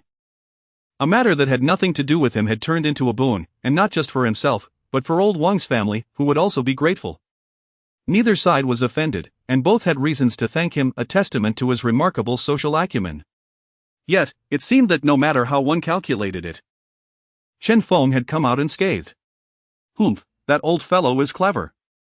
Do you think he is unfamiliar with the police station? There is no such thing as a free lunch, he wouldn't help someone useless without a reason. Moreover, only he knows how much benefit he has garnered over the years, he has acquired quite a bit of land in the village. Dealing with someone like him, you will inevitably face losses, Lu Ping scoffed. Chapter 44 I understand. He must have some ulterior motive, otherwise, there would be no reason for him to assist me without cause. Regardless, I am not at a disadvantage here, I shall observe his intentions, Chen Feng remarked, lighting a cigarette. Furthermore, if one solely perceives him as greedy and thus a bad person, then where in the world can one find an incorruptible official? Everyone acts in their own interest, it is quite understandable. Lu Ping rolled her eyes at this and said, I must warn you, his background is substantial and rather murky. Do not involve yourself with him recklessly. Focus on your own endeavors, and do not heed his requests. Chen Feng chuckled at her words, saying, I am not foolish enough to simply follow his whims. Nevertheless, since he has helped me this time, should we not show our gratitude with a small gift? It would be remiss otherwise. Gratitude my foot. Who asked him to help you out of sheer boredom? Lu Ping retorted sharply. Chen Feng looked at his mother with a hint of confusion. Typically, even if he did not express the desire to reciprocate, she would insist he bring something for the village head's family. Why was she so resistant this time? Mother, what is truly at play here? Why do you hold Ma Liang in such disdain? Chen Feng inquired, perplexed. I have no regard for him whatsoever. When our family was allocated land, he adamantly refused to give us a fair share, insisting on assigning us the land by the ditch, which has eroded over the years, Lu Ping expressed her frustration. Chen Feng sighed in resignation. The matter of land had long been a source of distress for his mother, and she would invariably criticize the village head whenever it arose. Indeed, the land was of poor quality, gradually diminishing over the years. It was no wonder that grievances were directed towards anyone associated with it. Regardless of that, he has assisted me, from both a moral and logical standpoint. We ought to visit him, Chen Feng reasoned. Lu Ping, recognizing the validity of his argument, acquiesced to his decision, conceding that they might as well go. Yet, Chen Feng harbored some doubts. Could it be that the village head's assistance was an effort to mend past grievances? One would think that a person of his stature would not need to stoop to such measures. Chen Feng resolved to remain vigilant during his visit later that afternoon. Arriving at Lu Dahai's residence, Chen Feng noticed that upon his entrance, the chatter within the room diminished significantly. The onlookers were filled with curiosity, eager to inquire about the situation, yet hesitant to voice their questions. "Bring me a case of beer and 2 ginseng roots," he requested. "The village head has always favored this brand of cigarettes. There's no point in buying the more expensive ones."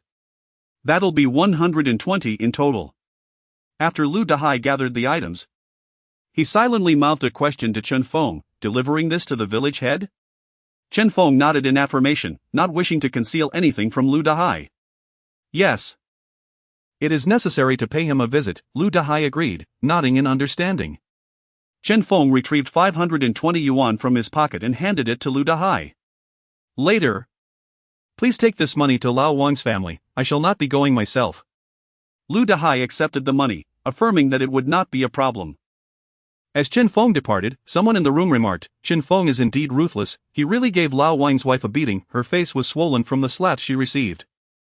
The glass shattered completely. It was a sight to behold. Lu Dahai chuckled at this, saying, Lao Wang's wife thought Chen Feng would not act.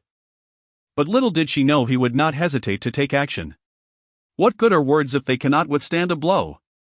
The others laughed heartily, acknowledging the truth in his statement. Lao Wang's wife had always believed herself invincible in her verbal exchanges. Yet she was caught off guard by Chen Feng's readiness to resort to physicality. Who could withstand such an affront? Lu Dahai mused, urging his wife to step outside and survey the shop while he prepared to deliver the money to Lao Wang's family. Upon arriving at Lao Wang's home, he found the couple tidying up the shattered glass. As he entered, Lao Wang looked up and greeted him. "Ah, Lao Lu has come." "Yes. I have brought the money for you from Chen Feng," Lu Dahai replied, producing 400 yuan from his pocket. Lao Wang's wife scoffed, "Damn it. That little brat Chen Feng took advantage of the situation. If it weren't for the village head's intervention, I would have made him spend a few days in jail. That little rascal has become quite audacious." Her words were laced with a desire to save face. The humiliation was simply too great to bear. Lu Dahai chuckled, "Of course. He is young, it is quite understandable." He carefully chose his words, knowing better than to provoke Lao Wang's wife at this moment. As they spoke, Lu Dahai couldn't help but notice the visible marks on Lao Wang's wife's face, a testament to the altercation. Chen Feng truly struck hard, I must admit. He executed it splendidly. Having concluded his business, Lu Dahai prepared to leave, saying, "I shall take my leave, call me if you need anything." "All right, take care," Lao Wang responded. Once Lu Dahai departed, Lao Wang's wife stared at the broken window and cursed, "Damn it. He smashed my window. If he had the guts, he would have smashed me instead." Lao Wang, hearing this, simply rolled his eyes in exasperation and chose to ignore her. "If you are so tough, why did you run away earlier? Why not stand there and let Chen Feng smash you?" Lao Wang's wife continued her tirade, "What shall we do about the window? Who will fix it? I'll go to the county tomorrow and buy some glass. I'll get a bit of glue and fix it myself. If we call someone, it will cost us an arm and a leg," Lao Wang calculated. "Well, I think we should have Chen Feng fix it for us, damn it," Lao Wang's wife insisted, her frustration palpable. "Go and ask him if you dare," Lao Wang said, scooping up some shards of glass to dispose of. "Hey, what do you mean by that? Are you saying I won't?" she shot back, her temper flaring. "I never said you wouldn't," Lao Wang replied calmly, "but there is no way you would." His nonchalant demeanor only fueled her anger. She felt like throwing the glass at him. "To hell with you. You're such a coward. Unable to defend your own wife after she was beaten. How did I end up with such a spineless man?" Lao Wang, accustomed to her outbursts, chose to ignore her, treating her complaints as mere background noise. Meanwhile, Chen Feng arrived at the village head's residence, which was indeed impressive. While other homes had dirt yards or brick pavements, his was paved with cement, featuring 4 large tiled rooms with an additional second floor. Even the adjacent storage room was larger than most homes. And a luxury car worth over 100,000 yuan was parked in the yard. "Aunt, uncle, are you home?" Chen Feng called out as he entered, spotting the village head's wife sweeping the floor. "Xiao Feng, come in. Your uncle is home," she replied with a warm smile, calling out to the inner room, "Old Ma. Xiao Feng has arrived." Soon, the sound of someone shuffling in slippers could be heard approaching. Chapter 45, The Enigmatic Village Chief. "Xiao Feng, what brings you here?" The village chief emerged, greeting Chen Feng with a smile, feigning ignorance. "Well, I'm here to express my gratitude for your help this morning, otherwise the Wangs wouldn't have let me off so easily. I know you appreciate a good brew, so I brought you a case of beer," Chen Feng said, bearing the gift. "Coming is enough, there's no need for gifts. You're treating me like an outsider." "Come, have a seat," the village chief gestured, eyeing the offering. Chen Feng placed the beer by the door and joined the village chief on a kitchen chair. "Here, have a smoke." The village chief extended a cigarette, which Chen Feng accepted, lighting one for the elder as well. Not that I want to lecture you, but you were a bit impetuous. You got into a fight. If I hadn't intervened, you might have spent a few days in jail." "Old Wang's wife is just a gossip, she's not worth your time," the village chief remarked, exhaling smoke. "Indeed, looking back, I was rather impulsive," Chen Feng chuckled. "Did you deliver the money?" the village chief inquired. "Yes, I had Lao Lu take it." "It would have been awkward for me to go myself," Chen Feng replied. "Good, having someone else deliver it is fine. Once the money's delivered, everything will be all right," the village chief said, taking a deep drag.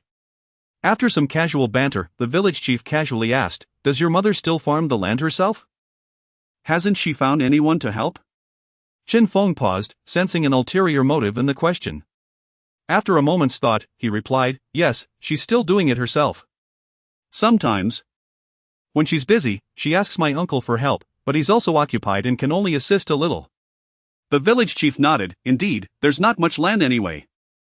She can take her time. And you can help out too, she should manage." "Yes, it's nothing significant," Chen Feng smiled. "How is your father? Do you keep in touch?" the village chief inquired. "No, who knows where he's been all these years," Chen Feng replied nonchalantly. Perhaps he's working far away. Don't take it too hard. He might return in a few years." "He hasn't come back even once in all these years?" the village chief pressed. "No, I haven't seen him." "Maybe he's become a magnate out there," Chen Feng chuckled. "That's possible," the village chief responded with a smile. They chatted idly for a while, and Chen Feng noticed that the village chief was merely making small talk, with no apparent requests or intentions. "Well, uncle, I'll let you get back to your work. I have some matters to attend to at home." "I'll be on my way," Chen Feng said, rising to his feet. "All right, come by if you need anything." "We're all villagers, we're not strangers," the village chief said, escorting Chen Feng to the door. "All right, I'll be off, uncle." Chen Feng waved goodbye and departed. After Chen Feng left, the village chief's wife whispered, "He hasn't returned once in all these years? Is he not planning to come back?" The village chief paused. Who knows if he was telling the truth or not? Perhaps he's afraid to return. As Chen Feng walked home, he pondered the encounter.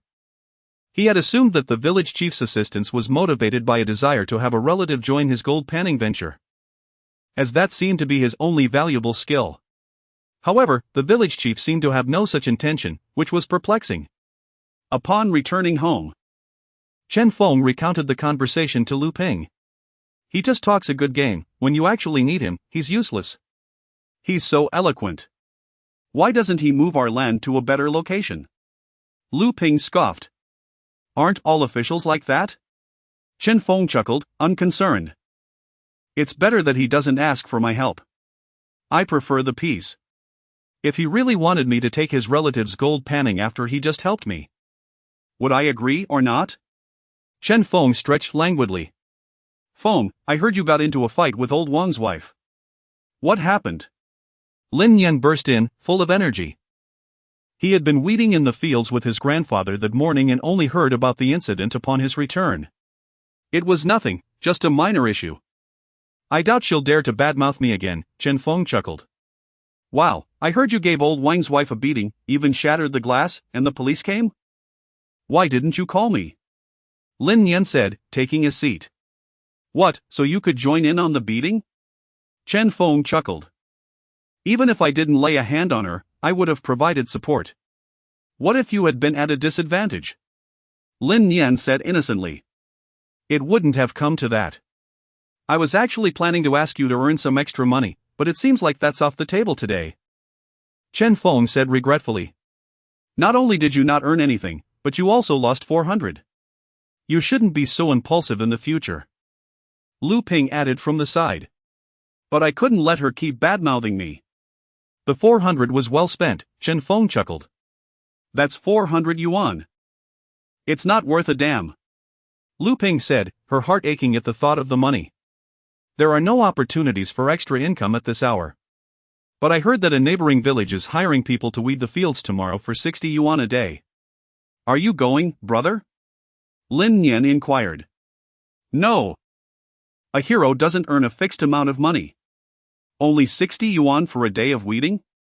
I'd rather go to the abandoned mine, Chen Feng shook his head.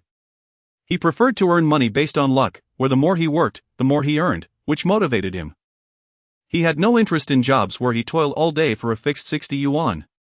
After chatting with Lin Yan for a while, Chen Feng saw that he was fine, and Lin Yan went home. In the evening, Chen Feng visited Zheng Ping's house. Brother Zhang, planting seedlings?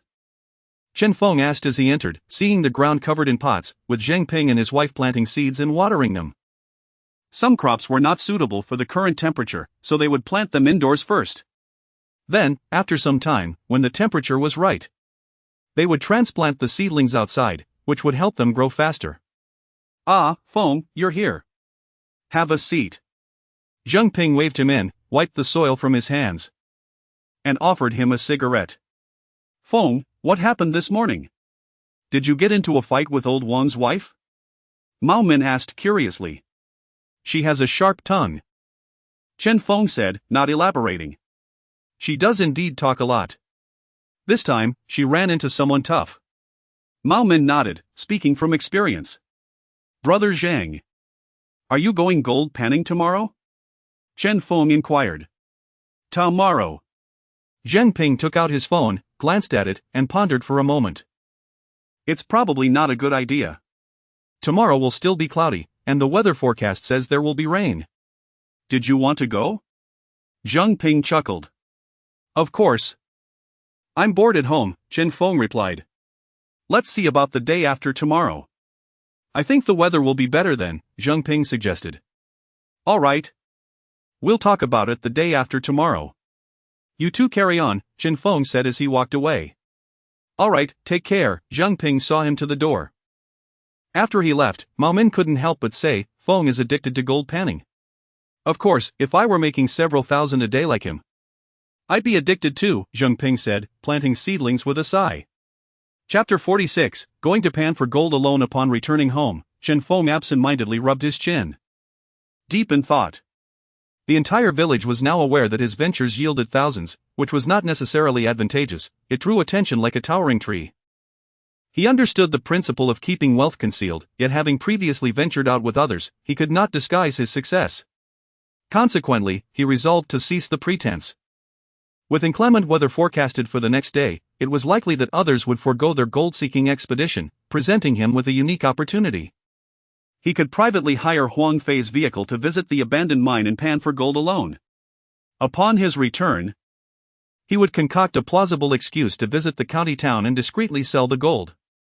Back in the village, he would claim he had found nothing, not even covering his travel expenses, which would help quell the villagers' curiosity. He desired to portray himself as an ordinary person, claiming that his previous fortunes were merely strokes of luck, acknowledging that he too faced setbacks. The more he contemplated, the more feasible it seemed. And thus Chen Feng resolved to proceed with his plan. As he began to pack his bag, Lu Ping casually inquired upon noticing his activity. So, you're heading to the abandoned mine tomorrow? Yes, I'm hiring Huang Fei's vehicle, Chen Feng replied, tossing a pack of cigarettes into his bag. Going alone? Why would you go by yourself if they aren't going? Lu Ping expressed her surprise. They're not going due to the bad weather, Chen Feng explained. Yet you still intend to go? Lu Ping was momentarily perplexed by his reasoning. Chen Feng turned to clarify, and Lu Ping soon grasped his intentions. That is true. You do earn quite a bit each time, which is rather conspicuous, she voiced her concerns. This time, I'll go alone, no one will know how much I earn. When I return, I'll just say I had no luck, allowing everyone to feel pleased for me, Chen Feng chuckled. He was acutely aware that many villagers were waiting to witness his downfall, if word got out that he had incurred travel expenses without success. Many would revel in his misfortune. That is fine, but the wilderness can be perilous, you won't have anyone to rely on.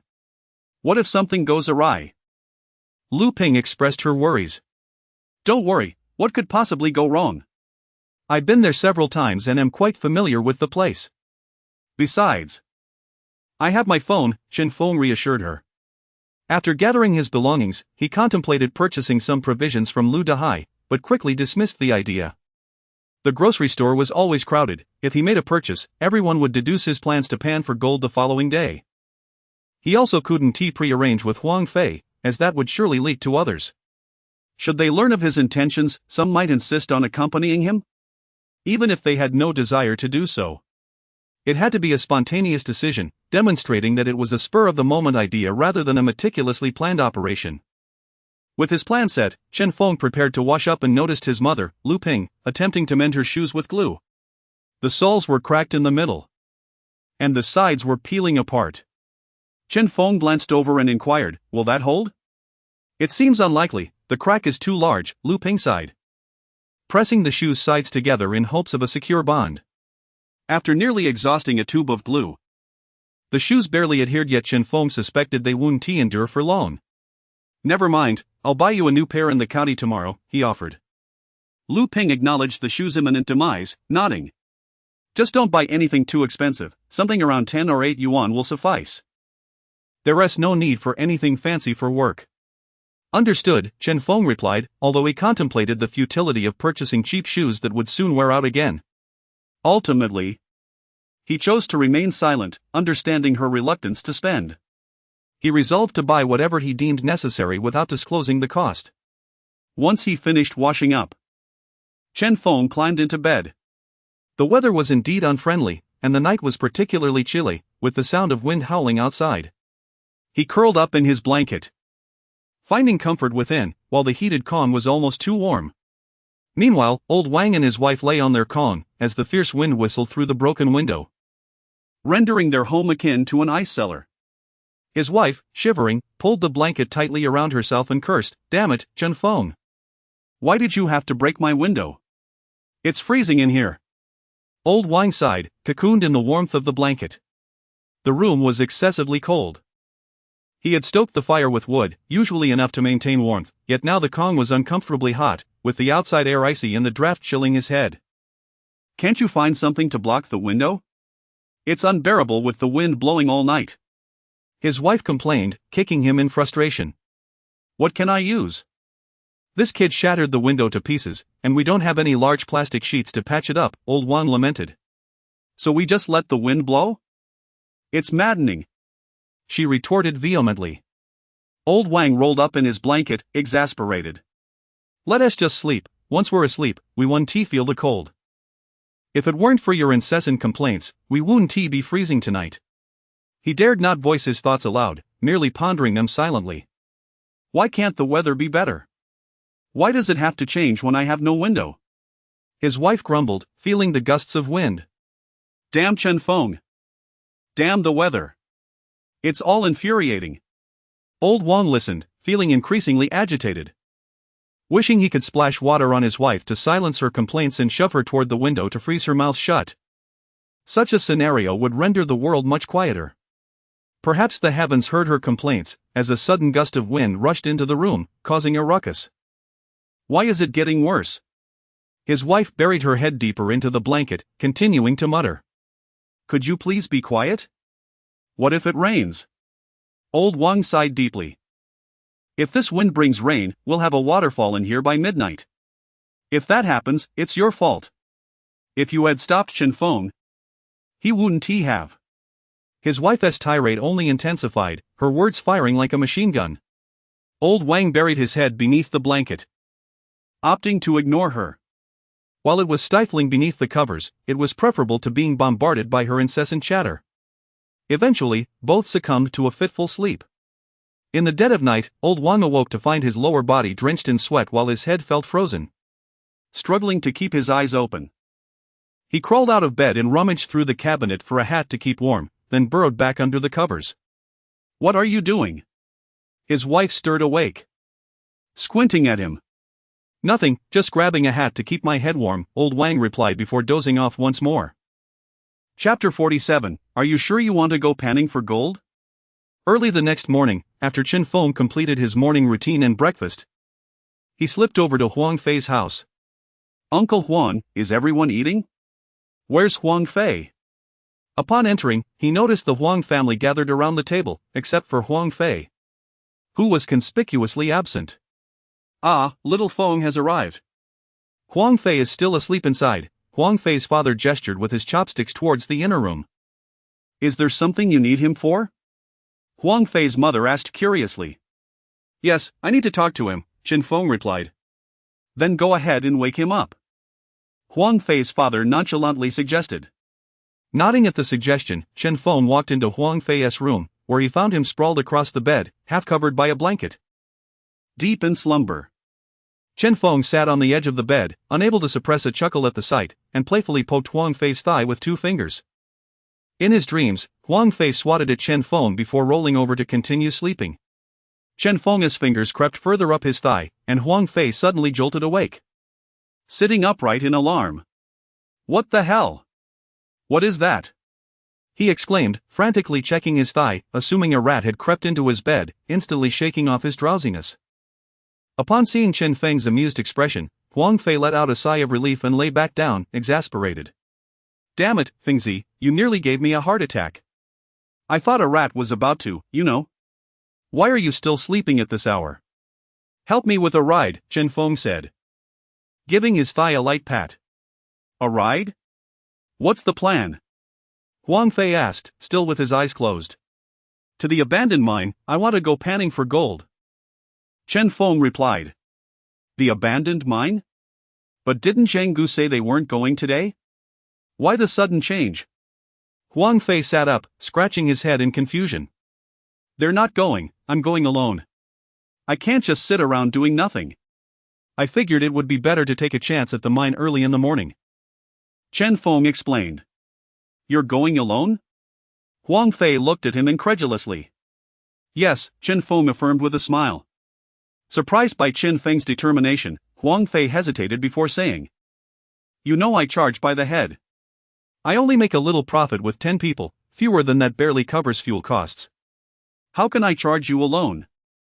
It's too expensive for just one person, you might as well wait until tomorrow. Chen Feng, however, was generous in his response. It's fine, De Fei. Just tell me how much, and I'm okay with it. Besides, I need to go to the county today anyway. I figured it would be more efficient to head to the mine directly. I won't have time tomorrow. Seeing Chen Feng's resolve, Huang Fei pursed his lips and contemplated. Round trip, it'll cost at least 100 yuan for one person. If you really want to go, I could find a few more people to join, that way. You'd save a bit. No need, just 100. I'll go by myself, let's leave now, Chen Feng insisted. Alright then. Let me get dressed and have a bite to eat. Give me about 20 minutes, Huang Fei replied, glancing up. Since this was a spur-of-the-moment decision, Chen Feng had no urgent matters to attend to and figured Huang Fei should at least have some breakfast before they set off. Okay, just hurry up. I'll go buy some supplies from Lu Dahai, Chen Feng said as he stood up. Sure, go ahead, Huang Fei replied, pulling on his pants. Chen Feng made his way to Lu Dahai's place, where he typically purchased some bread, sausages, and a few bottles of mineral water. What is all this for? Preparing for tomorrow? Lu Dahai asked upon seeing his purchases. Not at all, I'm heading to the abandoned mine shortly. I woke up feeling restless. So I thought I might as well take a stroll around the mine, Chen Feng explained. Oh, you're going panning for gold by yourself? How much is the fare? Is it worth it? Lu Dahai expressed concern. De Fei didn't charge too much, just 100 yuan. I needed to go to the county anyway. So I thought, why not head to the mine directly? If luck is on my side, I might even earn back the fare, Chen Feng replied with a smile. Lu Dahai pondered for a moment, shaking his head in disbelief. 100 yuan, that's not much, but still, it's hardly worth it. Carpooling only costs 15. You're something else, no other gold panner would be willing to spend that much. They wouldn't even consider 20, they only make a few dozen a day. Which would all go to fare. Chen Feng chuckled at this, but I need to go to the county anyway, it's on the way. And staying at home is rather dull. How much is it in total? Lu Dahai calculated briefly and replied, 12 in total. Chen Feng reached into his pocket and pulled out 12 yuan, then paused. Didn't I owe you for the bread and milk from yesterday? He inquired. Recalling he had asked Lu Dahai for food during a fight. It's not much, don't worry about it, Lu Dahai laughed. Come on. Just tell me how much it is. It can't be free, Chen Feng insisted. After a moment of thought, Lu Dahai said. Just give me 8 more to make it even. Chen Feng handed him a 20, knowing that Lu Dahai probably undercharged him by a couple of yuan. However, since Lu Dahai had said so, Chen Feng didn't press the issue, knowing he could always make it up later. I'm off then. Chen Feng announced as he picked up the bag. Make sure to buy some canned goods when you get back, Lu Dahai joked. The implication was clear, he hoped Chen Feng would strike it rich, as only then would Chen Feng celebrate with canned goods. Will do, Chen Feng replied, waving goodbye as he exited the shop. Helan, Lu Dahai's wife, emerged from the kitchen after hearing Chen Feng leave. It was still early. And the shop was empty apart from the two of them. Did Fengzi pay for yesterday's bread? She asked. Ah, he did, he just forgot momentarily. As if he would owe you for bread, Lu Dahai said with a hint of exasperation. Yes, I know he is not the type to forget.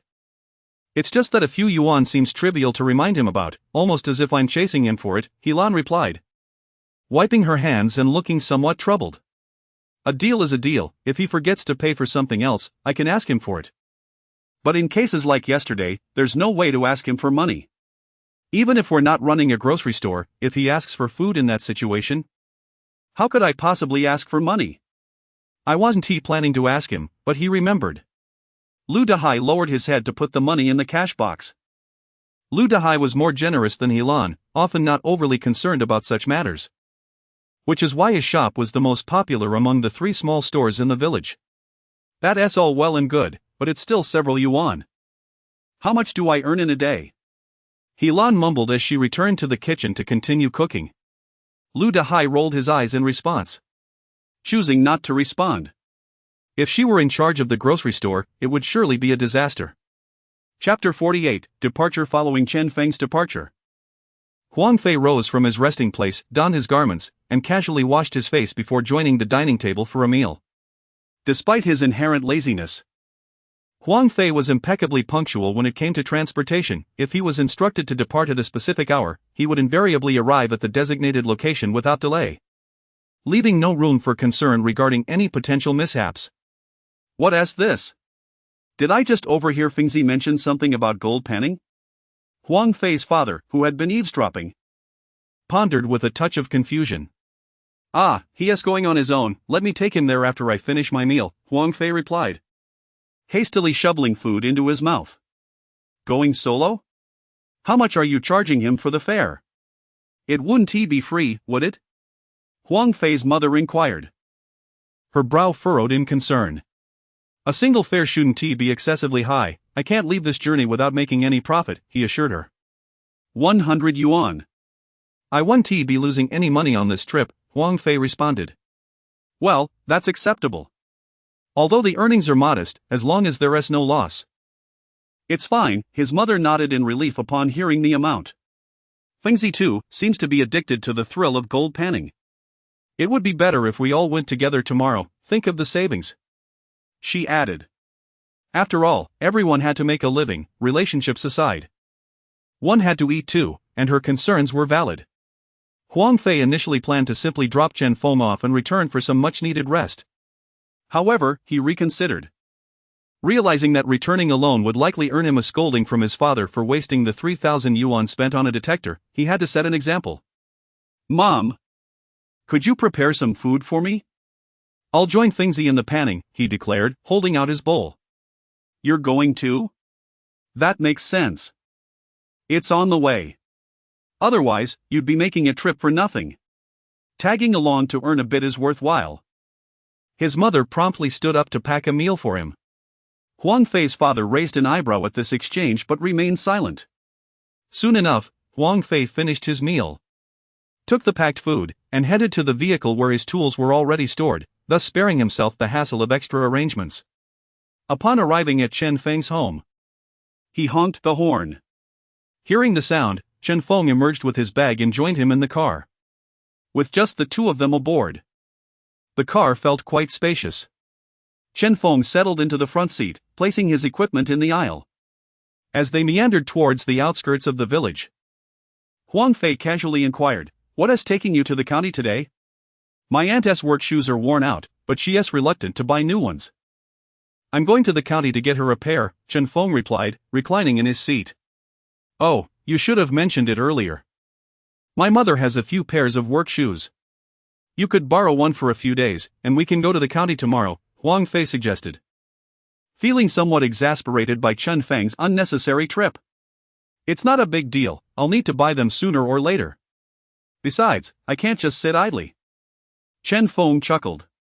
Meanwhile, around 7 o'clock, old Wang, shivering from the cold, donned a woolen cap at his wife's urging and made his way to Huang Fei's house. "Uncle Huang, is Huang Fei home?"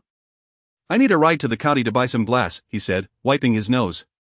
"Oh, you should have said so earlier." Huang Fei left with Chen Feng to pan for gold. Huang Fei's father expressed regret. If only he had known sooner. He could have asked Huang Fei to take old Wang along, allowing for a bit more profit. "What?"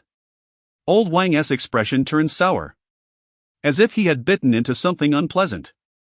He had worried Huang Fei might be occupied today, prompting him to arrive early at 7. Only to find that Huang Fei had already been summoned by Chen Feng. "Well, I'll ask someone else then. I'm off, Uncle Huang," he waved goodbye. "Wait. Why are you still wearing that woolen cap so early in the morning when it's so cold outside?" Uncle Huang inquired as he accompanied him out. "Don't mention it, we ran out of glass at home, and I ended up with a frozen head while trying to sleep. I had to get up in the middle of the night to find this hat," old Wang said, crossing his arms and stuffing his hands into his sleeves. Huang Fei's father barely contained his laughter at this remark, suppressing a chuckle as he bid old Wang farewell. With no other options, old Wang sought out Lu Dahai, asking him to drive his car to the county for the glass purchase. To be honest, he suspected that Chen Feng had intentionally sent Huang Fei away, knowing he needed to buy glass and deliberately diverting him. Upon entering Lu Dahai's place, he found him finishing breakfast and leaning against the counter, smoking a cigarette. "Old Lu, could you take me to the county? I need to buy 4 sheets of glass," old Wang requested. "Buying glass? You should have asked Huang Fei. His car is much better suited for hauling it." "Mine is too small and not ideal for the job," Lu Dahai hesitated. His vehicle was a new one he had purchased a few years ago for over 30,000 yuan, and he cherished it dearly. He typically only used it to transport people to the county and kept it spotless. Unfortunately, Huang Fei was called away by Chen Feng this morning for gold panning, and I don't know when he'll return. Last night, the window was without glass, and the wind was howling through, leaving me with a frozen head. I had no choice but to find this woolen cap in the middle of the night. Old Wang adjusted his hat as he spoke. Upon hearing this, Lu Dahai could no longer refuse and agreed. "All right then, I'll take you to the county for 60 on the round trip." "Sounds good. Let us get going now." Old Wang agreed eagerly. "Okay," Lu Dahai nodded, turning to head to his storage area. After rummaging through a pile of clutter for a while, he found some soft foam to cushion the glass during transport. It wasn't that he feared the glass breaking.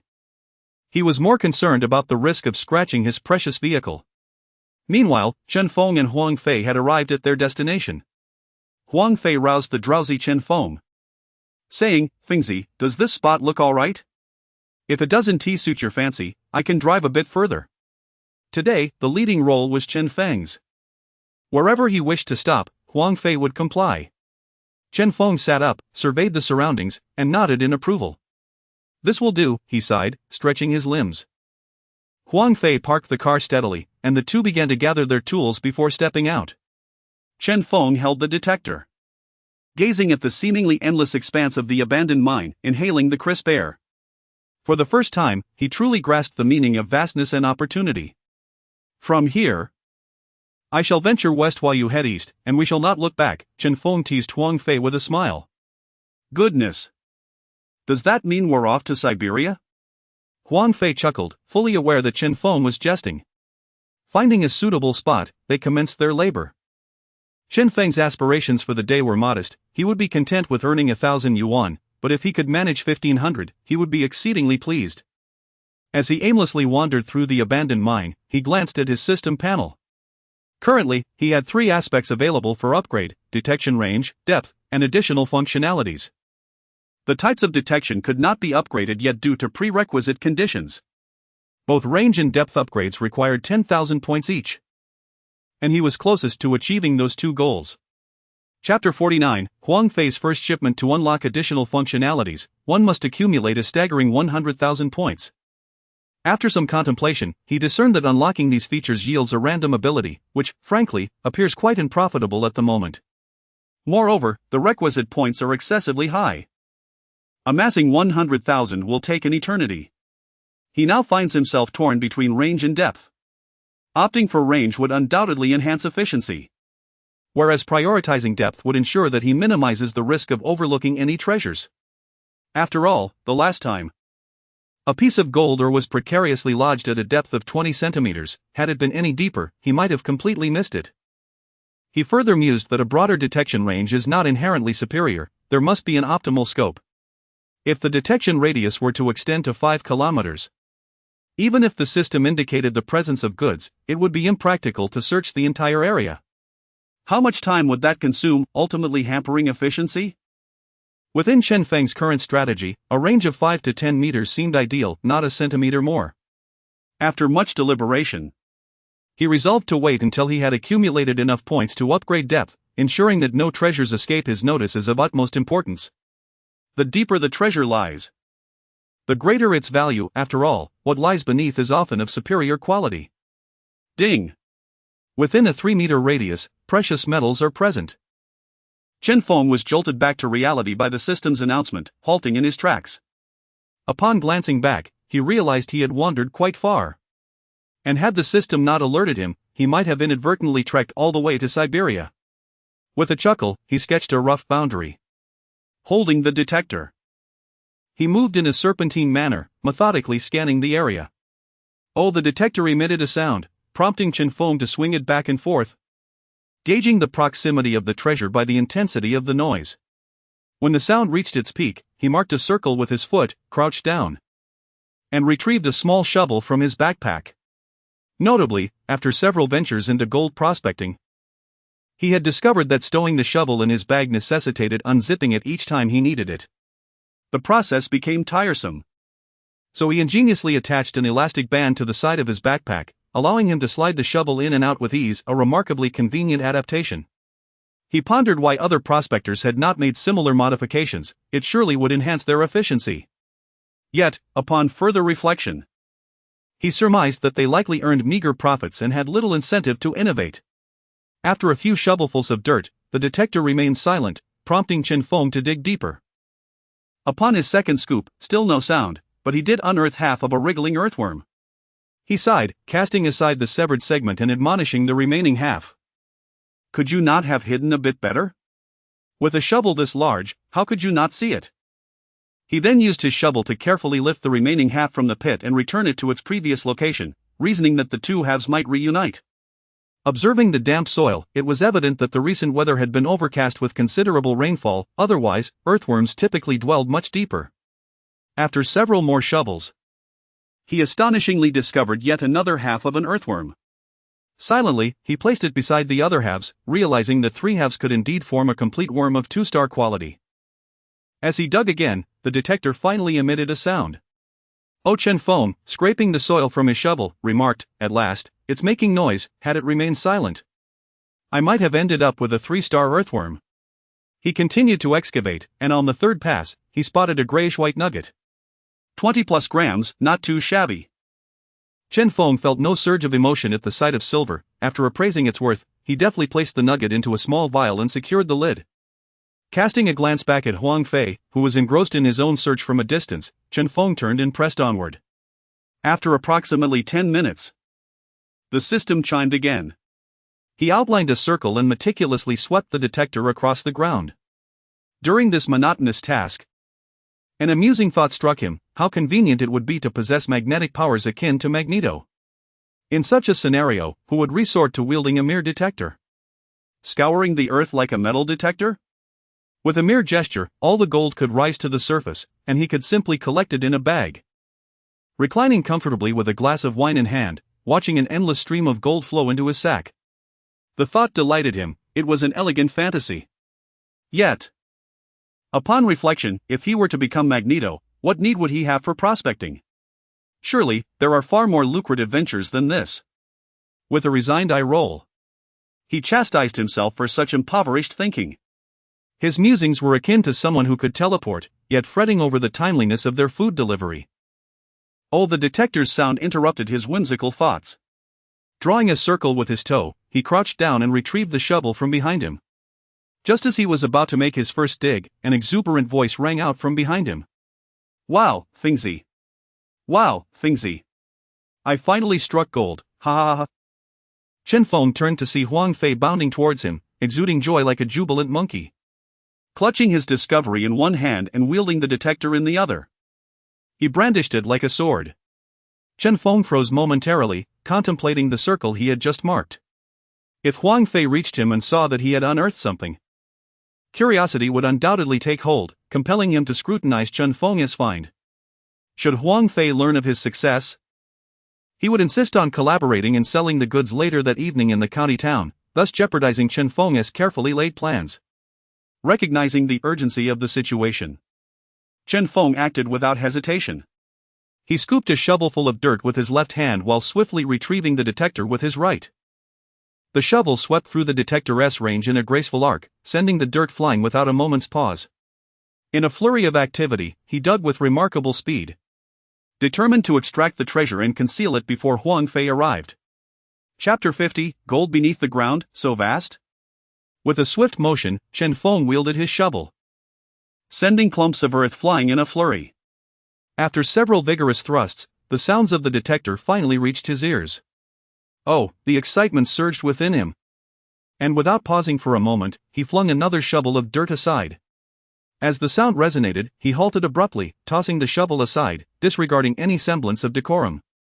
With both hands, he leaned forward, scanning the small mound of sand from which he had just expelled dirt, searching for the source of the signal.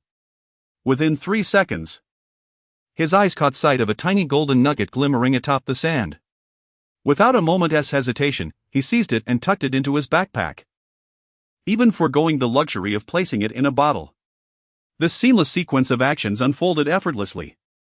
And only upon securing the gold did Chen Feng breathe a sigh of relief, sinking to the ground as he turned to see Huang Fei racing towards him. Huang Fei was now less than 10 meters away. Fengzi, look at what I found. It's enormous!" he exclaimed, his excitement rendering him breathless as he approached with his palm outstretched, showcasing a sizable silver nugget. Chen Feng assessed it and estimated its worth to be around $40. "Wow, De Fei, you struck gold. To find something so substantial on your first attempt is impressive." Chen Feng marveled at the silver piece. "Ah, I'm truly remarkable. I've hit the jackpot right off the bat." Huang Fei stood proudly, hands on his hips, exuding a sense of triumph. After catching his breath, Huang Fei noticed Chen Feng was also slightly panting. "Wait, I was the one running, why are you out of breath? You've hardly moved." He chuckled, observing Chen Feng crouched down, sifting through the dirt. "Just a few shovels, and you're tired?" "It's nothing, I'm just a bit stiff from squatting." Chen Feng replied, attempting to mask his fatigue. Huang Fei, relishing in his good fortune, tucked the silver nugget into a small bottle and curiously inquired, "What did you find?" "Nothing noteworthy, just a scrap of wire." Chen Feng waved his hand dismissively. "Wait, so you haven't struck anything today?" Huang Fei was astonished. Indeed, the detector rang twice. Both times yielding merely junk. Chen Feng kicked at the pit he had just excavated in frustration. This revelation only heightened Huang Fei's sense of pride. He was elated that even the so-called master of gold panning, Chen Feng, had yet to find anything while he had succeeded. Could it be that he was more skilled than Chen Feng? Perhaps he truly had a knack for this trade. With a satisfied grin, Huang Fei stowed the bottle in his pocket and, holding the detector with a smug expression, declared, "Fengzi, you need to step up your game. At this rate, I might surpass you." Chen Feng picked up the detector, sighed, and admitted, "Indeed, your luck today is exceptional, a $40 silver nugget right off the bat. And I've got nothing." After exchanging a few more words, they resumed their treasure hunt. As Chen Feng had suspected, Huang Fei soon found another treasure nearby. The nugget he had previously unearthed was indeed gold. Chen Feng couldn't help but think of the regret he would feel if he missed out on such a find. In the midst of Huang Fei's enthusiasm, he remained blissfully unaware that Chen Feng was drifting farther away. The truth was, Chen Feng's thoughts were consumed by the golden nugget he had just discovered. He yearned to distance himself from Huang Fei and inspect the gold more closely. After putting a good 70 to 80 meters between them, he discreetly glanced back at Huang Fei before crouching down to rummage through his backpack. Soon, he located the golden nugget and held it up to examine it closely. The nugget was rather small. Chen Feng estimated it weighed no more than a gram. Perhaps even less. After accounting for loss, it would be worth around $200. Nevertheless, despite its diminutive size, $200 was still a considerable sum. He retrieved a small bottle and carefully placed the nugget inside, opting not to separate it from the silver but to keep both in one vessel. He intended to leave one bottle empty to show Huang Fei, thus convincing him that he had found nothing at all. As for the second bottle, he had simply forgotten to bring it from home, a straightforward excuse that had served him well in his youth whenever he neglected to complete his homework. With the bottle secured, Chen Feng hoisted his backpack and continued on his way.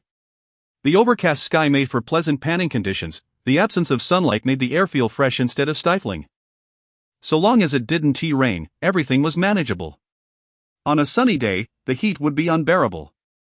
With the relentless sun beating down on the barren expanse of the abandoned mine, leaving no refuge in sight. It wouldn't take half an hour before he was drenched in sweat. Even the water in his backpack would be warm. And a soaked back was nothing out of the ordinary. As Chen Feng ambled forward, casually holding the detector, he paid little heed to whether there was gold beneath his feet.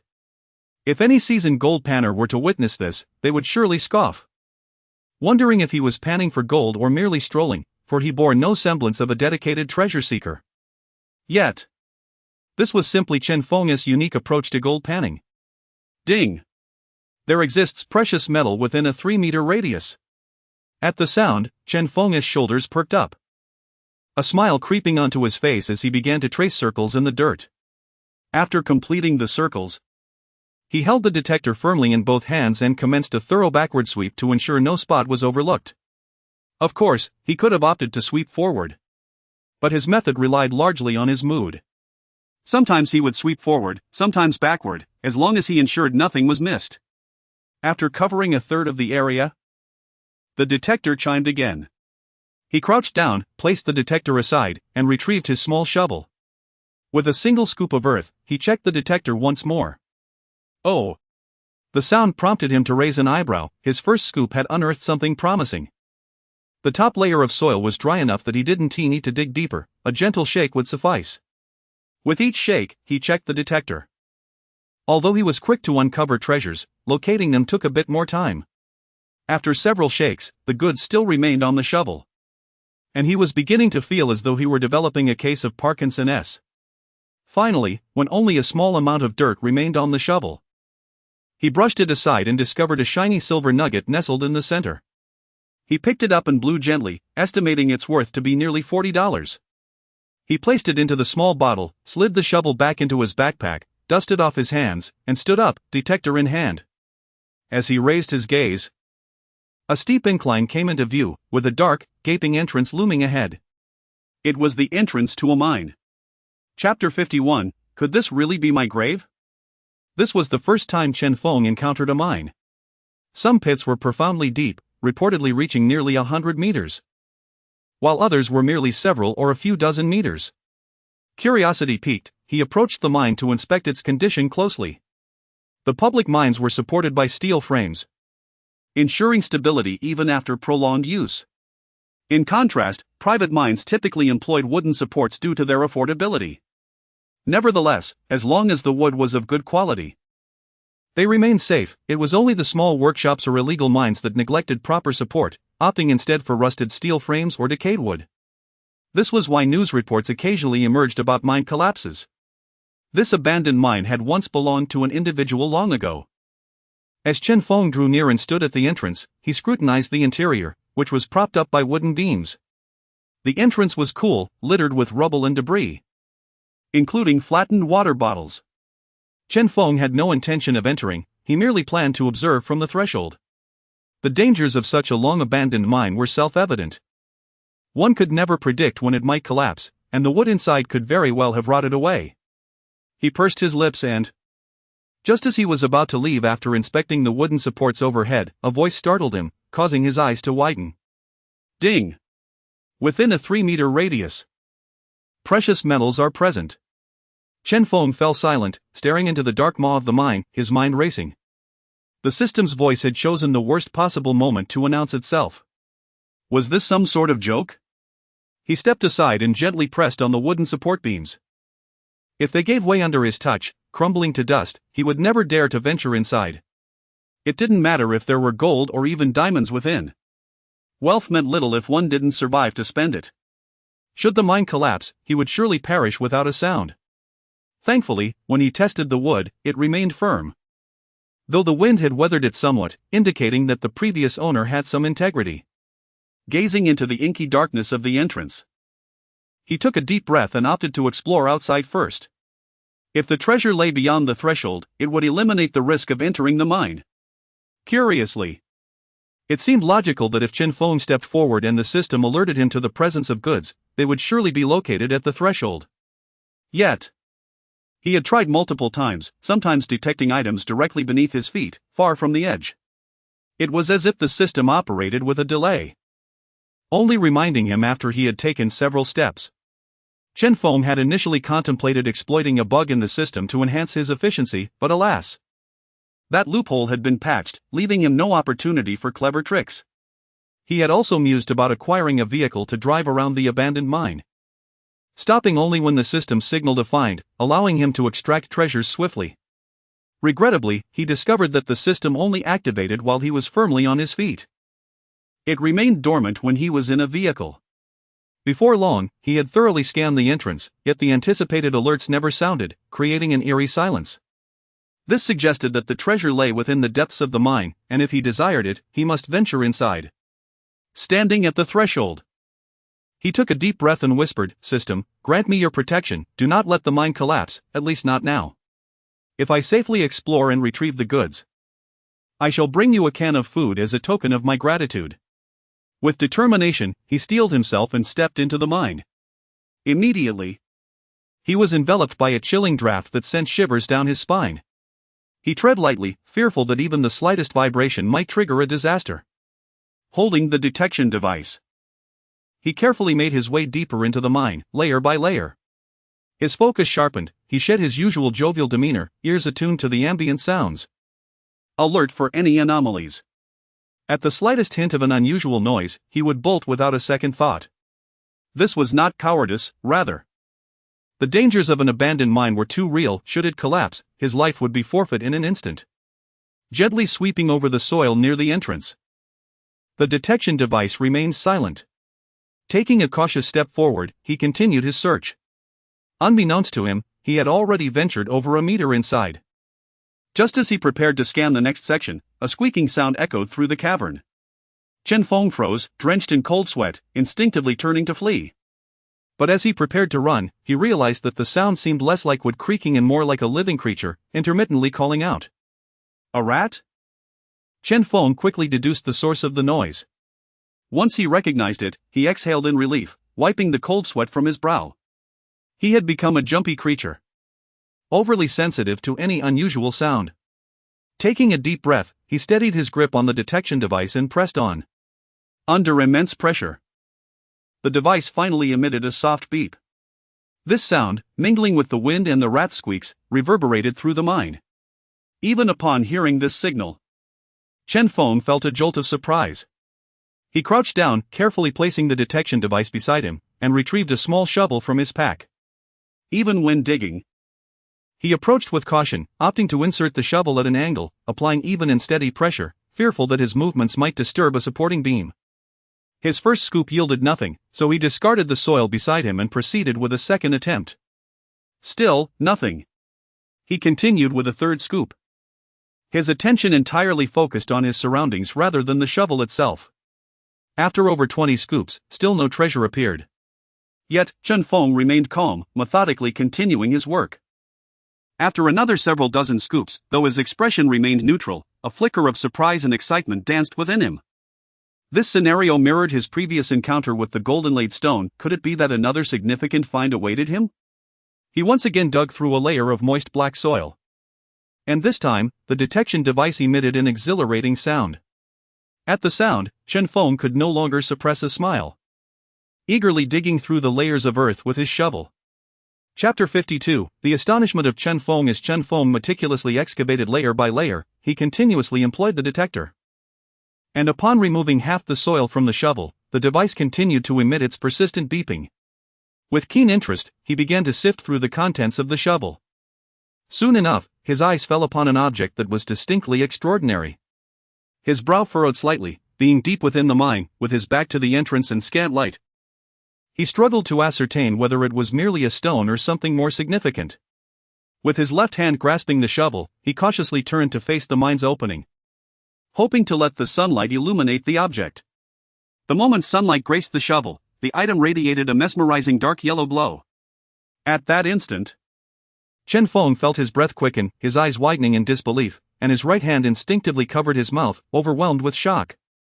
The reason for his astonishment was simple: the object was simply colossal.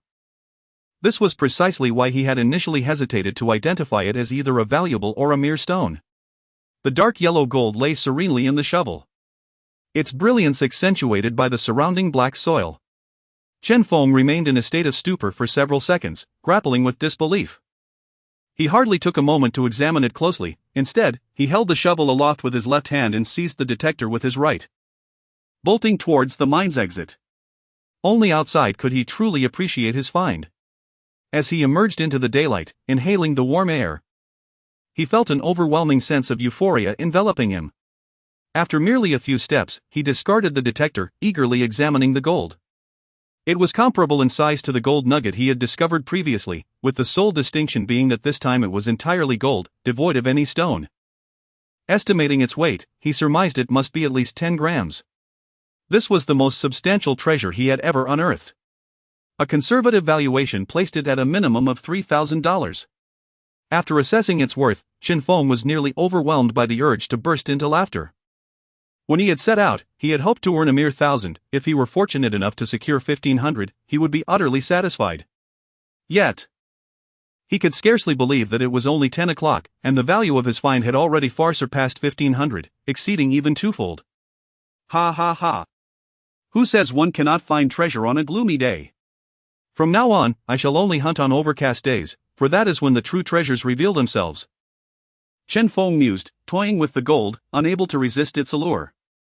He tossed it lightly into the air, catching it deftly before retrieving a small vial, opening its cap, and placing the gold within. He glanced back to see Huang Fei, far off, focused intently on his own prospecting, completely oblivious to Chen Feng's triumph. Taking a deep breath, Chen Feng felt an exhilarating rush, unable to suppress the urge to light a cigarette, exhaling a plume of bluish smoke. It was invigorating.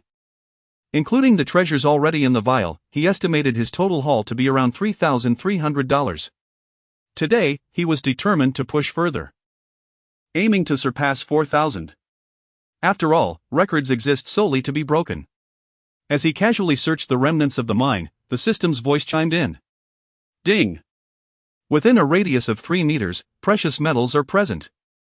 Upon hearing this, Chen Feng chuckled. Appreciating the timing of the notification, it seemed to wait until he finished his smoke. With a flick of his wrist, he sent the cigarette butt flying in an elegant arc, circling the area before commencing his meticulous search. Upon reaching the second line, the detector came alive. Chen Feng crouched down, swiftly retrieving the shovel and striking forcefully into the earth. Regardless of whether he would succeed in unearthing anything, he was determined to make an impression. Even if he found nothing, his vigor would surely startle whatever lay beneath. After a vigorous thrust, before the detector could signal, his eyes caught a glimpse of a pale gray object nestled within the newly formed pit, half of it still buried in the soil. He casually waved the detector over the soil he had disturbed, then reached down to extract a silver nugget. It weighed over 20 grams, effortlessly obtained. Chen Feng smiled, placing the silver nugget into the vial.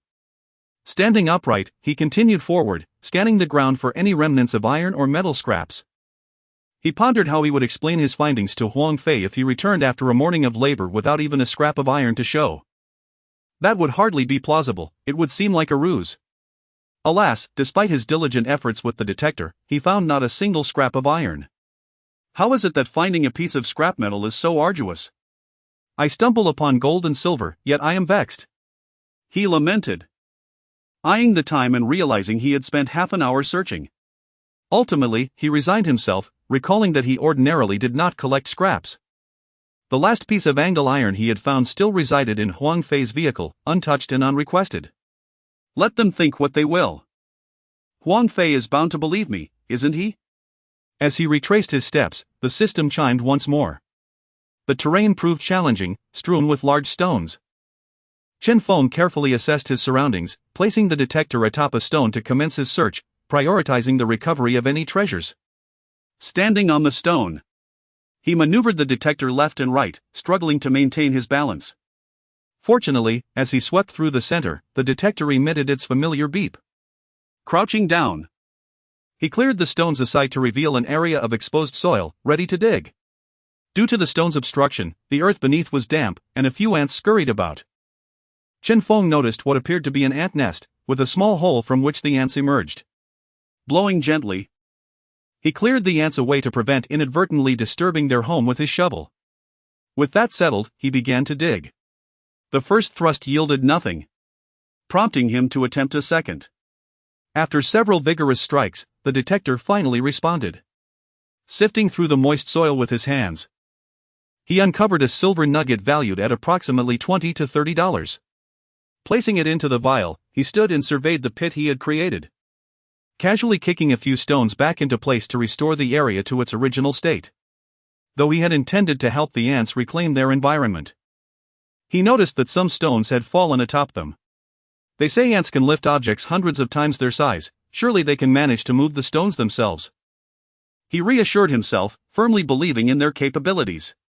Realizing the time was nearing, Chen Feng made his way back to the vehicle, ready to grab a bite and rest.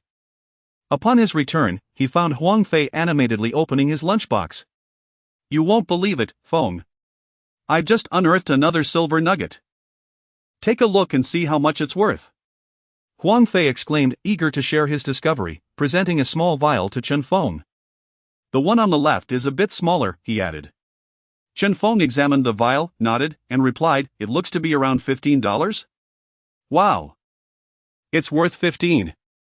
This is fantastic. Huang Fei beamed, thoroughly pleased with his find. Chapter 53, Go sell your own goods. Have you not managed to find anything this morning? Huang Fei inquired. Nothing at all, my luck seems to have run dry today. Chen Feng replied, removing his backpack and picking up some food that lay on the seat. Huang Fei lingered, noticing that Chen Feng felt burdened by the food. So he tossed it into the car and opted to carry only a bottle of water. What's wrong, Fengzi? You don't seem to be in great shape today. I've already found some goods, yet you haven't even made a start? Huang Fei remarked, taking a bite from his lunchbox. I didn't take anything. I discarded it all, Chen Feng said as he tore open a bag of bread. Why not gather a bit? You could sell it for some money. I've seen others collecting, Huang Fei suggested. Too lazy to bother, Chen Feng shrugged. The two quickly finished their meal. Huang Fei pulled out a pack of cigarettes, offering one to Chen Feng while lighting one for himself. He felt quite content, having earned a substantial income for the day. I'm feeling tired, Huang Fei said, taking a puff and leaning back in the driver's seat. He turned to Chen Feng with a smile. You only feel sleepy after meals, Chen Feng chuckled. I woke up too early this morning and was dragged out without preparation, Huang Fei admitted. He had intended to rest for a while before resuming his search for gold. But the warmth of the car seat encouraged him to recline and relax. After all, he had earned enough to deserve a little break. Fengzi, I'm going to take a nap. You can continue your search, Huang Fei said, comfortably closing his eyes. All right, sleep well, Chen Feng replied. After a brief rest, he gathered his belongings and prepared to exit the vehicle. Glancing back at Huang Fei, who was soundly asleep, Chen Feng couldn't help but smile. He quietly stepped out of the car, careful not to disturb him. This time, Chen Feng walked in the opposite direction, choosing not to return to the place he had searched that morning. His decision proved to be wise. Just a few dozen meters away, the system notification chimed. Ding! Precious metals are present within 3 meters of the host. Chen Feng focused his gaze and spotted a familiar pit, a clear sign of previous gold panning. Curiosity piqued. He approached with his detector. The pit itself remained silent, but the area nearby emitted a sound. Kneeling down, he searched the ground and soon found a rusty metal piece. The system's alert persisted. This was not something Huang Fei had discovered, as he hadn't visited this spot earlier. It must have been left by other gold panners. Chen Feng deduced the situation. Typically, gold panners would avoid areas marked by others, believing them to be exhausted, thus wasting time. Little did he expect that hidden treasures remained in such a place. Since you didn't find it, I shall gladly accept, Chen Feng chuckled, beginning to circle the area. With meticulous scanning, the detector finally signaled at the edge of his circle. Oh! Chen Feng exclaimed, retrieving his shovel and starting to dig. After several scoops, he unearthed a sizable silver nugget, likely worth around 40 to 50. Gazing at the silver in his hand, Chen Feng felt a surge of amusement. He found it puzzling that the previous gold panner had overlooked this treasure, only to extract the metal scrap instead. Perhaps it was fate. Had the panner explored just a meter further, the silver nugget would have been his. After placing the silver nugget in a bottle, Chen Feng continued forward with his detector. The afternoon passed swiftly, and he took a moment to sip from a bottle of water. Glancing at the time, it was already past 5:20. His small container was now full, and although he hadn't struck gold, he felt quite satisfied with his haul. He intended to buy shoes for his mother and decided it was time to return to the car to call Huang Fei. Upon arriving, he discovered Huang Fei still deep in slumber, mouth agape, appearing utterly peaceful. Ha! Ha! Chen Feng gently nudged him, saying, "De Fei, it's time, wake up." After several nudges, Huang Fei finally stirred, startled to see Chen Feng. Instinctively, he grabbed his phone and exclaimed, "Oh no, how long have I been asleep? I've completely forgotten about panning for gold." "Feel free to take your time, we can head home now," Chen Feng replied, amusement evident in his voice. It's already 5:30, what more can we find? Huang Fei realized, disbelief washing over him as he yawned. Goodness, I thought only half an hour had passed. Chen Feng settled into his seat, placing his backpack aside. Strangely enough, I often feel the same way when I sleep at night. I wake up thinking it's just begun, only to find the sun shining. Huang Fei chuckled at this notion, acknowledging the truth in it. Well, today was fruitful. Returning home for dinner is perfectly reasonable. By the way, Fengzi, how did your afternoon go? Did you find much? As Huang Fei started the car, he remembered to ask. Nothing worth mentioning, I ended up spending more than I earned, Chen Feng said, lighting a cigarette and offering one to Huang Fei. Ah, that is unfortunate, Huang Fei responded, taking the cigarette and placing it between his lips. Indeed, Chen Feng said with a relaxed demeanor. From Huang Fei's perspective, Chen Feng maintained a commendable attitude. Don't worry. You might strike luck next time. It's quite common for gold panners to have off days. Today was just not your moment, we can try again tomorrow. Huang Fei consoled him. Yes, it's no big deal, I'm not overly concerned, Chen Feng replied nonchalantly. Soon, they arrived at the county town. both stepping out of the car. Fengzi, should I accompany you to buy shoes first, or should we sell our goods? Huang Fei asked. What do I have to sell? I didn't find anything. You go sell, I'll pop into the nearby mall to buy a pair of shoes and come back. If you finish selling. Just wait for me in the car, Chen Feng replied with a smile. Huang Fei considered this and nodded. All right, I'll head to sell my goods. Call me if you need anything. Sure, go ahead, Chen Feng responded. After their exchange, Huang Fei headed toward the familiar gold shop while Chen Feng entered a larger mall. Scanning the surroundings, he made his way directly to a women's shoe store, approaching a shop with an unfamiliar brand. Hello, are you looking for women's shoes? A sales assistant, seemingly in her 40s, approached him. Yes, I'm buying a pair for my mother, something she can wear daily, Chen Feng explained. How about these sports shoes? They are lightweight and durable. If they don't suit your needs, we also have leather options, the sales assistant suggested. Leather shoes won't do, Chen Feng shook his head. My mother needs something practical for working in the fields, those would be too exhausting. These travel shoes seem just right. Chapter 54, The astonished gold shop girl. Chen Feng selected a pair of black shoes and inquired, how much for these? The original price is 150, currently, they are discounted to 80, the sales assistant replied. Please wrap up a size 38, Chen Feng said.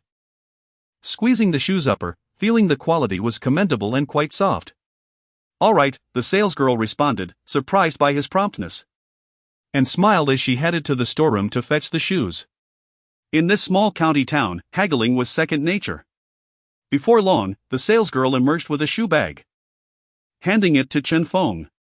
You have an excellent eye, these shoes are quite trendy now, and they won't diminish your status when worn out.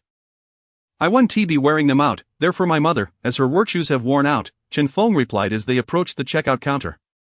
If you were keeping them for yourself, I would have recommended something of higher quality, he added. For work, something decent will suffice. Work shoes? The salesgirl was taken aback. Incredulous at the thought of such fine shoes being used for labor. However, she refrained from voicing her thoughts. Perhaps believing that the young man was simply a dutiful son who wasn't concerned about the expenditure. After all, in the current economic climate, 80 yuan was equivalent to several hundred in past times. Anyone hearing about a rural worker donning shoes worth hundreds would likely deem it extravagant.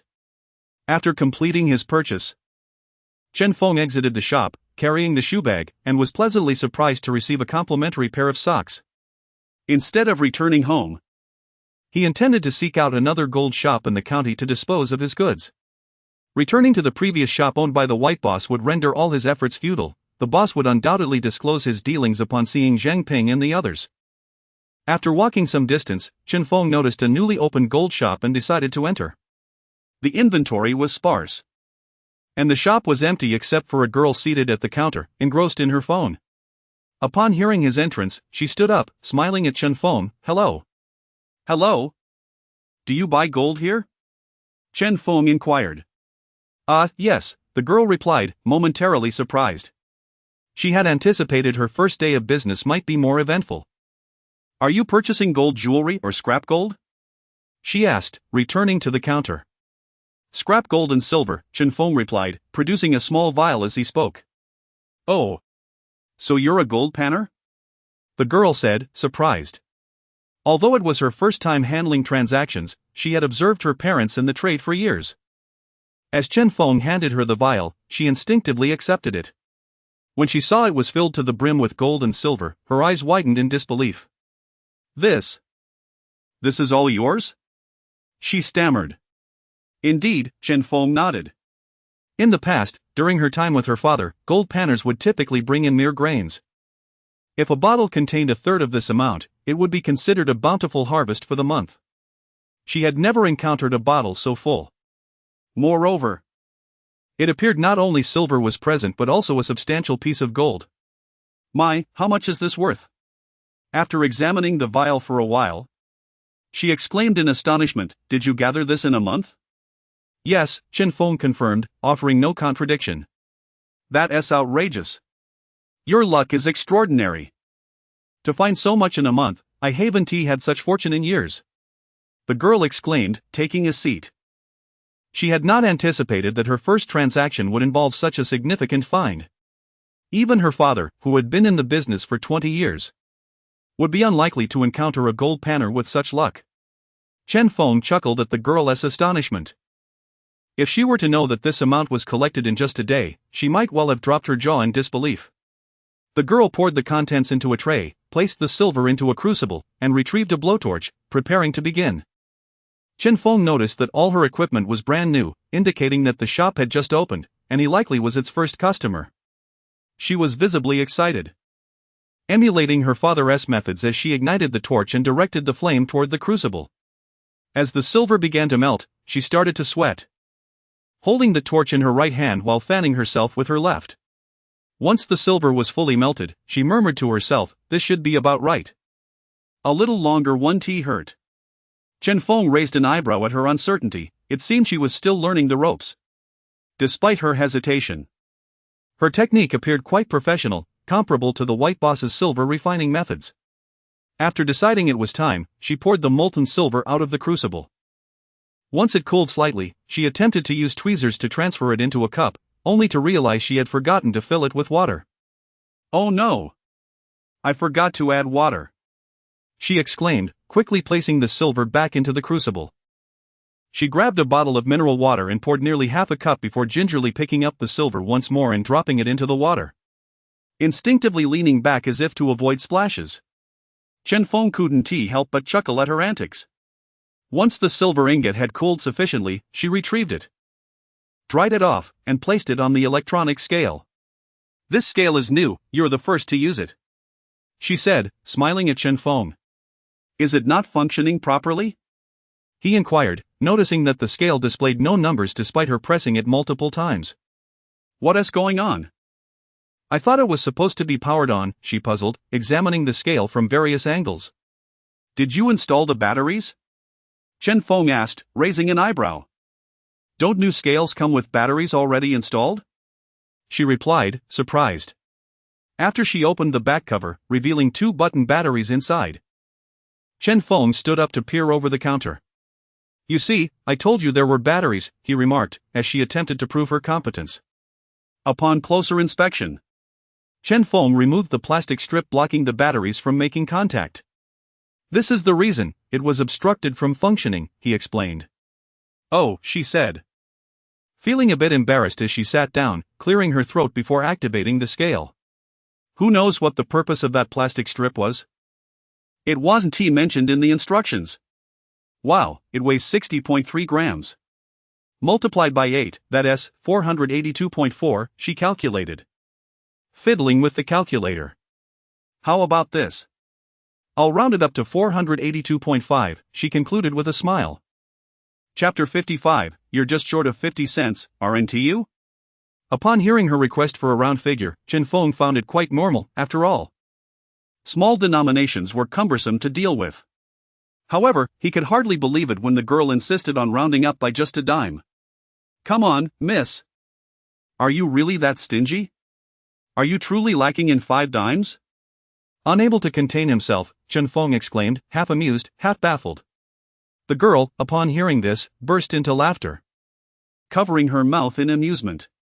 "Well, 5 dimes may not be insignificant. Let us make it 483, she chuckled to herself, realizing how absurd it was to round up by merely a dime. She picked up the remaining 2 pieces of gold, examining them closely. It was indeed her first encounter with such substantial gold nuggets. The boy's fortune was nothing short of extraordinary. After placing the gold and the grains into the crucible, she picked up the blowtorch and resumed her work. She continued to heat the mixture until the molten gold shimmered with brilliance, at which point she poured it out, forming a golden bead. Once the surface of the molten gold lost its luster, she tossed it into water, retrieving it moments later, drying it off before placing it on the electronic scale. 10.1. Wow, you've struck it rich this time, the girl exclaimed, her eyes wide with astonishment. Chen Feng, upon seeing the weight, couldn't help but smile. 4004 plus 483 equals 4883. Would you prefer cash or WeChat? She inquired, looking up.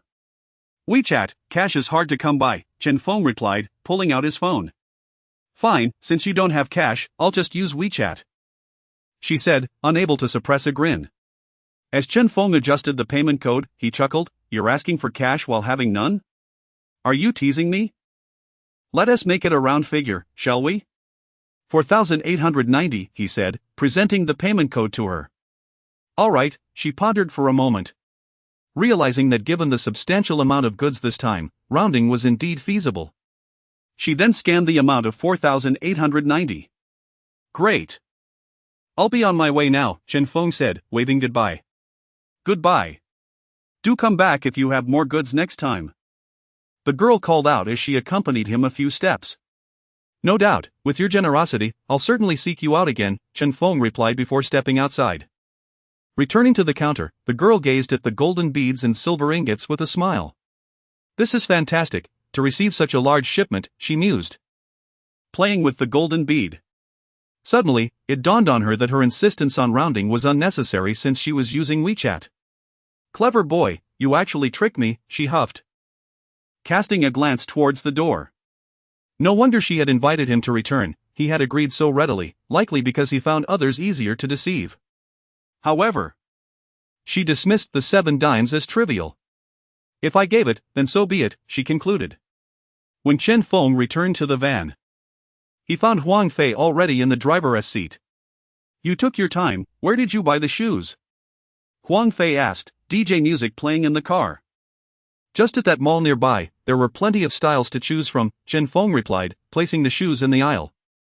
Were they cheap? Huang Fei inquired, starting the car.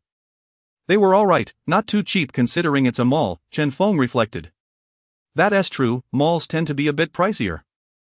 But the quality is decent, unlike those stalls where things fall apart after a few days, Huang Fei said, signaling left as they merged onto the road, heading home. After they left, the girl, clutching the gold and silver, eagerly made her way to a jewelry store, diving straight behind the counter. What are you doing here? Didn't I tell you to mind the store?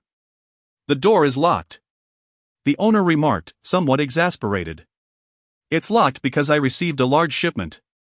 I specifically came to show you, she boasted. What did you receive?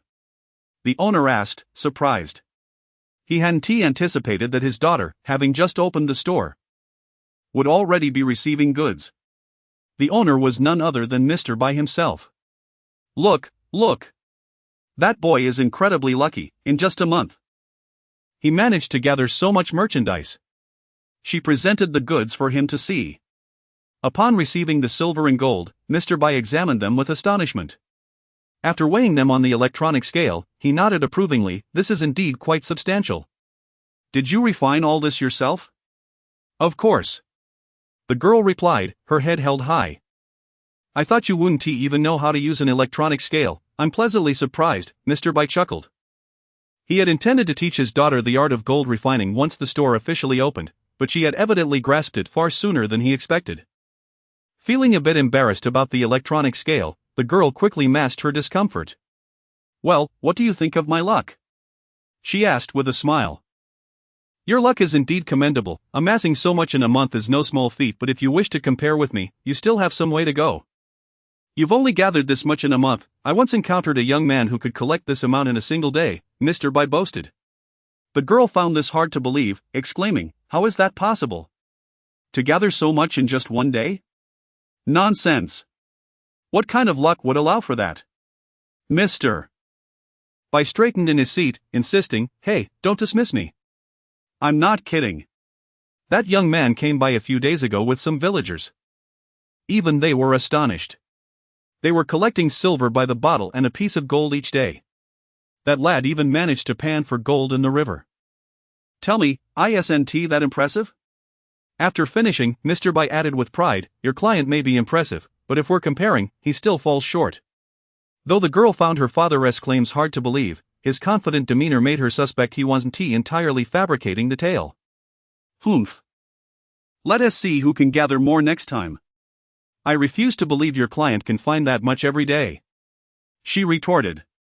Mr. Bai, caught off guard, scratched his nose.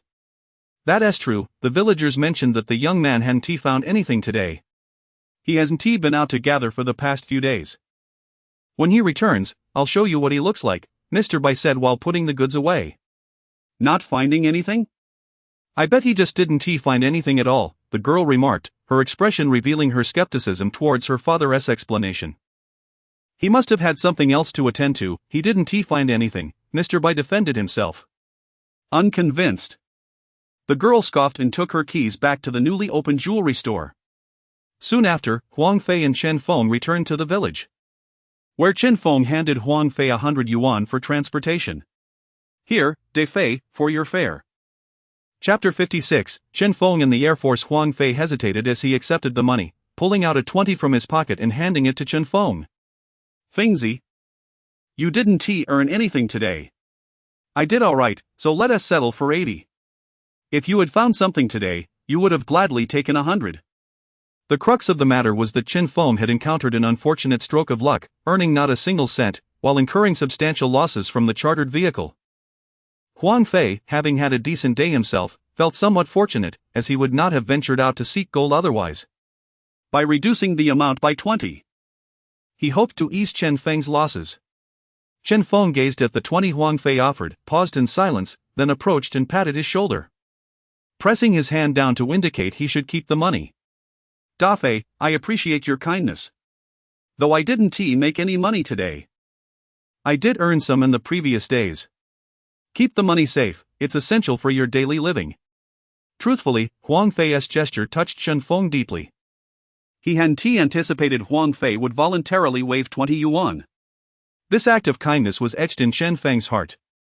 Despite Huang Fei's usual laziness and penchant for chatter, he was genuinely loyal, a quality that was undeniable. Huang Fei seemed poised to say more, but Chen Feng's resolute demeanor compelled him to swallow his words. All right. I'll take it, Huang Fei nodded. Well, rest early. I'm heading home for dinner, Chen Feng remarked. Upon hearing this, Huang Fei couldn't help but chuckle. What's there to rest for? I napped all afternoon and am wide awake. After this exchange, both men laughed. Huang Fei, suddenly self-conscious, covered his mouth and glanced nervously at his own home, aware that if his father caught wind of this conversation, a lengthy lecture would surely follow. After a brief chat, Chen Feng departed with his belongings. Upon entering his home, he found Lu Ping preparing dinner. Oh? Why are you back so early today? Lu Ping asked, surprised. Checking the wall clock to confirm she hadn't delayed her cooking. I felt a bit tired, so I returned half an hour early. You continue with dinner. I need to visit Lu Dahai's place, Chen Feng replied as he removed his backpack. All right, go ahead, dinner will take a while, Lu Ping acknowledged. Chen Feng, cigarette in mouth, arrived at Lu Dahai's home, adjusting his expression outside before pushing the door open. Inside, everyone turned to look at him upon his arrival. Bring me 2 packs of cigarettes, Chen Feng said with a frown. What's wrong? You seem unhappy today, Lu Dahai remarked, noticing Chen Feng's unusual demeanor. Don't even mention it, I didn't find a single feather today, and I lost the fare, Chen Feng replied, leaning against the bar with irritation. This revelation startled everyone in the room, causing them to abandon their card game in astonishment. They had never expected Chen Feng would have a day devoid of fortune. Previously, there had been speculation about how much money he would make, with estimates ranging from 500 to a reasonable 1,000. The outcome was utterly unexpected. Really? You found nothing at all? Lu Dahai asked incredulously. No doubt about it, Huang Fei accompanied me, and if I had known, I wouldn't have gone, Chen Feng replied, taking a deep drag from his cigarette. Could it be that you chose the wrong place? Lu Dahai speculated. It's just my bad luck. Huang Fei found something decent today, worth quite a bit. It can't be the location, Chen Feng asserted. Huang Fei managed to find something? Lu Dahai exclaimed in surprise. In truth, no one was shocked that someone found something, it was Huang Fei that raised eyebrows. His reputation for laziness was well known, making it hard to believe he had succeeded while Chen Feng faced misfortune. Honestly, if I had known, I would have skipped the trip altogether.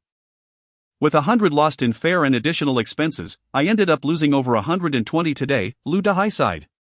Exactly, what bad luck, Chen Feng lamented, tossing down 20 yuan, waving his hand as he exited. As soon as Chen Feng left, the room erupted in conversation. Wait, he truly found nothing today? Of course. Just look at his face, there's no way he could be faking it. If he had found something, he would have been beaming, not wearing that scowl. I told you. It's impossible for him to strike gold every time. The previous successes were mere strokes of luck. He even hired a vehicle to seek treasure. Now he has lost over 120. That ought to humble him. Exactly. It was just blind luck before. We joked about him being the divine body of treasure hunting, and he took it seriously. What a riot. Is it really possible that he found nothing at all? It's not just a possibility. If it were a lie, he could have spun it alone, but he was with Huang Fei. Who isn't blind, there is no way he could deceive Huang Fei. Yes, we could always ask Huang Fei later to clarify. Just then, Huang Fei walked in. And the room fell silent, all eyes on him, leaving Huang Fei feeling quite perplexed. I'll have a large bottle of iced tea, he said, placing 7 yuan on the bar. Someone couldn't contain their curiosity, asking, Huang Fei, how much did Chen Feng earn today? Huang Fei hesitated, shaking his head. I'm not sure, I didn't pay attention. Observing his evident attempt to mislead, someone called him out, you're covering for him, aren't you? He just said he didn't earn a cent today, he lost his fare. Huang Fei, taken aback, replied, did he really say that? Indeed. You came in right after him. Realizing Chen Feng had indeed confessed, Huang Fei finally spoke, things he had a rough day. Just some scrap iron. It was essentially a wasted day. This confirmation ignited a buzz in the room. With Huang Fei as a witness, there was no room for doubt. Chen Feng had indeed struck out today. Huang Fei, I heard you found something today, well done. Lu Dahai remarked with a smile. The mention of this stirred Huang Fei's spirits. Oh, I was just lucky, I found a couple of silver pieces and sold them for over 60 yuan, he chuckled, lifting the iced tea with a grin. Earning over 60 in a day is no small feat, and the others felt a twinge of envy, especially considering he didn't have to pay for travel. His profit was even greater. Once Huang Fei left, the conversation resumed, filled with speculation and chatter. Chapter 57, How much are these shoes? Haha, did you see that? Chen Feng truly went broke, someone maliciously remarked. I thought he was just joking, but it turns out he was serious. Who would have thought someone could be so fortunate? Making over 1,000 daily? It seems his luck has finally run out. He lost over 100 without doing anything today, it's hilarious. Did he even rent a car this time? These individuals were elated to hear of Chen Feng's misfortune, their spirits lifting even more than if they had profited themselves. Previously, when Chen Feng was making money, their envy was palpable. Now, with news of his losses, a semblance of equilibrium returned to their hearts.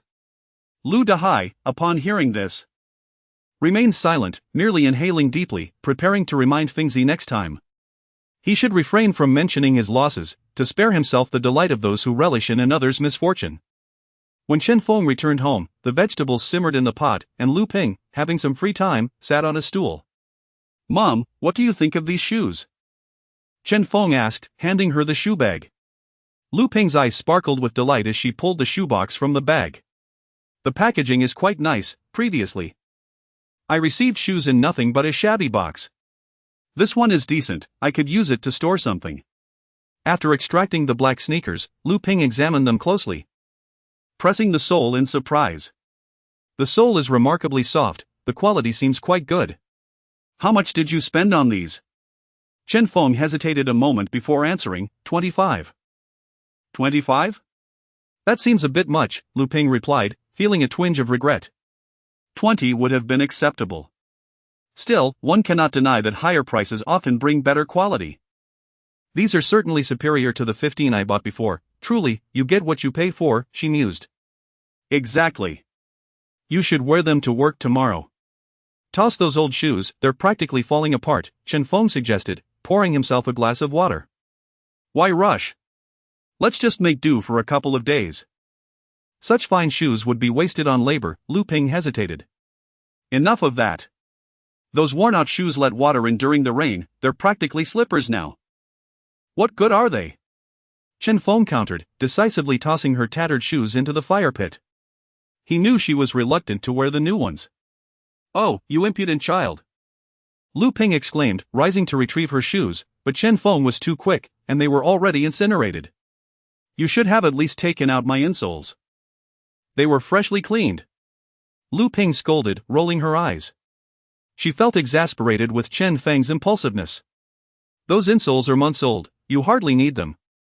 Besides, these new shoes have cushioning, you won't require them," Chen Feng reassured her, pulling out the insoles to show her. "Fine. It just seems a waste to trample such fine shoes in the mud." Lu Ping still felt a pang of regret. "Shoes are meant to be worn. What's the point of saving them?" Chen Feng remarked, taking a sip of water. "Why didn't you mention buying yourself a pair when you went to the county?" "Summer is nearly upon us," Lu Ping inquired. "I forgot, I have enough for now, no rush," Chen Feng replied nonchalantly. "Next time, buy a decent pair, perhaps something in the hundreds. Avoid the cheap ones, they won't last. Good shoes don't suffocate your feet, while cheap ones can be stifling in the summer," Lu Ping advised. "Sure," Chen Feng agreed, feeling no urgency. With online shopping available, he could always order a pair if necessary. However, he preferred not to buy online due to the village's remoteness, as deliveries only reached the county's postal point. If he didn't rely on Lu Dehai for pickups, he could go himself, but the round trip took at least a week, sometimes longer. Compared to the expedited deliveries of his previous life, the wait felt unbearably long. Thus, he favored the convenience of shopping in the county, where he could bring his purchases home immediately. Soon, the dish was ready, and Lu Ping served it. Chen Feng filled his bowl with rice, and they sat down to eat. "By the way, how was your day?" Lu Ping asked, not expecting Chen Feng to earn over 1,000 daily. She hoped he could at least make 100 or 200 without incurring travel expenses. "Just over 4,000, Chen Feng smirked, a hint of pride in his voice. "What? 4,000? Lu Ping's eyes widened in disbelief. "How could it be that much? It seems like a dream, it's as if you went out to mine gold." "Today was lucky, I found a sizable nugget in a mine, and that alone sold for over 3,000, Chen Feng explained, grinning. Though Lu Ping was astonished. She quickly furrowed her brow and asked, "You went into a mine?" "Yes, not far, just at the entrance," Chen Feng clarified. "That's still too dangerous. Don't go back. That mine has been there for years, you never know when it might collapse. What if you got trapped? If there's danger involved, it would be better for you to stay home and tend to the fields," Lu Ping admonished earnestly. "Don't worry, I checked carefully before entering. I wouldn't have gone in otherwise." Chen Feng started, but upon meeting his mother's concerned gaze, he reconsidered his words. "I won't go again," he promised humbly. Hearing this, Lu Ping's expression softened. "Keep that money safe, don't be careless and lose it," she urged. "Don't worry. It's all on my phone," Chen Feng assured her with a smile. "By the way, Mom, make sure not to mention this. I just shared my misfortune at the shop. They're probably reveling in my downfall right now," he chuckled lightly. "Rest assured, I won't breathe a word." Lu Ping replied, understanding the importance of discretion. Meanwhile, at the Huang family's dinner table, Huang Fei's mother observed her son's cheerful demeanor and asked, "What has got you grinning like that since you got home?" Huang Fei's father, piecing together the clues, squinted and inquired, "Did you earn some money? Otherwise, what's with that incessant smile? It's as if you've swallowed honey." Surprised, Huang Fei's mother turned to him, "Is it true?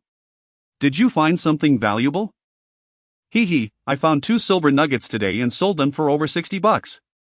Huang Fei exclaimed, unable to contain his pride. Chapter 58, with the glass installed. "You're back in business, what? You found goods worth over 60 yuan? Is that true?" Huang Fei's mother exclaimed in disbelief. She never imagined that her son, who often seemed carefree, could actually come across such valuable items. "Over 60? That's quite a sum." Huang Fei's father echoed, equally astonished. He had assumed his son would only find goods worth 10 or 20 yuan, never suspecting he could unearth something worth 60. That amount surpassed what most prospectors earned. "Of course. Just look at who I am. I must be destined for this line of work, I have an innate talent for it," Huang Fei declared. downing his iced tea and wiping his mouth with a grin. My goodness, that's impressive. Well done, son. Huang Fei's mother praised. While even his father regarded him with newfound respect, taken aback by this unexpected success. He had thought Huang Fei would give up after failing to find anything. Yet here he was, proving he had indeed worked hard. Grandson, you truly are remarkable. I told you your father underestimated you, Huang Fei's grandfather remarked, casting a sly glance at Huang Fei's father. Well, what about Chen Feng today? Did he manage to find anything? Huang Fei's mother inquired curiously. Huang Fei pursed his lips and sighed. His luck was poor today, he didn't find anything at all. He came back empty-handed. What a pity. He didn't even earn back his fare. Huang Fei's mother expressed her disbelief. Just days ago, they had been touting Chen Feng as a reincarnation of the god of wealth. Now, he had returned with nothing. This line of work is all about luck. It's unrealistic to expect good fortune every single day, especially not to earn thousands consistently, Huang Fei's father explained with understanding. But still, he shouldn't have earned nothing at all. Huang Fei managed to find something, and he couldn't? Huang Fei's mother remained skeptical. Ha? What do you mean by that? Huang Fei interjected, feeling a surge of indignation. Are you really underestimating him that much? Just because he earned thousands a few days ago doesn't mean I haven't done well today either. The gap isn't that significant. Well, truth be told, the gap was rather considerable. Chen Feng could make a month's worth of earnings in a single day. This line of work indeed relies heavily on luck. Huang Fei's mother lamented. Just days prior, he had made over 1,000 yuan, and now he couldn't even recoup his travel expenses. It was a stark contrast. By the way, don't let the novelty of finding goods wear off. If you find nothing in a few days, don't give up, you must persevere, Huang Fei's father advised sagely. As though he could read Huang Fei's mind. Me? Give up halfway? Never. Huang Fei retorted confidently. From childhood until now, you have given up on plenty of things. I wouldn't be surprised if you stopped halfway through even a bathroom break, Huang Fei's father squinted at him. That was ages ago. Why bring that up now? Huang Fei protested, assuring them he would not falter. Meanwhile, the news of Chen Feng's misfortune traveled through the village like wildfire, spreading even faster than news of his previous successes. It was a classic case of the saying, good news rarely travels far, but bad news spreads like wildfire. Everyone delighted in the gossip. Hey, did you hear? Chen Feng came back empty-handed today. He didn't find anything and even lost his fare. Hilarious. Really? He is having a rough day. I told you he shouldn't have been so cocky, thinking he could charter a car to pan for gold. Look at all these prospectors, who else would hire a car for that? He has finally quieted down. I'm laughing so hard. If only you could have seen Chen Feng today, he wasn't nearly as arrogant as he had been the past few days. Serves him right. All that money he made before, and now he has got nothing. As Song Hui heard the news at home, he was practically overjoyed. Ha ha. Look at you, Chen Feng. Aren't you the great gold panner? How come you're not bragging now? Ha ha. Song Hui laughed heartily, slapping his thigh in delight. Hearing of Chen Feng's empty-handed day lifted his spirits immensely, far more than if he had struck gold himself. His father, wearing a military green hat and a coat, emerged from the house, saying, "What are you laughing about? You don't understand a thing. This is all thanks to my 5 ghosts wealth method at work. And you said my studies were worthless. How does it feel now?" Proudly, Song Hui's father shook his clothes, filled with self-satisfaction. "Dad, you're truly something else. I didn't expect it to actually work. Just yesterday, he was earning thousands, and today he has got nothing. You really are impressive." Song Hui praised, giving his father a thumbs up. "Humph. His fortune was transferred to you. Next time you pan for gold, you'll surely come back with a bounty. Learn from the wisdom of your elders, it will serve you well for a lifetime." With that, Song Hui's father settled down to roll a cigarette, exuding an air of mystique. "Dad, are you serious? Next time I pan for gold, I'll really come back with a full haul?" Song Hui asked, excitement bubbling within him. Do you think I'm joking about the 5 ghosts wealth method? His father retorted, clearly displeased with his son's skepticism. Okay. If I really do come back with a bounty, I'll buy you pig trotters. Song Hui laughed heartily. Meanwhile, in the old Wang household, upon hearing the news, Mrs. Wang was also in fits of laughter, nearly taking to the streets to celebrate. Ha ha. It's about time. I told you Chen Feng was all talk. How do you like my words now? She cackled, doubled over with laughter. Old Wang, working on sealing up a window with glass glue, finally finished his task after much effort. The room was filled with a pungent odor from the glue, causing him to frown as he had no time to engage with his wife. Speak up, old Wang. Are you happy or not? Mrs. Wang urged, noticing his silence. I'd be happier if you helped me with this glass glue, old Wang muttered, his nose wrinkling in distaste. Humph. This is what Chen Feng gets for crossing me. Heaven has ensured he earns nothing. Mrs. Wang gloated. Old Wang merely rolled his eyes and remained silent. You weren't saying that about heaven yesterday. Now that the new glass is in, you're feeling bold again, aren't you? Keep it down, don't let others hear you. Old Wang finally finished with the glue and turned back, exasperated. And what if they do? Chen Feng deserves it. He can't earn money and still expects to be left alone? Mrs. Wang retorted, unafraid. All right then, good night. Old Wang turned off the light, wishing to ignore her.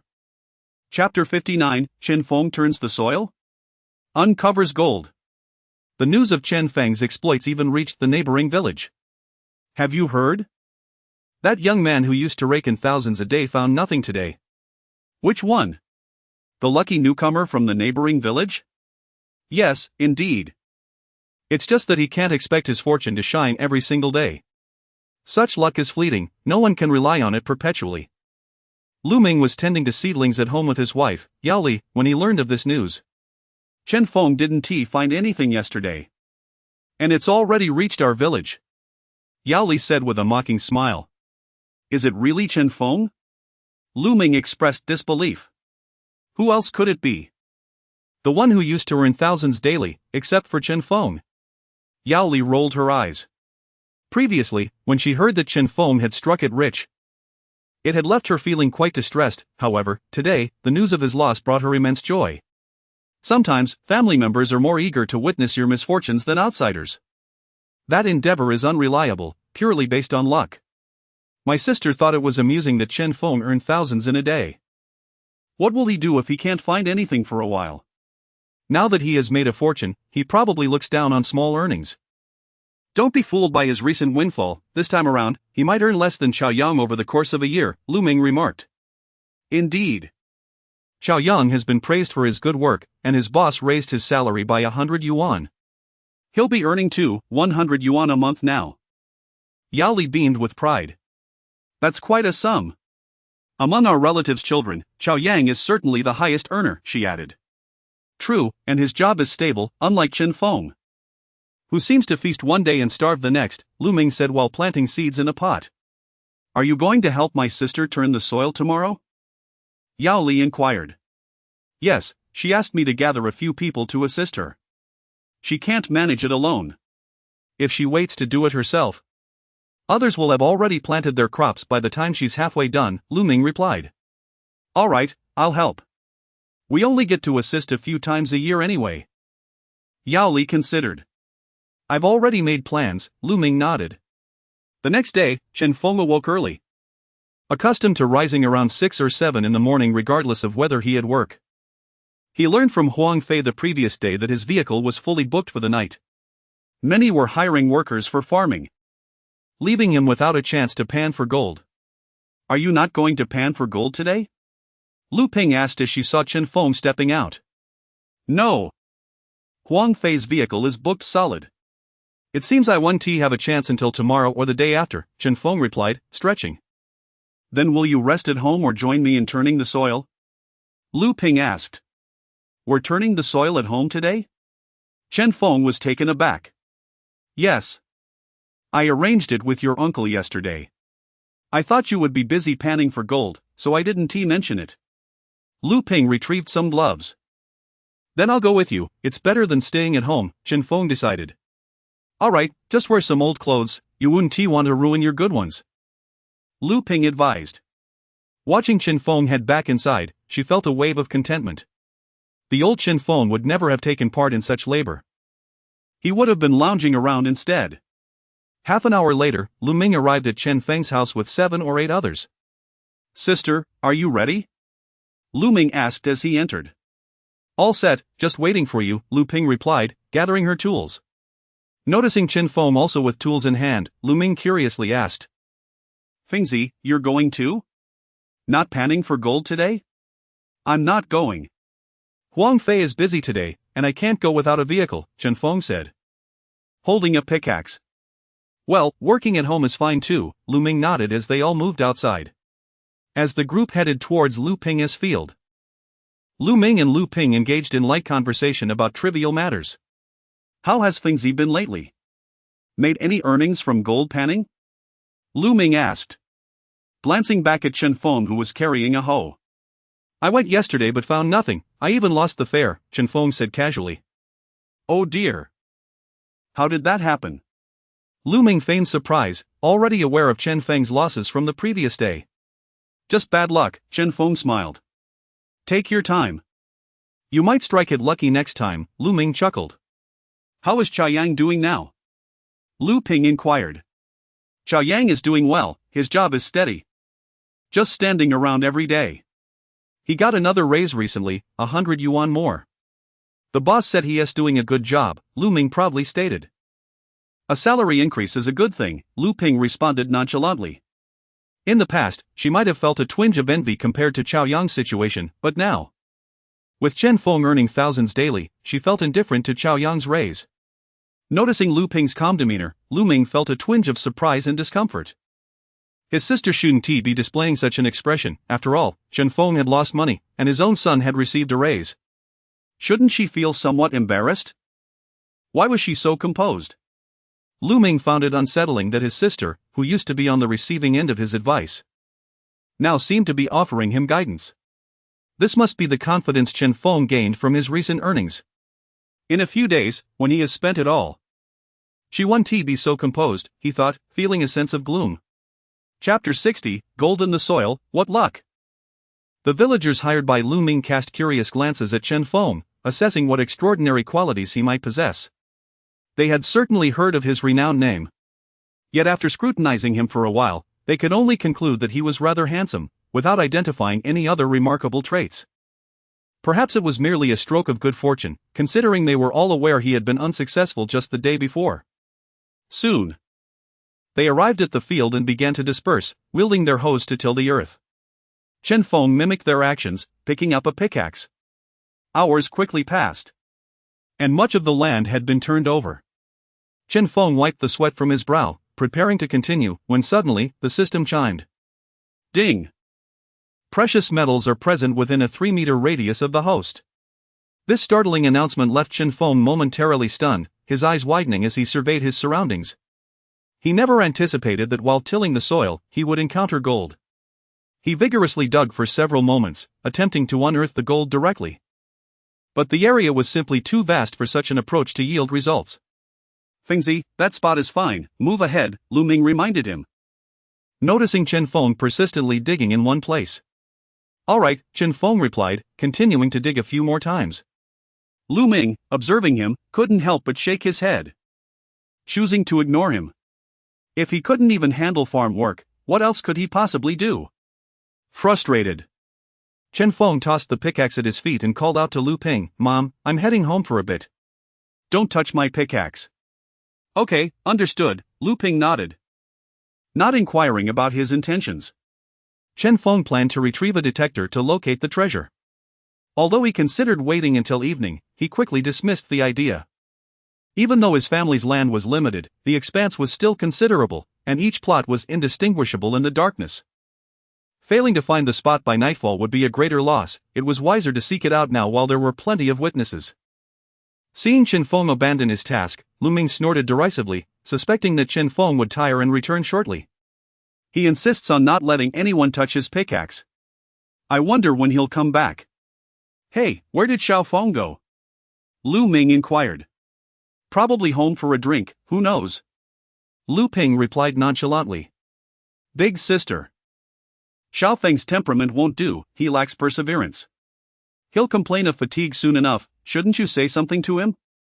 Lu Ming began his habitual scolding of his elder sister. If he's tired, he can take a break. It's normal not to be accustomed to hard labor, Lu Ping interjected. He's old enough, if he's fatigued. He should rest at home? What kind of work is easy? Lu Ming frowned. Look at Xiao Yang, he stands all day working and still endures. Otherwise, will the boss give him a raise? It's about how well he performs. Lu Ming couldn't help but draw comparisons.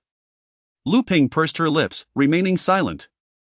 Noticing her reticence, Lu Ming continued, this is your family's work, if you don't do it, who will? Relying on hired help? Skimping on one worker means saving $50. How much can you earn farming all year round? At this rate, you'll have to hire everyone. Lu Ping persisted in her work, unable to restrain herself. That won't happen. He'll likely be back soon. Humph, just wait, I want to see when he returns, Lu Ming scoffed. Chen Feng hurried home to don his equipment, taking a shortcut directly to his land. Although word of his actions would inevitably spread, it was preferable to being surrounded by dozens of onlookers while panning for gold.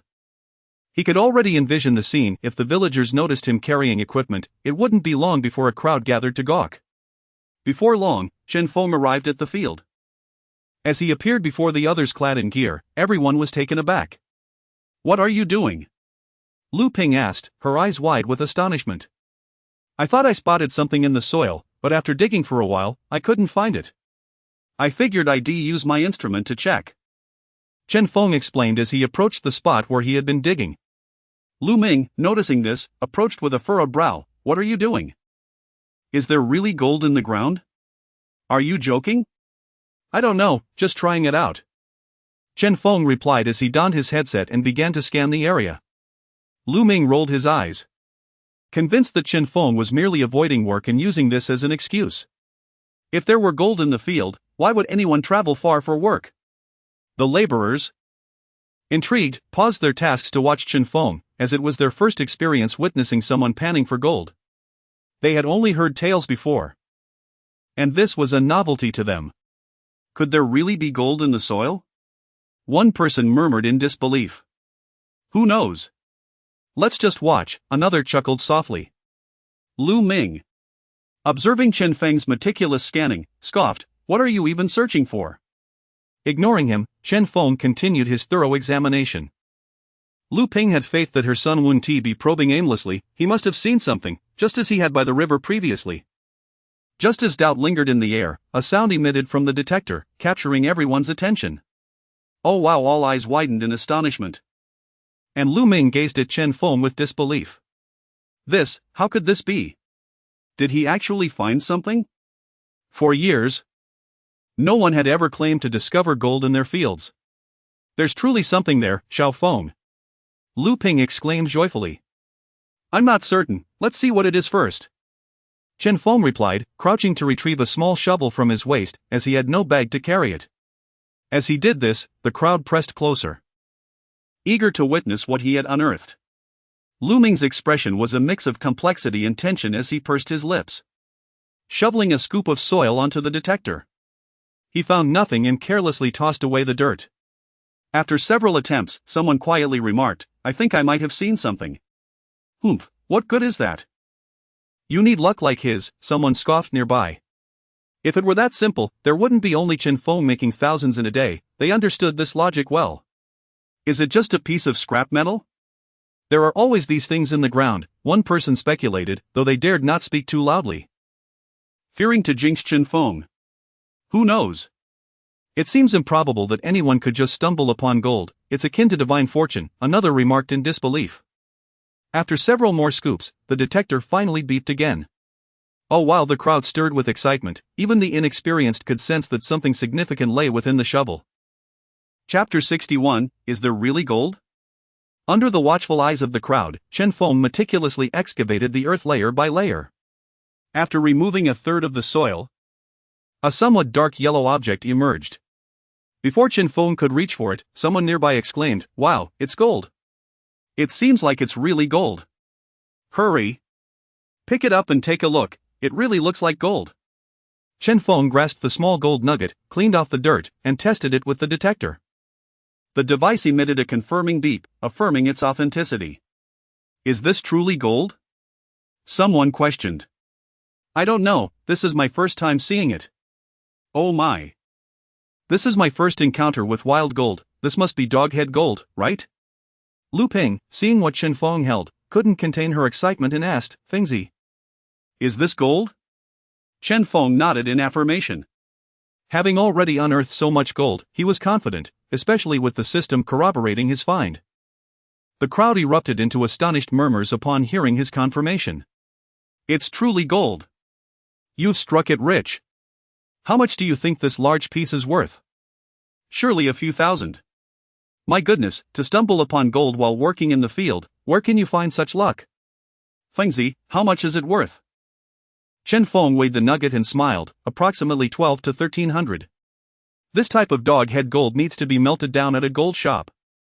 With a loss of about 1/3, so it's not as valuable as you might think.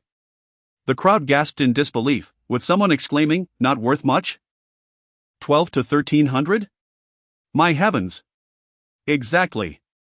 What more could you ask for? That's a considerable sum. If I could find 100 or 200 in gold, I'd be overjoyed. Lu Ming, watching from the sidelines, felt a whirlwind of emotions. Ever since the detector had beeped, he had remained silent. Previously, he had scoffed at Chen Feng for using the detector, insisting there was no gold in the field. Yet, here it was, a tangible piece of gold. Worth as much as his son's wages for over half a month. In comparison, his son's salary seemed inconsequential next to this nugget. Though Chen Feng had experienced a setback the day before, today he had recouped his losses. While the crowd continued to marvel at the gold, Lu Ming picked up his hoe and quietly resumed work, unsure how to face Chen Feng and his sister. The humiliation came too swiftly. The thought alone was awkward enough for him to wish to dig a hole and bury himself. Chen Feng securely pocketed the gold nugget and, with the detector in hand, addressed his mother, "Mom, you all continue working, I'll go check another area to see if there is more treasure." His words were primarily aimed at the others present.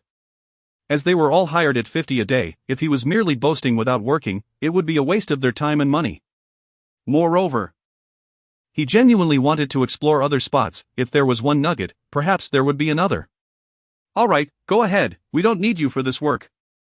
Lu Ping replied, her smile wide. Who could have imagined that gold could be found on their land? It was nothing short of miraculous. Hearing Chen Feng's intention, the others instinctively picked up their hoes and dispersed to continue their labor. After all, no one was foolish, they understood the implication of Chen Feng's words. They had rested long enough. With the detector in hand, Chen Feng pretended to survey the area, but in reality, he was merely moving forward, waiting for the system to respond. He walked back and forth across the field, busier than anyone else present. Unfortunately, after 2 hours of searching, the system remained silent. As noon approached, Lu Ping waved, "I'm heading home to prepare lunch. Once it's ready, I'll call you all." The crowd nodded in agreement, feeling the pangs of hunger after a morning's work. In the village, it was customary to provide a meal at noon, while the evening was left unattended. Chen Feng, feeling fatigued, decided to return home to assist his mother, as cooking for more than 10 people was no small task. As he approached his uncle, he remarked, "Uncle, you should take a break at home." Lu Ming was there to help, and being family, he wouldn't be paid. So Chen Feng thought it best to let him rest.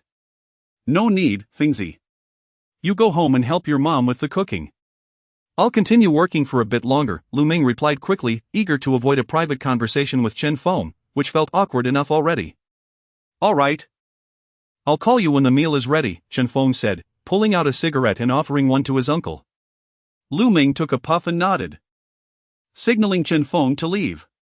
Chen Feng tucked away the cigarette and headed home, soon arriving alongside Lu Ping. "I'll start cooking rice. You go buy some dried tofu and cucumbers for a cold dish. I'll also stew some potatoes and green beans with a bit of meat. 2 dishes will suffice." Lu Ping planned. Understood, Chen Feng replied, unloading his gear and taking a sip of water before preparing to head to the market. Although he had money in WeChat, he preferred to use cash, as carrying it around felt cumbersome.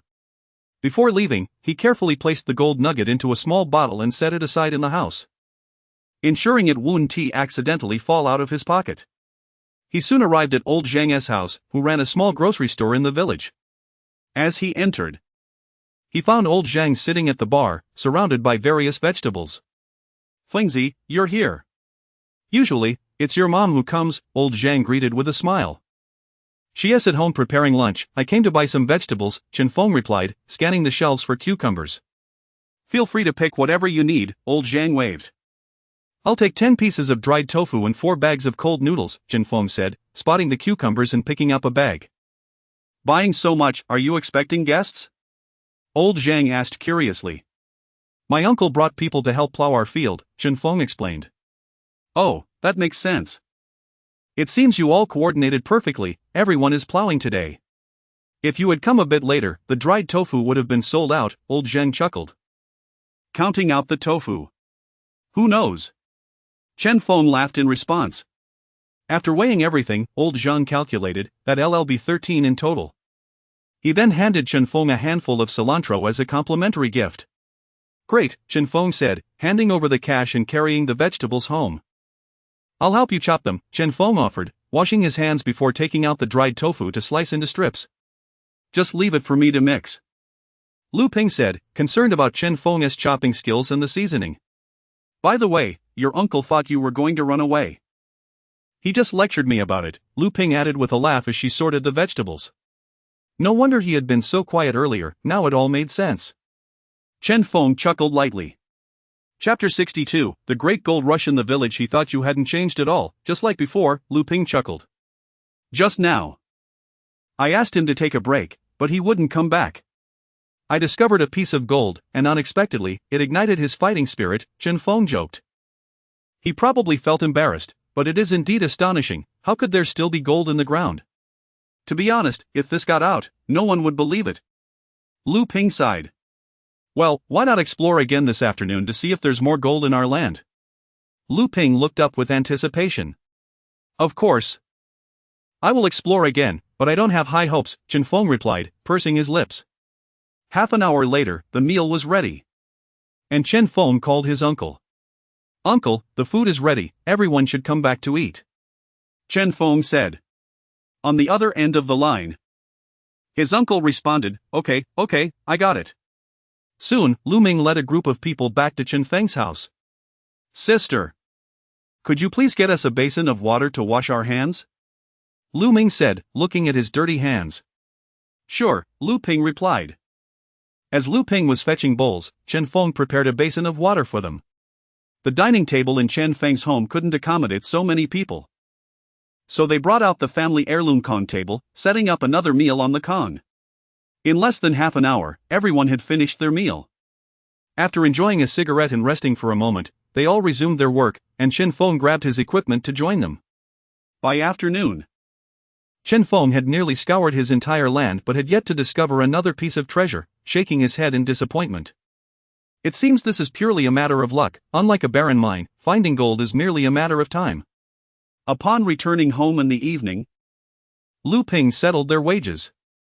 Lu Ming hesitated to leave directly, and after Lu Ping's insistence, he stayed for dinner. After all, they had helped throughout the day without asking for payment, and it would be rude not to share a meal.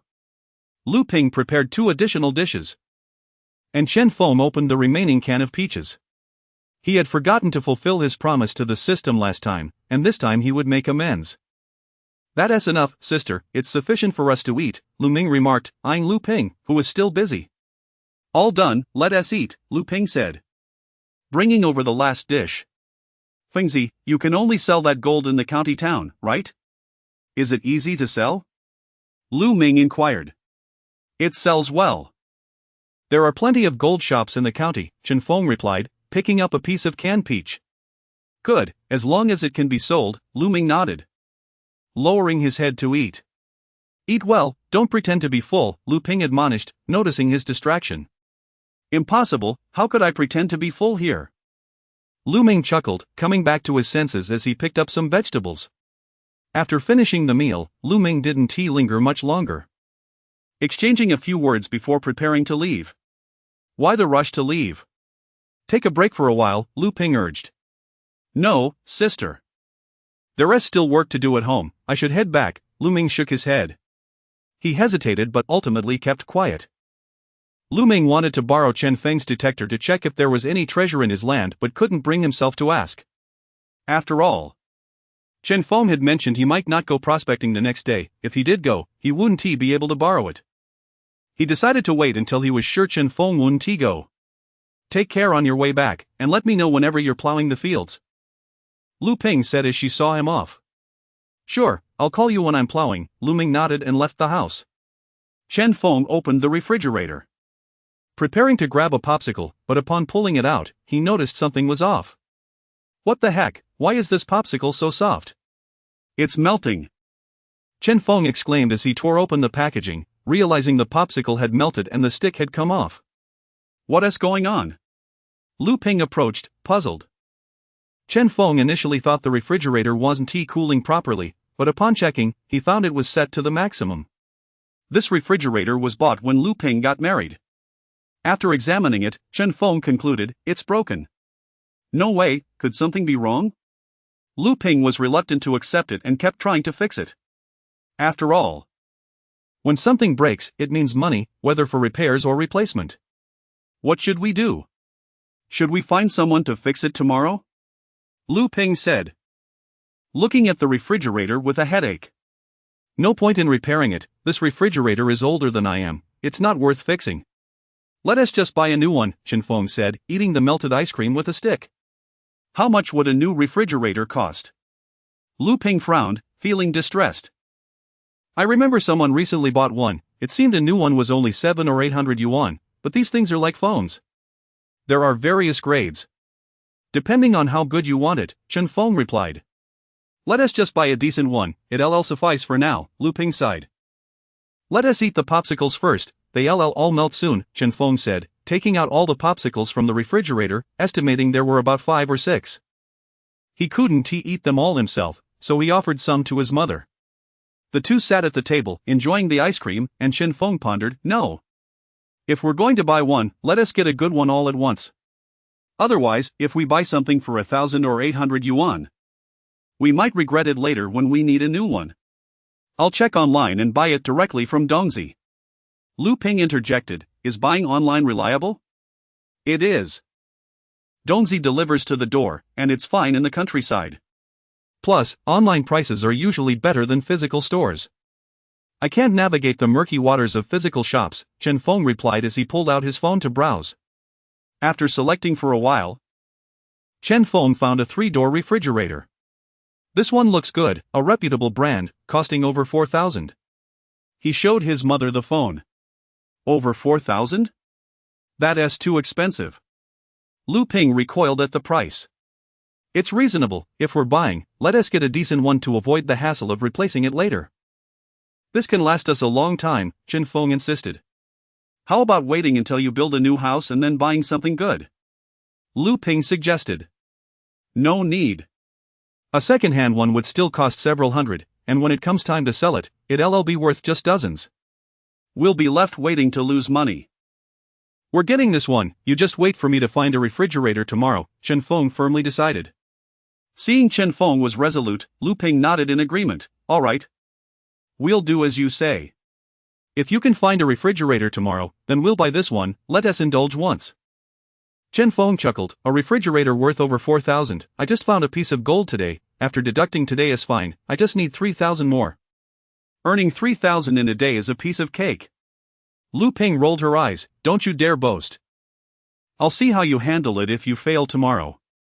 It's impossible, by the day after tomorrow, you'll be using the new refrigerator, just wait and see. Chen Feng replied confidently. Chapter 63, Buying a refrigerator, isn't it just a day's worth of gold? Having concluded his thoughts, Chen Feng exited the house, holding a melted popsicle. Intending to seek out Zheng Ping to inquire about any plans for gold panning the following day. Upon arriving at Zheng Ping's residence, Chen Feng pushed the door open and stepped inside, only to find Mao Min tending to the flower pots on the floor, with Zhang Ping nowhere in sight. Sister-in-law. Where's Zhang Ge? I need to speak with him about something, Chen Feng called out, craning his neck to look around. Fengzi, your brother has gone to the fields. Should I call him back? Mao Min replied, straightening up upon noticing Chen Feng. To the fields? What could he possibly be doing there at this hour? It's too dark to see anything, Chen Feng remarked, puzzled by the situation. Well, I heard you struck gold while digging in the fields, and now everyone is restless. They all rushed out with their detectors, hoping to test their luck, Mao Min explained with a resigned smile. Ah, so you all know about it? Chen Feng responded. Surprised. The laborers are from the neighboring village, and I never expected the news would travel so quickly, he thought, astounded by the efficiency of their information network. Well, we knew before it even got dark. Come in and sit down, I'll send him a message to come back, Mao Min said as she picked up her phone. Realizing that he would rather not linger outside alone at night, especially with Mao Min at home by herself, Chen Feng stepped inside. After sending the message, Mao Min looked up at Chen Feng, her eyes filled with disbelief. Did you really find gold while digging in the fields? To be honest, Mao Min had initially found it hard to believe the news. It seemed too outrageous, after all. People had been digging in the fields for years without hearing of anyone unearthing gold. It was only when so many people spoke of it with conviction that she began to accept it as truth. Moreover, the fact that Chen Feng was the one who had discovered the gold made her willing to believe it. Had it been someone else, she would have dismissed it outright. It seemed that wherever Chen Feng went, finding gold became an almost expected outcome. For anyone else, it would be unfathomable, but for Chen Feng, it was entirely reasonable. I did see something that looked like gold while digging, but I wasn't certain at first. After digging for a while, I returned home to fetch my detector. And that's when I found it. I never expected it to actually be a piece of gold, Chen Feng chuckled. You truly have the Midas touch. You find gold while digging, while I've spent over a decade digging only to unearth rubbish, Mao Min laughed. Patience is key, when the time comes, you'll find your fortune. Chen Feng replied with a smile. How long has Zhang Ge been gone? Chen Feng inquired. He's been gone for over an hour. You have no idea. Once everyone learned you found gold, chaos ensued. They rushed off with their detectors, fearing that someone else might find gold in their fields. I heard a few people even dropped their meals in haste to join the hunt, Mao Min chuckled. Is it really that outrageous? Chen Feng laughed at the absurdity of it all. He hadn't anticipated that his discovery would create such a stir. It reminded him of the last time he had panned for gold in the river, which had drawn a crowd as well. This time, however, people were venturing out into the dark fields without a hint of fear. Unlike the city, rural areas lacked streetlights, and the darkness was oppressive, rendering visibility nearly non-existent. Outrageous indeed. Some greedy old folks, lacking detectors, have taken to the fields hoping to strike it lucky. It's quite amusing to think about. Mao Min remarked with a shake of her head. Did anyone actually find anything? Chen Feng asked, intrigued. Surprisingly, yes. One person found a small silver nugget worth a few dollars, and that was enough to keep them giddy with excitement. With that little nugget as motivation, they probably won't be able to sleep tonight, digging away the whole night, Mao Min shrugged. Well, at least there was something to show for their efforts. Chen Feng said, somewhat astonished. Just think about how many people are out there digging. After all that time, finding just a single silver nugget isn't exactly a bounty. Mao Min rolled her eyes. True, but it's better than the last time at the river, where not a single person found anything. And several detectors were ruined in the process, Chen Feng chuckled at the memory. That's right, this time, it's just a bit tiring. But at least the detectors are safe. By the way, I owe you a debt of gratitude, if you hadn't reminded Zhang Ge. He would spent the entire night at the river, Mao Min agreed wholeheartedly. Don't mention it, sister-in-law. It's only because Zhang Ge is willing to listen to me. If I told others, they'd think I was trying to sabotage their luck. Chen Feng tossed his finished popsicle into the trash bin. After about 10 minutes, Zhang Ping entered, sighing heavily as he did. Chen Feng didn't need to ask. He already knew that Zhang Ping had found nothing. Did you find anything? Mao Min asked upon his return. Don't even mention it. I didn't see a single scrap, not even a rusty nail. The darkness made me uneasy, and when you messaged me, it gave me quite a scare. Chen Feng replied, exasperated. Old son had better luck and found a silver nugget. He has been bragging about it ever since. Now he is afraid to sleep, fearing someone might sneak into his fields while he is away. His entire family has mobilized, vowing not to stop until they've scoured every inch of it. Zhang Ping said, laughing at the absurdity. Well, at least there is safety in numbers, Chen Feng grinned. Indeed. So, what brings you here, Fengzi? Zhang Ping asked, pulling out a cigarette and offering one to Chen Feng. I was thinking you hadn't gone gold panning in a while. So I wanted to ask if you're planning to go tomorrow. Chen Feng accepted the cigarette. I was just about to contact some people tonight. But since you're here, we're likely going. The fields have been cleared, and there is nothing else to do. After a few days of inactivity, everyone is itching to dig again. Huang Fei should be less busy tomorrow. I'll get in touch with him soon, Zhang Ping said, taking a drag from his cigarette. Alright, just let me know when you've reached out, Chen Feng replied. Of course. By the way, Fengzi, how big was that piece of gold you found? I heard it was about the size of a pebble? Zhang Ping asked incredulously. Not at all. Don't listen to their exaggerations. It's about the same size as what I found last time at the river, certainly not as large as a pebble. That would fetch quite a price. Chen Feng laughed. Chapter 64 Your financial fortune method is of no use, said Zhang Ping, recalling that the piece from the river had sold for over 1,000 last time. Hearing this, Zhang Ping couldn't help but smile, marveling at Chen Feng's luck. It's merely luck, Chen Feng replied, rising from his seat. I'll take my leave now. Do remember to inform me of any developments tomorrow. Alright, why rush home? Stay a while longer, Zhang Ping insisted, also standing up. No, I need to tidy up at home and then go buy some food. Chen Feng waved his hand dismissively as he stepped outside. Upon exiting, Chen Feng headed straight to Lu Dahai's house. Likely preparing for tomorrow's gold panning expedition and needing to gather some provisions first. As Chen Feng entered Lu Dahai's home, several eyes turned towards the door. The moment they recognized him, they eagerly inquired, Fengzi, did you really find gold in the field? What's the story? Indeed, we heard it from other villagers. Is it true? Others chimed in, their gaze fixed on Chen Feng. Leaning against the bar, Chen Feng replied, it's true, just a small piece of gold. Your news travels fast. Upon hearing Chen Feng's confirmation, the crowd erupted in astonishment. Such an extraordinary event occurring to Chen Feng was simply unbelievable.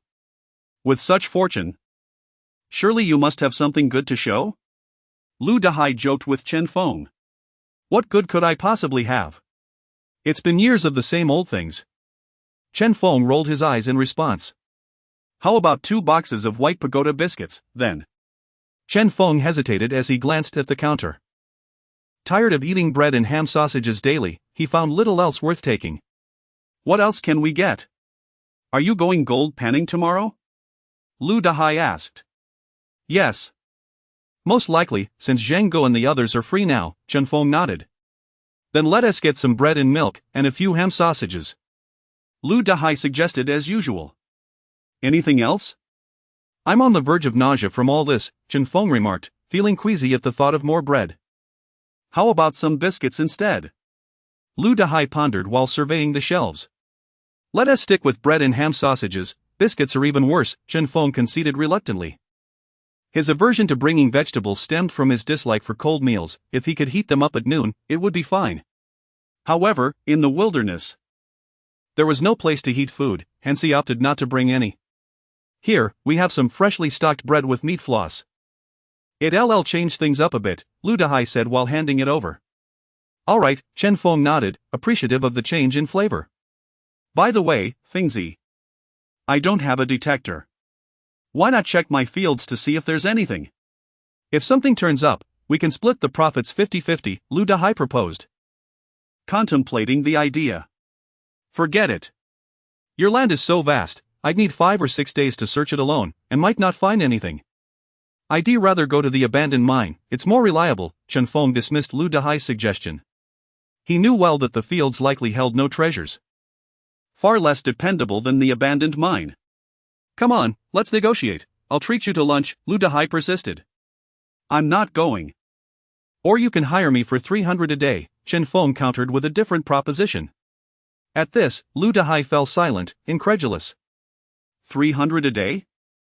How many fake goods would I have to sell to make that back? You think selling fakes is easy? How much in total? Chen Feng inquired, pulling out his money. 100, Lu Dahai replied curtly, half-jokingly retaliating against Chen Feng. Come on, I'm only buying 100's worth of stuff. Speak nicely, or I'll leave. Chen Feng feigned to walk away, prompting Lu Dahai to quickly grab him. Hey, wait. You're my brother, it's 30 in total, Lu Dahai relented. Now that's more reasonable, Chen Feng said, handing over 30 yuan before exiting. Once he left, a voice inside the house questioned, Do you think this is true? It sounds so far-fetched. Could it be that Chen Feng is just pretending, burying gold in the field to avoid being laughed at by us? Another person suggested. And others agreed, it does sound possible, finding gold in the field seems too unbelievable. Our village has been farming for decades. No one has ever found gold in the fields. How could Chen Feng have such luck? However, some argued against this, no way, can this really be a trick? They say many people saw him dig it up, could they all be mistaken? Perhaps he just had a stroke of luck yesterday, saving it all for today, some skeptics thought. Unwilling to believe in Chen Feng's fortune. Unbeknownst to them, had Chen Feng heard their doubts, he would have scoffed in disdain. He preferred to keep his financial success a secret, rather than concocting a facade to amplify his reputation. The mere fact that he unearthed a piece of gold was enough to astonish them, if he were to reveal that he had actually earned nearly 5,000 yesterday. They would be utterly flabbergasted, perhaps even envious enough to lose sleep over it. Meanwhile, Song Hui returned from the fields, exhausted and breathless, throwing his detector onto the ground in frustration. What a joke! There's no gold in that field, what nonsense! I stepped in mud for hours and found nothing. I suspect Chen Feng is just fooling us with this rumor. Hearing the commotion, his father stepped out of the house, frowning. What's wrong now? What are you complaining about? Why should I not complain? You insisted I check our fields for gold, and after hours of searching, I found nothing. What about your 5 ghosts financial method? If it worked, why didn't I find anything, while Chen Feng struck gold today? Song Hui glared at his father. His father looked puzzled, that can't be, I've studied this seriously and it should work. How else would Chen Feng have found success yesterday? Logically. You should have found something today. Still confused about where his mystical studies had gone awry, Song Hui waves dismissively, enough of this. I shouldn't have believed you. You're always buried in those useless books. Just the other day, you were studying wall passing techniques. What's next? Are you planning to pass through Widow Li's wall? Don't get stuck halfway, I'll have to dig you out. If you're so keen on her, just go find her instead of obsessing over these pointless things. You'd rather not tend to our fields, hoping some spirit will help keep pests off your crops while they devour others. Why do you think you're so special? Are you trying to ascend to heaven? Chapter 65, I will beat you to a pulp. Upon hearing Song Hui's words, his father was infuriated. Perhaps struck by an uncomfortable truth. Do not speak nonsense. My relationship with Widow Li is entirely innocent, we share a pure friendship. If you dare utter such slander again, I shall beat you senseless. As he spoke, Song Hui's father reached for something to strike him with, prompting Song Hui to leap up and evade, retorting disdainfully, yes. Your relationship with Widow Li is as innocent as can be, unlike with those other old men who visit her daily for something more.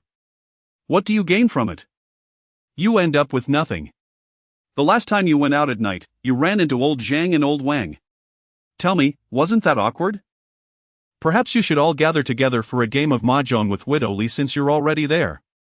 Upon returning, you even made 2 effigies bearing the names of old Zhang and old Wang. If that nonsense really worked, half the old men in the village would be dead. There aren't even enough old men left for Widow Li to keep busy with, and yet you still have the audacity to pursue her.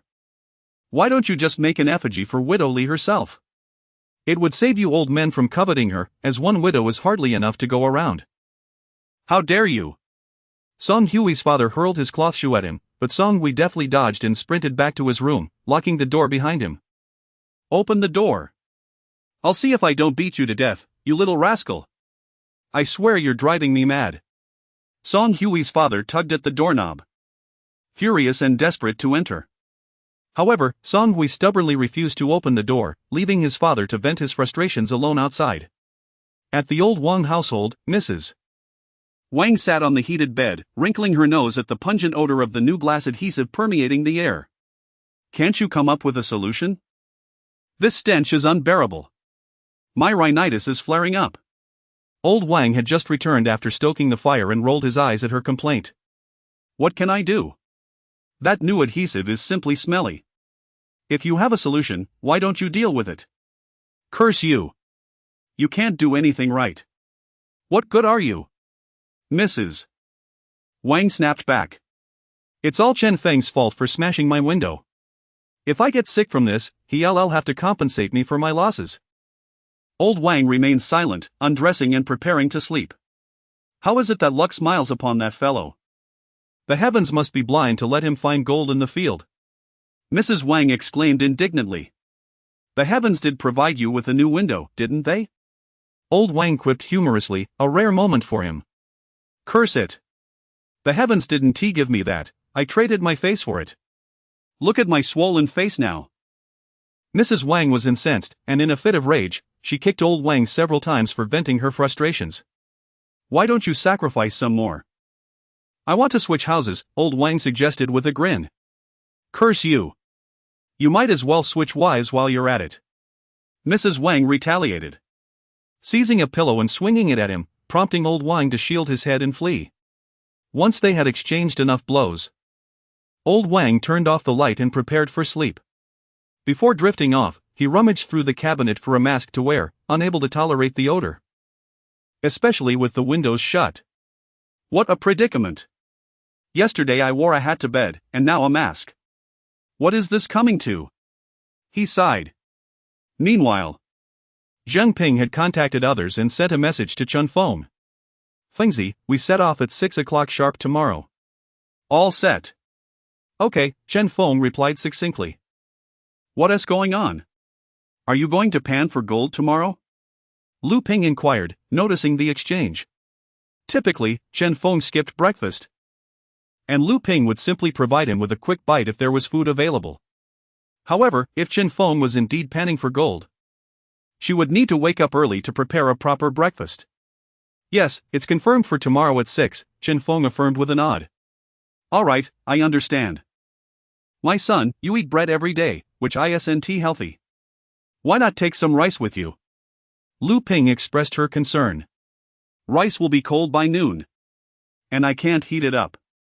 I'll stick to bread for a while until I can figure something out, Chen Feng replied thoughtfully. Fine. We'll talk about it later, Lu Ping conceded, aware that cold rice was unpleasant and hard. After Lu Ming returned home, he was busy organizing items in the warehouse. Upon entering, Yao Li rushed out, her curiosity evident. What is going on? I heard the village is abuzz with rumors that Chen Feng found gold in the field. Is it true? Having heard the gossip circulating in the village and receiving no reply to her messages, her curiosity had reached a boiling point. Taking a deep breath, Lu Ming removed his shoes and replied, yes, he found a piece of gold worth over 1,000. With a confirmed answer, Yao Li's face lit up with astonishment, disbelief washing over her. Worth that much? Are you sure it's gold? How could he be so lucky? Luck is simply on his side, don't mention it. Lu Ming replied, uninterested in discussing the matter further. Fengzi was digging when he suddenly ran home. I thought he was just avoiding work as usual. I mentioned it for a while until my sister insisted he had changed, and I didn't believe her. But soon after, Fengzi returned with a detector, claiming he saw gold and wanted to pan for it. I thought he was joking, how could there be gold in the ground? To my surprise, after just a few digs, he actually unearthed a piece of gold. Goodness, I was utterly embarrassed. Lu Ming lamented as he sat at the table, taking out a cigarette. Did you get scolded by your sister? Yao Li asked, recalling the incident. No, but you felt embarrassed, didn't you? Who would have thought Chen Feng would be so lucky? You have no idea, we all stood there dumbfounded. Who has ever seen such a scene? Lu Ming lit his cigarette and inhaled deeply. I was just bragging to my sister about how Chao Yang received a raise and was doing well. Stable work is better than any other job. Then Chen Feng finds a piece of gold worth over 1,000. Compared to him, what's a raise? Even my sister started lecturing me, urging Chao Yang to work hard and buy a house in the county. It's truly humiliating. It seems like Chen Feng earns in a month what Chao Yang might take years to achieve, Lu Ming sighed. At their age, comparisons were no longer about oneself but rather about their children. Though they were relatives, who wouldn't wish for their own child to succeed, to bask in reflected glory? No one wants to be overshadowed. Ah, but Chen Feng can't find gold every day. Why get so worked up? Chao Yang's job is quite stable. Yao Li consoled him. Stable, indeed, with a consistent income of 2,001 every month, no more, no less, Lu Ming muttered, disdain evident in his tone. Chapter 66, The enthusiastic crowd. The next morning, Chen Feng awoke at dawn. The days had begun to brighten earlier than before, contrasting sharply with the previous darkness at this hour. Mom, what's for breakfast? Chen Feng yawned as he stepped out. I'm steaming some egg cakes for you.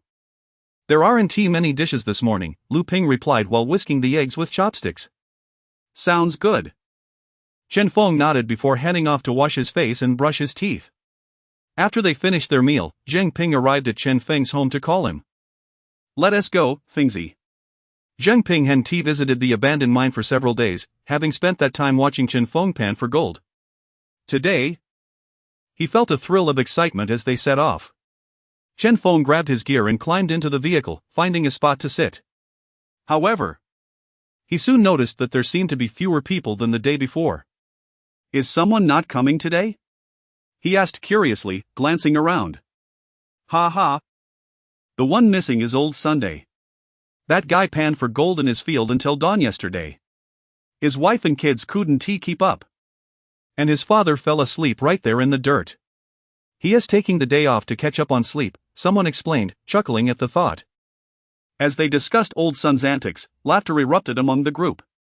The remaining members had also panned late into the night and were too tired to rise this morning. They had initially planned to pan for gold today, but exhaustion rendered them unreachable by phone. None would be joining. Chen Feng shrugged at their predicament, noting that it was their choice to overexert themselves. At least old Sun had some gains, the rest of you just wasted your time, he remarked, feeling a sense of relief at not being in their shoes. I'm exhausted too. I worked in the fields all day yesterday and had to drive several families around. I only panned for a couple of hours at night. If it weren't for our plans today, I would have slept until noon, Huang Fei yawned from the front. We're tired, but you mustn't be, don't scare us.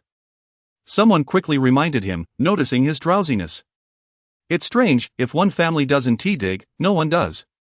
But when one starts, everyone panics and joins in, Huang Fei replied with resignation. Indeed, that's just how it goes, someone seated behind him chimed in. Leaning back in his seat, Chen Feng prepared to catch some sleep, but their chatter soon lulled him into a drowsy state. When he opened his eyes again, they had arrived at their destination. Here we are, let us get to the gold. Someone exclaimed, hopping out with enthusiasm. Everyone disembarked, eager to select a spot to begin panning. Chen Feng also stepped out, scanning for a promising direction.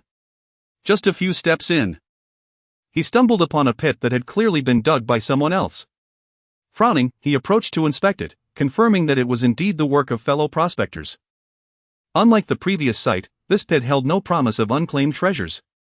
Changing his course, Chen Feng walked a few more steps and soon discovered another pit. What's going on? He muttered to himself as he crouched down to examine it, realizing that it seemed newly excavated. Returning with his equipment, he noticed others had also recognized the issue.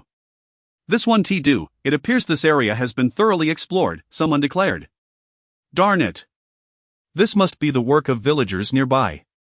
We need to find a new spot, there's nothing left for us here, the group murmured in agreement. And Huang Fei noted the same discovery. This place is no good, we must venture deeper. Huang Fei instructed everyone to get back in the vehicle. And soon they were off to a different location. Along the way, they even spotted a few individuals engaged in panning. After driving further, they extended their necks to look out the windows, ensuring there were no signs of previous digging before Huang Fei finally stopped the vehicle.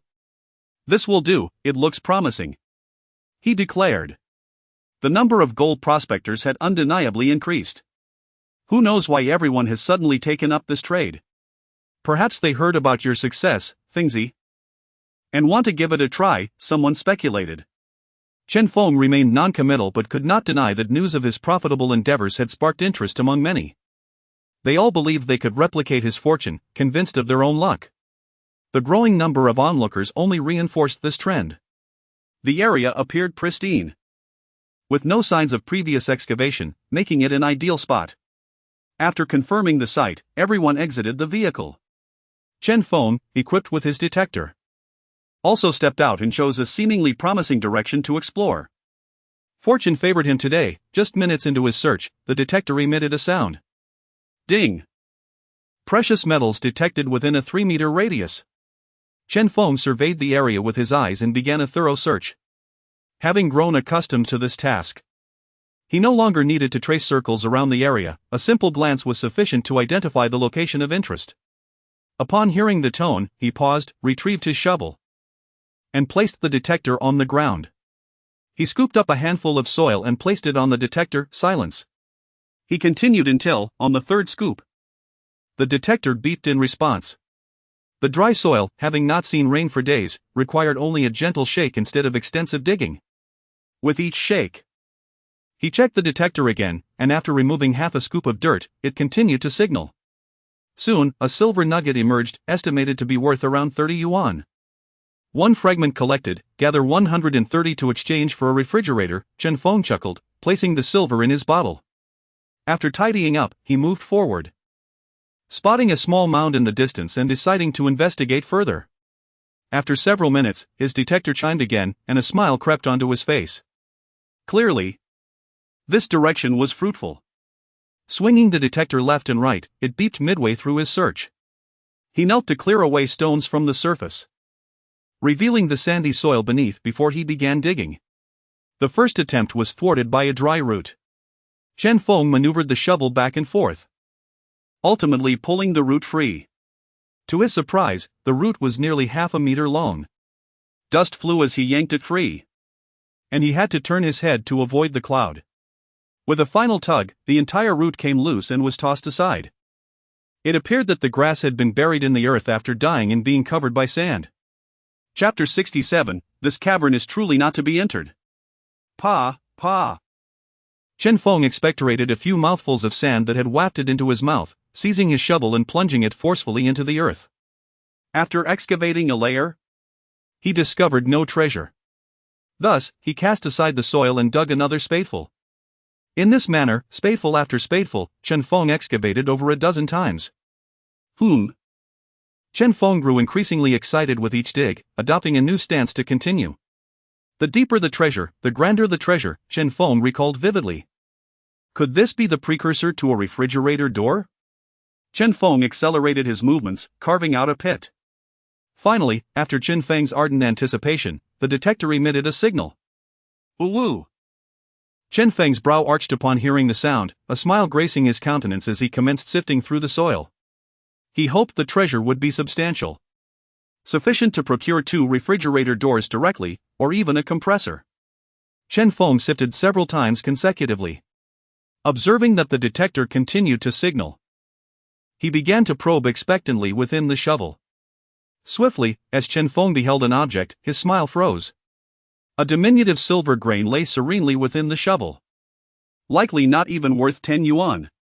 I'll be. Chen Feng was utterly speechless. What had become of the adage that the deeper the treasure, the grander the treasure? Was he being mocked? For a mere 10 yuan silver grain, was it truly fitting to lie so deep? This was utter defiance of the natural order. After depositing the silver grain into the bottle, Chen Feng, refusing to concede defeat, rummaged through the pit once more, ultimately sighing and rising to his feet. Chen Feng gazed into the distance, lost in contemplation. He recalled a classic adage, life is such that one never knows what flavor the next nugget of gold will possess. Or so it seemed to be phrased. Retrieving his detector, Chen Feng continued onward, now consumed by an intense curiosity regarding the mound of earth. He yearned to cast his gaze upon it, harboring a presentiment that a significant treasure lay within. En route to the mound, the system remained silent. And Chen Feng swiftly arrived at his destination. Upon drawing near, Chen Feng realized that the mound was exceedingly familiar. Was it not another mine shaft? Merely. Chen Feng had been positioned at its rear previously, thus obscuring his view. Approaching the front, he observed that the structure was fundamentally identical. The divergence lay in the system's silence this time. Naturally, Chen Feng dared not venture inward, he merely observed from the entrance. Chen Feng casually picked up a twig, prodding the timbers supporting the entrance. Astonishingly, the wood began to crumble at his touch. Witnessing this spectacle, Chen Feng's eyes widened in astonishment, and he retreated hastily, unwilling to linger at the entrance. Good heavens! They are the same type of cave, so how is there such a big difference between this and the other one? Chen Feng was perplexed. Did this thing even discriminate? Was the previous cave reserved for leadership inspections, while this one was intended for the workers? Chen Feng hurled a stone inward, eliciting an echo. It was rumored that this cave extended dozens of meters deep, though Chen Feng had never ventured within. Relying solely on hearsay.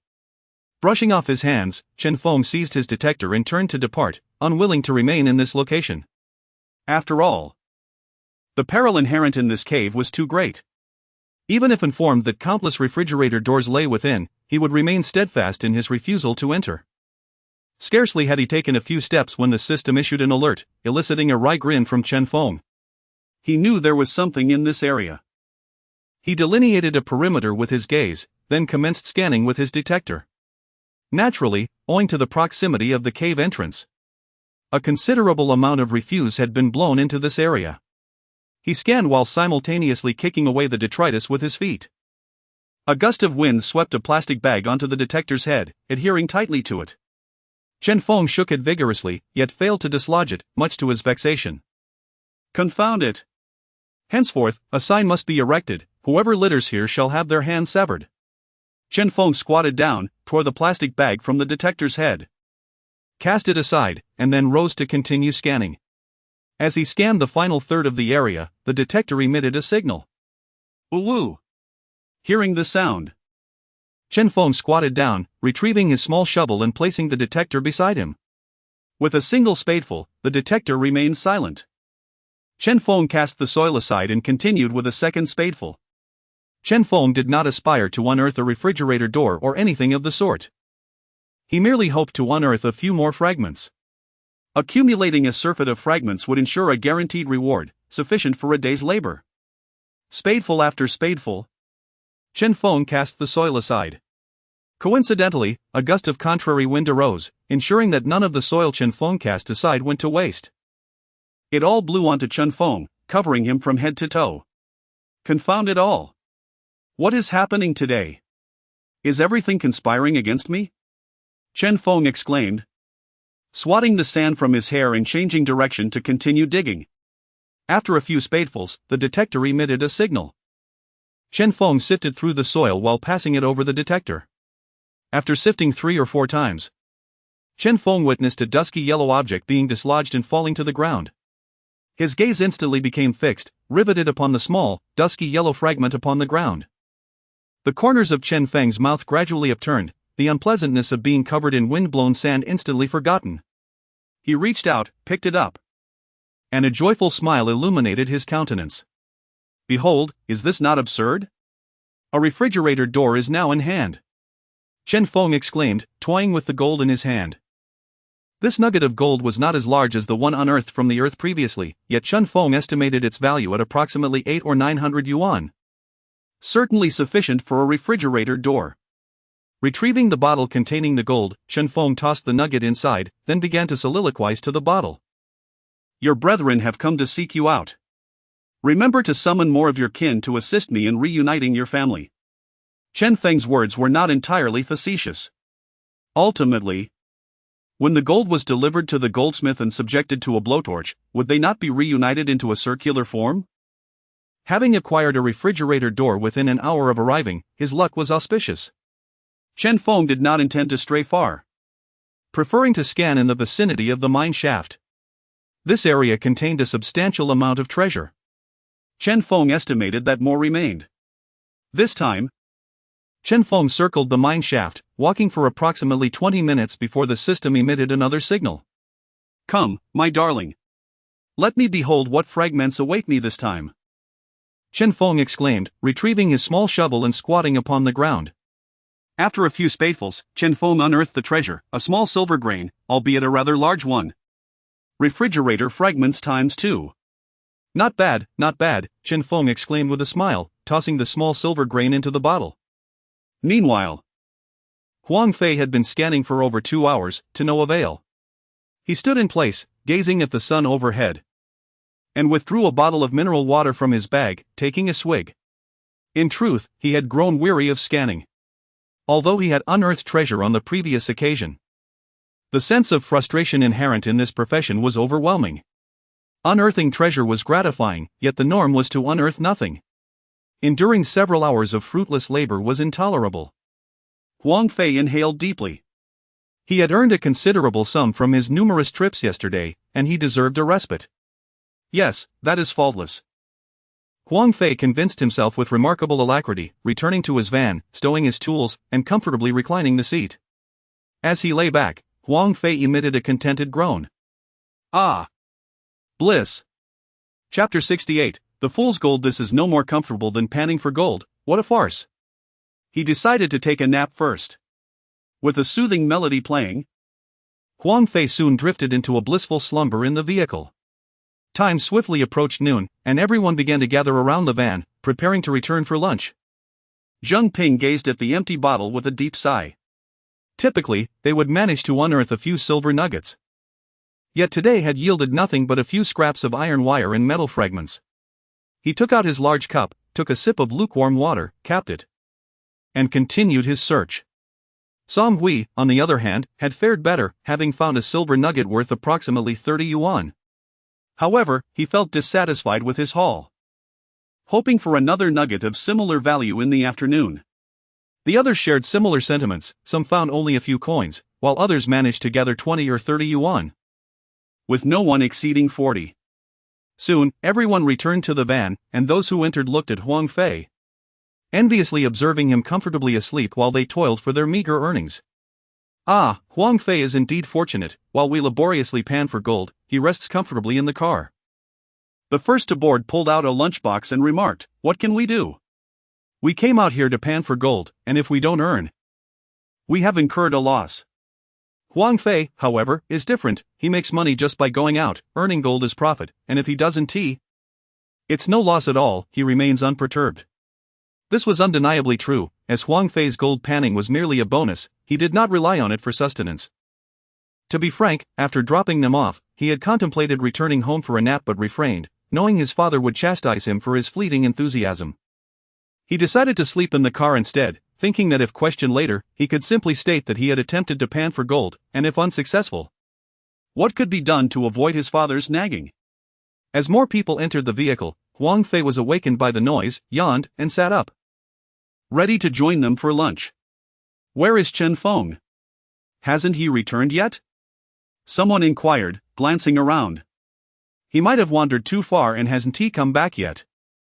Another speculated. Perhaps he struck it rich and doesn't he want to return, joked a middle-aged man in the back seat. Song Hui added silently in his mind. Or he may have fallen into a pit and can't get back. Though the thought was unkind, he dared not voice it aloud, choosing instead to relish the amusement in private. Zheng Ping turned to the group, still chewing on his pancake, and asked, "How was your morning's yield?" "Terrible. Don't even mention it. I found a tiny silver nugget worth maybe 10 or 8 yuan. I can relate, today has been dismal. I didn't even earn back my travel expenses. I only found a small silver nugget, probably worth 20 yuan. After deducting the travel costs, it's hardly worth it." The group sighed in unison, feeling that gold panning was becoming increasingly unprofitable. When they first began, the returns were decent, but as time passed, the available resources diminished, and the places yet to be explored became scarce. Today, after trying 2 locations, they had only found this one. Furthermore, with more people joining the gold panning endeavor, the yields were visibly declining. After all, the pie was finite. With each new prospector, their share grew smaller. Unlike Chen Feng, who always found something, they felt a sense of helplessness. Zheng Ping shook his head in response, biting into his pancake with determination. What will we do moving forward? Everyone seems to be struggling. I did alright, I found a sizable silver nugget worth 30 yuan, Song Hui chimed in, grinning at the others. Not bad at all, impressive. You are the only one among us to profit. The two responded listlessly, acknowledging Song Hui's success. A few even rolled their eyes, ignoring him entirely. What's this? We haven't made any money, yet you seem quite cheerful, they remarked. Unlike Chen Feng, who never boasted about his earnings unless asked. Song Hui reveled in his good fortune, oblivious to the discontent brewing among his companions. Why do you take pleasure in our misfortune, Song Hui? While we lament our losses. You flaunt your gains. The group, however, chose to dismiss him, well aware of Song Hui's nature. He had been taciturn when they hadn't earned. But now that he was all too eager to share his joy. Unbeknownst to him, many were growing weary of his attitude, yet he remained blissfully unaware. Basking in the praise and feeling invigorated even during lunch. Huang Fei, listening to their conversation, felt a pang of regret for purchasing the detection device. Previously, he had only observed Chen Feng effortlessly reaping rewards. Now, he understood the challenges involved in gold panning.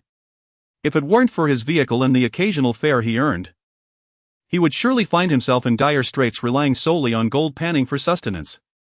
Once filled with enthusiasm, the group now felt despondent. If they failed to find gold in the afternoon, they would not only miss out on profits but might even incur losses. Meanwhile, Chen Feng leaned against the back of the mine, enjoying his bread and the refreshing breeze, relishing the moment. Next to him lay two small bottles, one contained silver, nearly a third full, while the other held just two tiny pieces of gold. Having spent the morning thoroughly exploring the mine, he felt it was time to return. However, upon reaching the back of the mine, he found shade and shelter from the wind, deciding against returning just yet. The midday sun blazed mercilessly, causing Chen Feng to sweat profusely. He settled against the side of the mine, grateful for the respite from the sun's rays, as the temperature dropped significantly. A gentle breeze swept through, offering a comfort far superior to that of the vehicle. After finishing his meal, Chen Feng lit a cigarette, blissfully squinting in the sunlight. Oddly enough, sitting at the back of the mine, enjoying the cool breeze and smoking, felt like the epitome of comfort. Yet, if asked to spend time there without purpose, he would never choose to do so. Perhaps this peculiar sensation stemmed from the contrast of the morning's toil and heat. After approximately half an hour of rest, Chen Feng stood up, brushed off the dirt, and donned his detection device, ready to continue his search. He still needed to locate the remaining fragments of the refrigerator for synthesis later that evening, otherwise, he would have no place to freeze his popsicles. Having thoroughly explored the vicinity of the mine, he decided against lingering and walked further away, glancing back curiously to see his companions far behind. Chen Feng shrugged. He had skipped lunch and was unaware of their discussions. His curiosity piqued whenever he missed out on something, including their social media exchanges. Chapter 69, The refrigerator accumulates. He seldom posts on social media, yet he scrolls through it daily, embodying the sentiment of my world remains a mystery to you, while I refuse to miss out on yours. As he glanced back at his companions, Chen Feng noticed that he was still moving forward. In a moment of distraction, he stumbled over an object, nearly losing his balance. What was that? Chen Feng quickly steadied himself and looked down, discovering a shovel wobbling just a short distance away. No wonder he felt a sudden trip, he had inadvertently stepped on a shovel. He approached to retrieve it, inspecting it closely. The shovel appeared quite new, with only a thin layer of dust covering it. He pulled out his own shovel, striking it against the newfound one, and noted the latter produced a deep, solid sound, indicating its sturdy construction. In contrast, his own shovel emitted a thin sound, clearly inferior in quality. Upon closer examination, he realized this was one of the shovels sold by Han Jiangwo, renowned for their reliability. Gold panners typically employed inexpensive shovels for their light tasks, seldom investing in high-quality tools. A shovel costing 8 to 10 yuan sufficed, despite concerns over their durability. Chen Feng's own shovel was showing signs of wear, with its tip losing paint and likely to rust soon. Old-timers like Zheng Ping wielded shovels that were practically battle-worn, their paint nearly gone, yet still functional. Chuckling at his serendipitous find, Chen Feng mused that it likely belonged to a fellow gold panner. After all, his group could hardly afford premium shovels. What if his companions had a shovel head so cracked he was reluctant to replace it, making do with what he had? Indeed, this shovel would become his. Chen Feng wiped the dust off and stowed it in his bag. Whether anyone would recognize it as his find was irrelevant, from this moment on. It would be regarded as his purchase. As for where he acquired it, he would simply claim it was from the county town. After all, Han Jiangwo was not the sole vendor. The town offered plenty of alternatives, albeit at slightly higher prices. Though it was not a piece of the refrigerator. Chen Feng was pleased to have acquired a good shovel. Perhaps buoyed by his lucky find, the system soon alerted him to nearby treasure. A smile crept onto his face as he visualized the vicinity, wielding the detector to methodically scan for hidden gems. Before long, the detector pinpointed a location. And as Chen Feng crouched down, he contemplated using the newly found shovel for excavation. The principle of using the new tool for the first find was only fitting. Indeed. The new shovel felt markedly different, its quality readily apparent. However, Chen Feng's original shovel held sentimental value. He would not discard it until it was utterly beyond repair. Digging through the earth, he found nothing on his first attempt, so he tried again. As he continued to excavate, a small mound began to form beside him. And the detector suddenly emitted a sound. Startled, he shook off some dirt and checked the reading again. The detector continued to beep, prompting him to dig deeper. On the third attempt, he uncovered a small, dark yellow nugget nestled among the soil. Chen Feng's brow lifted in surprise. He hadn't expected the new shovel to bring him such fortune, a piece of gold right off the bat. He picked it up and blew off the dust, revealing its flattened, rounded form, pockmarked yet smooth to the touch. He estimated its weight to be around 1,000 to 1,200 yuan. With a chuckle, he exclaimed, "A refrigerator door added." He couldn't help but laugh, placing the nugget into a small bottle designated for his gold finds.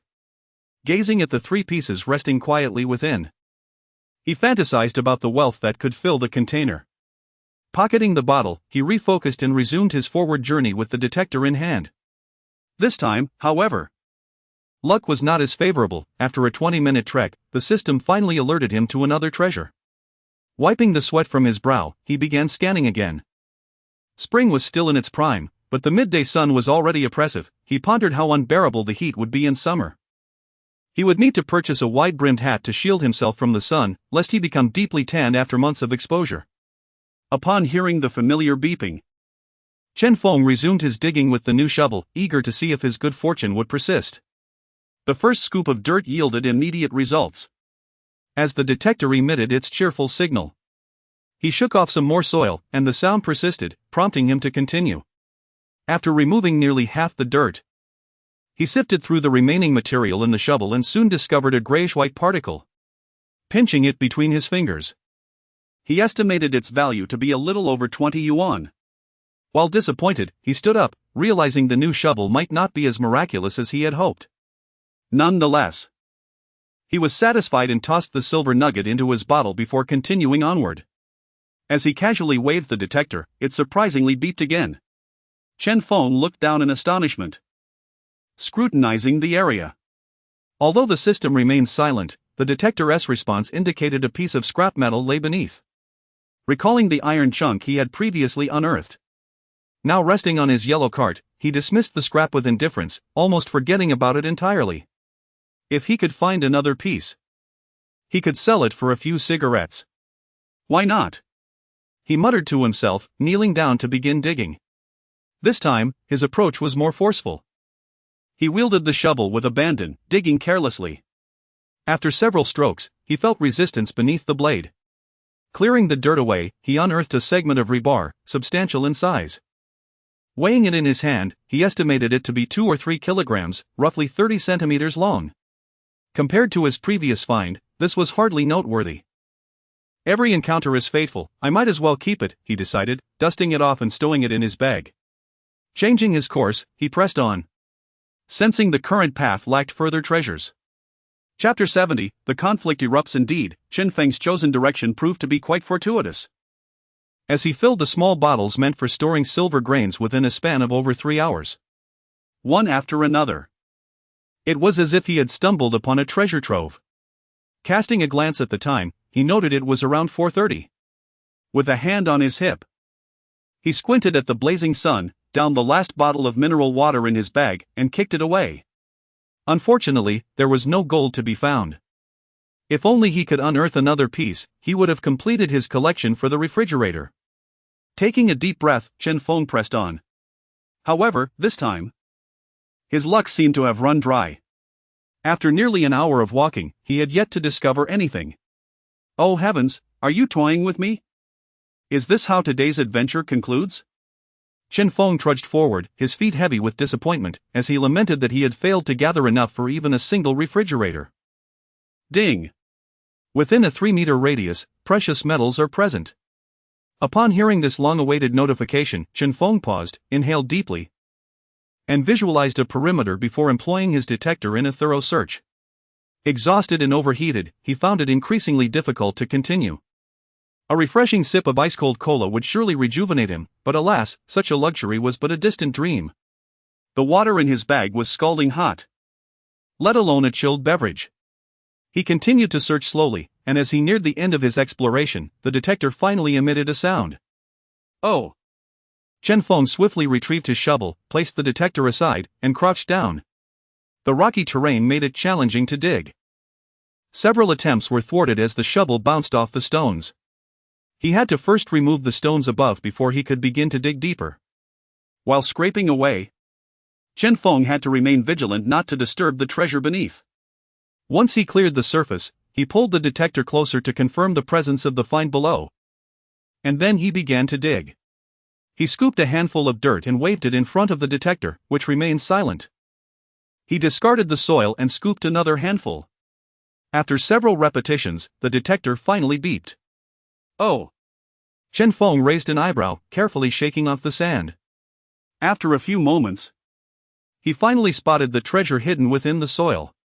Sighing, he removed the silver grain worth a mere few dollars and placed it into the bottle designated for gold. With little hope of accumulating enough for a refrigerator today, he resolved to include the piece of gold from yesterday's find as well. Standing up, he grasped the detector and began his walk back toward the van. The time was nearing for his return. After about 7 or 8 minutes, just as Chen Feng had lost hope, the detector in his hand unexpectedly beeped again. Instinctively, he looked down, suspecting it to be yet another piece of scrap metal. Ding! Within a 3-meter radius, precious metals are present. Chen Feng was momentarily taken aback. Could it truly be this fortuitous? A chuckle escaped him as he swiftly retrieved his shovel, omitting the step of locating the signal with the detector.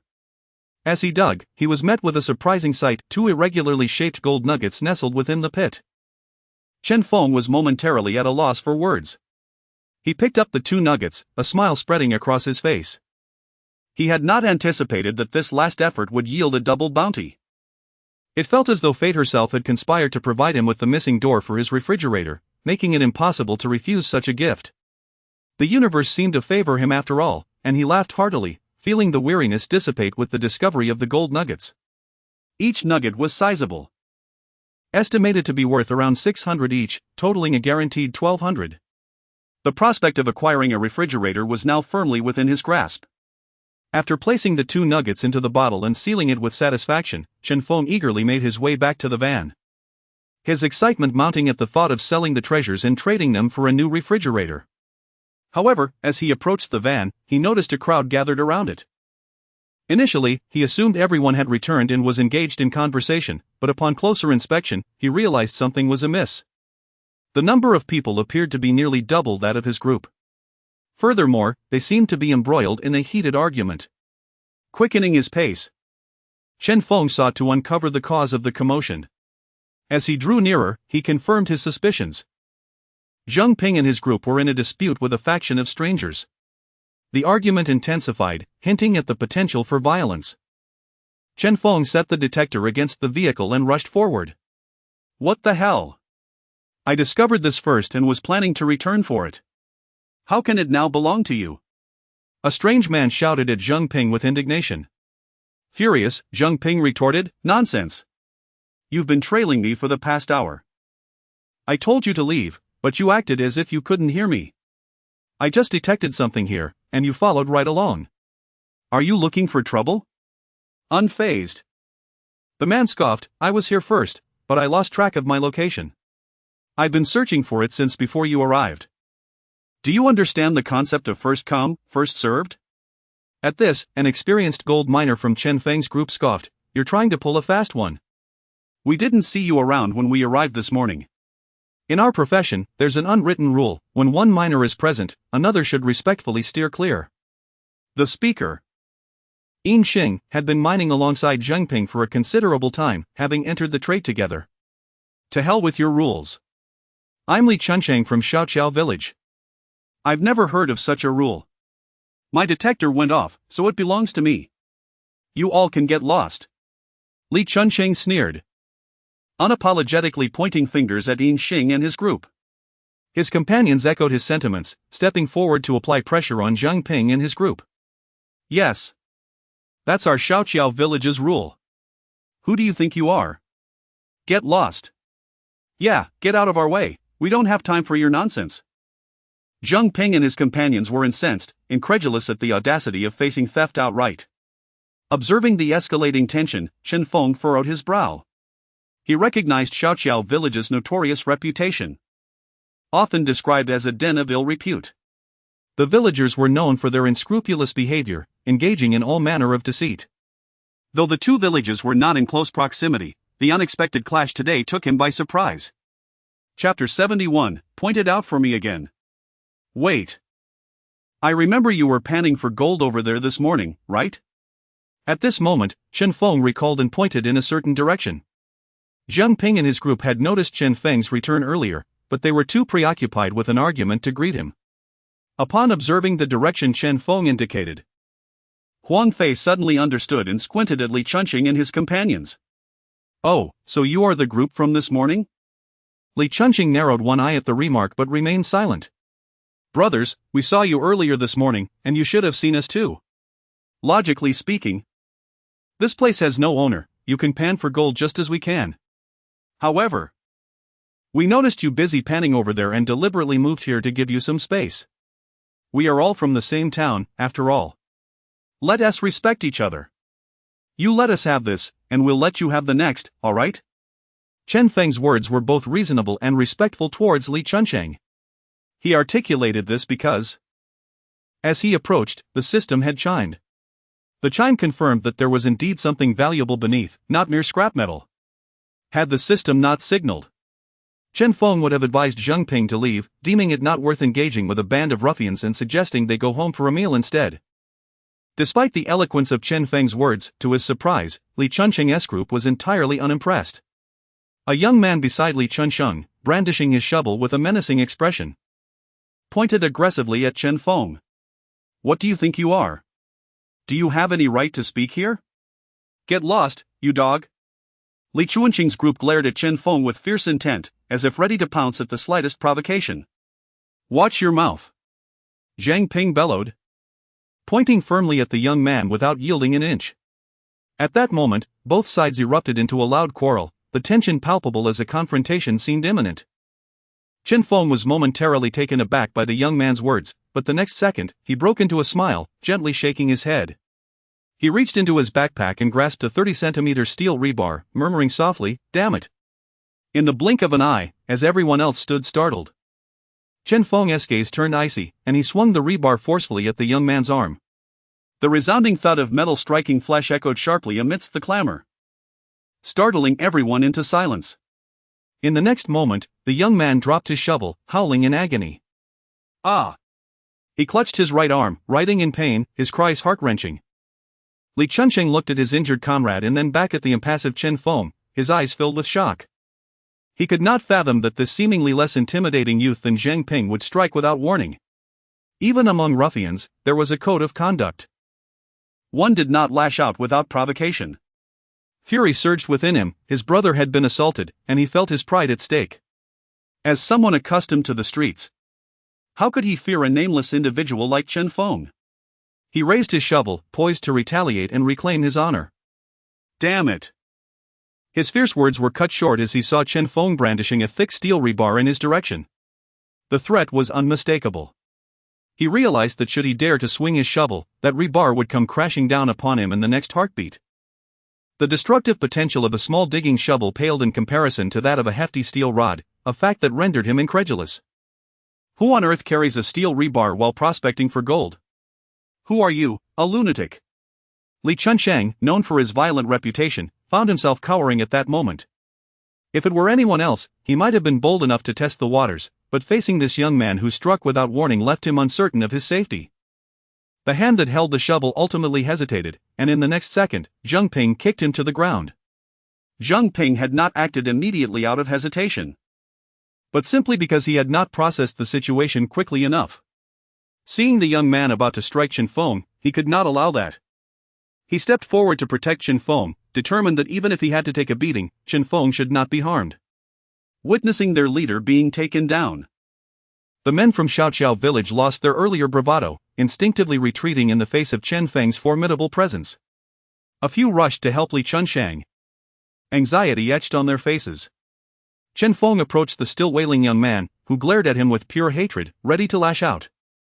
However, upon seeing the steel rebar in Chen Feng's hand, he swallowed his words, too terrified to utter a sound. The pain in his arm was excruciating, and he feared another blow might follow. Did your mother not teach you to keep your mouth clean when you're out and about, you wretch? Point at me again and see what happens. Chen Feng warned, the steel rebar aimed directly at the young man's head, his gaze frosty. The young man lowered his head, too scared to meet Chen Feng's eyes, pressing his lips tightly together, not daring to even groan in pain. Although Zheng Ping wore a fierce expression, a glance at Chen Feng caused him to gasp in astonishment. He had never expected Chen Feng to strike so decisively and with such ferocity. The young man had received a severe beating, and to be honest, if their roles were reversed, Zheng Ping would not have dared to swing that rebar either. Meanwhile, Huang Fei and the others were equally astonished. They had exchanged harsh words for some time, but no one had dared to initiate violence, fearing they would be outmatched. Especially after Li Chunsheng had revealed his notorious reputation. But Chen Feng had charged in without trepidation. Inspired by his boldness, they felt a surge of adrenaline. If this group dared to retaliate, they would not hesitate to join in the fray. Damn it, whoever backs down is a coward. What ruffians! We all stand on two shoulders with one head, who fears whom? This was the power of leadership and presence. Chen Feng fixed his gaze on the fluctuating expression of Li Chunsheng, steel rebar pointed at him, and coldly remarked, "Damn it! You were just one word away, finish what you were going to say." Li Chunsheng stared intently at Chen Feng but ultimately refrained from speaking. Fine, you're tough. I'll remember your village. We will cross paths again. Chapter 72, Li Chunsheng escapes. After speaking, Li Chunsheng waved his hand, and they stepped back a few paces before turning to leave, effectively handing over the matter to them. Once Li Chunsheng and his group departed, Zheng Ping and the others gradually relaxed their grips on their weapons and took a deep breath. Damn it, if there were fewer of us, they might have bullied us. Huang Fei scoffed, having nearly swung his detector like a club just moments ago. Fengzi, are you all right? Zheng Ping glanced back at Chen Feng. I'm fine, Chen Feng replied, shaking his steel bar. Yin Xing looked at the steel bar in Chen Feng's hand, surprised.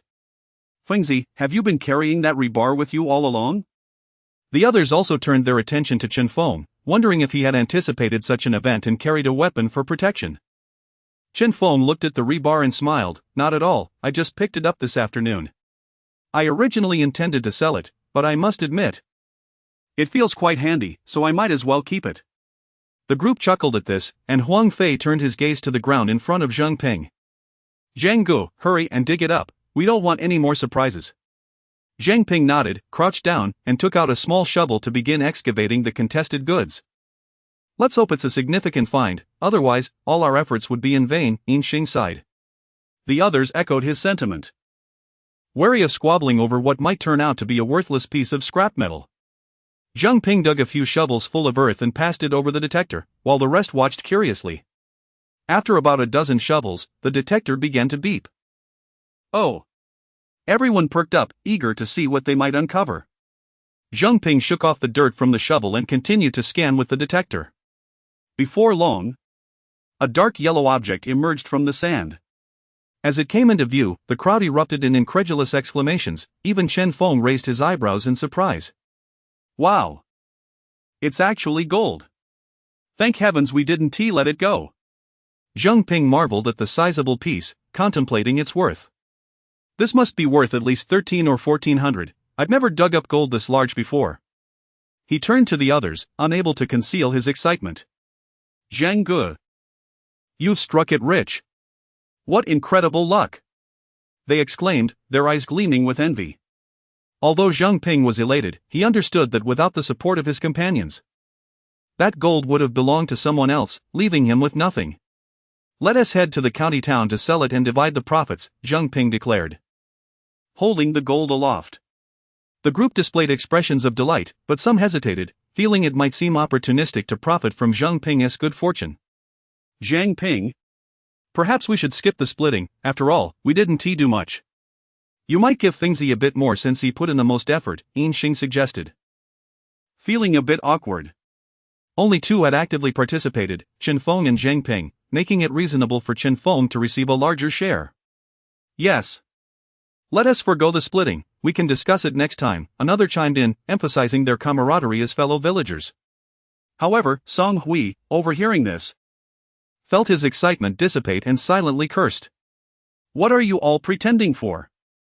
Why not take more money? If it weren't for me, would he have found this gold? I contributed too, why should I not get my share? He had been lurking at the back, biding his time, planning to bolt if a fight broke out. He had no stake in the gold. As soon as the topic of splitting arose, he felt elated. A piece this large could yield over 100 each. A significant sum indeed. But hearing the suggestion to forego sharing, he was infuriated. To him, refusing free money was a foolish decision. Why pass up a gift? Zheng Ping shook his head at the opinions expressed, asserting, that won't do, we must divide it. Fengzi nearly got into a fight, so he deserves a larger portion. We'll determine the exact amount after selling it. I assure you, no one will leave empty-handed today, and given our collective efforts, everyone should benefit a little. The group nodded in agreement, climbing into the vehicle.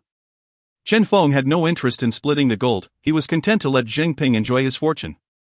However, since Zheng Ping suggested sharing, he felt no need to object, content to follow the group's decision. Once everyone settled into the vehicle, Huang Fei started the engine, driving towards the county town. The group reflected on their respective fortunes of the day, all expressing their frustrations. Well, I didn't find anything today. Just another day of coming up empty, one lamented.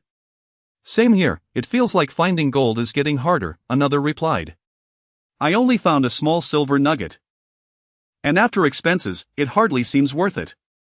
Song Hui, who had fared best, had unearthed another small silver nugget, estimating it might sell for $10. Bringing his total to around $40 or $50. Huang Fei, overhearing the collective sighs behind him, shook his head, feeling helpless. The gold prospecting business was slow, which adversely affected his own trade. Moreover, with incidents like the one involving Li Chunsheng, he knew that as more people entered the gold prospecting scene, such confrontations would inevitably recur. While occasional scuffles might be tolerable, everyone had families to support. No one wished to live in constant fear of conflict while trying to make a living. What's the plan, Zhang Ge? I can't shake the feeling that this line of work has little hope left, someone inquired with a sigh. As the de facto leader of the group, Zheng Ping felt equally at a loss. Although they had struck gold today, it was merely a stroke of luck, and who knew when they might strike again? Previously, prospecting had been a viable source of income, albeit with its ups and downs, but the current trend suggested that finding gold was becoming increasingly difficult, raising concerns about their ability to sustain themselves. Buying gold costs money, but selling it is hardly lucrative. If things continue like this, we may have to abandon this trade altogether, Yin Xing remarked, shaking his head as he regarded his detector. He genuinely enjoyed the freedom of this work, where success depended on fate rather than the whims of a boss. Yet, the prevailing circumstances no longer permitted him to continue. The group fell silent, each contemplating their own retreat from this endeavor. After all, they had ventured out to earn a living, not merely for sport. Chapter 73, A New Gold Rush? Zheng Ping gazed blankly ahead, his mind consumed with contemplation about the feasibility of a particular venture. After a prolonged moment of reflection, he gradually resolved to speak. Turning to the group. In fact, I once encountered an old prospector with whom I shared a good rapport. He recounted numerous tales about gold mining. He mentioned that he had previously prospected this abandoned mine, but found it lacking in yield and thus deemed it unworthy. He had also visited a larger gold field where one could earn hundreds in a single day, albeit it was quite distant. He offered to take me along if I was interested. At the time, being new to the trade, I lacked the confidence to accompany him. But I did inquire about its location. Now, I am keen to explore it. What do you all think? Upon hearing this, the group perked up. Though uncertainty lingered about its reliability, prompting a flurry of questions. Where is this place? Is it truly capable of yielding hundreds daily? Yin Xing leaned in, curious. As he realized Zheng Ping had never mentioned this before. He claimed to be a prospector, and judging by his gear, he certainly appeared credible. Furthermore, he imparted valuable experience. Much of which I have verified in my own endeavors. He did not deceive me, Zheng Ping asserted with sincerity. Where exactly is it? Huang Fei called out loudly from the front. A wild mining site near Ling City.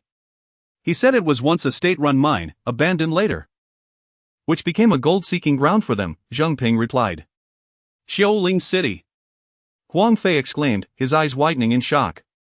He realized it was quite a distance.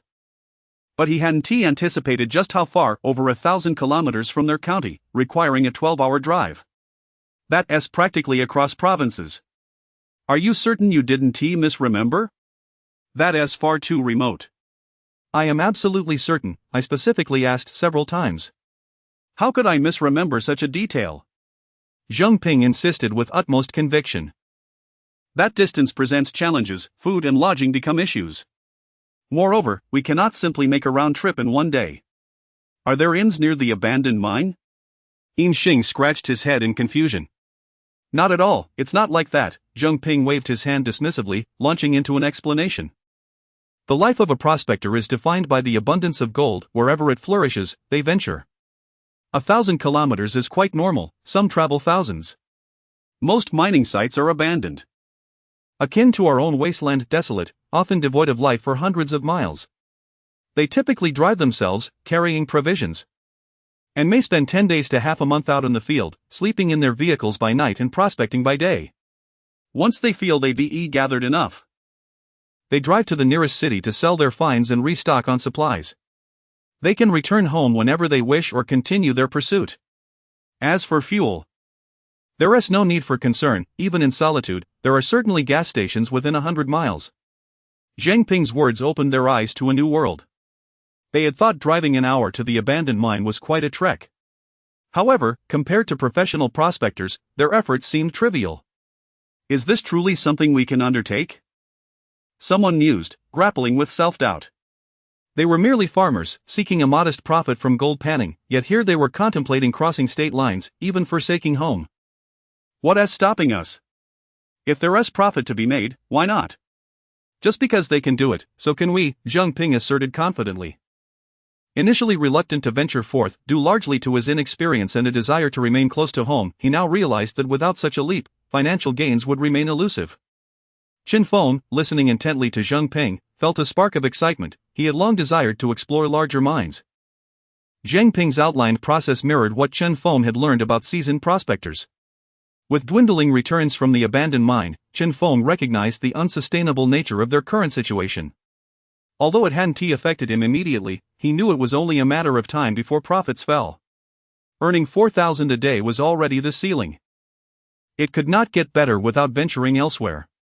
Having previously lacked connections, it was a revelation that Zheng Ping had proposed this idea. The opportunity had always been right beside him. Regardless of others' decisions, Chen Feng resolved to pursue it. If we go, can you find the place? Someone inquired, their interest piqued. Absolutely. There is only one major mine outside Ling City. I can certainly locate it, Zheng Ping replied confidently, having reviewed the map previously, which marked the abandoned mine. This is significant. We must discuss this thoroughly at home, one man remarked, astonished. A week-long expedition would be the bare minimum. Although they hadn't yet discussed costs. Traveling beyond the province would undoubtedly be expensive, especially with food and drink to consider. They would need to speak with their families to reach a decision. Da Fei. Is your car suitable for long distances? Zheng Ping asked Huang Fei, a hint of concern in his voice. His worries were not unfounded. The vehicle was somewhat worn and untested for long journeys. If it broke down midway, they would be stranded. Yes, don't worry. Despite its age, it's in decent condition. If we decide to travel out of state, I'll ensure it's prepared and address any minor issues, Huang Fei replied with newfound seriousness, departing from his usual jovial demeanor. Good, just remember to calculate the costs for the journey. If we decide to go, we need to be prepared, Zheng Ping advised. Rest assured, I'll return home and sort it out, Huang Fei nodded. As they contemplated the prospect of traveling out of state, they agreed to utilize Huang Fei's vehicle, which was spacious enough for their supplies, and familiarity among them would mitigate unnecessary complications. Only if Huang Fei ultimately declined would they seek alternative transportation. Soon, the car reached the county seat, and the atmosphere shifted from the usual banter. Some pondered the feasibility of mining beyond state lines, while others deliberated whether to continue in this line of work. Following tradition, they made their way to Boss Bai's gold shop. As they entered, Boss Bai greeted them with a warm smile. It's been a while since I've seen you all. Have you struck any significant finds lately? He inquired cheerfully. Beside him stood a young woman, and Chen Feng inadvertently met her gaze. Their eyes locked, and both were taken aback, disbelief flooding their minds. Why is he here? Why is she here? Chapter 74, Is he your father? Hearing this, Zheng Ping smiled broadly and said, Today is quite fortunate, thanks to Boss Bai. This statement was not mere modesty. Indeed, today had proven fruitful, as he had unearthed a substantial amount of gold, enough for each person to receive over 100 yuan. Daughter, this is the group of old Zheng I've been telling you about. They all hail from the same village. Especially this young man here, who previously managed to find several thousand in a single day. You once accused me of exaggerating, now that they're all here, why not ask if I've been misleading you? Boss Bai proudly remarked to his daughter. Standing at the forefront, Chen Feng discreetly placed his right index finger against his lips, signaling the girl to be quiet. This moment was visible only to Boss Bai and the girl. Chen Feng's mind was racing with 1,000 thoughts. He could hardly believe that this girl was acquainted with Boss Bai, and judging by her presence at the counter, their relationship seemed quite close. Upon closer inspection, he noticed that the girl bore a striking resemblance to Boss Bai. It dawned on him, there was a high probability they were indeed father and daughter. No wonder he felt a sense of familiarity upon seeing her. He simply hadn't made the connection until now. He contemplated switching to another gold shop to evade Boss Bai, yet fate had other plans. He truly wanted to remark on how Boss Bai seemed to have monopolized all the gold shops in the county. One shop wasn't enough. He had to open two, there was no escaping his influence. Boss Bai, witnessing this scene, was momentarily bewildered.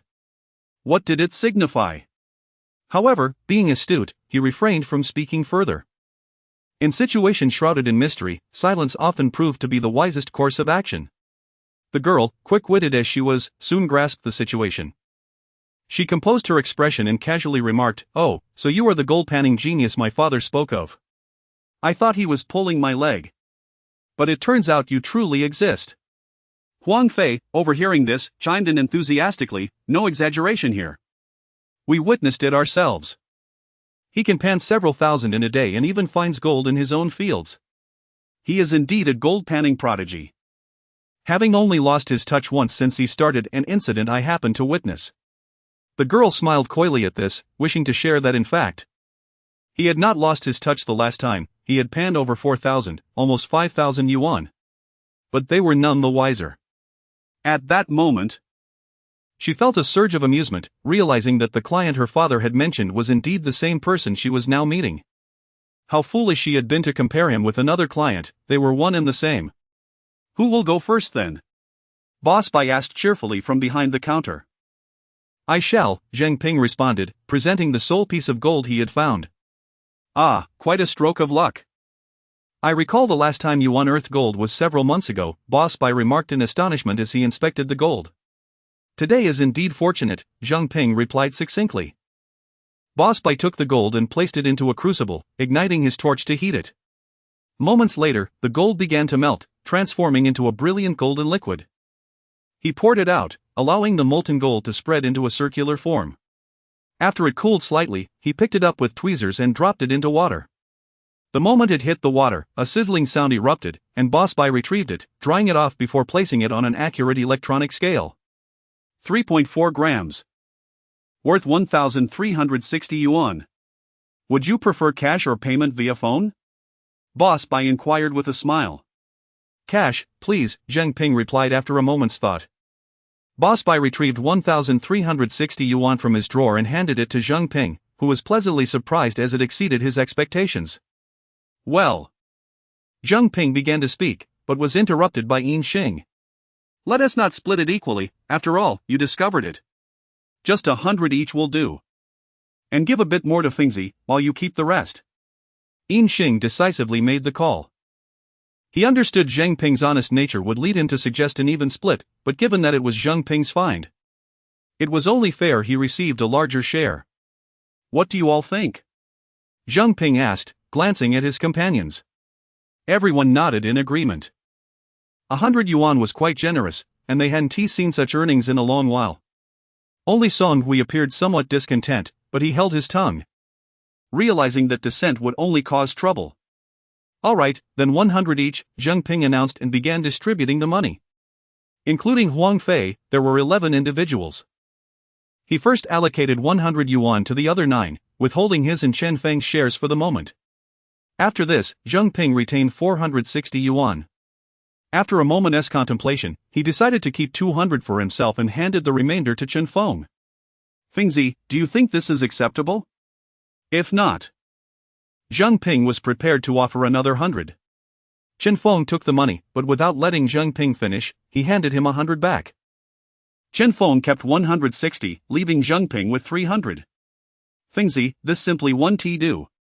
Zheng Ping protested immediately, tugging at Chen Feng. Take it. I'll be fine with 160. No need to argue, Chen Feng insisted, holding Zheng Ping's hand down. To him, the friendship with Zheng Ping was far more valuable than the money. Honest and upright, he cherished this bond. Boss Bai observed this exchange, and even he, not the most perceptive, could sense something significant was transpiring with that piece of gold. However, since no one spoke up, he chose not to pry. Over the years of running his shop, he had learned that meddling in others' affairs often led to complications best avoided. Zheng Ping wished to insist. Yet upon seeing Chen Feng's unwavering demeanor, he ultimately nodded, accepting the money. This kindness, he would remember not just the 100 yuan, but the favor of having someone stand up for him. Once the distribution of money concluded, some individuals approached to present their own finds to Boss Bai. Upon seeing the meager contents of their containers, Boss Bai could not help but sigh quietly. The amount was hardly enough for him to fire up his torch, it was woefully insufficient. When all had sold their goods, Boss Bai turned his gaze toward Chen Feng, filled with anticipation. He wondered how much Chen Feng had managed to acquire this time, hoping it was more than his last haul. Everyone else also looked to Chen Feng. Having spent the journey discussing gold panning in other provinces, they had completely forgotten to inquire about his earnings for the day. Even if it wasn't much. Certainly a few hundred yuan would be expected, given Chen Feng's consistent good fortune. With everyone watching intently, Chen Feng pursed his lips, retrieved 2 small bottles, and placed them on Boss Bai's counter. One bottle was filled to the brim with silver, while the other contained 4 or 5 pieces of gold, along with a few silver grains. Chapter 75, a bit too much.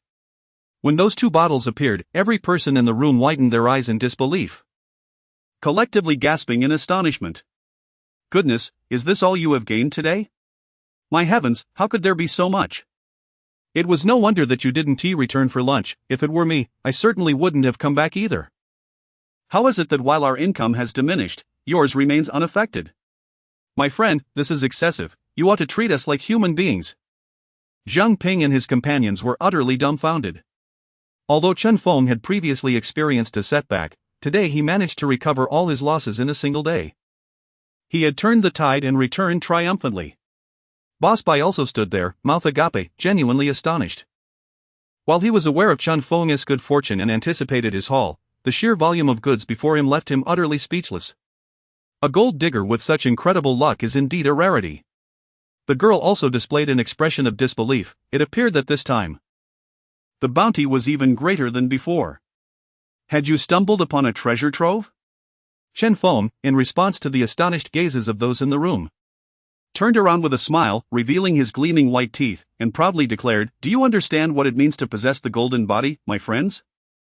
He had no intention of pretending, the atmosphere demanded it, and everyone had witnessed the spectacle. It was better to embrace the moment rather than feign humility. For it would indeed be abnormal not to boast when one had acquired such a fortune. As for concealing future gains, that would have to wait until he secured his own vehicle. The plan had already been set in motion in his mind. Boss Bai, stop dawdling. I'm eager to spend this money lavishly. Chen Feng raised an eyebrow at Boss Bai. Oh, right, Boss Bai responded, suddenly recalling his responsibilities. Merely admiring the pile of gold and silver was insufficient. He poured the silver into the crucible, followed by the gold onto a small tray, and then added the silver from within to the crucible. The once empty crucible was now brimming, and Boss Bai beamed at the sight. Such materials were invigorating to work with. Lighting the torch and rolling up his sleeves, Boss Bai was nearly on his feet. As the flames danced, the silver began to soften and drip as if it were melting ice cream. With the passage of time, it finally transformed into a puddle of liquid silver.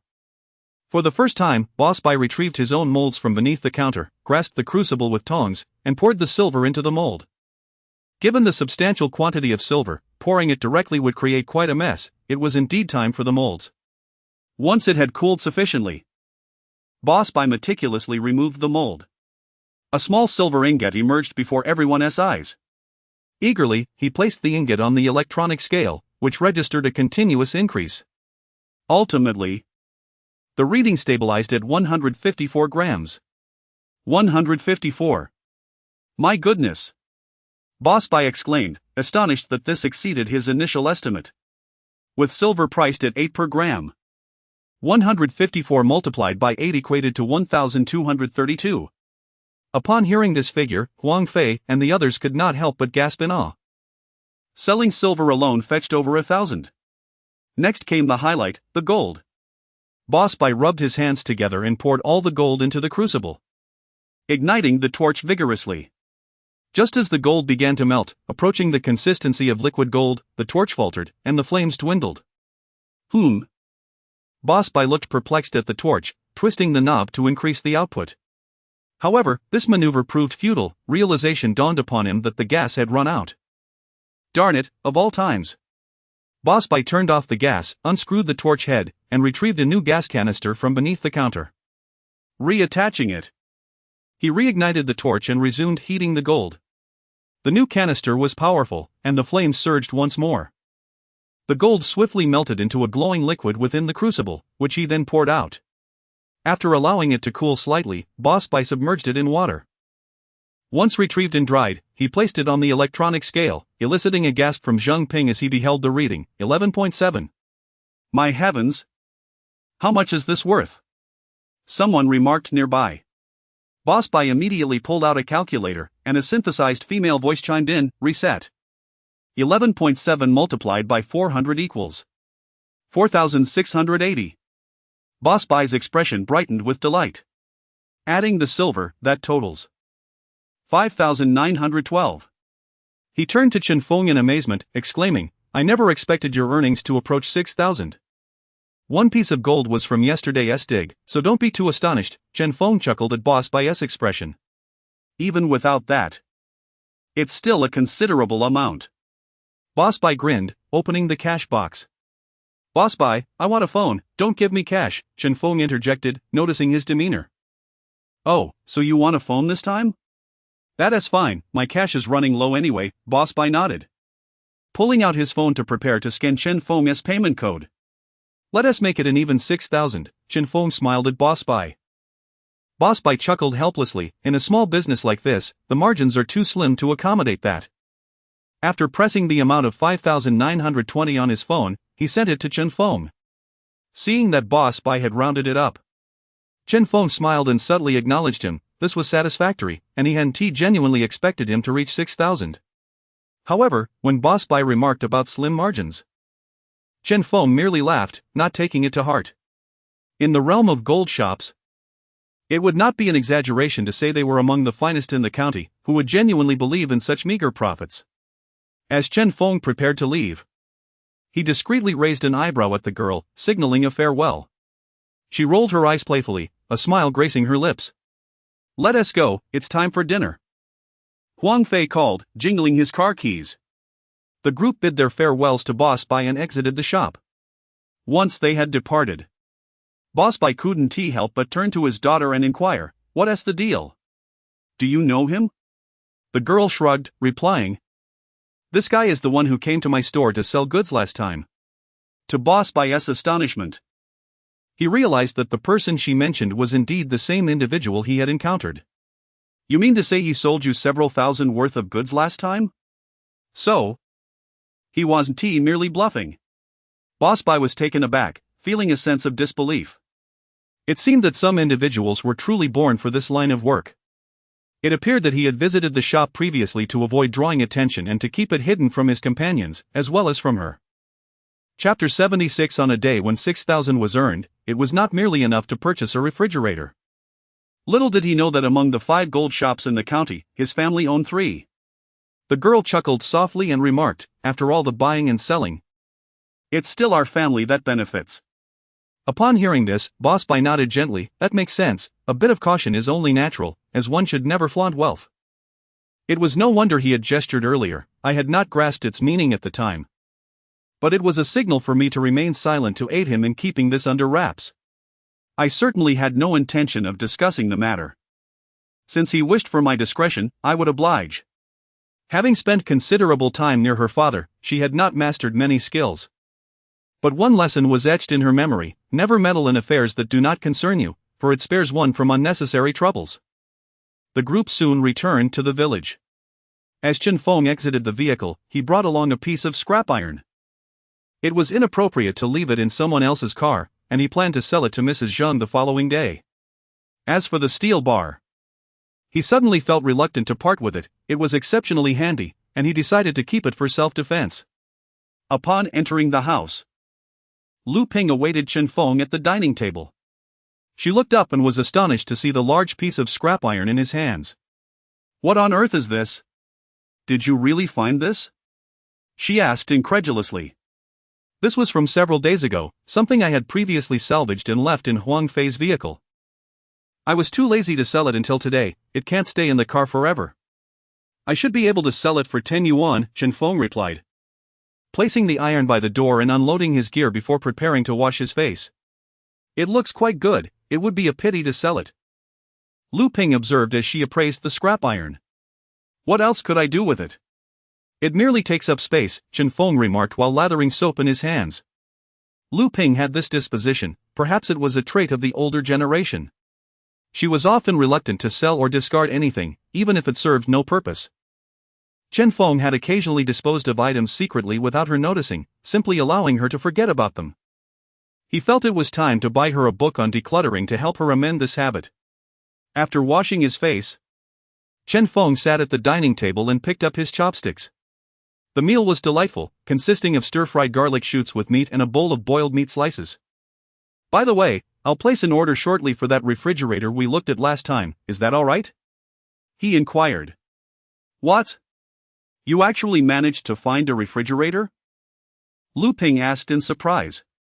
"Of course, acquiring a refrigerator in a day is a breeze. Today alone, I made nearly 6,000 yuan. Even after deducting the piece of gold from the field, I still have 5,000 left. Not only can I buy a refrigerator, but I could also get you a washing machine," Chen Feng chuckled. "Absolutely not. Our washing machine is still functional, albeit old," Lu Ping quickly interjected, genuinely fearing that Chen Feng might actually bring home a new washing machine. "Fine, we won't buy a washing machine for now, we can continue using the one we have," Chen Feng replied, savoring a bite of his meal. He was merely teasing his mother and had no intention of purchasing a washing machine. "By the way, Mom, Zheng Gu and the others are now researching opportunities to mine for gold outside the province. I expect we'll hear back from them in a few days. If it works out, I might join them, Chen Feng said while eating. Why go out of the province? What is the point? There is barely enough room for you here, Lu Ping frowned. In her view, venturing outside was fraught with uncertainties, and now that they were already achieving satisfactory results, there was no need to seek additional risks. Mom, I can handle it, but Zheng Gu and the others are not faring as well. You don't think they're doing as well as I am, do you? Their results have been diminishing, they nearly came back empty-handed today, losing their travel expenses in the process. If they don't go out, they might have to withdraw from this line of work, Chen Feng said, pursing his lips. Really? Their results are that poor? Lu Ping responded, surprised.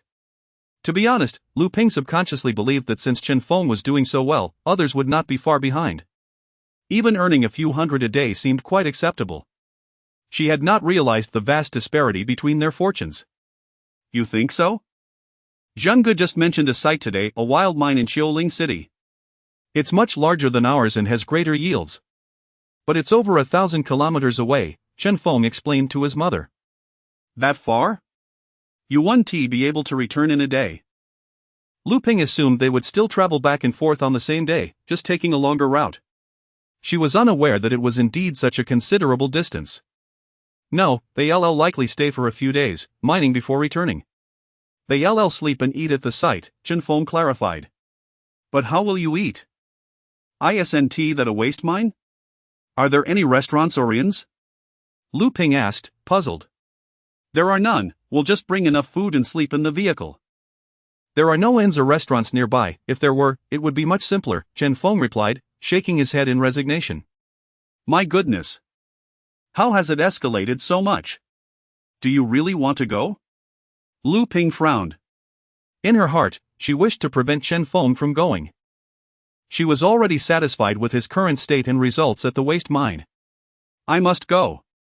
The potential rewards there could far exceed what we earn here.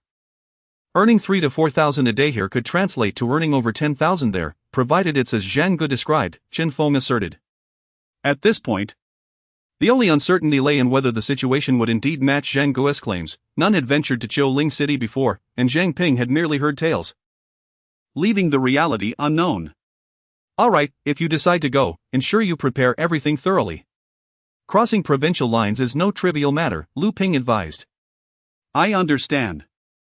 I'll be careful, Chen Feng assured her with a smile. By the way, Aunt Wang is coming over tomorrow. Since you're home, you might as well stay put. She'll want to see you, Lu Ping recalled. Aunt Wang? Why is she coming? Chen Feng frowned slightly. Aunt Wang was a distant relative of Chen Feng's family, residing in the county. While the two families were not far apart, they weren't particularly close either, with occasional visits. Chen Feng, however, did not hold a favorable impression of Aunt Wang, who always seemed to take advantage of the situation, whether it was asking for eggs or freshly harvested vegetables. Lu Ping found it difficult to refuse her requests, as they were family, and the items in question were not particularly valuable. Nonetheless, Chen Feng looked down on her behavior. Well, if she says she is coming, we can't exactly tell her not to, Lu Ping admitted, feeling somewhat helpless. In truth, Aunt Wang was not a bad person, just overly fond of taking advantage of others. Alright, I understand, Chen Feng nodded and stood up to serve himself a bowl of rice. After dinner, Chen Feng returned to his room and placed the order for the refrigerator in his shopping cart. Dong Zi was quite efficient, even in the village. The delivery would arrive the next day. Chapter 77, How could the gold rush body be a failure? Huang Fei returned home, washed his hands, and promptly sat down for a meal, as he was utterly famished. How was your day? His mother inquired, pouring him a glass of warm water. Don't even mention it, Mom. Fortunately, Brother Zhang managed to strike gold. We each got 100. Otherwise, we would have lost our travel expenses, Huang Fei replied, waving his hand dismissively as he took a bite of green onion. 100 each? Why did Zhang Ping share the gold with you all? Huang Fei's father questioned, clearly perplexed by the reasoning. Well, we nearly got into a scuffle with the folks from Xiao Chao village who tried to rob us. We couldn't just stand by and watch Zhang being robbed. In the end, those guys from Xiao Qiao backed down, and Zhang dug out a significant amount of gold. After selling it, we all shared the profit. Huang Fei scoffed, his disdain for the people of Xiao Qiao evident. Xiao Qiao village?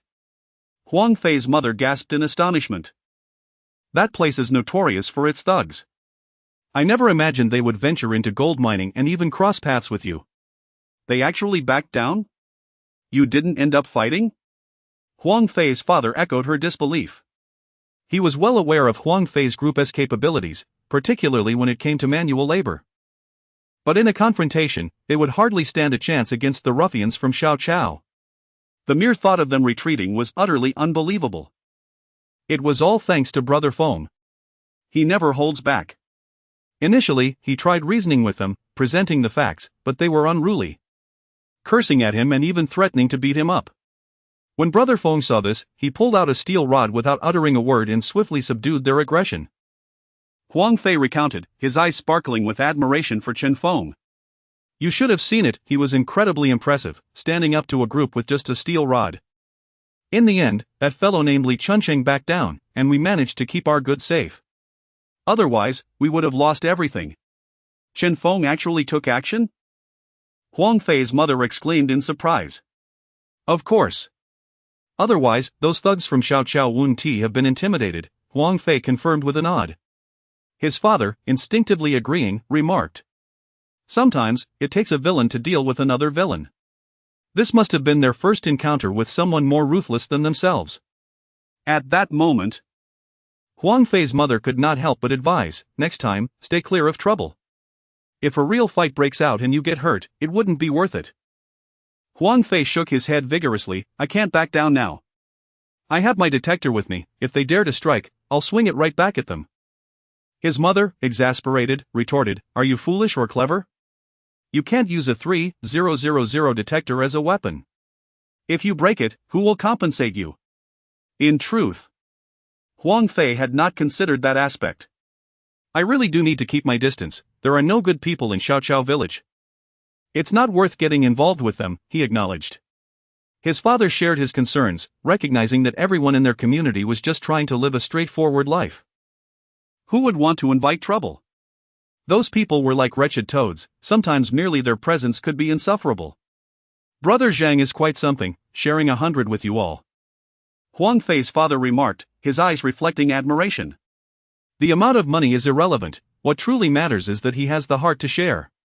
Indeed. Brother Zhang is a good man, Huang Fei concurred. Is that all you managed to find today? You didn't uncover anything else? His mother curiously asked. No. Everyone else had no luck either, the market is rather bleak, Huang Fei admitted, feeling somewhat guilty. After all, he had only searched for a few hours before returning home for a nap, awoken by the ruckus from Zhang Ping's side. It really is a tough time. Everyone warned you against it, but you wouldn't listen. You'd be better off just driving, his mother suggested. But Chen Feng certainly struck it rich, didn't he? She added with a hint of reproach. Him? No way he came back empty-handed. He made several thousand today, the silver practically poured out of the ground. He couldn't even fit it all into a single bottle, Huang Fei recalled in awe, particularly remembering the moment when small silver ingots were produced, which sparked envy. What? How did he manage to get so much? His mother gasped, her eyes widening in disbelief. While everyone else was empty-handed, Chen Feng made a fortune? Did he take all the goods?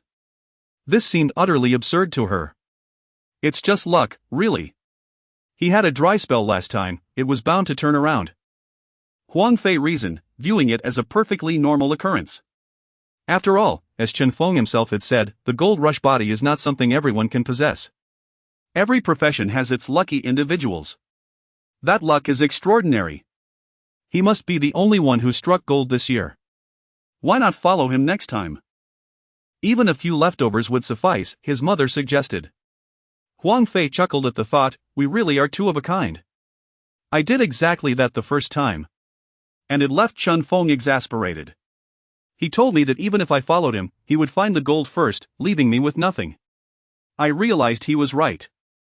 Why would I chase after someone who already determined there was no gold? Huang Fei's father rolled his eyes at their conversation, grumbling. You two really come up with the most nonsensical ideas. Huang Fei's mother felt a bit affronted but could not find a suitable counterargument, merely glaring at Huang Fei's father. By the way, Brother Zhang mentioned he is considering going out of province to search for gold. If it works out, I'll drive them, Huang Fei added. Going out of province for gold? Both of his parents were taken aback, struggling to comprehend. Huang Fei explained the situation, and after listening, they gradually nodded in agreement. It's a desperate situation. If it doesn't work out, they might as well take a gamble elsewhere. His mother understood Zheng Ping's intentions. The only remaining question was, if they truly went, how much should he charge? Huang Fei was puzzled. I've never done long-distance trips before. His father pondered thoughtfully, listing various costs, highway fees, vehicle wear and tear, food, fuel. Regardless of the number of people, you should charge at least 2,500, otherwise it wouldn't be worth your while, he advised, pressing his lips together. 2,500. All right, I'll discuss it with them later, Huang Fei nodded, calculating in his mind to see if there were any shortcomings in his plans. Chapter 78. Tomorrow, you should return home to rest. As night fell, Huang Fei's family was preparing for bed, yet Huang Fei found himself unable to sleep. After a day of fatigue, it was almost a miracle he could find rest at night. Tossing and turning in bed, he eventually sat up, made his way to the kitchen for a glass of water, and settled onto a stool to light a cigarette. At that moment, Huang Fei's father emerged to use the restroom. Spotting his son smoking, he squinted and inquired, "What's wrong?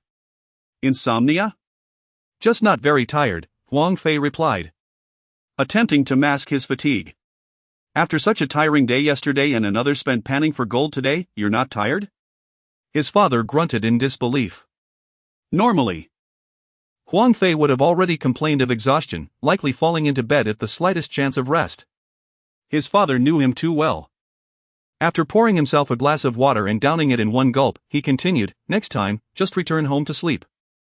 It's better than trying to rest in the car, where it's uncomfortable." With that, he returned to his room, leaving Huang Fei feeling awkward in the kitchen. Realizing he had been discovered, Huang Fei sighed. Truly, there was no one who understood him better than his father, even his slightest movements were known. With a heavy heart, he returned to his room, his aspirations of maintaining a diligent image crumbling within mere days. The following morning, after breakfast, Chen Feng sat outside in the sun, smoking a cigarette. The warm sunlight enveloped him, causing him to squint slightly. How delightful it would be to lounge in a recliner. Though the persistent odor of chicken droppings from the nearby poultry farm was hard to ignore. The proximity of the chicken coop and a pig pen, currently vacant, was a testament to the limited space of Chen Feng's home. Lu Ping, his mother, had a penchant for raising animals. Chen Feng planned to build a dedicated space for her if he ever constructed a new home. Hey, we could toss a couple of piglets in the pig pen. And have sweet and sour ribs for New Year, he called out to Lu Ping, who was tidying up inside.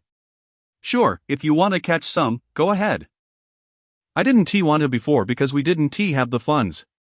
2 piglets along with feed costs quite a bit, she replied.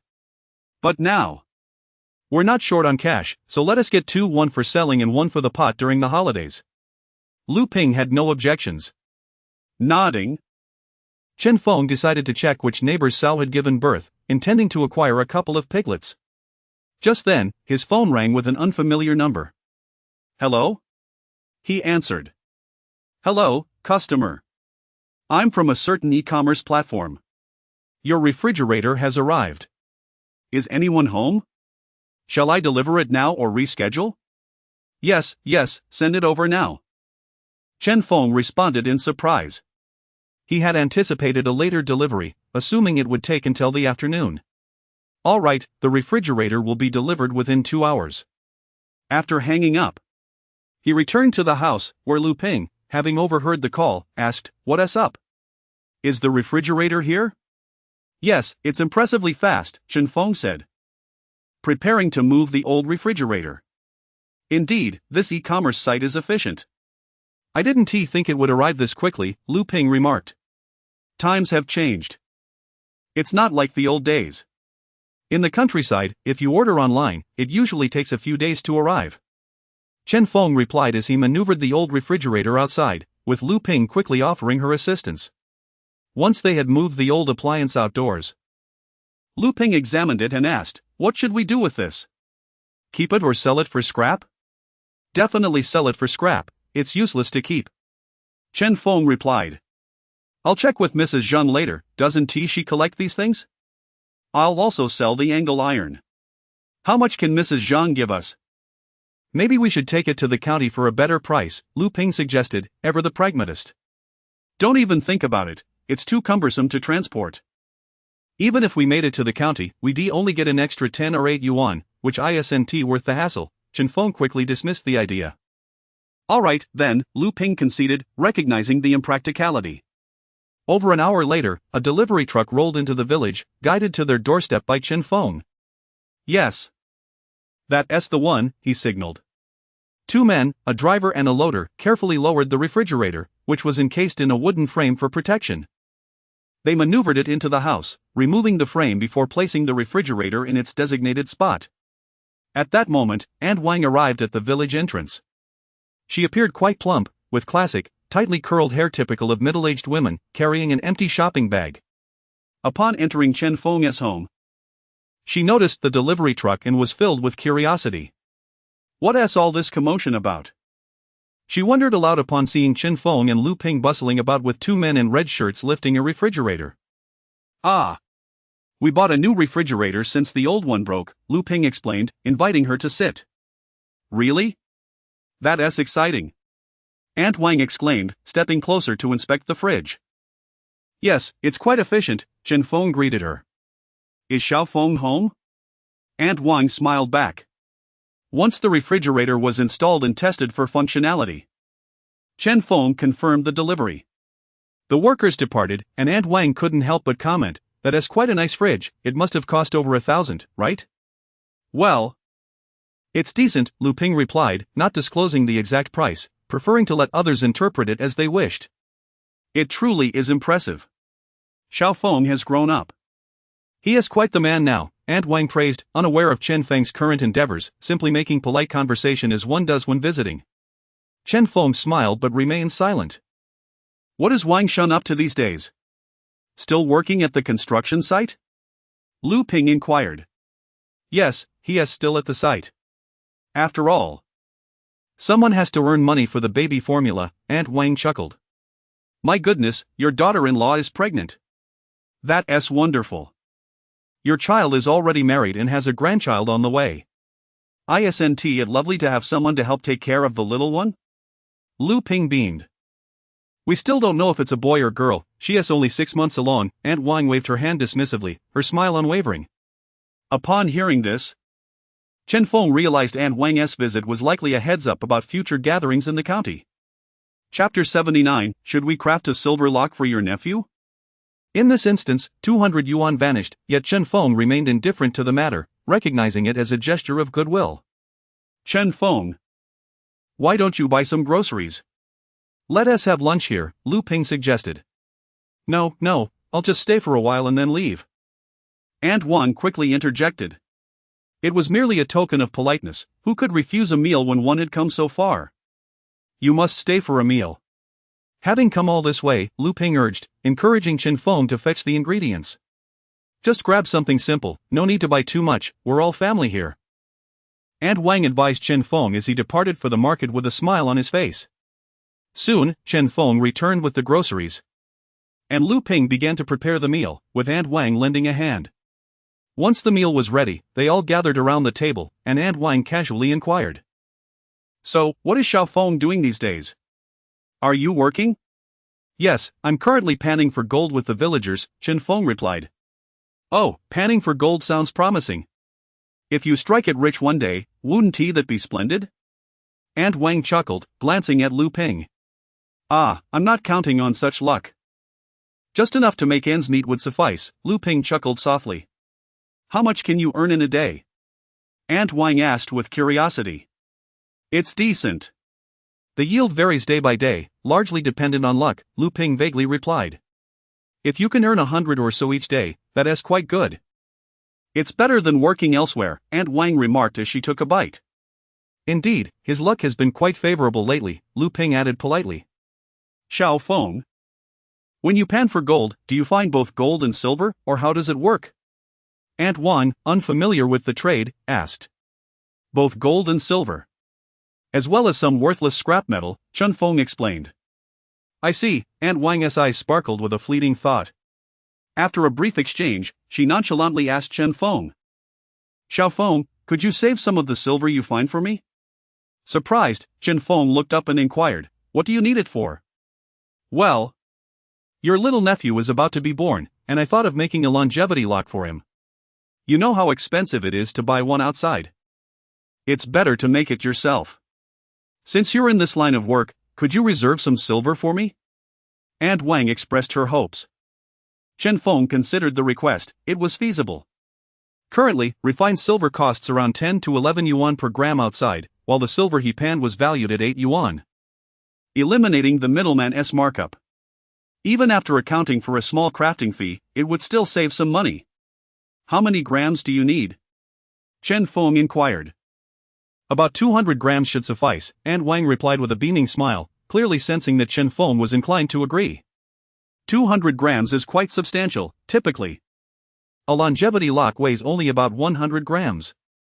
You truly care for your little grandson, Lu Ping exclaimed in surprise. They're all my children. I don't mind giving him something special, especially since it depends on Xiao Feng, Aunt Wang beamed. 200 grams. I'll need some time to save that amount, it's not a small sum, Chen Feng stated. I can wait, no rush. Just make sure you have it ready before he is born, Aunt Wang replied generously, chuckling. Well, just give me the base cost, I 1T profit from you.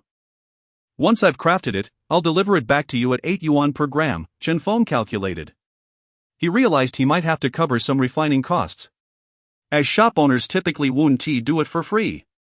However, familial ties meant he could overlook some expenses. Unexpectedly, Aunt Wang's expression shifted to one of awkwardness. And after a brief hesitation, she said, Xiao Feng, considering that you have no cost in panning for gold, it's just a matter of putting in some effort. Since he is your little nephew, why not just consider it a favor? At her words, Lu Ping and Chen Feng were taken aback, scarcely believing their ears. Are you suggesting I should give it to you for free? Chen Feng exclaimed incredulously. 200 grams of silver amounts to 1,600 yuan. Are you out of your mind? Your grandson, my grandson? Why should I give you a longevity lock for free? Just because you have the audacity to ask? Lu Ping, upon grasping the situation, realized why Aunt Wang, usually so frugal, would consider a 200-gram longevity lock for her grandson. It appeared she was attempting to get something for nothing. Why not just ask for a 10-kilogram lock while you're at it? Chen Feng said, his irritation evident. His words were laced with sarcasm, unmistakable to anyone listening. Aunt Wang quickly shook her head. No, silver is perfectly fine, gold is too expensive. How much would that cost? Money doesn't just grow on trees. You're aware it doesn't grow on trees, huh? If you hadn't said anything, I would ve thought it fell from the sky, Chen Feng retorted, his expression darkening. You expect me to gift a longevity lock for your grandson? You must be joking. Lu Ping, sensing Chen Feng was about to lose his temper, quickly nudged him. Let us not escalate this. It's not worth it. We're family. I was merely considering how labor-intensive panning for gold is, Aunt Wang said, her face reddening. I see my uncle laboring on the construction site daily, and that seems easy enough. Why not have him fund my car purchase? Chen Feng snapped, laying down his chopsticks without reservation. Xiao Feng, have you lost your mind? Lu Ping feigned anger, pushing him gently. Internally, however, she was applauding his boldness. Well done, she thought. Chen Feng could be excused for his outburst due to his youth and naivety, but if Lu Ping were to speak similarly, it would carry a different weight. In rural areas, anyone unmarried is regarded as a child. Please don't take offense, children can be a bit impetuous, Lu Ping said to Aunt Wang with a hint of apology, the sincerity of which was debatable. No worries. Children are just as they were in their youth. Aunt Wang managed a strained smile. Chapter 80, is there no goose egg in the county town? That Chen Feng really can't gather that much silver. Why not ask him where it's cheaper? Lu Ping suggested, her meaning unmistakable. Buying is one thing, but expecting to get it for free is out of the question. Never mind, we can discuss it later. The child isn't born yet, so there's no rush, Aunt Wang replied, understanding Lu Ping's implication.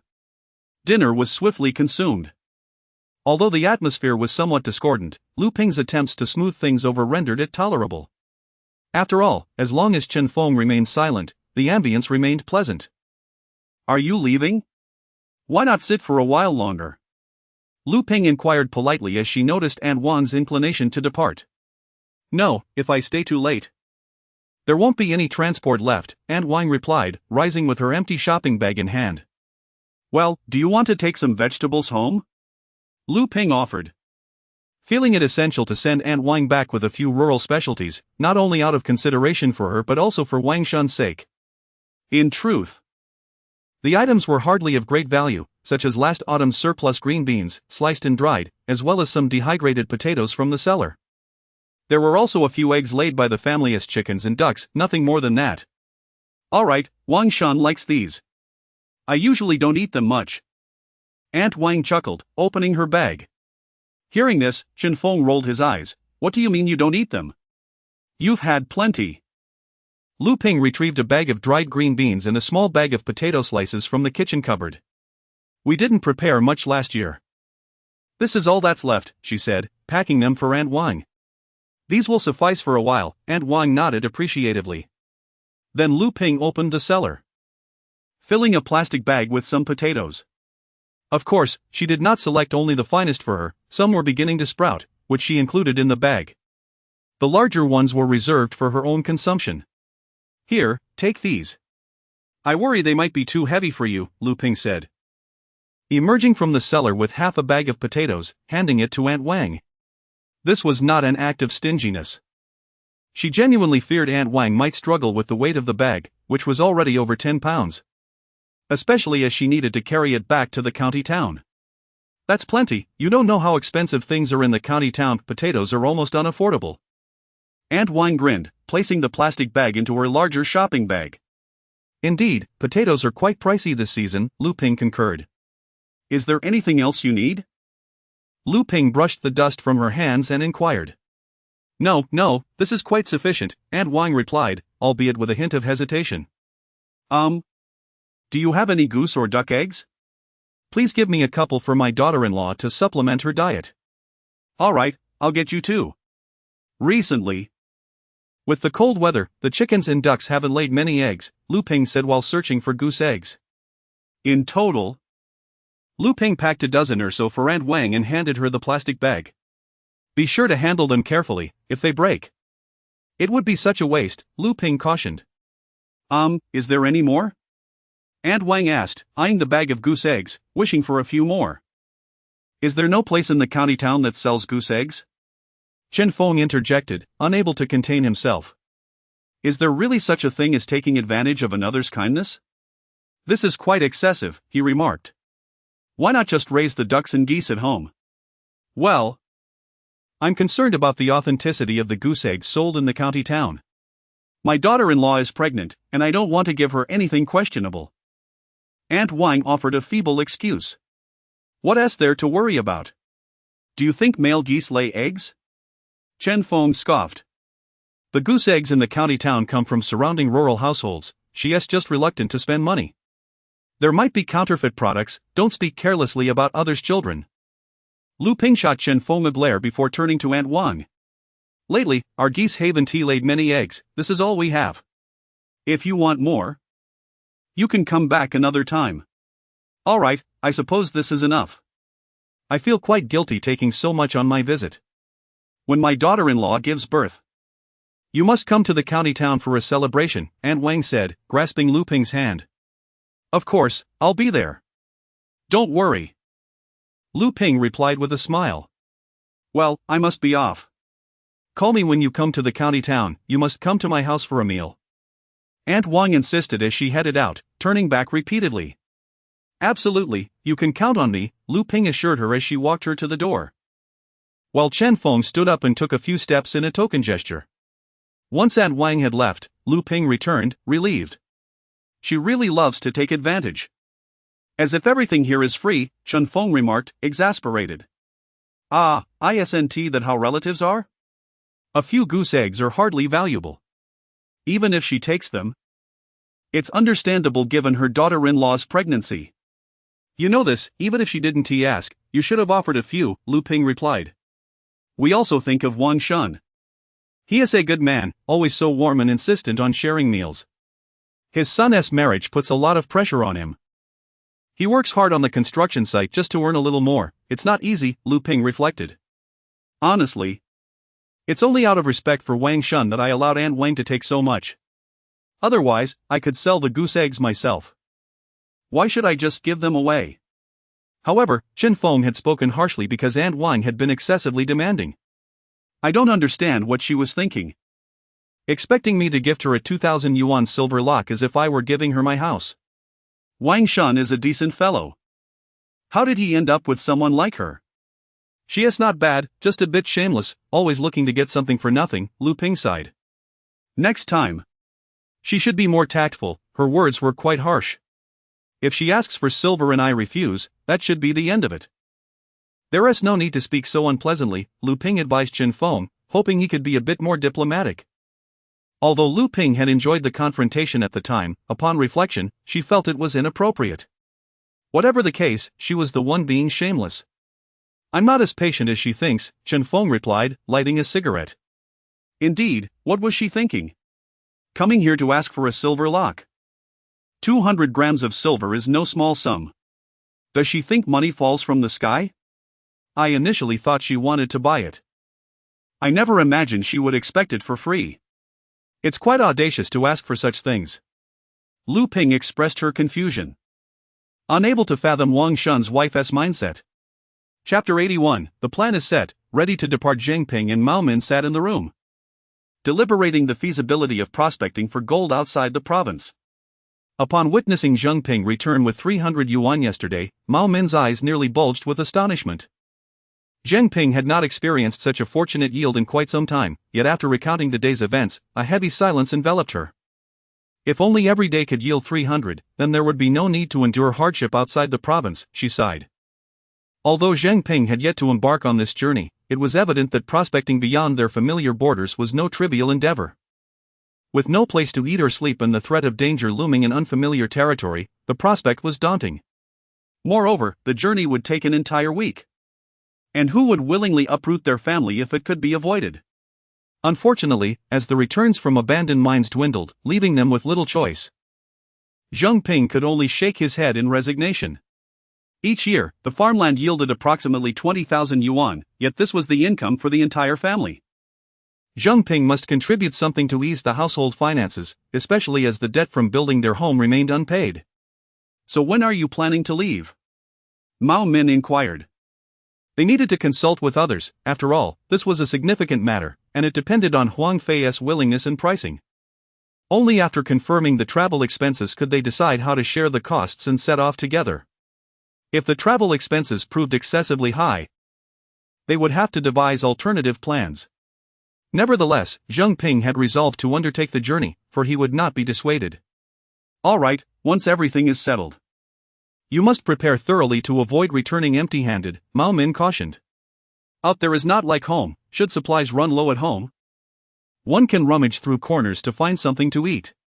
But if there is nothing outside, it would truly be disastrous. Rest assured, I have made preparations. Zheng Ping reassured her with a nod. Later that evening, Zheng Ping arrived at Huang Fei's home. Pingzi has arrived, come in and sit. Huang Fei's father greeted him promptly. Uncle, Aunt, Zheng Ping smiled, returning the greeting as he entered. Huang Fei, fully aware of the purpose of Zheng Ping's visit, wasted no time. Brother Zheng, I've calculated the travel expenses plus fuel. I will need at least 2,500 yuan. No matter how many people join, you must share this cost, otherwise I truly cannot make the trip. Zheng Ping fell silent, taken aback by the steep cost of travel. 2,500 yuan meant that even if split among 10 people, each would owe 250 yuan, not everyone would likely participate, leading to an even greater financial burden for those who did. Understood, I will discuss this with them and get back to you, Zheng Ping replied slowly, nodding. Once you've gathered the numbers, please let me know promptly. If we are going, I need to head to the county to get my vehicle repaired, if not, I won't bother with those minor issues, Huang Fei said, offering Zheng Ping a cigarette. Zheng Ping accepted the cigarette, lit it, took a deep drag. Exchanged a few more words, and then left Huang Fei's home. He first visited Song Hui's house, where Song Hui and his father had just returned from working in the fields. Brother Zhang, come in and sit. Song Hui welcomed him. Hui Zi. I am here to inquire if you wish to join us in prospecting for gold outside the province? The travel cost is tentatively set at 2,500 yuan.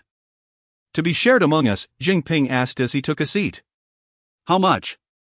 2,005? Song Hui's father exploded with incredulity. That is far too much. How much can one earn from prospecting?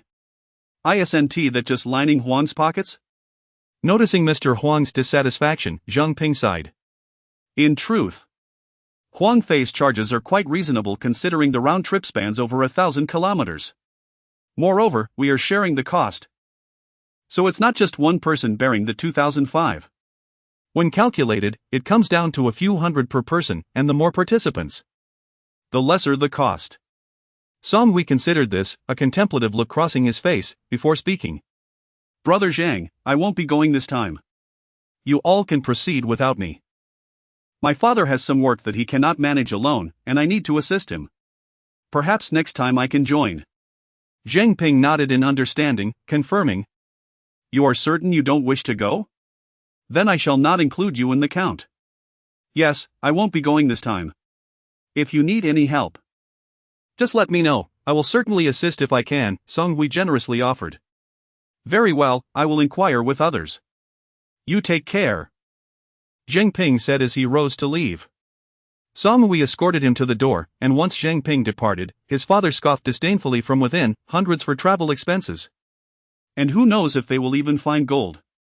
Only a fool would go, it's merely enriching the Huang family. You made the right choice not to go. Song Hui responded, closing the door with a smug grin. Why rush? We shall let them scout the terrain first.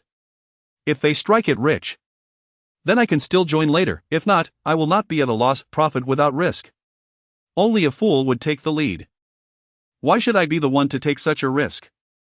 Pleased with his son's reasoning, Song Hui's father chuckled, patting Song Hui on the head. Good thinking. You've inherited my cunning from back in the day. This is the right approach, let others take the lead if they wish, but we shall not.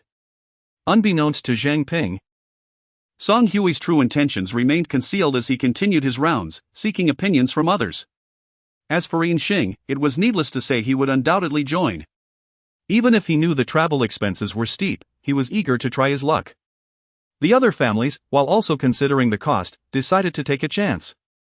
Prepared to lose a few hundred yuan if necessary. However, two families, upon hearing the exorbitant travel expenses, hesitated and ultimately shook their heads, opting to defer their decision for another time. Zheng Ping respected their choices and refrained from persuasion. The decision to go or not was entirely personal. Finally, he arrived at Chen Feng's home. Though he was aware that Chen Feng would join regardless of the cost, he still sought his opinion. Fengzi, now including me, there are 6 households interested in going. What about you? Zheng Ping inquired as he stepped inside. What else is there to say? Of course, I will go. Chen Feng replied without even asking about the travel expenses, nodding affirmatively. Hearing this, Zheng Ping chuckled. Huang Fei quoted 2,500 for travel, with you included. That makes 7 of us. I calculated on the way here, and it comes to 357 per person, which is indeed considerable. Chen Feng was unfazed, recognizing the distance would necessitate a higher cost. That is fine, no problem. Is DeFei going to fix the car tomorrow? I haven't informed him yet. But I will let him know shortly. He should be heading to the repair shop tomorrow, Zheng Ping replied thoughtfully. Good, take me along to the county tomorrow. I need to purchase some supplies and prepare, Chen Feng instructed. Inspired by Chen Feng's words, Zheng Ping reconsidered his initial plan to minimize expenses by bringing food and drink from home. After all, the travel expenses were already substantial, and the potential for profit remained uncertain. However, it seemed inevitable that he must journey to the county, having already incurred significant expenses. What was a little more? Chapter 82, Procurement of Supplies. Then let us go together tomorrow and purchase whatever we can, Zheng Ping agreed, rising to inform Huang Fei, while exchanging pleasantries with Lu Ping. Sister Lu, I shall take my leave now. All right, take care, Lu Ping replied. Once Zheng Ping departed, Chen Feng turned to his mother, puzzled. Why do I call him brother while he refers to you as sister? Isn't that a bit odd? Shouldn't he be calling you aunt or auntie instead? Lu Ping was equally uncertain but had accepted Zheng Ping's way of addressing her. Call it whatever you like, everyone has their own way of addressing one another, she said nonchalantly. In truth, Zheng Ping did not adhere to any strict hierarchy. He simply addressed older individuals as aunt and those slightly younger but older than himself as sister. Despite Lu Ping being older, she appeared quite youthful, unlike many others in the village who bore the marks of toil and age. Thus, Zheng Ping instinctively felt it was appropriate to call her sister. However, this created some confusion for Chen Feng, who couldn't very well refer to Zheng Ping as uncle, so he too opted for brother. This led to an awkward situation. But Zheng Ping remained blissfully unaware, finding it all quite normal. Zheng Ping also notified Huang Fei, conveying the confirmed news. Huang Fei expressed his intention to head to the county town the following morning, offering to take them along for their shopping. The others were informed of the shared cost of 357 yuan. Though they grimaced at the figure, they resigned themselves to the expense, acknowledging that it was a one-time affair, and if it cost a bit more, so be it. The next day, Huang Fei gathered Chen Feng and 6 others, setting off in grand style towards the county town. Goodness, are all of you going? Huang Fei had assumed it would only be Chen Feng and Zheng Ping. But upon hearing of the shopping trip, the others, despite not having much to buy, decided to join in. We don't have much at home. It's better to shop in the county town where the selection is ample, Yinxing remarked. What should we buy? I haven't given it much thought, one person admitted, expressing his uncertainty about preparations. Zheng Ping, however, had made some considerations and advised the group. First, water. If anyone has a large white jar for alcohol, each person should bring a few, or else we may find ourselves without anything to drink. Additionally, we should consider food, as we don't know if there will be firewood available for cooking. It's best to bring items that can be consumed without cooking. He continued, also, aluminum lunchboxes are quite useful for cooking rice or boiling water, but we must remember the concern regarding firewood. Lastly, it's wise to pack an extra set of clothes in case it gets cold at night. Zheng Ping had shared all he could think of and looked around to see if anyone had anything to add. I only have one large jar for alcohol. And it's 20 kilograms, surely that one tea be enough, someone frowned, contemplating their situation. One jar is hardly sufficient, we plan to stay for 5 days, consuming 4 kilograms of water daily. We need at least 3 jars, Yinxing calculated. Then we must buy some. I don't drink and don't have such a thing at home, another sighed. I have one, I can lend you 2. Though it's a bit dirty and needs cleaning, Yinxing offered. That would be splendid. A little dirt is no concern, I can clean it at home. The other replied with a smile, delighted at the prospect of saving money. Chen Feng, lacking a large jar, resolved to purchase a few and also intended to acquire a windproof stove and some alcohol gel. Even if we lack firewood, we should at least be able to prepare instant noodles, he reasoned. Before long, they arrived in the county town, and Huang Fei dropped the vehicle off at the repair shop before joining Chen Feng and the others for their shopping expedition. Given the long journey, Huang Fei couldn't simply drop them off and return. He would have to stay for 5 days, although he had his detection equipment to keep himself occupied during downtime. Chen Feng bought an aluminum lunchbox, 10 packets of instant noodles, and essentials like bread, milk, and ham. Fortunately, the county town offered a diverse selection. If he were limited to just bread and ham daily, he would surely grow weary. At an outdoor store, he acquired a small windproof stove capable of holding a lunchbox, along with 30 yuan worth of alcohol gel. Truth be told, these items were not inexpensive. The gel, which could burn for 15 minutes, cost Chen Feng 20 yuan, while the stove was 12 yuan. He felt that even this amount would barely suffice to boil water. estimating at least 2 yuan would be necessary. After purchasing a good amount of food, he finally rejoined the group. Chen Feng shared the good news about the windproof stove and alcohol gel, which would allow them to enjoy hot water even without firewood. The others were intrigued but hesitated upon hearing the prices. Let us manage with what we have for now. If we earn some money, we can buy more later. Our current expenses are already quite substantial, they agreed. The group then made their way to the liquor store, entering in high spirits. The store owner beamed upon seeing them, anticipating a substantial purchase. However, he was taken aback when they indicated they only wanted jars and no alcohol. You come to a liquor store and only want jars? Is this a joke? He exclaimed. Ultimately, the owner sold them several 20-kilogram jars, and the group left, satisfied, leaving the bewildered proprietor behind. They returned to the repair shop, laden with their purchases, waiting for the vehicle to be ready. Others had bought pancakes, scallions, noodles, and some inexpensive vegetables, all of which could be eaten raw with a bit of sauce. After all, consuming pancakes daily could become tiresome.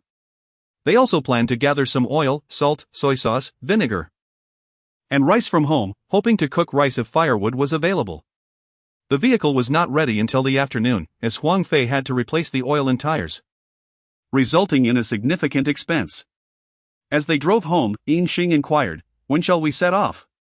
"I'm flexible, I can leave whenever you decide," Huang Fei replied. "How about we depart tomorrow evening? That way, we'll arrive in Qiuling City during the day, allowing us to start our search immediately without losing time waiting overnight." "That sounds good. But it would require Defei to drive through the night. Can you manage that?" Zheng Ping asked Huang Fei. "Not an issue. I can take it slow if needed." "If you're all agreeable, then it's settled," Huang Fei confirmed. After all, everyone had spent hundreds on travel expenses, and Huang Fei understood their eagerness to seize the opportunity for gold. "All right, then Defei, you shall bear the burden," Zheng Ping said, a touch of embarrassment in his tone. "Don't mention it, we're all friends, it's part of the deal," Huang Fei replied with a smile. Chapter 83, The ambitious old lady. Once everyone arrived home, they began to take action. Some fetched water, while others scrubbed the containers, and a few gathered food from their homes, packing it into bags. Once the water was collected, it was immediately delivered to Huang Fei's vehicle. Initially, Huang Fei locked the car doors, allowing only those he knew to enter, but soon he simply left the doors open, letting anyone place whatever they wanted inside without a second glance. By the end of the night, the contents of the van were visibly increasing. As bedtime approached, Huang Fei stepped outside and gazed at the fully packed van, marveling at the sight.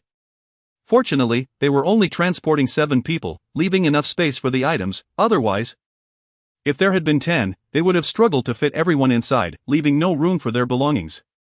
The following morning, Chen Feng awakened from his slumber. No one disturbed Huang Fei, even his family understood that he needed rest before driving that evening, speaking in hushed tones to allow him to sleep a bit longer and recuperate. "What time are you leaving?" Lu Ping inquired, searching for a warm coat for Chen Feng. "I'm not sure, we are just waiting for Defei to call us. However, I estimate it will be around 4 or 5 in the evening." Chen Feng replied thoughtfully. "All right, then why don't you sell the refrigerator?" "It's quite an eyesore sitting in the yard," Lu Ping remarked, eyeing the appliance. "Yes. I'll call Lin Yan to help me carry it," Chen Feng said, pulling out his phone to send a voice message to Lin Yan. Lin Yan arrived shortly after receiving the call, brimming with excitement. "Bro, I heard you're going to another province to prospect for gold, how thrilling." "Wow, you already know?" Chen Feng raised an eyebrow, amused. "How could I not?" "The news spread through the village long before you even reached the county town," Lin Yan replied, wearing an expression that suggested Chen Feng was out of the loop. "Can you take me along? I want to experience the life of a gold digger." Lin Yan expressed his eagerness. Chen Feng had previously declined Lin Yan's requests to accompany him, as it had been inconvenient. However, during his free time, he lent Lin Yan the metal detector to explore the village and its surroundings. Even if Lin Yan found nothing, he remained enthusiastic and full of energy, prompting Chen Feng to reflect that this was the essence of a true gold seeker, while he himself felt like an imposter. "Perhaps next time. But this journey is too far, and we are uncertain about our chances." Moreover, it will take a week. This is no mere abandoned mine. And it's not a game, Chen Feng stated solemnly. But you never took me to the abandoned mine. Lin Yan's eyes dimmed with disappointment. Chen Feng interjected. That's not important, let us focus on moving the refrigerator. He cleared his throat to shift the topic. Okay, Lin Yan complied, helping to lift the refrigerator. The piece of angle iron had been placed inside the refrigerator for convenience. The two of them wobbled over to old lady Zhang's house, where her yard was cluttered with accumulated cans and cardboard, along with some other junk. Zhang Nai, we brought you something. Chen Feng announced as he entered the yard. Old lady Zhang was busy smashing something on the ground. Upon hearing him, she turned around, momentarily startled by the sight of the large refrigerator. What? You're getting rid of it? Old lady Zhang had not received such a large item in ages. She set down her hammer and approached them. We don't need it anymore, it's broken. How much do you think it's worth? Chen Feng and Lin Nian placed the refrigerator in the yard, both panting a bit from the effort. 30 yuan, regardless of size. That's my standard rate, old lady Zhang stated. Do you believe I can get you 40? Chen Feng asked earnestly, patting the refrigerator. Old lady Zhang looked at him, bewildered, and shook her head vigorously. That's impossible, child. Refrigerators are all 30. Size doesn't matter, they aren't worth more. You. Before she could finish, Chen Feng opened the refrigerator door and handed her the angle iron from inside. Upon seeing the angle iron, old lady Zhang understood Chen Feng's implication. She lifted it slightly and recognized it was indeed heavy, worth about 10 yuan. You mischievous boy. Trying to outsmart an old lady like me. I told you, refrigerators are 30, how could they possibly be worth 40? She chided. If you tossed in a piece of gold, then maybe the refrigerator would be worth over 1,000, she added, her tone becoming more assertive. Chen Feng exchanged amused glances with Lin Yan, both chuckling softly. After weighing the angle iron, it was confirmed to be worth 10 yuan. Old lady Zhang returned from her house with some dirty 40 yuan notes and handed them to Chen Feng. Young man, I heard you've struck it rich lately. Can you give me some advice? What if I also started a gold buying venture? Old lady Zhang asked, her eyes glinting with hope. What? You're planning to enter the metal business? Chen Feng was taken aback. Old lady Zhang, though petite, harbored considerable ambition. What are you talking about? I've always been in the metal business, I've never ventured elsewhere, she replied defiantly, looking at the yard filled with scrap metal and junk. Chen Feng couldn't deny there was some truth to her words. Scrap metal and gold didn't seem too different, one was a mere 1 yuan per pound, while the other fetched 20,000. The distinction was not as vast as one might think. Chen Feng realized that old lady Zhang had noticed their successful finds and was contemplating reselling them, hoping Chen Feng would sell the goods to her so she could sell them elsewhere. That's a clever idea, but don't get your hopes up for next time. Chen Feng encouraged her. Why not? I have experience, I've been collecting scrap for 20 years, old lady Zhang insisted, unwilling to relent. Isn't it all just weighed and sold to the larger dealers? Chen Feng laughed and shook his head. Zhang Nai. Those businesses have their own gold stores and receive goods daily. They can even turn the items into jewelry for sale. What would you do after collecting them? You could barely make ends meet with what we find. Moreover, even if someone were to sell gold to you, you've never done this before. Would you dare take the risk? Gold can cost thousands, even tens of thousands. Do you have that kind of money? Stick to collecting your cans, it's much easier. There's no counterfeit, Chen Feng bluntly laid it all out. After hearing Chen Feng's analysis, old lady Zhang appeared disappointed, shaking her head. Ah. I thought I could become a gold store tycoon. It seems that's dashed. Lin Yan chimed in, becoming a gold store tycoon will take quite an effort, however. If you work hard, you could still become a Ken tycoon. Old lady Zhang laughed at this. A Ken tycoon would suffice. Chen Xiaozai. If you find more items like this, don't forget to sell them to me. Sure, you're the only scrap dealer in our village. So I have no other options, Chen Feng replied with a grin as he and Lin Yan began to head back. Alright, old lady Zhang mused, examining the refrigerator. likely contemplating how to dismantle it. By the way, brother, why does our village have 3 small shops but only 1 scrap collector? Lin Nian questioned, puzzled. Because our village can only manage to train 1 scrap collector, by the time we could train a second, the first had starved along the way, Chen Feng chuckled. After all, there aren't that many scraps to collect, and sometimes old lady Zhang even goes to other villages to compete for business. Chapter 84, The Detector Ambassador. As they walked back, both men felt a bit warm. Chen Feng purchased 2 bottles of chilled Sprite and handed one to Lin Nian. Brother, how many days will you be gone this time? Lin Nian inquired, offering Chen Feng a cigarette. I estimate about a week, barring any unforeseen circumstances. Chen Feng replied as he lit the cigarette and took a puff. All right, if anything comes up at home, just give me a call. I have nothing to do and will be at home, Lin Nian thoughtfully considered. Sure, I'll reach out if needed, Chen Feng smiled, patting him on the shoulder. In truth, there was little happening at home, but Chen Feng did not wish to disappoint Lin Nian's kindness, so he agreed. After all, during times like these, having someone express such sentiments warmed the heart. Brother, my grandfather wants me to come home to work, so I'll head out now. Call me if you need anything. Lin Nian glanced at his phone and looked up. All right, go ahead, Chen Feng nodded. Once Lin Nian departed, Chen Feng made his way to Han Jiangwo's place, intending to purchase a few more small bottles to store goods. After all, he would be out of the province for 5 days. And 2 small bottles would surely prove insufficient. Last night, he had pondered over 2 large canning jars left over from their previous meal. Should he take these 2 along for a one-time solution? It seemed they could hold enough for not just 5 days but perhaps a month's worth of goods. Yet, after some contemplation, he decided against it, feeling it might be somewhat excessive. Small bottles were simply more manageable. Old Han, how is business lately? Chen Feng inquired as he entered Han Jiangwo's establishment. Inside, only a few patrons engaged in casual conversation, while Han Jiangwo lounged at the bar, leaning back in a worn black chair with his legs crossed. Ah, if it isn't Fengzi. How is everything? My detector working well for you?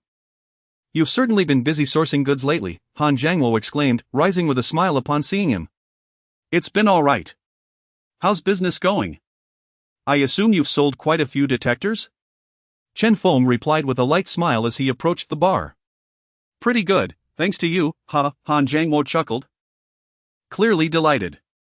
Ever since news spread about Chen Feng's successful sourcing, he had been telling everyone that Fengzi acquired his detectors from him. The sales of detectors had indeed surged, and he had sold out his stock, ordering more. What can I get for you today? How about a larger detector? Han Jiangwo suggested eagerly. Previously, he had recommended a smaller model, thinking Chen Feng might not afford the larger one. However, he knew that Chen Feng could easily spend thousands on a single outing. So the larger detector was well within reach. Let's discuss that later. For now, I need 10 glass bottles, Chen Feng stated. What, can't fit everything in 2? So much gold outside the province? Han Jiangwo was taken aback, and the others in the room widened their eyes in shock. 10 bottles could fill up. That's a fortune. Nonsense, my last glass bottle broke, so I'm just getting a few more to avoid making frequent trips, Chen Feng fibbed. Oh, you startled me. I thought there was big money to be made outside, Han Jiangwo sighed in relief, turning to fetch the 10 bottles. As he handed Chen Feng a plastic bag to hold them, Han Jiangwo hesitated. The cost of 10 glass bottles was only 2 yuan. And he sold them for 50 cents each. Given that he had been promoting detectors under Chen Feng's name, he worried about upsetting him by charging for the bottles. How much do I owe you? Chen Feng asked as he accepted the bag. Hearing this, Han Jiangwo suddenly had a brilliant idea, feeling almost proud of his cleverness. Fengzi, I won't charge you for the glass bottles. How about this, you become my detector ambassador? What? Chen Feng was momentarily confused by the proposal. From now on, you'll be my detector ambassador. You're out there sourcing gold every day, and when anyone asks where you got your detector, you just say you bought it from me. How does that sound? Han Jiangwo said with a knowing smile. Realizing Han Jiangwo's intention, Chen Feng was left speechless, crossing his arms as he regarded him. Am I really so undervalued that a few measly glass bottles can buy my endorsement? What are you thinking? If you gifted me a large detector, I might consider it. Upon hearing about the large detector, Han Jiangwo's expression changed. Fengzi, that large detector is quite expensive. I can't afford to give it to you. How about I throw in a couple of shovels instead? That's absurd. Celebrities earn millions for endorsements. While I might not reach their level, I certainly won tea settle for a few yuan, Chen Feng said incredulously, glaring at him. Honestly, this whole ambassador pitch is something I saw online. Big companies do it, so why can't I? Han Jiangwo thought to himself. Let us negotiate, Fengzi. I can't give it away for free, but how about I offer you a discount? Becoming your ambassador means I still have to buy a detector from you? Chen Feng retorted, incredulous. You've really lost your mind. First, you offered me glass bottles, and now you want me to pay for a detector? You really should consider a career in politics. You'd be shot within a month for this kind of logic, Chen Feng pointed out, utterly bemused. Han Jiangwo blinked in embarrassment, realizing Chen Feng had a point. How had the conversation shifted to where he was asking Chen Feng to pay him for being an ambassador? Alright, how about this? You'll need to replace your detector eventually, so I'll sell you a large one at cost price, no profit for me, Han Jiangwo hastily proposed. I don't want it, my small one suffices. Just tell me how much the glass bottles cost, I'm not discussing this any longer. I need to go home. Chen Feng urged, lifting the bag. Though Chen Feng considered replacing his detector, for now, it was adequate. The larger detector had a wider range and greater depth, making it far more efficient than the smaller version. However, even if he were to switch, he couldn't let Han Jiangwo realize it. He needed to maintain the upper hand. Follow me, Han Jiangwo said, seeing Chen Feng ready to leave. He quickly led him into a side warehouse. Fengzi. Look at this large detector, I've been selling it for 4,800. Chapter 85, A Good Horse Deserves a Good Saddle. Allow me to tell you. As an exceptionally skilled gold miner, you must be equipped with an equally remarkable detector. To speak frankly, I acquired this detector at a cost of 3,500. I shall not profit a single cent from selling it to you. What do you say? Han Jiangwo nudged Chen Feng with his shoulder, raising an eyebrow. 3,000. Not a penny more, Chen Feng replied with a glance.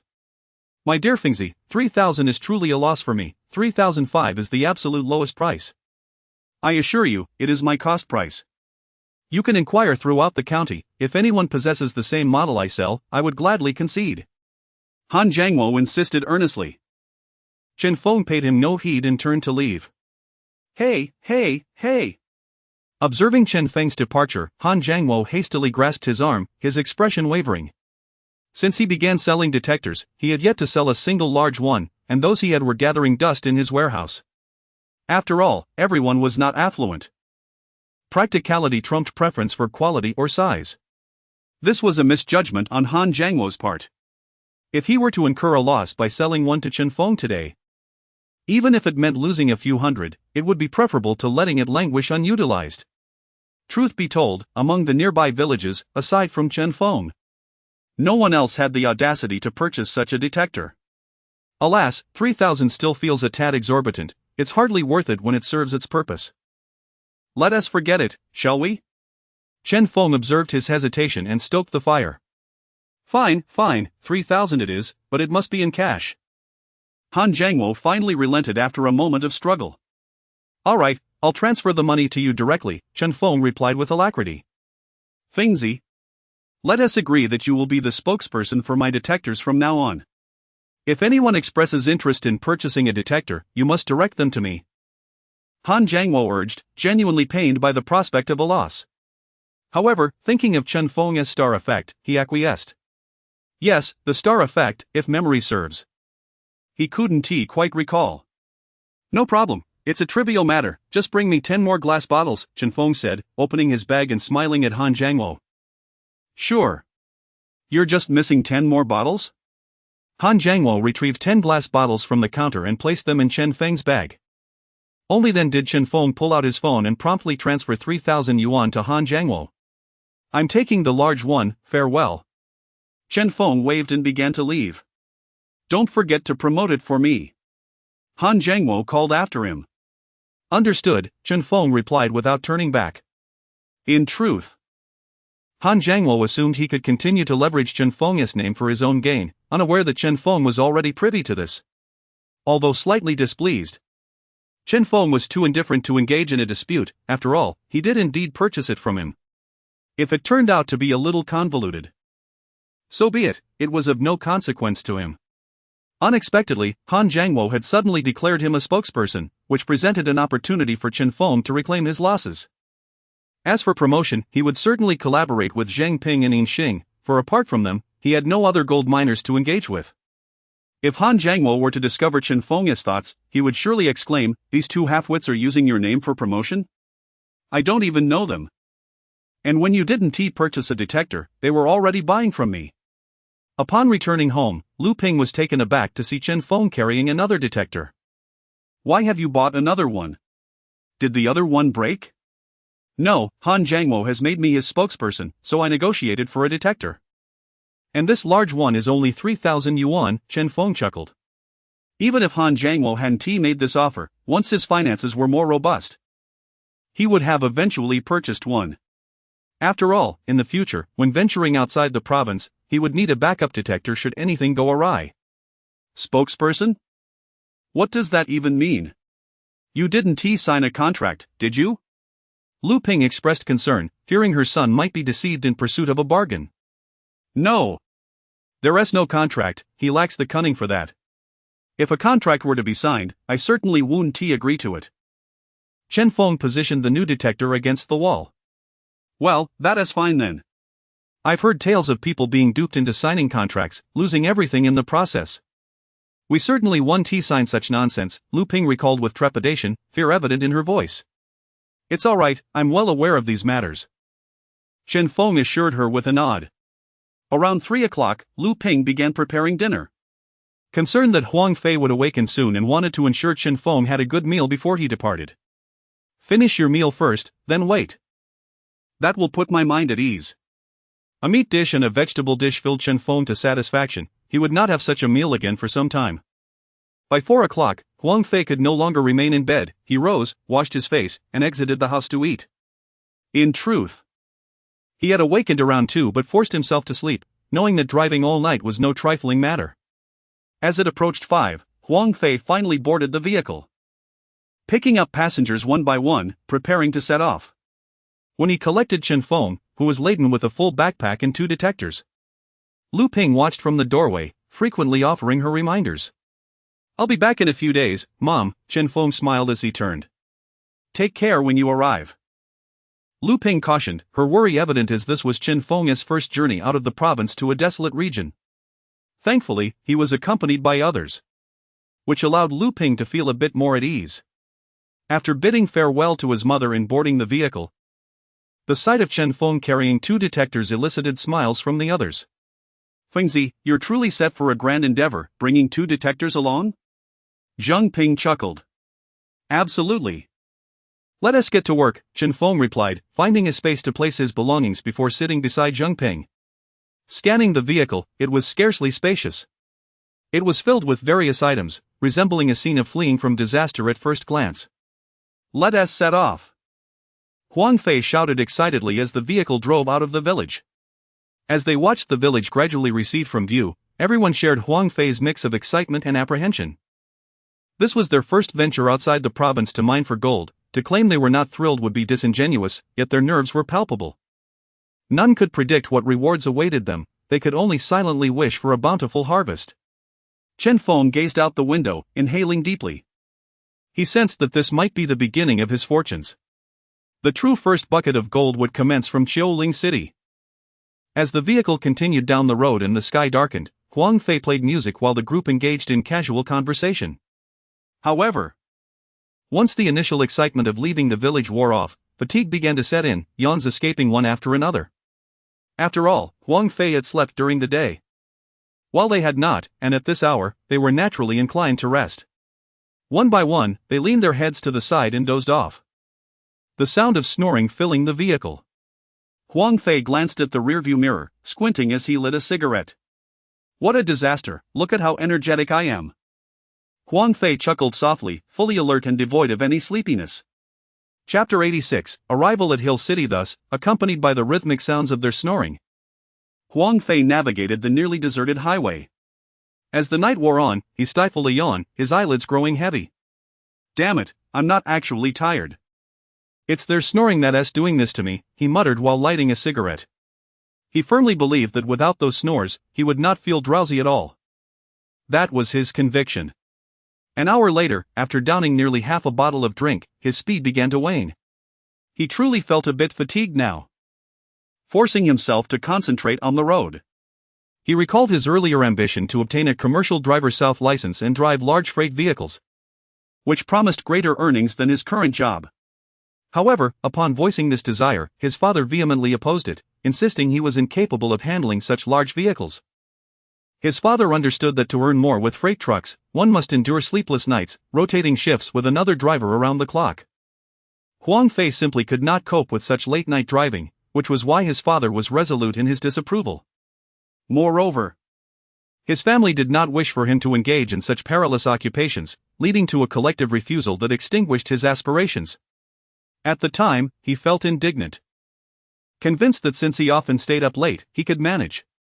A young man like him surely could outshine those middle-aged drivers, right?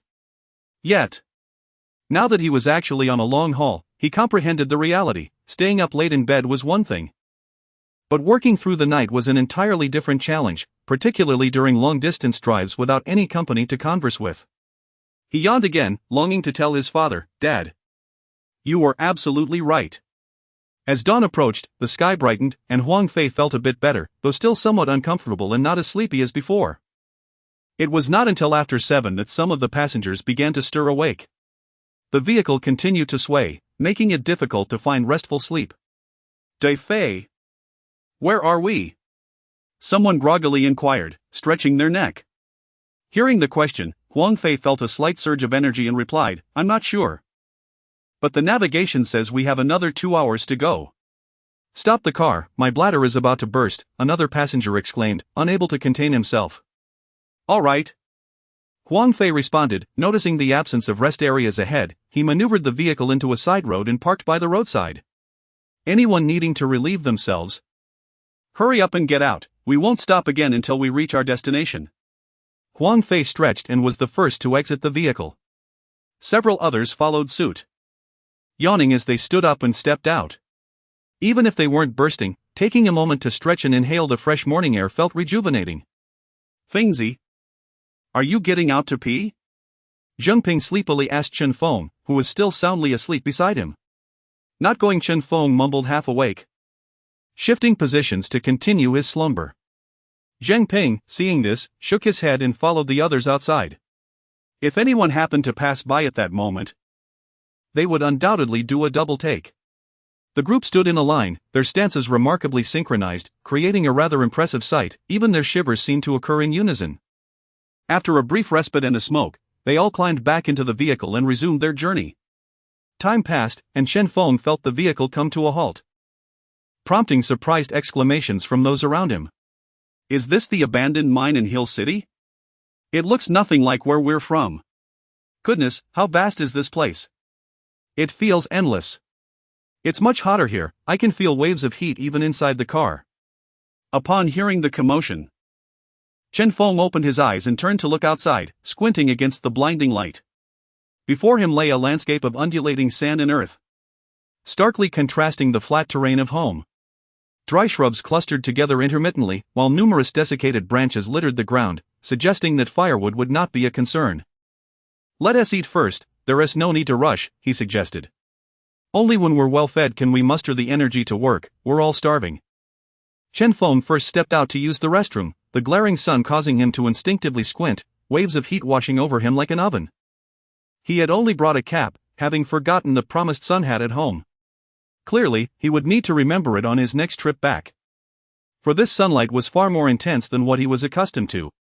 After finishing, Chen Feng returned to the car, opened his bag, and retrieved some bread and ham. Though they had agreed not to rush, the others showed no intention of cooking, each was consuming instant food. Zheng Ping grabbed a pancake, rolled it with a green onion, and started eating. Despite his fatigue, Huang Fei took out his provisions and began to eat as well, intending to rest after finishing. In less than 15 minutes. Everyone had finished their meal, their eyes alight with excitement as they eagerly began to gather their gear, one after another stepping out of the vehicle. Chen Feng, equipped with his large detector and a backpack, trailed behind them. Although Zheng Ping shared their enthusiasm, he cautioned, "This place is not like home, don't wander too far. If you do, make sure to call out. Keep an eye on your distance, we don't want anyone getting lost." The group nodded in agreement, brimming with determination as they picked up their detectors and began to explore. They had long anticipated their arrival in Hill City, hoping it would yield treasures they sought. Chen Feng chose a direction that appealed to him and ventured forth.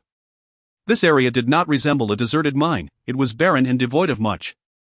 Yet, the thickets were plentiful, and if one walked 100 meters, they would likely vanish from sight, obscured by the foliage. Chen Feng turned to note his approximate direction before continuing onward, wary of losing his way. Despite having a mobile phone, the signal here was weak, demanding caution. After walking about 20 meters, as Chen Feng observed his surroundings, the system's voice chimed in.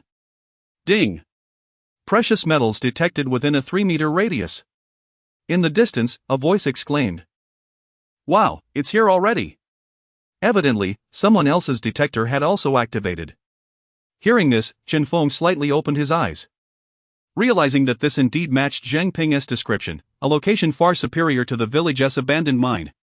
Without haste to scan the area, Chen Feng opted to upgrade his system first. He brought up the system panel and, after selecting the detection depth option, tapped the plus sign. Spending 10,000 points to upgrade detection depth, please confirm. Without hesitation, Chen Feng approved the upgrade. Ding! Detection depth upgraded, increased by 10 centimeters. Having spent 10,000 points, the detection depth requirement now stood at 20,000. Thus, for the next upgrade, he would need 20,000 points, once again increasing depth by 10 centimeters. Chen Feng resolved that for his next upgrade, he would prioritize depth, aiming to enhance it to at least 1 meter. Ensuring that no valuable treasures beneath his feet would go unnoticed. Chapter 87, This place is truly remarkable. After enhancing his attributes, Chen Feng retracted the system panel and, wielding a new detector, began to delineate the area. The new detector boasted a detection range that was 1/3 greater than its predecessor, thereby saving Chen Feng a considerable amount of time. Time, after all, equates to money for him. As he maneuvered the detector, he delighted in the fact that what once required 3 passes to complete could now be accomplished in just 2. Ah, the advantages of having more substantial equipment, he mused. Before long, the detector emitted its familiar sound. Although the device had grown in size, its tone remained unchanged. With a grin, Chen Feng set the detector down and crouched to retrieve his shovel. Since he was in a new location, it was only fitting to utilize a new tool.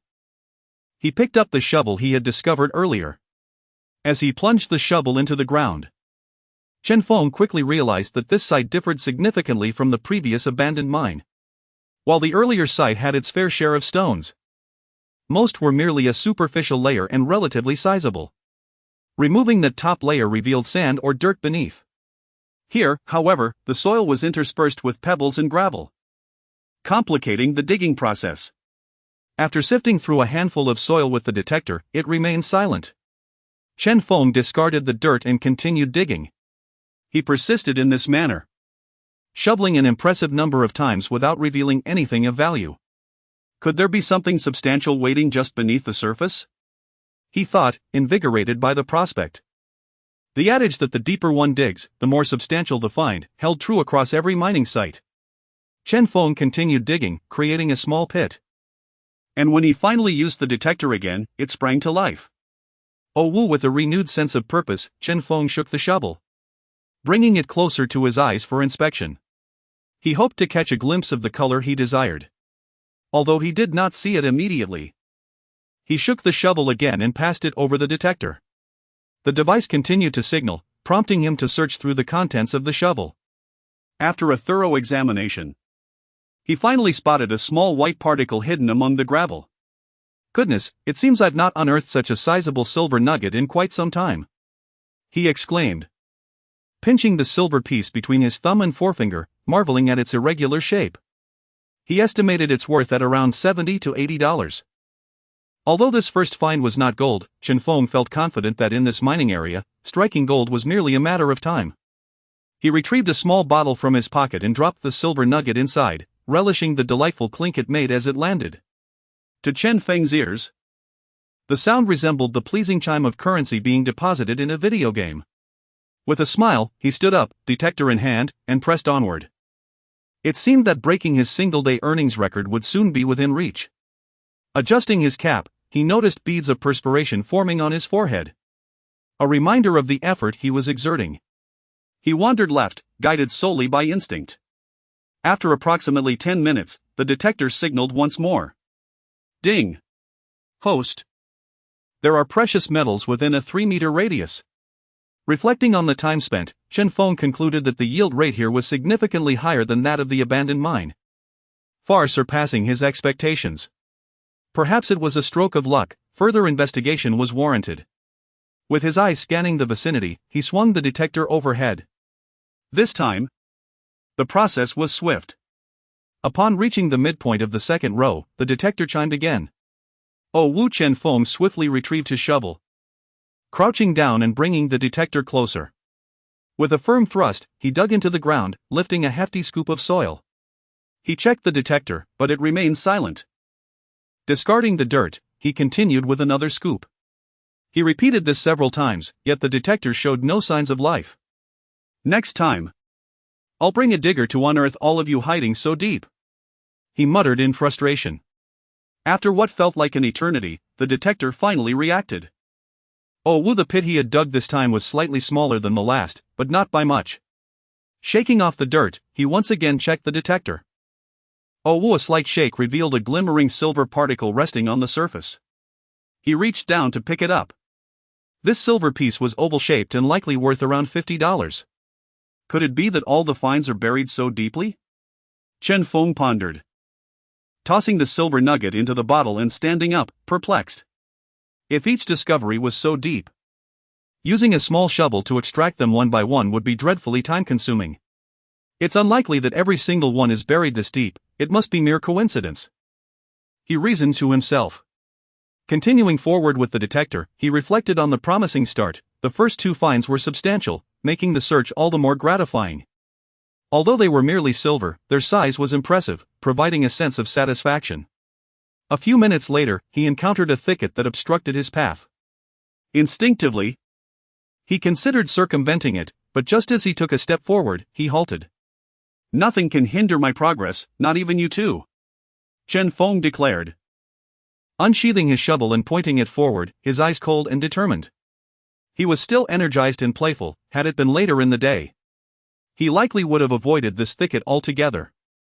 Taking a bold step forward, he swung the shovel recklessly, clearing away the intertwined branches to create a narrow passage for himself. As he squeezed through sideways, the dry twigs scratched against him, prompting him to squint in discomfort. Darn it, I won't make this mistake again. Next time, I'll steer clear of such obstacles. Regretting his decision to push through, he found himself surrounded by 2 more thickets forming a square, trapping him in the center. To escape, he would need to carve out a path. Just as he raised his shovel to find a slightly less dense section to hack his way out, the system chimed in with another alert. Ding! Host, there are precious metals within a 3-meter radius. Chen Feng stared incredulously at the 4 thickets encircling him, unable to suppress a grimace. The gap was barely wide enough for one person, and there was no way to maneuver the detector. Faced with this predicament, he had no choice but to attempt to position the detector vertically, reaching down toward the ground. Knowing there was treasure beneath him, he couldn't simply abandon the search. Struggling to maneuver the detector within the tight confines, he instinctively bent over. In the next moment, he felt something pressing against his backside, rubbing up and down as he moved. Instantly, a sensation of violation washed over him. Chapter 88, The Bottle Brother, You Feel a Bit Unfamiliar. Without thinking, Chen Feng already knew that the branches of the bushes were pressing against his backside. I never imagined that in this lifetime I would be toyed with by a mere branch. Chen Feng turned his head, squinting at the branch, his expression somewhat morose. He irritably grasped the protruding branch and pushed it aside. With that, he felt much more comfortable continuing his exploration, as he had previously felt as if a burly man was glaring at him from behind. Turning back, he held the detector upright and began probing beneath his feet. The device remained silent in this area, prompting Chen Feng to turn and scan sideways. After only a few attempts on either side, he reached forward, and a familiar yet peculiar sensation returned to his rear. Chen Feng thought to himself, damn it, it's your turn again, isn't it? He turned back and haphazardly snapped the protruding branches. Remarkably, he had allowed a branch to toy with him twice in a single day. Was he out here to mine gold or to sell his dignity?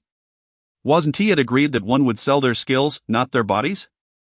Why was this experience so different from what had been promised upon entering this field? As he diligently searched, he finally heard the detector emit a sound beneath a bush. Ah, it was a faint sound, but Chen Feng sensed that whatever was down there might be buried deeper.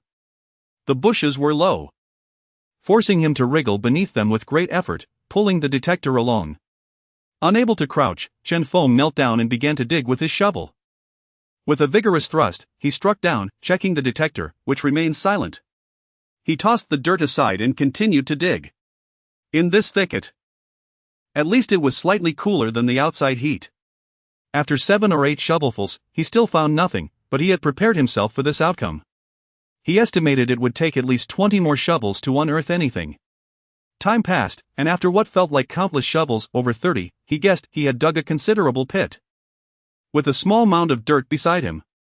Kneeling and bending over to dig had caused beads of sweat to form on his forehead. As he instinctively straightened to rest, his head bumped against the overhead branches. Startled, Chen Feng quickly ducked down, trying to minimize his height as he glanced back. Fortunately, his hat cushioned the impact, but some branches had scratched his neck, leaving a stinging sensation. He touched his neck, relieved to find no blood, and let out a slight sigh. What a peculiar position he found himself in.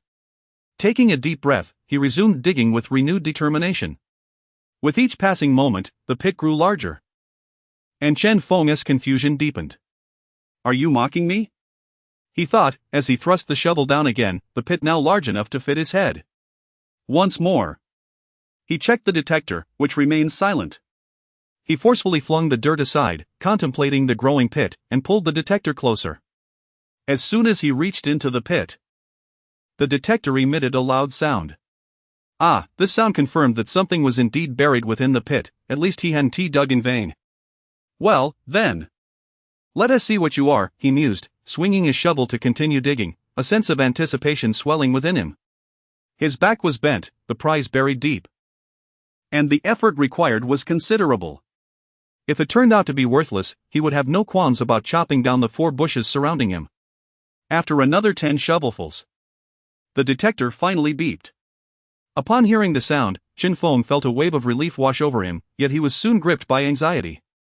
What was the quality of this find? Just then, a slight tremor of the shovel revealed something surfacing from the mound of dirt. Upon seeing the color, his breath quickened.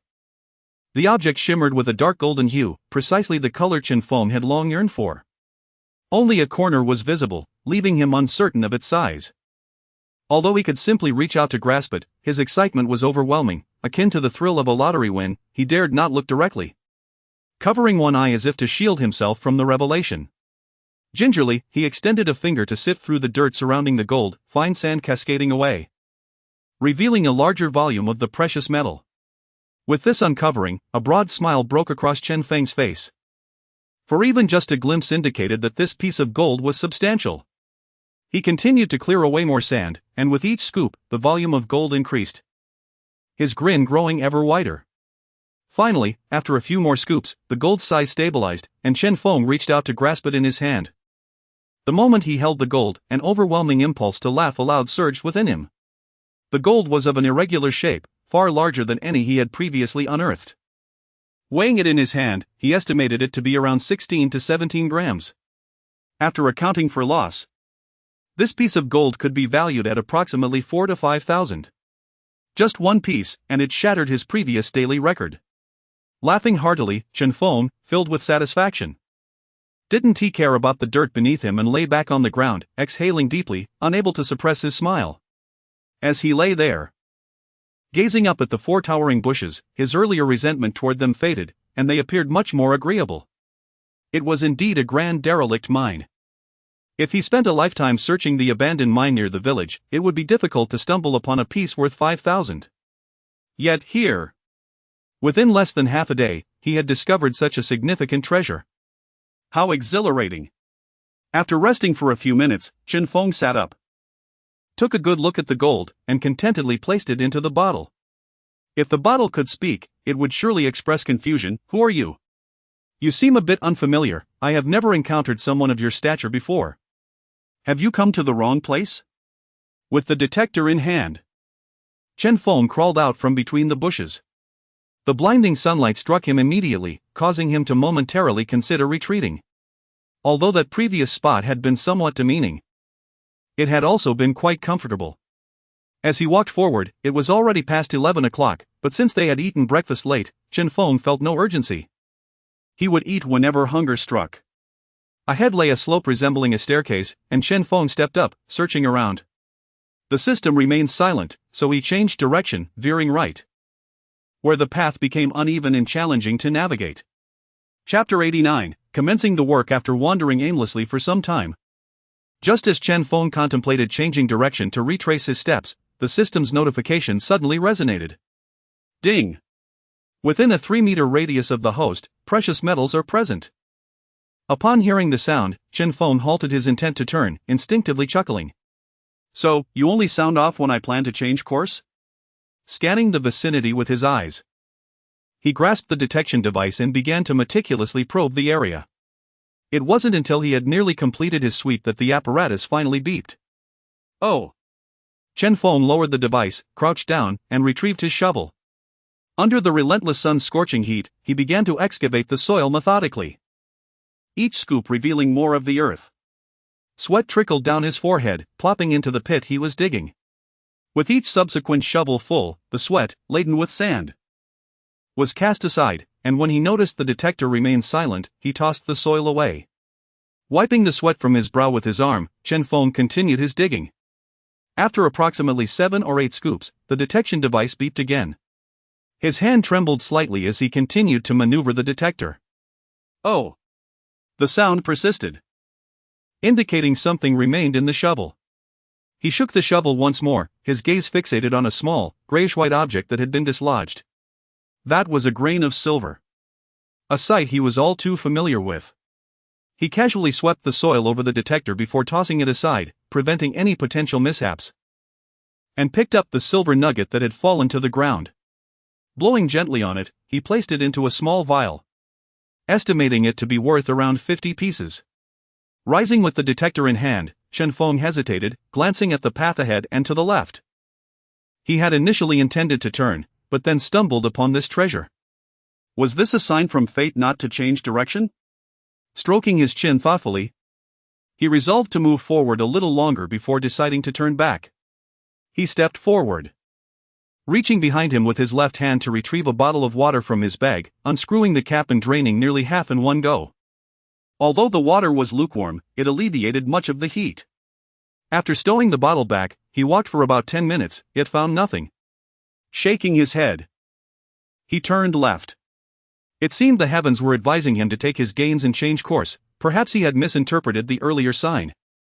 Indeed, I have turned, Chen Feng murmured, slowly pivoting, anticipating the system's notification to repeat its prior performance. Unfortunately, until he had fully turned and taken a step forward, the system remained silent, indicating that this method had lost its efficacy. With a resigned shake of his head, he continued left.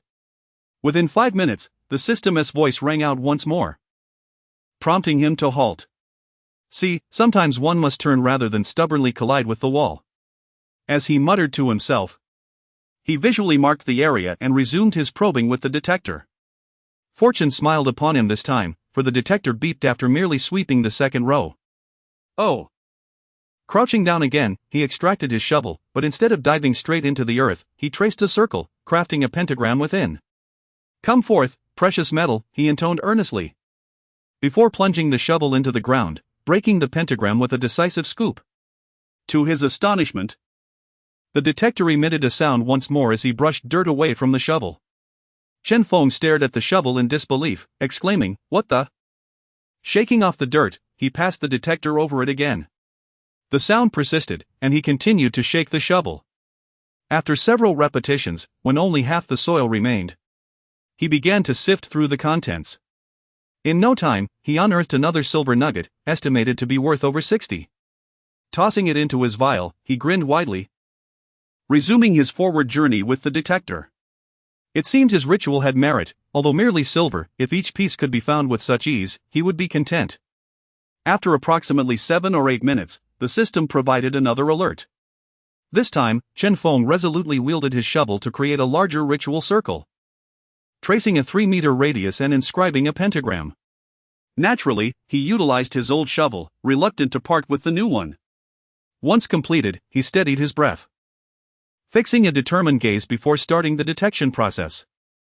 This time, luck was not on his side, for he did not uncover any treasure until reaching the circle's end. Setting the detector down, he crouched to retrieve his shovel, feeling familiar with this rhythm. A significant find was imminent. Don't ask why, it's just a feeling. He plunged the shovel into the earth, but the detector remained silent.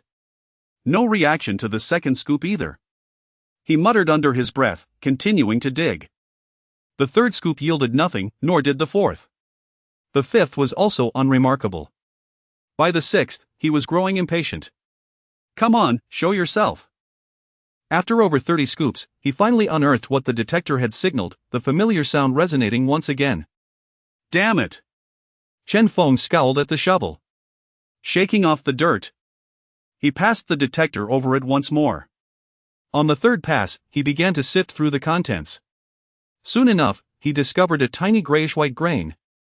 The smallest find of the day, potentially worth a mere 30 pieces. Upon seeing it, Chen Feng felt utterly defeated. Are you serious? You buried yourself this deep only to reveal such a paltry size? Fuming, he vented his frustration with several expletives before tossing the silver grain into his vial and standing up with the detector.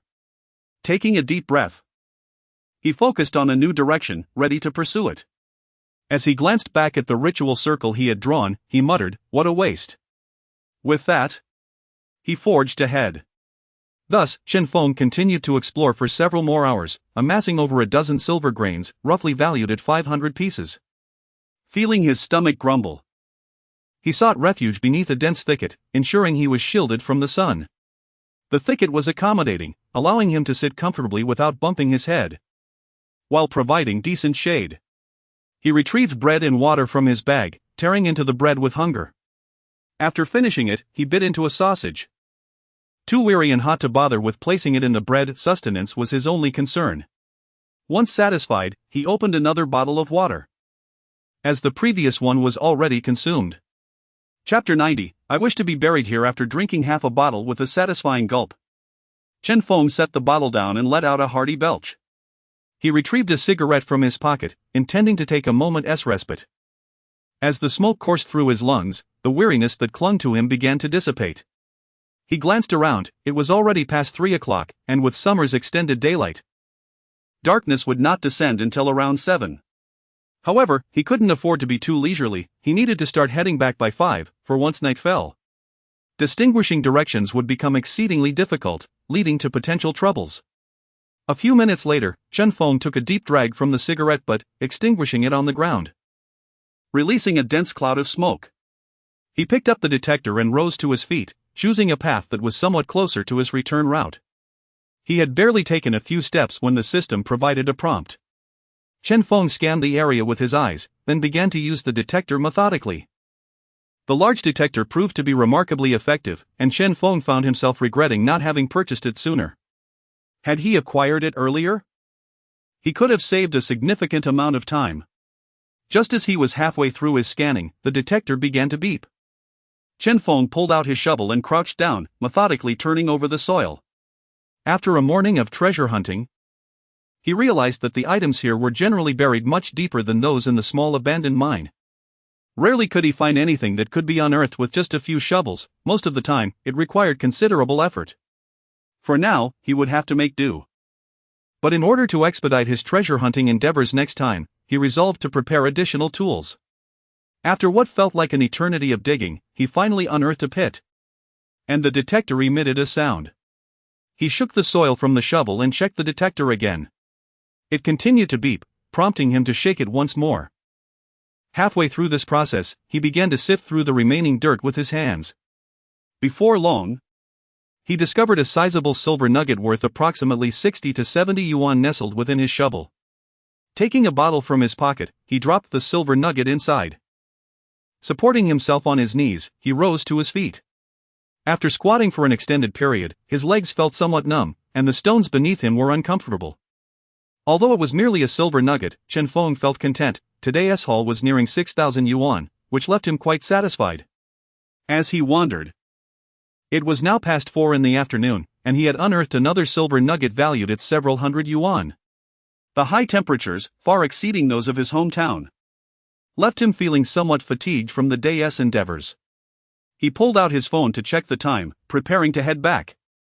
After walking for about 10 minutes, while contemplating what to have for dinner, the system unexpectedly chimed. Ding! Within a 3-meter radius of the host, precious metals are present. Chen Feng refocused his attention, surveying his surroundings, drawing an imaginary circle, and began detecting again. He was already quite pleased with his findings for the day, and any additional discovery would be a bonus. If he could unearth a silver nugget worth 100 yuan, that would be splendid. A smile crept onto his lips as he casually remarked. Upon reaching 1/3 of the designated area, the detector beeped again. Chen Feng leisurely crouched down and pulled out his shovel. He scooped up a shovelful of dirt and checked the detector. No sound. He tossed the dirt aside and took another scoop. One shovelful after another, he remained unhurried, savoring the tranquility that follows the completion of a task. Time passed, and finally, as Chen Feng waved the shovel over the detector, it beeped once more. This time, he did not shake the shovel. Instead, he reached over and began to carefully sift through the soil, checking the detector intermittently to ensure he didn't overlook any treasures. After removing a substantial amount of dirt, only a third remained, yet the treasure had yet to reveal itself. Chen Feng, however, remained patient, knowing that it would eventually surface. There was no need to rush as long as it was still in the shovel. Soon, while digging, he caught sight of a glimmer of yellow. Chen Feng's eyes widened in astonishment, his fingers froze as he scrutinized the treasure that peeked out from the soil. Could it be? A smile slowly spread across his face. Just when he thought he was about to call it a day, fate surprised him with a delightful find. He reached down and lifted the gold nugget, which, though smaller than the larger piece he had unearthed earlier that morning, was still substantial. Laughing silently, he marveled at the gold piece in his hand. He estimated its worth to be over 1,000 yuan, and combined with his earlier finds, his total for the day exceeded 7,000. Placing the gold into his bottle, Chen Feng plopped down onto the ground, overwhelmed with joy. 7,000 yuan in a single day, what a remarkable feat! His affection for this mining site was profound. If given the choice, he would wish to be laid to rest here after his passing. With a celebratory cigarette in hand, he lit it with a lighter, propping his shovel against his backpack and savoring a comforting drag. Today's work was done, and his next task was to return. Of course, if he encountered any treasures along the way, he would not hesitate to seize them. Halfway through his cigarette, he stood up, grasping the detector and retracing his steps. Meanwhile, Zheng Ping, with a silver nugget in his shovel, felt an overwhelming urge to laugh joyously at the find. Deciding to mine for gold here had undoubtedly been the wisest decision he had made. He had unearthed 5 silver nuggets today, accumulating over 240 yuan in total. 240 yuan was equivalent to what he would earn in a week and a half previously. This place was truly a treasure trove. If given the chance, he too wished to be buried here one day. As he placed the silver nuggets into his bottle, Zheng Ping stood up, filled with determination. Although time was running short, he hesitated to turn back. However, he was acutely aware of the consequences of not returning to the van before nightfall. After some contemplation, he resolved to return to the vicinity of the van first, then take advantage of the remaining daylight to explore nearby, hoping for a stroke of luck. At the same time, Yin Xing knelt in astonishment before a gold nugget nestled in a pit, momentarily frozen in disbelief. His trembling hand reached into the pit, grasping the nugget, and he took a deep breath to steady himself. Confirming it was indeed gold, he held the nugget aloft, gazing up at the blinding sun. His smile widening. Ha ha ha ha ha. His laughter resonated with a sense of relief, shedding the burdens that had weighed heavily on him. No one had known beforehand whether this venture would be fruitful. The expenses, including travel and sustenance, amounted to 400 yuan, a considerable gamble for them. While they outwardly maintained composure, internally, they were riddled with anxiety. At this moment, having discovered the gold nugget, Yinxing finally felt the weight lift from his shoulders. The heavy stone that had been pressing down on him evaporated into thin air, leaving him feeling more liberated than ever. The gold was worth approximately 400 yuan. And when combined with the silver nuggets he had unearthed, his earnings for the day approached 600 yuan. In the past month, he rarely made such a sum. It can be said that sometimes, life necessitates a gamble. Who knows, one might just hit the jackpot. Chapter 91, Someone is missing. He stood up. Clutching the gold in his hand, a grin spreading so wide it nearly reached his ears, scrutinizing it with great attention. After a prolonged examination, he reluctantly placed it into a bottle and continued on his way. This place had yielded gold, and Yinxing certainly could not let such an opportunity slip by. He was determined to scour the area thoroughly. As he walked, lost in thought, Yinxing occasionally burst into laughter, his mind consumed by the gleam of that gold piece. He completely forgot Zhang Ping's admonitions and lost track of the time to return. As dusk began to settle, Chen Feng finally arrived at the meeting point of the van. Outside, 3 or 4 people were already gathered, chatting. Among them was Zhang Ping. Fengzi, Zhang Ping exclaimed, waving his hand excitedly, eager to share good news. How long have you all been back? Chen Feng inquired curiously as he approached. Ah, we just got back. After all, it's our first time here. Being a few minutes early is fine, but if we were late, it could get complicated, someone replied. Fengzi, how much did you find today? Zhang Ping asked with a grin. Perhaps a few hundred yuan, Chen Feng mused. Not bad at all. You really do have a knack for this. You're the most successful among us today, Zhang Ping praised, patting Chen Feng's shoulder. And you all? Chen Feng asked, glancing at the others. It was clear they were in high spirits, likely having fared well too. I found nearly 250 or 260 today. Ha, I've never had such a haul before. Zhang Ping exclaimed, unable to contain his joy. I got the least, but still around 200, another said. I think I found about 230 or 240, chimed in another. The group shared their respective findings, exchanging glances filled with laughter. Their yields exceeded all expectations. This place truly was a gold mine. We're certainly in the right spot. The finds here far surpass those back home. The key is that our average earnings are quite substantial, which means it's not just luck, but rather a testament to the abundance of resources here. Zhang Ping declared with enthusiasm. Everyone nodded in agreement, fully aware that they did not possess Chen Feng's extraordinary luck. After all, the golden body of prospecting was not something to be taken lightly. They did not expect to unearth a massive gold ingot. But as long as they could discover a few small nuggets each day, they would be content. At that moment, Huang Fei, bleary-eyed, stepped out of the van and stretched. Back already? Did you wake up? Chen Feng chuckled. Not too bad, but if I sleep again, I won't be able to at night. I might as well eat with you and chat, then sleep later, Huang Fei remarked, lighting a cigarette. What about your haul? Huang Fei asked curiously. The group exchanged knowing glances, unable to hide their smiles as Zhang Ping relayed their bounty. Wow, that's impressive. Huang Fei exclaimed, clearly astonished. Well, it's possible that this area is particularly rich, who knows what tomorrow will bring. Zhang Ping added. If this area has so much, other places must have plenty too. We truly made the right choice coming here, Huang Fei said with joy. Huang Fei harbored no envy towards their success, on the contrary, he wished for their continued prosperity. The more they earned, the more they could share the spoils with him. Moreover, he too had a detector and found the prospect of earning some extra income appealing. The primary reason, however, was that while Chen Feng and the others were out prospecting, Huang Fei was left alone in the van, which was rather dull. He would rather join the hunt for gold. All right, let us prepare dinner. It said the temperature drops significantly at night. Let us gather some wood, start a fire, and heat up whatever we can, Zhang Ping suggested as he retrieved 2 axes from the vehicle. Hand me one, you all have been working hard all day. And I'm feeling quite energetic, Huang Fei said, reaching for an axe. Zheng Ping smiled and handed him one, and the two set off to gather firewood. Chen Feng glanced around and noticed, "Aren't there's still 2 people missing?" "Yes, they're likely on their way back," Zheng Ping replied, casting a look at the dimming sky. The light was just beginning to fade, so it was still manageable. Chen Feng didn't dwell on it for long. They had only brought 2 axes, so he went to find some stones to build a makeshift structure. Everyone busied themselves, they were accustomed to such tasks, finding them effortless and stress-free. Soon, a circle formed from large stones just 2 meters from the van.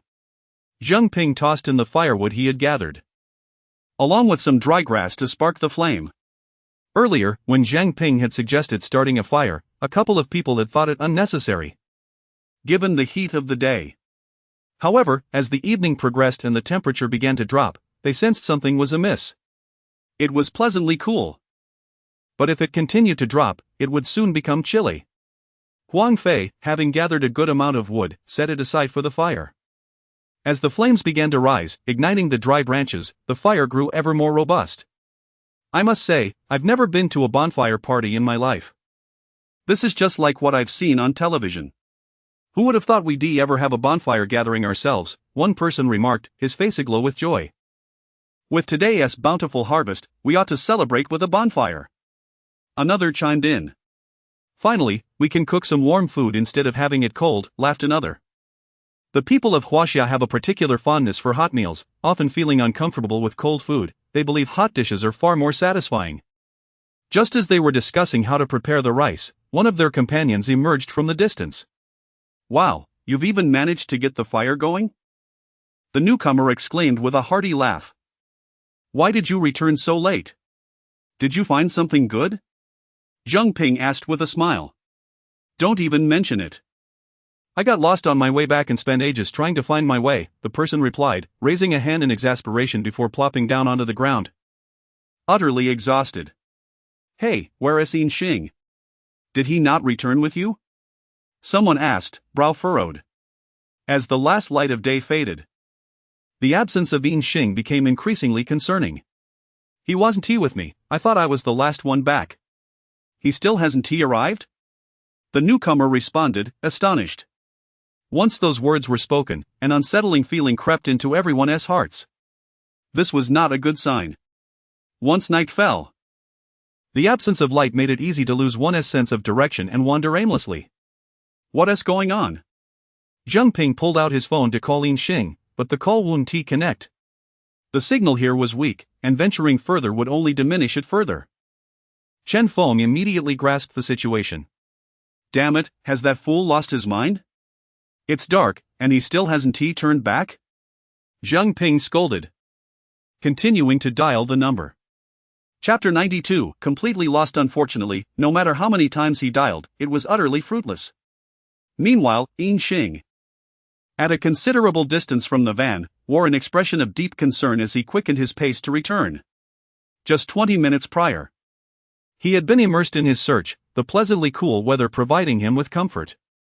However, as he continued, an unsettling feeling crept over him. He abruptly looked up and realized that the sky had darkened significantly.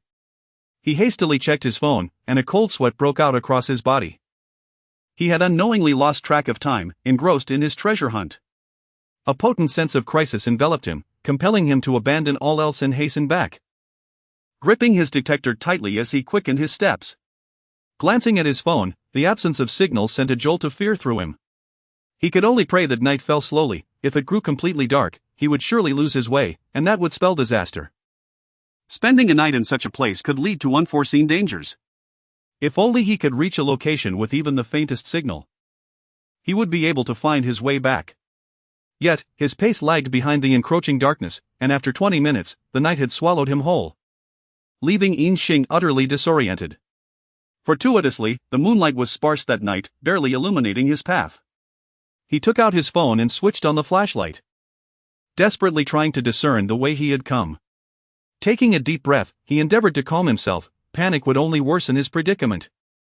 After approximately 20 more minutes, When he spotted the tree he had seen mere moments ago, he froze in place, paralyzed by despair.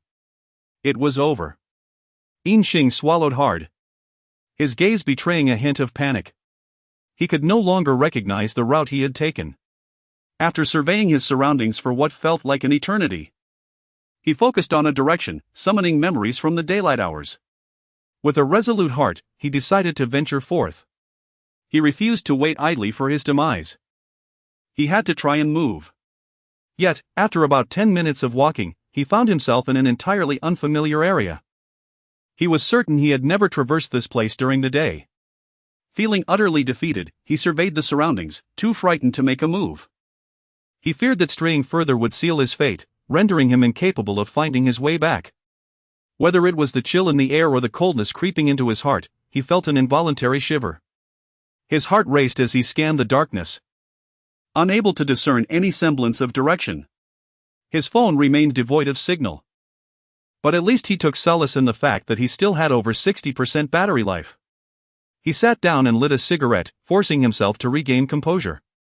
Yet, with each puff, regret washed over him for allowing a piece of gold to blind him. He had even forgotten to check the time. If given another chance, he would certainly have turned back instead of pressing on. A sudden gust of chilling wind swept by, raising goosebumps on his skin, prompting him to rub his arms vigorously. He had enough water and food to last a day, but the temperature continued to drop. Clad in a short-sleeved shirt and shorts, he wondered if he could endure a night in such conditions. He had read about a condition known as hypothermia, which could claim lives even in seemingly mild weather. He sensed he was beginning to exhibit symptoms. He did not wish to die, yet he stood frozen in place, teetering on the brink of despair. He never imagined that a mere speck of gold could endanger his life. Had he known this would be the outcome, he would have willingly let it go. Yinxing paced back and forth, desperately searching for any familiar landmarks in his memory. He also sought to keep his body moving to maintain warmth.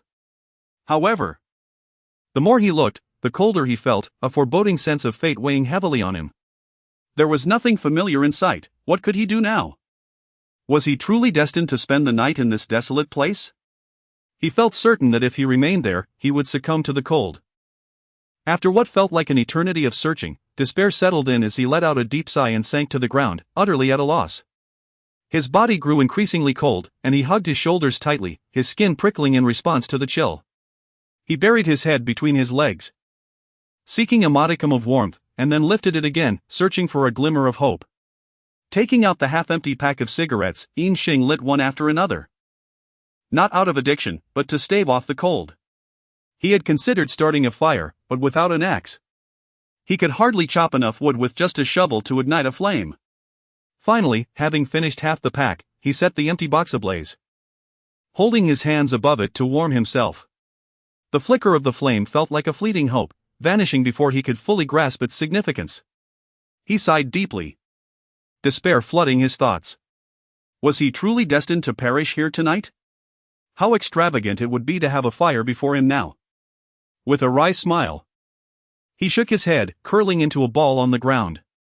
Thoughts raced through his mind, contemplating whether he should use his phone to record his final thoughts, so that when they found him, it would provide some closure for his family. Just as he gazed forward absent-mindedly, he caught sight of a faint glimmer of light, flickering in the distance. For a moment, he questioned his sanity, wondering if he was truly on the verge of freezing to death and hallucinating. Wasn't this how the little girl with the matchsticks had seen her light? Yet, as he focused more intently on the light, he realized it was moving, dispelling any notion of illusion. In a flash, inspiration struck. Yinxing seized his detector and sprinted toward the light, disregarding the thorns that scratched him as he dashed through the underbrush. He called out, "I'm here. I'm here." But the light remained far away, and no response echoed back.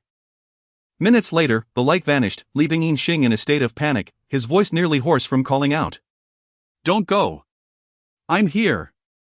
I'm here." The desperation welled up within him, tears threatening to spill over, as he grappled with the hopelessness of seeing a glimmer of hope slip away.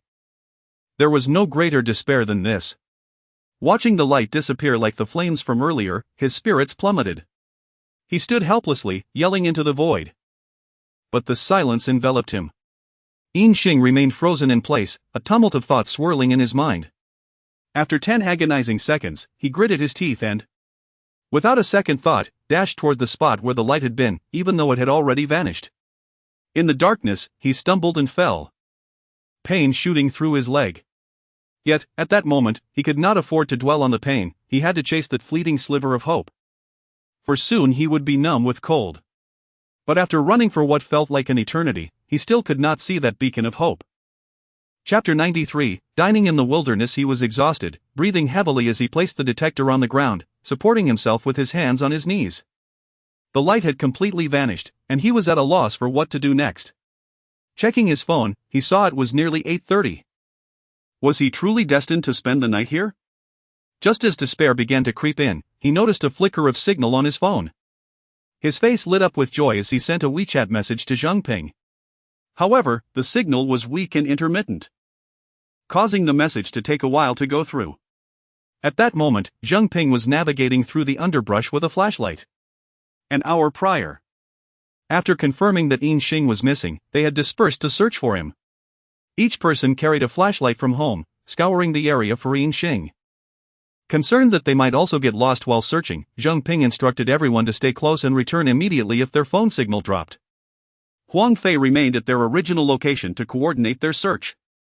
If anyone lost their way, they could simply send their real-time location to Huang Fei, provided they had a signal, and find their way back. Suddenly, Chen Feng's phone received a WeChat message. To his astonishment, it was from Yin Xing.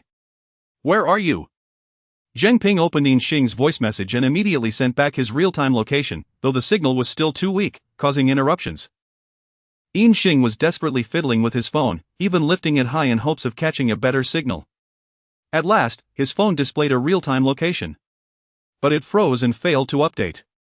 Nevertheless, he had a directional coordinate and set off in that direction. As he walked, the signal improved, eventually stabilizing at 1 bar, still intermittent, but considerably better than before. Eventually, he spotted a beam of flashlight light ahead and sprinted towards it, shouting, "I'm here! I'm here!" In the tranquil wilderness, Chen Feng seemed to hear someone calling. He turned towards the sound, sweeping the flashlight back and forth. When Yin Xing saw the approaching light, he became overwhelmed with excitement, nearly brought to tears. He quickened his pace, and as the light drew nearer, he exclaimed, "Chen Feng! My God, I almost died, did you know?" Upon seeing Chen Feng, he nearly collapsed, and Chen Feng rushed forward to support him. "What on earth were you doing? How could this happen?" Chen Feng scolded. "Let us just head back for now, my goodness." Yin Xing was utterly exhausted, finally feeling the weight of his fatigue. Chen Feng sent a message in their group chat, informing everyone to return, as they had found Yin Xing. Upon their return, they found the once dwindling campfire now roaring, with everyone gathered around, waiting for them. "Did a dog carry you off? What happened, brother? How did you get lost?" The group inquired eagerly upon seeing Yin Xing. "The campfire, oh my God, I love this fire!" Yin Xing exclaimed as he rushed towards the warmth, never having felt flames so comforting. "Don't even mention it. Here's what happened." He rubbed his arms vigorously before recounting the ordeal. "Next time I encounter such a situation, I won't be greedy again. You have no idea. I genuinely felt like I was going to die. You should have listened to me. I told you we needed to head back by 5. You scared us all. We were out looking for you without even eating." Chen Feng replied, exasperated. Yin Xing clasped his hands together in gratitude, saying, "Thank you all, thank you." The others reassured him that it was nothing, they were all from the same village and couldn't bear to see him lost. Now that he was safe, their worries eased. "What did you find? Almost lost your life for some gold?" someone curiously asked. Yin Xing produced a small bottle, smiling as he said, "Just this. Probably worth over 400. The bottle circulated among the group, eliciting gasps of admiration for Yin Xing's good fortune. "Wow, you're even luckier than Fengzi. You made 600 today, Fengzi only made 300 or 400. Someone tossed the bottle back to Yin Xing. "It's just luck, really. I can't compare to Fengzi," Yin Xing chuckled, shaking his head. After a while, everyone was hungry, so they began to unpack their food to satisfy their appetites. Someone placed an aluminum lunchbox with rice and water over some hot coals, tightly sealing the lid, knowing it would soon be ready to eat. Others set their lunchboxes beside the fire, filled with water, anticipating a warm drink. Some even warmed their pancakes by the fire to avoid eating them cold. Chen Feng also contemplated doing the same, using coals to heat his lunchbox and prepare instant noodles. However, managing the coals was cumbersome if the heat waned. He would have to add more. Instead, he opted to take out a portable stove, placing 2 blocks of fuel on it, making it far more convenient. Fengsy. This method is brilliant. Others remarked with envy. Not bad, it's getting late. Let us eat and get some sleep, Chen Feng replied, pulling out 2 packs of noodles and a sausage. Soon, the water was boiling, and he added the sausage. He regretted not having brought some eggs, realizing that noodles without eggs lacked soul. As the seasoning packets entered the boiling water, their aroma filled the air, causing everyone to sniff and glance hungrily at Chen Feng. How delightful! They marveled, realizing they had never appreciated the fragrance of instant noodles before. The food they had initially thought was decent suddenly seemed less appetizing in comparison. Huang Fei, feeling tempted, had only brought a few packs of noodles, saving them for the final days of their trip. Eating them now would leave him with nothing later. Wow, being able to eat instant noodles in the wilderness is incredibly relaxing. You've outdone yourself, Feng. Someone sighed enviously. Truly aromatic, simply irresistible, Chen Feng remarked, stirring the noodles, unable to resist the enticing scent after a day of hunger. As the noodles remained slightly firm, he began devouring them, unable to hold back any longer. At this moment, the noodles were at their most chewy, leaving it any longer would render them soft and unpalatable. In the desolate abandoned mine, under the cool night sky, with a substantial fire before him, he savored a steaming bowl of fragrant instant noodles. Is there anything more exquisite than this? He thought, utterly content. Meanwhile, everyone watched as Chen Feng relished his noodles, munching on their dry pancakes, with a few fortunate souls awaiting their rice, which, when paired with homemade chili sauce and pickles, would prove delightful. Chapter 94, A Vow to Buy a Car. Of course, they consoled themselves in this manner. After finishing their noodles, Chen Feng surprisingly drank the broth until not a drop remained. Normally, at home, no one would touch such a thing, it would have long been discarded. Fearing that the container would dry and become difficult to clean, Chen Feng poured some water from a bucket to wash it out. Naturally, water was precious at this moment, so he was cautious not to waste too much. Once he completed this task, he comfortably settled by the fire and lit a cigarette. After a while, their rice was ready. Upon lifting the lid, the enticing aroma wafted through the air, causing Zhang Ping to feel a pang of regret. He resolved to cook rice himself the next day. Even if he couldn't have instant noodles, being able to prepare rice would be a splendid thing. They poured chili sauce into their rice boxes, added some pickled vegetables and green onions, and began to eat. Although the meal was somewhat plain, being able to enjoy warm rice in the wilderness was more than sufficient. After a long day, everyone felt sticky, covered in dust, but due to the scarcity of water, they could only dampen their towels and wipe themselves down without much effect. Have one, Zhang Ping said, pulling out a cigarette to offer to Yin Xing. Yin Xing nearly spat it out in surprise, repeatedly waving his hands. No, you smoke it. I already finished my entire day's supply when I got lost. The others burst into laughter, thinking that if this incident could help someone quit smoking, it wouldn't be such a bad outcome. As they gathered around the campfire, they relished this rare moment of comfort. By around 11 at night, the fire had dwindled, and they had not added any more wood. When only a few embers remained, Zhang Ping tossed some stones onto the coals to extinguish them, and everyone climbed into their vehicles to prepare for sleep. Chen Feng yawned as he got into the car, wishing for a comfortable bed at that moment. He settled into his seat beside Zhang Ping, pulling a jacket from the pocket at his feet to drape over himself, preparing to sleep. Huang Fei, not feeling particularly tired, decided to read an ebook on his phone.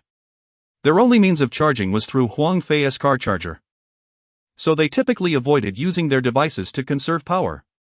2 individuals had brought blankets and decided to spread one across the aisle, lying down to rest more comfortably. The best position belonged to Huang Fei, who could recline his seat back, half lying against the driver's seat, which was far softer than the ground. Chen Feng took a clean towel, placed it against the window, and leaned his head against it, ready to sleep. He thought that although conditions were somewhat harsh, they were still bearable. However, little did he know, a nightmare was about to unfold. With all the men in the vehicle having worn shoes all day, they finally took them off to relax. Unfortunately, there was insufficient water to wash their feet, regardless of the heat. When 7 or 8 men removed their shoes, the closed windows could not contain the ensuing odor. Chen Feng leaned against the window and caught a whiff of an indescribable stench, causing his face to contort in disgust. Good heavens, did you all go mining or step in pickled cabbage? He found it unbearable, grimacing as he waved his hand in front of his nose. Although his own feet carried some odor, it was nowhere near the level of those around him. Chen Feng initially intended to endure it, but, as the smell intensified, he could no longer hold back and cracked a window open. As fresh air flowed in, he felt somewhat relieved, at least enough to avoid the urge to vomit. He leaned tightly against the window, closed his eyes, and hoped to endure it until he fell asleep. However, before he could drift off, the sound of snoring erupted in the cabin. Exhausted from the day's labor, everyone quickly succumbed to sleep within mere minutes. The cacophony of snoring echoed, making Chen Feng's face contort with discomfort. Who could possibly sleep under such conditions? The noises continued, relentless and deafening. Chen Feng felt as though he might lose his mind. Who the hell is flying a plane in here? He thought, clenching his fists in exasperation. He pressed against the window, trying to ignore the sounds, willing himself to fall asleep. Don't move, that is mine, I saw it first. The sounds of snoring continued, punctuated by the odd grunting and murmurs, torturing Chen Feng further. He. How much would this gold fetch? Desperate. Chen Feng found a piece of paper and stuffed it in his ears. While it didn't completely block out the noise, it did lessen it to some degree. Perhaps he was gradually getting accustomed to it, as his eyelids began to droop, slipping into a state between wakefulness and slumber. Just as he was about to fall asleep, he suddenly felt a hand on his chest. Startled, he opened his eyes to find it was Zheng Ping, who, with his eyes closed, was unconsciously groping around, seemingly searching for something. Wife, don't lie on your stomach, turn over, Zheng Ping murmured. Chen Feng stared at Zheng Ping in disbelief, utterly dismayed. He had thought Zheng Ping was the only decent person in the vehicle, but it turned out he was the most bothersome. Zheng Ping, I never expected you, with those thick eyebrows and big eyes, to appear so honest, yet be so troublesome behind the scenes. Irritated, Chen Feng shoved Zheng Ping's hand away and leaned against the window, feeling furious. Just as he was about to close his eyes again, that hand reached out once more, even slipping under Chen Feng's shirt, attempting to go all the way. Damn it, this is too much, Chen Feng exclaimed, pulling Zheng Ping's hand away with frustration. Not even through the fabric? You really have to go in, huh? After forcefully shoving that hand away, Zheng Ping rolled over, hugging his shoulders and turning his back to Chen Feng. Sighing in resignation, Chen Feng leaned against the window and closed his eyes. At that moment, he was consumed by one singular thought, even swearing an oath. The first thing he would do upon returning was to buy a car. There was no room for negotiation. If he had to endure another trip like this with them, he would consider himself a fool. Determined, Chen Feng finally succumbed to sleep, leaning against the window. The following day, around 7 o'clock, people began to wake one after another to use the restroom, stirring more individuals from their slumber. The sun had risen, and it was time for them to get up and start their work. Yin Xing emerged from the stifling vehicle to relieve himself. Taking a deep breath of the fresh morning air, instinctively savoring the refreshing sensation. Ah, this feels good. Stretching, Yin Xing prepared to return to the vehicle and wait a little longer before rising with the others. Chapter 95, Thief shouting to catch a thief. Upon returning to the vehicle, an overwhelming stench of unwashed feet, mingled with the acrid odor of sweat and various unpleasant smells, assaulted him, nearly causing him to stumble. Goodness, whose feet reek so abysmally?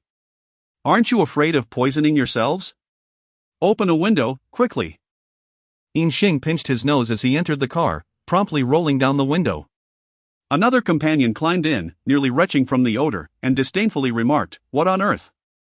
Who's got feet that are fermenting?" It must be said, this peculiar phenomenon is quite fascinating. If one remains inside for an extended period, the stench becomes somewhat bearable. However, stepping out and then re-entering is an entirely different ordeal. Some comrades, disturbed from their slumber, groggily opened their eyes. "What's all this racket? I don't smell anything." One mumbled. "You can't smell it?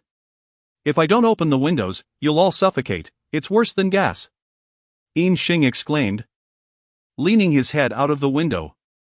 Awakened by the commotion, someone exited the vehicle to relieve themselves, leaving with a scoff at the exaggeration of the others. Yet upon re-entering, they were all covering their noses. "Oh my heavens, who on earth? We must wash our feet tonight. How did we not notice this last night? I can't take it anymore, I'm staying outside. Whoever wants to come in can do so," he declared. Chen Feng, also roused from sleep, wrapped his arms around himself, eyes still shut, and muttered groggily, "You all probably stirred things up. I woke up at midnight for no reason, must have been your racket. I sleep soundly, without a peep." Upon hearing this, Chen Feng, who had been listening, was too exhausted to care but still managed to exclaim, "For heaven's sake! Not a single decent person among you, all of you are just shouting thief." His outburst elicited laughter from the others in the car. Even Chen Feng struggled to maintain his composure. "Ha ha ha, you're hilarious, Chen Feng," someone chimed in. "What's wrong? Am I not a good sleeper?" Zhang Ping asked, a smile dancing on his lips, curious. "I don't wish to engage," Chen Feng replied curtly, uninterested in further conversation. That night, he was determined to switch seats. No one could endure being taken advantage of all night. After half an hour, Chen Feng finally roused, sporting dark circles under his eyes, and stepped out of the vehicle. The morning air was refreshingly cool, although slightly chilly. A jacket sufficed, and primarily, the invigorating breath of fresh air was a relief compared to the stench inside. The group gathered below the vehicle for breakfast. No one bothered to start a fire for cooking, opting for whatever was most convenient. Once their meal concluded, they returned to the car, where the air had improved significantly. Huang Fei suggested they change seats, as their previous positions had already been explored, and further searching would yield diminishing returns. "This spot seems fine," Chen Feng remarked, surveying the surroundings. There was no particular intuition, merely a sense of aesthetics. The others had no objections. After all, a change of scenery was welcome. "All right. Let us settle here," Huang Fei said, parking the vehicle and opening the door. One person found it unbearably dull to remain in the car. Any chance to earn an extra 50 was worthwhile. Chen Feng retrieved a shovel from his bag, ready to embark on today's treasure-seeking journey. "Hey, Fengzi. Why is your backpack different from ours? How does your shovel attach to the side?" Zhang Ping noticed Chen Feng's actions, realizing for the first time that his backpack was unique, and curiosity sparked among the others as they gathered around. "Wow, what a clever design. This way, you don't have to constantly hold the shovel or dig through your bag," one exclaimed. "Impressive. Fengzi, you're quite resourceful, you even sewed a pocket on your bag," another remarked. "Why didn't you tell us about this convenient feature?" Chen Feng was taken aback by their astonished expressions. He had assumed they had simply been too lazy to implement such a solution. To his surprise, he realized that they hadn't considered it at all. He slapped his forehead in disbelief. "I thought you all knew and just didn't want to bother. You didn't find it inconvenient to keep pulling the shovel in and out of your bag?" Xing waved his hand dismissively, saying, "Who could have imagined? I thought all gold panners did it this way. Now that I know it can be done like yours, I'll sew one at home. It's so practical. It truly is convenient. I used to keep my shovel in my pocket. Even went as far as finding a pair of old pants and ripping the pocket to secure it. Had I known it could be done this way, I wouldn't have bothered with the pants," another added. "Fengzi, do you have any more tips? Teach us." Some looked at Chen Feng with anticipation. "No more tricks up my sleeve. If I find anything else good, I'll let you know," he shrugged. Hearing this, the others felt somewhat disappointed. But with Chen Feng on their team, they felt reassured. Having such a clever ally made everything easier. The group dispersed in different directions, and before they left, Zheng Ping cautioned everyone to stay close and returned promptly in the evening, recalling Xing's earlier predicament. With this cautionary tale in mind, they were more vigilant, avoiding any unnecessary risks. Xing, having learned his lesson, resolved not to stray more than a kilometer from the van. The distance was ample for exploration. Equipped with their tools, they set off in their chosen directions, while Chen Feng ventured further with his detection device. 10 minutes later, one among them struck gold. Surprisingly not Chen Feng, but Huang Fei. He, too, was reluctant to wander far, opting instead to explore right beside the vehicle, scanning left and right with his detection device, taking a step forward after each complete sweep. Only by observing their method could one appreciate Chen Feng's remarkable efficiency. Their pace was drastically slower compared to his. In the time it took Chen Feng to walk half a minute, they would have barely covered a fraction of that time. "Oh!" Huang Fei exclaimed, hearing the device beep. His morning fatigue evaporating instantly. He hadn't anticipated that after such a brief exploration, he would stumble upon something promising. Excitedly, he grabbed his shovel and crouched down, eagerly digging, hoping this would be the first nugget of gold in his life. Chapter 96, once again. Let us annihilate them. The primary focus of this chapter revolves around Xing discovering a nugget of gold, which imbued him with immense confidence and encouragement. His ability to unearth gold implied that Huang Fei too had a chance to strike gold. This situation differed significantly from Chen Feng's discovery of gold. The group had tacitly acknowledged Chen Feng's extraordinary capabilities, deeming them beyond their reach. Thus, when Chen Feng extracted gold, they marveled at it without harboring envy. However, Xing's case was distinct. If he could find gold, why couldn't he? After all, he too possessed the qualities of a remarkable individual. If he were indeed exceptional, he wouldn't have struggled to gather a mere 400 pieces of gold, while Chen Feng had managed to amass thousands without any trouble. It could only be concluded that Xing was simply not destined for greater fortune. This was likely the extent of his prowess in gold mining, 400 pieces at best. As venturing beyond that could invite misfortune. Huang Fei chuckled at the thought, invigorating his efforts with renewed vigor. After digging a hole, Huang Fei paused to catch his breath. Squatting while digging had left him somewhat breathless. Once he regained his composure, he continued his excavation, and shortly thereafter, he unearthed something remarkable. "Oh my!" The sound emitted by the detector caused Huang Fei to grin foolishly as he eagerly sifted through the soil in his shovel. Gold, gold, gold. After a few moments of searching, he still couldn't locate the treasure, prompting him to check the detector again. Confirming the presence of the treasure in his shovel, he felt a sense of relief and resumed his digging. Soon enough, a glimmer of gold appeared before him. Oh, ho ho ho ho ho! He had truly found gold. And his joy was nearly overwhelming. Upon seeing the gleaming nugget, Huang Fei was on the verge of jumping for joy. Unable to contain his excitement, he twirled in place, closely examining the sunlit treasure in his hand. "Ah, I, Huang Fei, have finally struck gold." This small nugget, worth perhaps 200 to 300 at most, paled in comparison to Xing's find. Nevertheless, Huang Fei felt a profound sense of satisfaction. The mere act of finding gold was a triumph in itself. He carefully placed the nugget into a bottle, shaking it with glee, his smile unwavering. "Today, as an ordinary citizen, I am truly elated." To my surprise, I completed my daily goal on my very first day of work. Huang Fei, feeling lighthearted, contemplated returning to his vehicle to indulge in some electronic reading. With his task completed, he enjoyed a delightful end to his day. However, amidst his joy, he resolved to scan the surrounding area one more time. Just in case there was more gold nearby, it would be a loss to return empty-handed. Meanwhile, an hour's journey away at a small abandoned mine, the villagers of Xiaoqiao, led by Li Chunlai, had just arrived. It was evident that they each carried items of some sort, likely batons or similar implements. "Brother Li, we observed on our way here that there was no sign of those from Shuri village, nor did we see Chen Feng," reported one of Li Chunlai's subordinates. Li Chunlai nodded in response, grunting, "They must have realized their folly and chosen to stay away. Should they dare to return, I shall ensure they regret it." The previous encounter, where Chen Feng had intimidated him, left Li Chunlai feeling humiliated. His subordinates had been beaten, and he had been powerless to retaliate, which weighed heavily on his pride. Reflecting on this, he attributed the incident to their lack of weapons, dismissing any notion of cowardice on his part. He vowed to uncover Chen Feng's background and seek retribution. After all, one of his own was still nursing injuries at home, and failing to reclaim their honor was simply unacceptable. To his astonishment, inquiries revealed that Chen Feng was not merely an inexperienced youth, rather, he was formidable and far more ruthless than they had anticipated. Even they hesitated to provoke the village's fierce women, who were notoriously difficult to handle. However, Chen Feng had boldly confronted them, vanquishing one of their own and leaving the others powerless to intervene.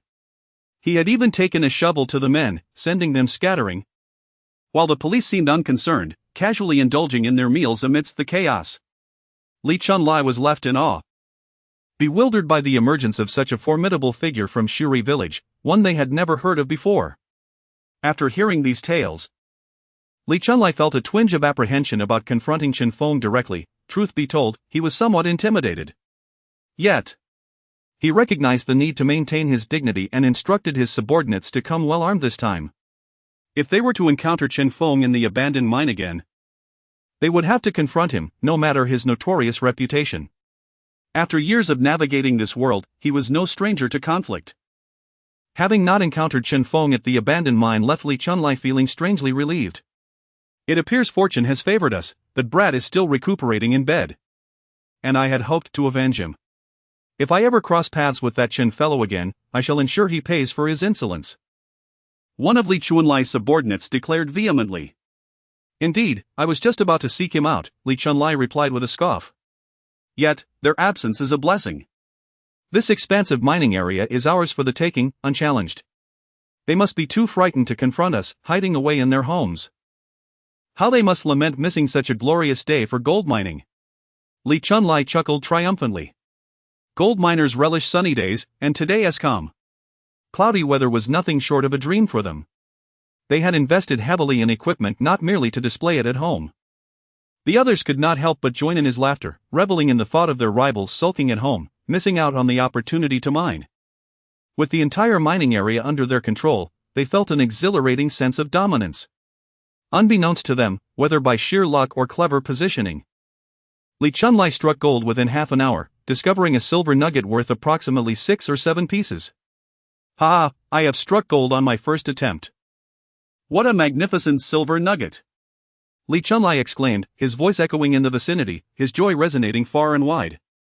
His elation stemmed not only from the discovery of silver but also from the exhilarating sense of triumph in outshining others, a feeling that was truly blissful. Chapter 97. This is quite small. Hearing the laughter, the younger brother looked enviously at Li Chunsheng, hastening his movements, hoping to be as fortunate as him and unearth a silver nugget. Discovering $10 right off the bat was exceedingly delightful. If word of this reached Shirizu, it would surely incite their envy. Meanwhile, Chen Feng gazed at the silver nugget in his hand, valued at over $40. Shaking his head in disappointment as he tossed it into the bottle. This was rather insignificant. After nearly half an hour of searching, he had only managed to extract $40 worth, which explained his disheartenment. He wondered how Zheng Ping and the others fared, knowing that his yield today paled in comparison to yesterday's. If all else failed, perhaps he could find a thicket to delve into, if he struck gold like yesterday. That would be splendid. Without further ado, Chen Feng scanned for a thicket and quickly made his way towards 2 promising bushes. The thorny underbrush scratched his arms, leaving several white marks, yet even this endeavor proved fruitless, as the system offered no indications of success. Damn it, what a bust, Chen Feng muttered, rubbing his arm and rolling his eyes as he continued forward. Remarkably, just a few minutes after leaving the thicket, the system finally provided a prompt. All right. A bit of delay is acceptable, as long as it leads to a discovery. I shall forgive you. Ha! A grin spread across Chen Feng's face as he eagerly waved his detector back and forth. Soon, he located the spot, and the detector emitted a delightful sound. With eager anticipation, he extracted his shovel, his eyes gleaming, and plunged it into the earth. He felt certain that today would yield a bountiful find. Don't ask why. It was simply a gut feeling. After shoveling a scoop of dirt, the detector remained silent, prompting him to discard the dirt and try again. With each subsequent scoop, his confidence grew. Having just emerged from the thicket and with the treasure buried so deep, this had to be something substantial. His excitement mounted. After dozens of shovels, the detector finally sprang to life, and Chen Feng wore a smile that he could hardly contain, gently shaking the shovel in anticipation of a glimpse of golden treasure. However, His first shake yielded no discovery. Chen Feng checked the detector again and resumed shaking. After several attempts, he found only a thin layer of soil left in the shovel, and furrowed his brow in frustration. Given the thickness of the soil, it seemed implausible that anything valuable could be buried beneath it. He began to sift through the dirt with his hands and uncovered a silver nugget worth around $30. At this moment, Chen Feng fell silent, disheartened. Not only had he not struck it rich, but the find was dwindling in size. You wretched heavens, what on earth? He squeezed the silver nugget in his hand and stood up, letting out a deep sigh. Today was indeed off to a poor start. The fates were not in his favor. He tossed the nugget into the bottle and prepared to leave when he noticed the system's notifications continued unabated, showing no signs of stopping. Chen Feng's gloomy expression shifted as a smile crept onto his face, glancing down at the pit. Ah, it seems I misjudged you. This is merely an appetizer. With renewed enthusiasm, he picked up the shovel and resumed digging. Within just a few shovels, the detector chimed again, and Chen Feng cautiously sifted through the dirt, anticipating the imminent arrival of a significant find. At this point, his excitement was palpable. The buffs were indeed in full effect. Thicket and double yield meant that a significant treasure was all but guaranteed. Soon, however, upon seeing the contents of his shovel, his cheerful demeanor crumbled. It was merely a silver nugget valued at around $20. Ugh! Chen Feng stood up, spitting in frustration and forcefully tossing the nugget into the small bottle. What a disappointment, with such stacked buffs, and I only get these 2 items. A small gold nugget would have sufficed. After gathering his belongings, Chen Feng aimlessly wandered off in a random direction. The system remained eerily silent, and Chen Feng trudged along, boredom setting in as he pulled out a cigarette to smoke. Lighting it, he exhaled slowly while walking. Regardless of where he ventured, the system stayed mute, prompting him to consider returning to yesterday's spot. What a ridiculous place, it would have been better to stay put. He ground out the cigarette butt, wiped the sweat from his forehead, and sighed. He estimated that if he managed to gather even $1,000 today, it would be considered fortunate. Otherwise, he might set a personal record for the lowest yield. After roughly half an hour, he found himself at a small ledge. As he jumped down with his gear, the system finally chimed in with a notification. Ding! A precious metal has been detected within a 3-meter radius. Taking a deep breath, Chen Feng grasped the detector and began to scan slowly. Time was ticking, noon was approaching, and he had yet to make a significant find. As he surveyed the area with his gaze, the detector swept methodically back and forth. The ground was littered with rocks, forcing Chen Feng to tread cautiously, often stumbling as he navigated the uneven terrain. The detector struggled to function amidst the debris, so he lifted it slightly, trying to avoid any collisions that might diminish its lifespan. After all, constant impacts could lead to damage. Thus, Chen Feng expended twice the usual amount of time to finish scanning the area, only for the detector to finally beep as he approached the last few rows. Oh! Upon hearing the sound, Chen Feng set the shovel aside and knelt down, laboriously clearing away the stones. The layer of rubble was heavy, some weighing over 10 pounds, making it impossible to dig effectively. Under the scorching sun, he tossed the stones aside, drenched in sweat, before finally retrieving his shovel. He found himself questioning whether he was mining or merely moving rocks. It felt akin to a construction site. Upon digging down, he found the soil beneath the stones to be parched, not at all like a small mine where moisture would typically be found. This area likely received little rainfall, exposed to the sun for months on end. Nevertheless, for a gold miner, dry conditions were acceptable. As long as it didn't rain every day, they could manage. Heavy rains would render work impossible, forcing them to sit idly in their vehicles. After numerous attempts, Chen Feng had yet to uncover anything valuable. He cleared more stones from beneath his feet and continued to shovel. After several dozen attempts, the detector finally emitted a sound. Oh! Chen Feng exhaled lightly upon hearing the noise, shaking the shovel in front of him. After repeating this process several times, he found only half a scoop of dirt remaining in the shovel, prompting him to dig in with his hands. Chapter 98, to continue or not before long. Chen Feng unearthed a silver nugget valued at approximately $40. Ah! Upon seeing the nugget, he sank despondently to the ground, exclaiming in despair. He felt on the verge of collapse. After expending such effort, he had only managed to find a nugget worth less than $50. What did the heavens intend? Was it a punishment for earning too much yesterday? Sitting on the ground, he retrieved a bottle of water from his bag and took a generous sip to soothe his throat. Throughout the morning, he had earned several $100s. You wretched heavens! Is this how you choose to play? It was already mealtime, yet due to the heat, Chen Feng lacked appetite and felt little hunger. So he decided to forego his meal. He picked up his belongings and walked towards a direction where the stones appeared sparse. Indeed, in this direction. There were only small pebbles, and he even spotted a bent steel rebar sticking out of the ground. Curious, he approached to give it a tug. But the rebar remained firmly embedded, likely buried deep. He took out his shovel to dig around it, but it refused to budge. Eventually, he kicked it aside in frustration. At this point, neither Chen Feng nor Zhang Ping and the others regarded scrap iron with any interest. It was simply cumbersome to carry and yielded little profit. After walking for about 20 minutes, the system chimed again. Grabbing a branch, he drew a circle around himself, and then began to scan with the detector. As he reached the center, the device emitted a sound, prompting Chen Feng to crouch and retrieve his shovel. In the midst of a modest scrapyard, he dug and dug. Driving a grand Ferrari, living in a grand house. As he grew bored with the digging, he suddenly recalled the catchy tune and began to sing. It was hard to tell how many shovels full of dirt he had removed. But another hole had formed before him. When he sifted through the soil once more, the detector beeped again. Oh! This time, he shook the shovel vigorously. Ordinarily, he would need to shake off half the contents to find something, but this time he simply shook off half in one go. As he sifted through the remaining soil with the detector, it remained silent, indicating that the treasure had indeed been revealed. He casually tossed the dirt aside and leaned down to search through the half-shoveled mound.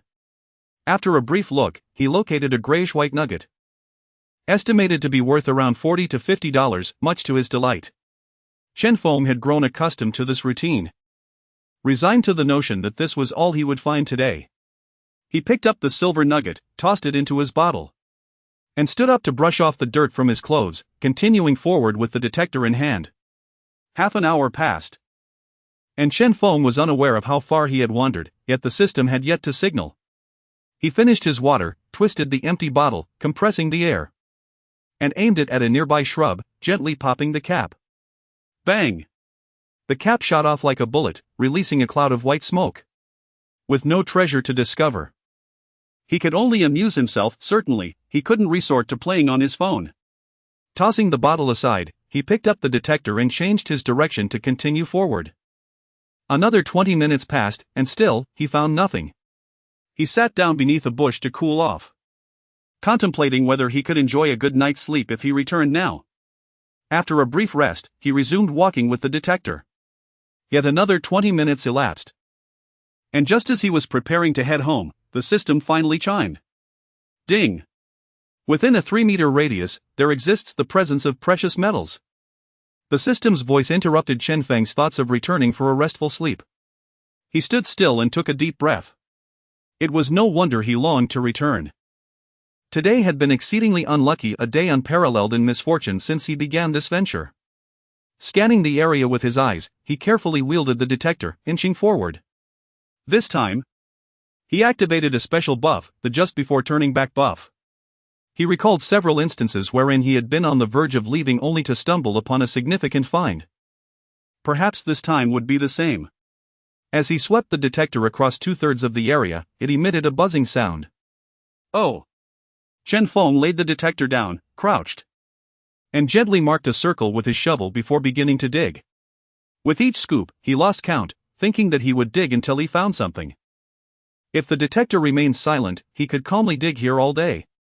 It was fair to say that Chen Feng was mentally exhausted. His emotions were now impervious to any external influence. After an indeterminate number of digs, a sizable hole had formed before him, and at last, the detector chirped. Oh! With his left hand propping up his chin, he gazed calmly at his right hand holding the shovel, giving it a gentle shake before passing it over the detector. The detector remained silent. Chen Feng continued shaking, his expression serene. after shaking 3 or 4 times, until only half the soil remained in the shovel. He brought it closer and began to sift through it with his hands. After a few moments of sifting, he spotted a grayish-white nugget, valued at approximately $30. Splendid. Just as he had anticipated. Alas. Chen Feng's voice tinged with disappointment as he placed the silver nugget into the bottle, reversing the shovel to rest against the side of his backpack. Standing with the detector in hand, he muttered, "You wretched heavens, must I really keep searching? I yield, I give in. It's nearly 3 o'clock, I shall return to eat and rest. Tomorrow morning, I shall leave this unfortunate place and quickly find a new location." Chen Feng scanned his surroundings carefully, determined to memorize the environment entirely. He vowed never to return to this spot, avoiding it at all costs. After checking his bearings, he turned back, resigning to the day's outcome. He hadn't slept well the previous night and intended to retire early today. He began to wonder if the presence of these individuals had somehow tainted his luck. Upon returning, he resolved to purchase a vehicle anything capable of long-distance travel. Even if it were a rickety three-wheeler. He would prefer to spend the night in a three-wheeler than share a sleeping space with them. Even though he had decided to conclude the day, the fact that he hadn't encountered a single item worth over $100 left him feeling discontented. Despite his choice to return, a sense of frustration lingered within him. After retracing his steps for about 10 minutes, the system notification chimed once more. Although Chen Feng had resolved to return, he would not overlook any potential treasures. After all, what if there was indeed something valuable? Drawing a circle with his eyes and fueled by a glimmer of hope, Chen Feng resumed scanning with the detector. This time, it was rather swift. On the first sweep, he uncovered something. Oh! Crouching down, he grasped the shovel and forcefully dug a scoop, passing it over the detector. The detector showed no response. He proceeded to toss the soil high into the air, this time avoiding the wind that would otherwise cover him in dirt. With renewed vigor, he dug yet another scoop. Chapter 99. Damn it! After a brief scan with the detector, Chen Feng scooped up another handful of dirt. This time, the detector emitted a sound. He shook off the soil and examined it closely, finding no signs of treasure. He continued to sift through the dirt. Suddenly, the detector beeped again, prompting Chen Feng to dig in with his fingers. After removing about a third of the dirt from his shovel, he finally uncovered something. "I knew it would come to this, ugh." Chen Feng tossed a silver nugget, worth around 30 or 40 coins, into his bottle, shook his head, and stood up with the detector in hand. He was tired of cursing the heavens, he had exhausted himself with complaints. Taking a deep breath, he walked towards the van, uncertain about how others fared today. Was it merely his bad luck, or was this place inherently fruitless? Chen Feng couldn't decipher it. He simply resolved to leave this spot at the earliest opportunity, hoping to distance himself as much as possible. Reflecting on his earnings for the day, he realized he hadn't even crossed 500 coins, a rather dismal tally. He pulled out a cigarette from his pocket, shielding the flame with his hand as he lit it and took a deep drag. Sighing, he continued onward. However, after only a few steps, he encountered a thicket ahead. Chen Feng intended to circumvent it but was met with another alert from the system. "Oh, come on, don't tell me you're taunting me now," he muttered, feeling drained. There was no rush. He decided to finish his cigarette before resuming his exploration with the detector, methodically sweeping the area. As he searched line by line, the detector remained silent until he reached the bush. Chen Feng circled the thicket, continuing his probe. The bush was low, making it difficult to maneuver the detector without risking injury. He quickly completed searching the area, yet the detector remained silent, causing his brow to furrow slightly. This was the first time he had encountered such a situation. Could he have miscalculated the area? The system alerts continued to sound, indicating that he had indeed overlooked something. Chen Feng expanded his search radius, determined to find the treasure. After thoroughly scanning the newly defined area with no results, a sense of confusion washed over him. What? He scrutinized the boundaries he had drawn. Surely, it was not just 3 meters, perhaps even 5. How could he still not uncover anything? It was improbable for the system to malfunction. Even if he had made an error, the system would remain accurate. He pondered this briefly, his gaze settling on the bush. And with a spirit of experimentation, he extended the detector deeper into the undergrowth, striving to leave no stone unturned. Finally, as the detector neared the roots of the bush, it emitted a pronounced beep. Could it possibly be beneath here? Chen Feng crouched down to inspect the base of the bush, grimacing. Having pinpointed the location, he dove in. But the limited space forced him to kneel as he pulled the detector closer. Listening intently, he noted that the sound grew louder the nearer he got to the roots, prompting another sigh from him. This was proving to be quite the challenge. He could only hope the treasure hadn't been trapped beneath the roots. If it were, would he have to uproot the bush entirely? Retrieving an old shovel from his bag, Chen Feng began to dig around the roots with vigor, launching clumps of soil into the air. Soon, he had excavated a pit around the base. He brought the detector back and positioned it in the hole, noting that the sound intensified. All right, this time I can be certain, the treasure is indeed nestled right in the center of the roots. Setting the detector aside, he picked up the shovel and began to dig downward. The roots were extensive and intertwined, making the task increasingly arduous. Each time Chen Feng plunged the shovel, he had to sever several roots, clearing them aside. After a while, he had succeeded in creating a hole on one side of the roots, but fatigue was setting in, beads of sweat dotting his brow. How much longer must I dig? He mused, glancing at the pit, feeling as though he had barely made a dent in the task. He contemplated various strategies. Perhaps he could dig a hole beneath the roots. However, after excavating the pit, he realized this plan was less than ideal. The roots below were even more robust, and wielding the shovel alone proved insufficient. Chen Feng gingerly scraped the interior, eyeing the bush before resolutely deciding on a drastic measure: uproot the entire plant. Without hesitation, he circled the bush, digging around the roots like a determined gopher. After half an hour of relentless effort, he finally completed the excavation. Exhausted, he felt stars dancing before his eyes, his knees aching from the strain. If I've labored this long only to find a mere silver nugget, I swear. Chen Feng wiped the sweat from his forehead, glaring at the bush in frustration. Having nearly finished, he tossed the shovel aside, gripping the bush's roots and pulling with all his might. Ugh! He grimaced, his entire body straining as the bush began to loosen from the earth. Halfway through, he could no longer muster the strength, collapsing onto the ground, panting heavily. The bush tilted precariously, having been uprooted partially. After catching his breath, he crouched down again, clutching the roots, and pulled with all his might, expending every ounce of energy he had left. The ground around the roots began to crumble, and suddenly, he felt the weight lighten as the bush toppled forward. With a resounding scrape, Chen Feng fell alongside the bush, releasing his grip and lying on the ground, his chest heaving. Phew, he was utterly spent, struggling to rise and peer into the hole left behind by the uprooted bush. Initially, he saw nothing, so he picked up the shovel and began to dig in the center of the pit. With the first thrust, he unearthed a shovelful of loose soil. But the detector remained silent. A second scoop yielded more loose dirt, still no beeping. When he plunged the third time, he no longer needed the detector. His eyes widened in disbelief at the sight lying quietly at the bottom of the pit. A gasp escaped his lips as the shovel clattered beside him, and he reached down to grasp the dark yellow object. What on earth? Chapter 100, one is enough. Chen Feng gazed at the gold nugget in his hand, feeling its substantial weight, and at that moment, he believed that every ounce of hardship was worth it. A hearty laugh escaped him as he shifted his position, reclining against the bush, holding the gold piece up to the sun.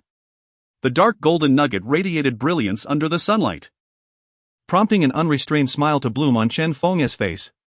The sweat on his brow felt utterly justified at that moment. This nugget had once again shattered Chen Feng's previous records. He estimated its weight to be over 20 grams, perhaps even 23 or 24. This meant that after accounting for impurities and losses, its value was at least 7,000. The efforts of the day had finally paid off. This single piece was more than sufficient. Oh my heavens, this is magnificent, absolutely exhilarating, Chen Feng exclaimed, unable to suppress a shout of joy. Oh, vast heavens! Why do you treat me so harshly? He laughed, imagining the sky rolling its eyes at his antics. After a brief respite, he comfortably sat up, acknowledging how one's mood profoundly influences perception. Just moments ago, everything had seemed bothersome. Now, even the glaring sun appeared less oppressive. He chuckled at the bush he had toppled, feeling quite pleased with the day's events.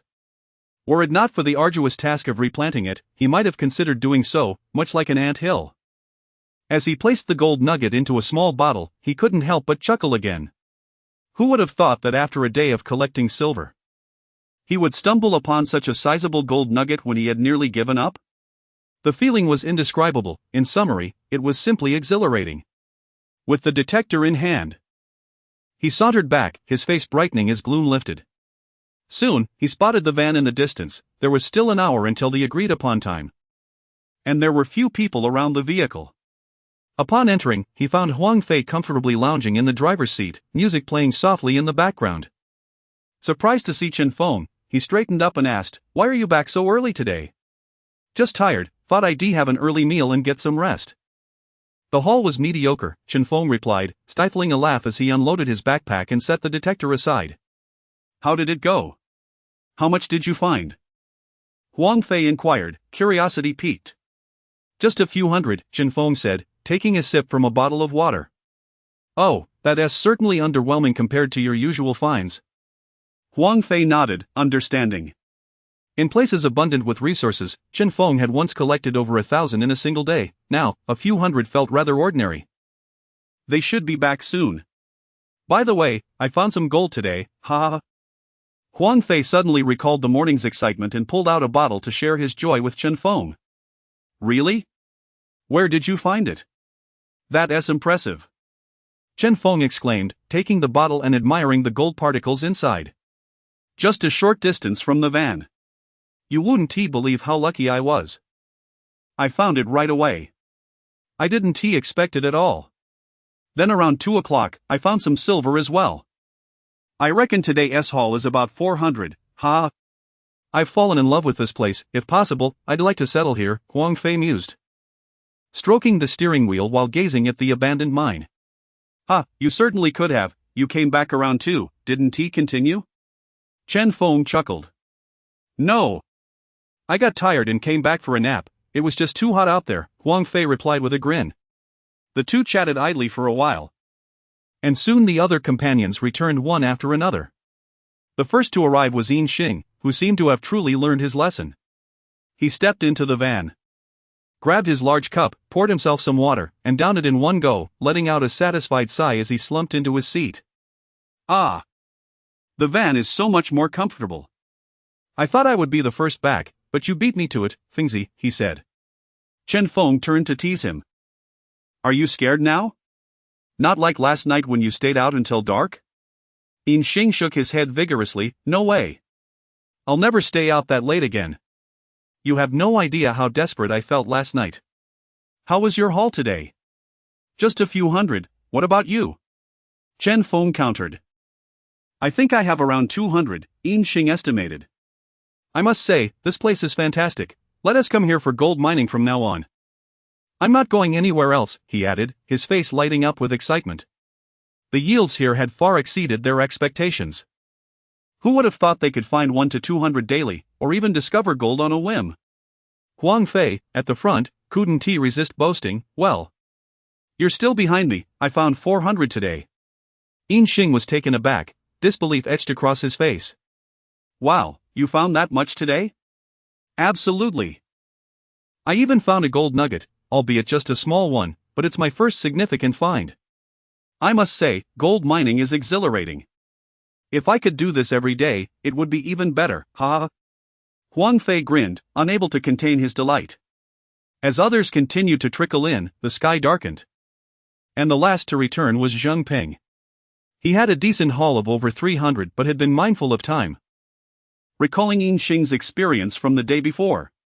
Though he was the last to arrive, the timing was just right, with still some light remaining before nightfall. Everyone dampened towels to wipe their hands and faces before preparing to light a fire for dinner. Since they had not brought many axes, only 2 could go to gather firewood at a time.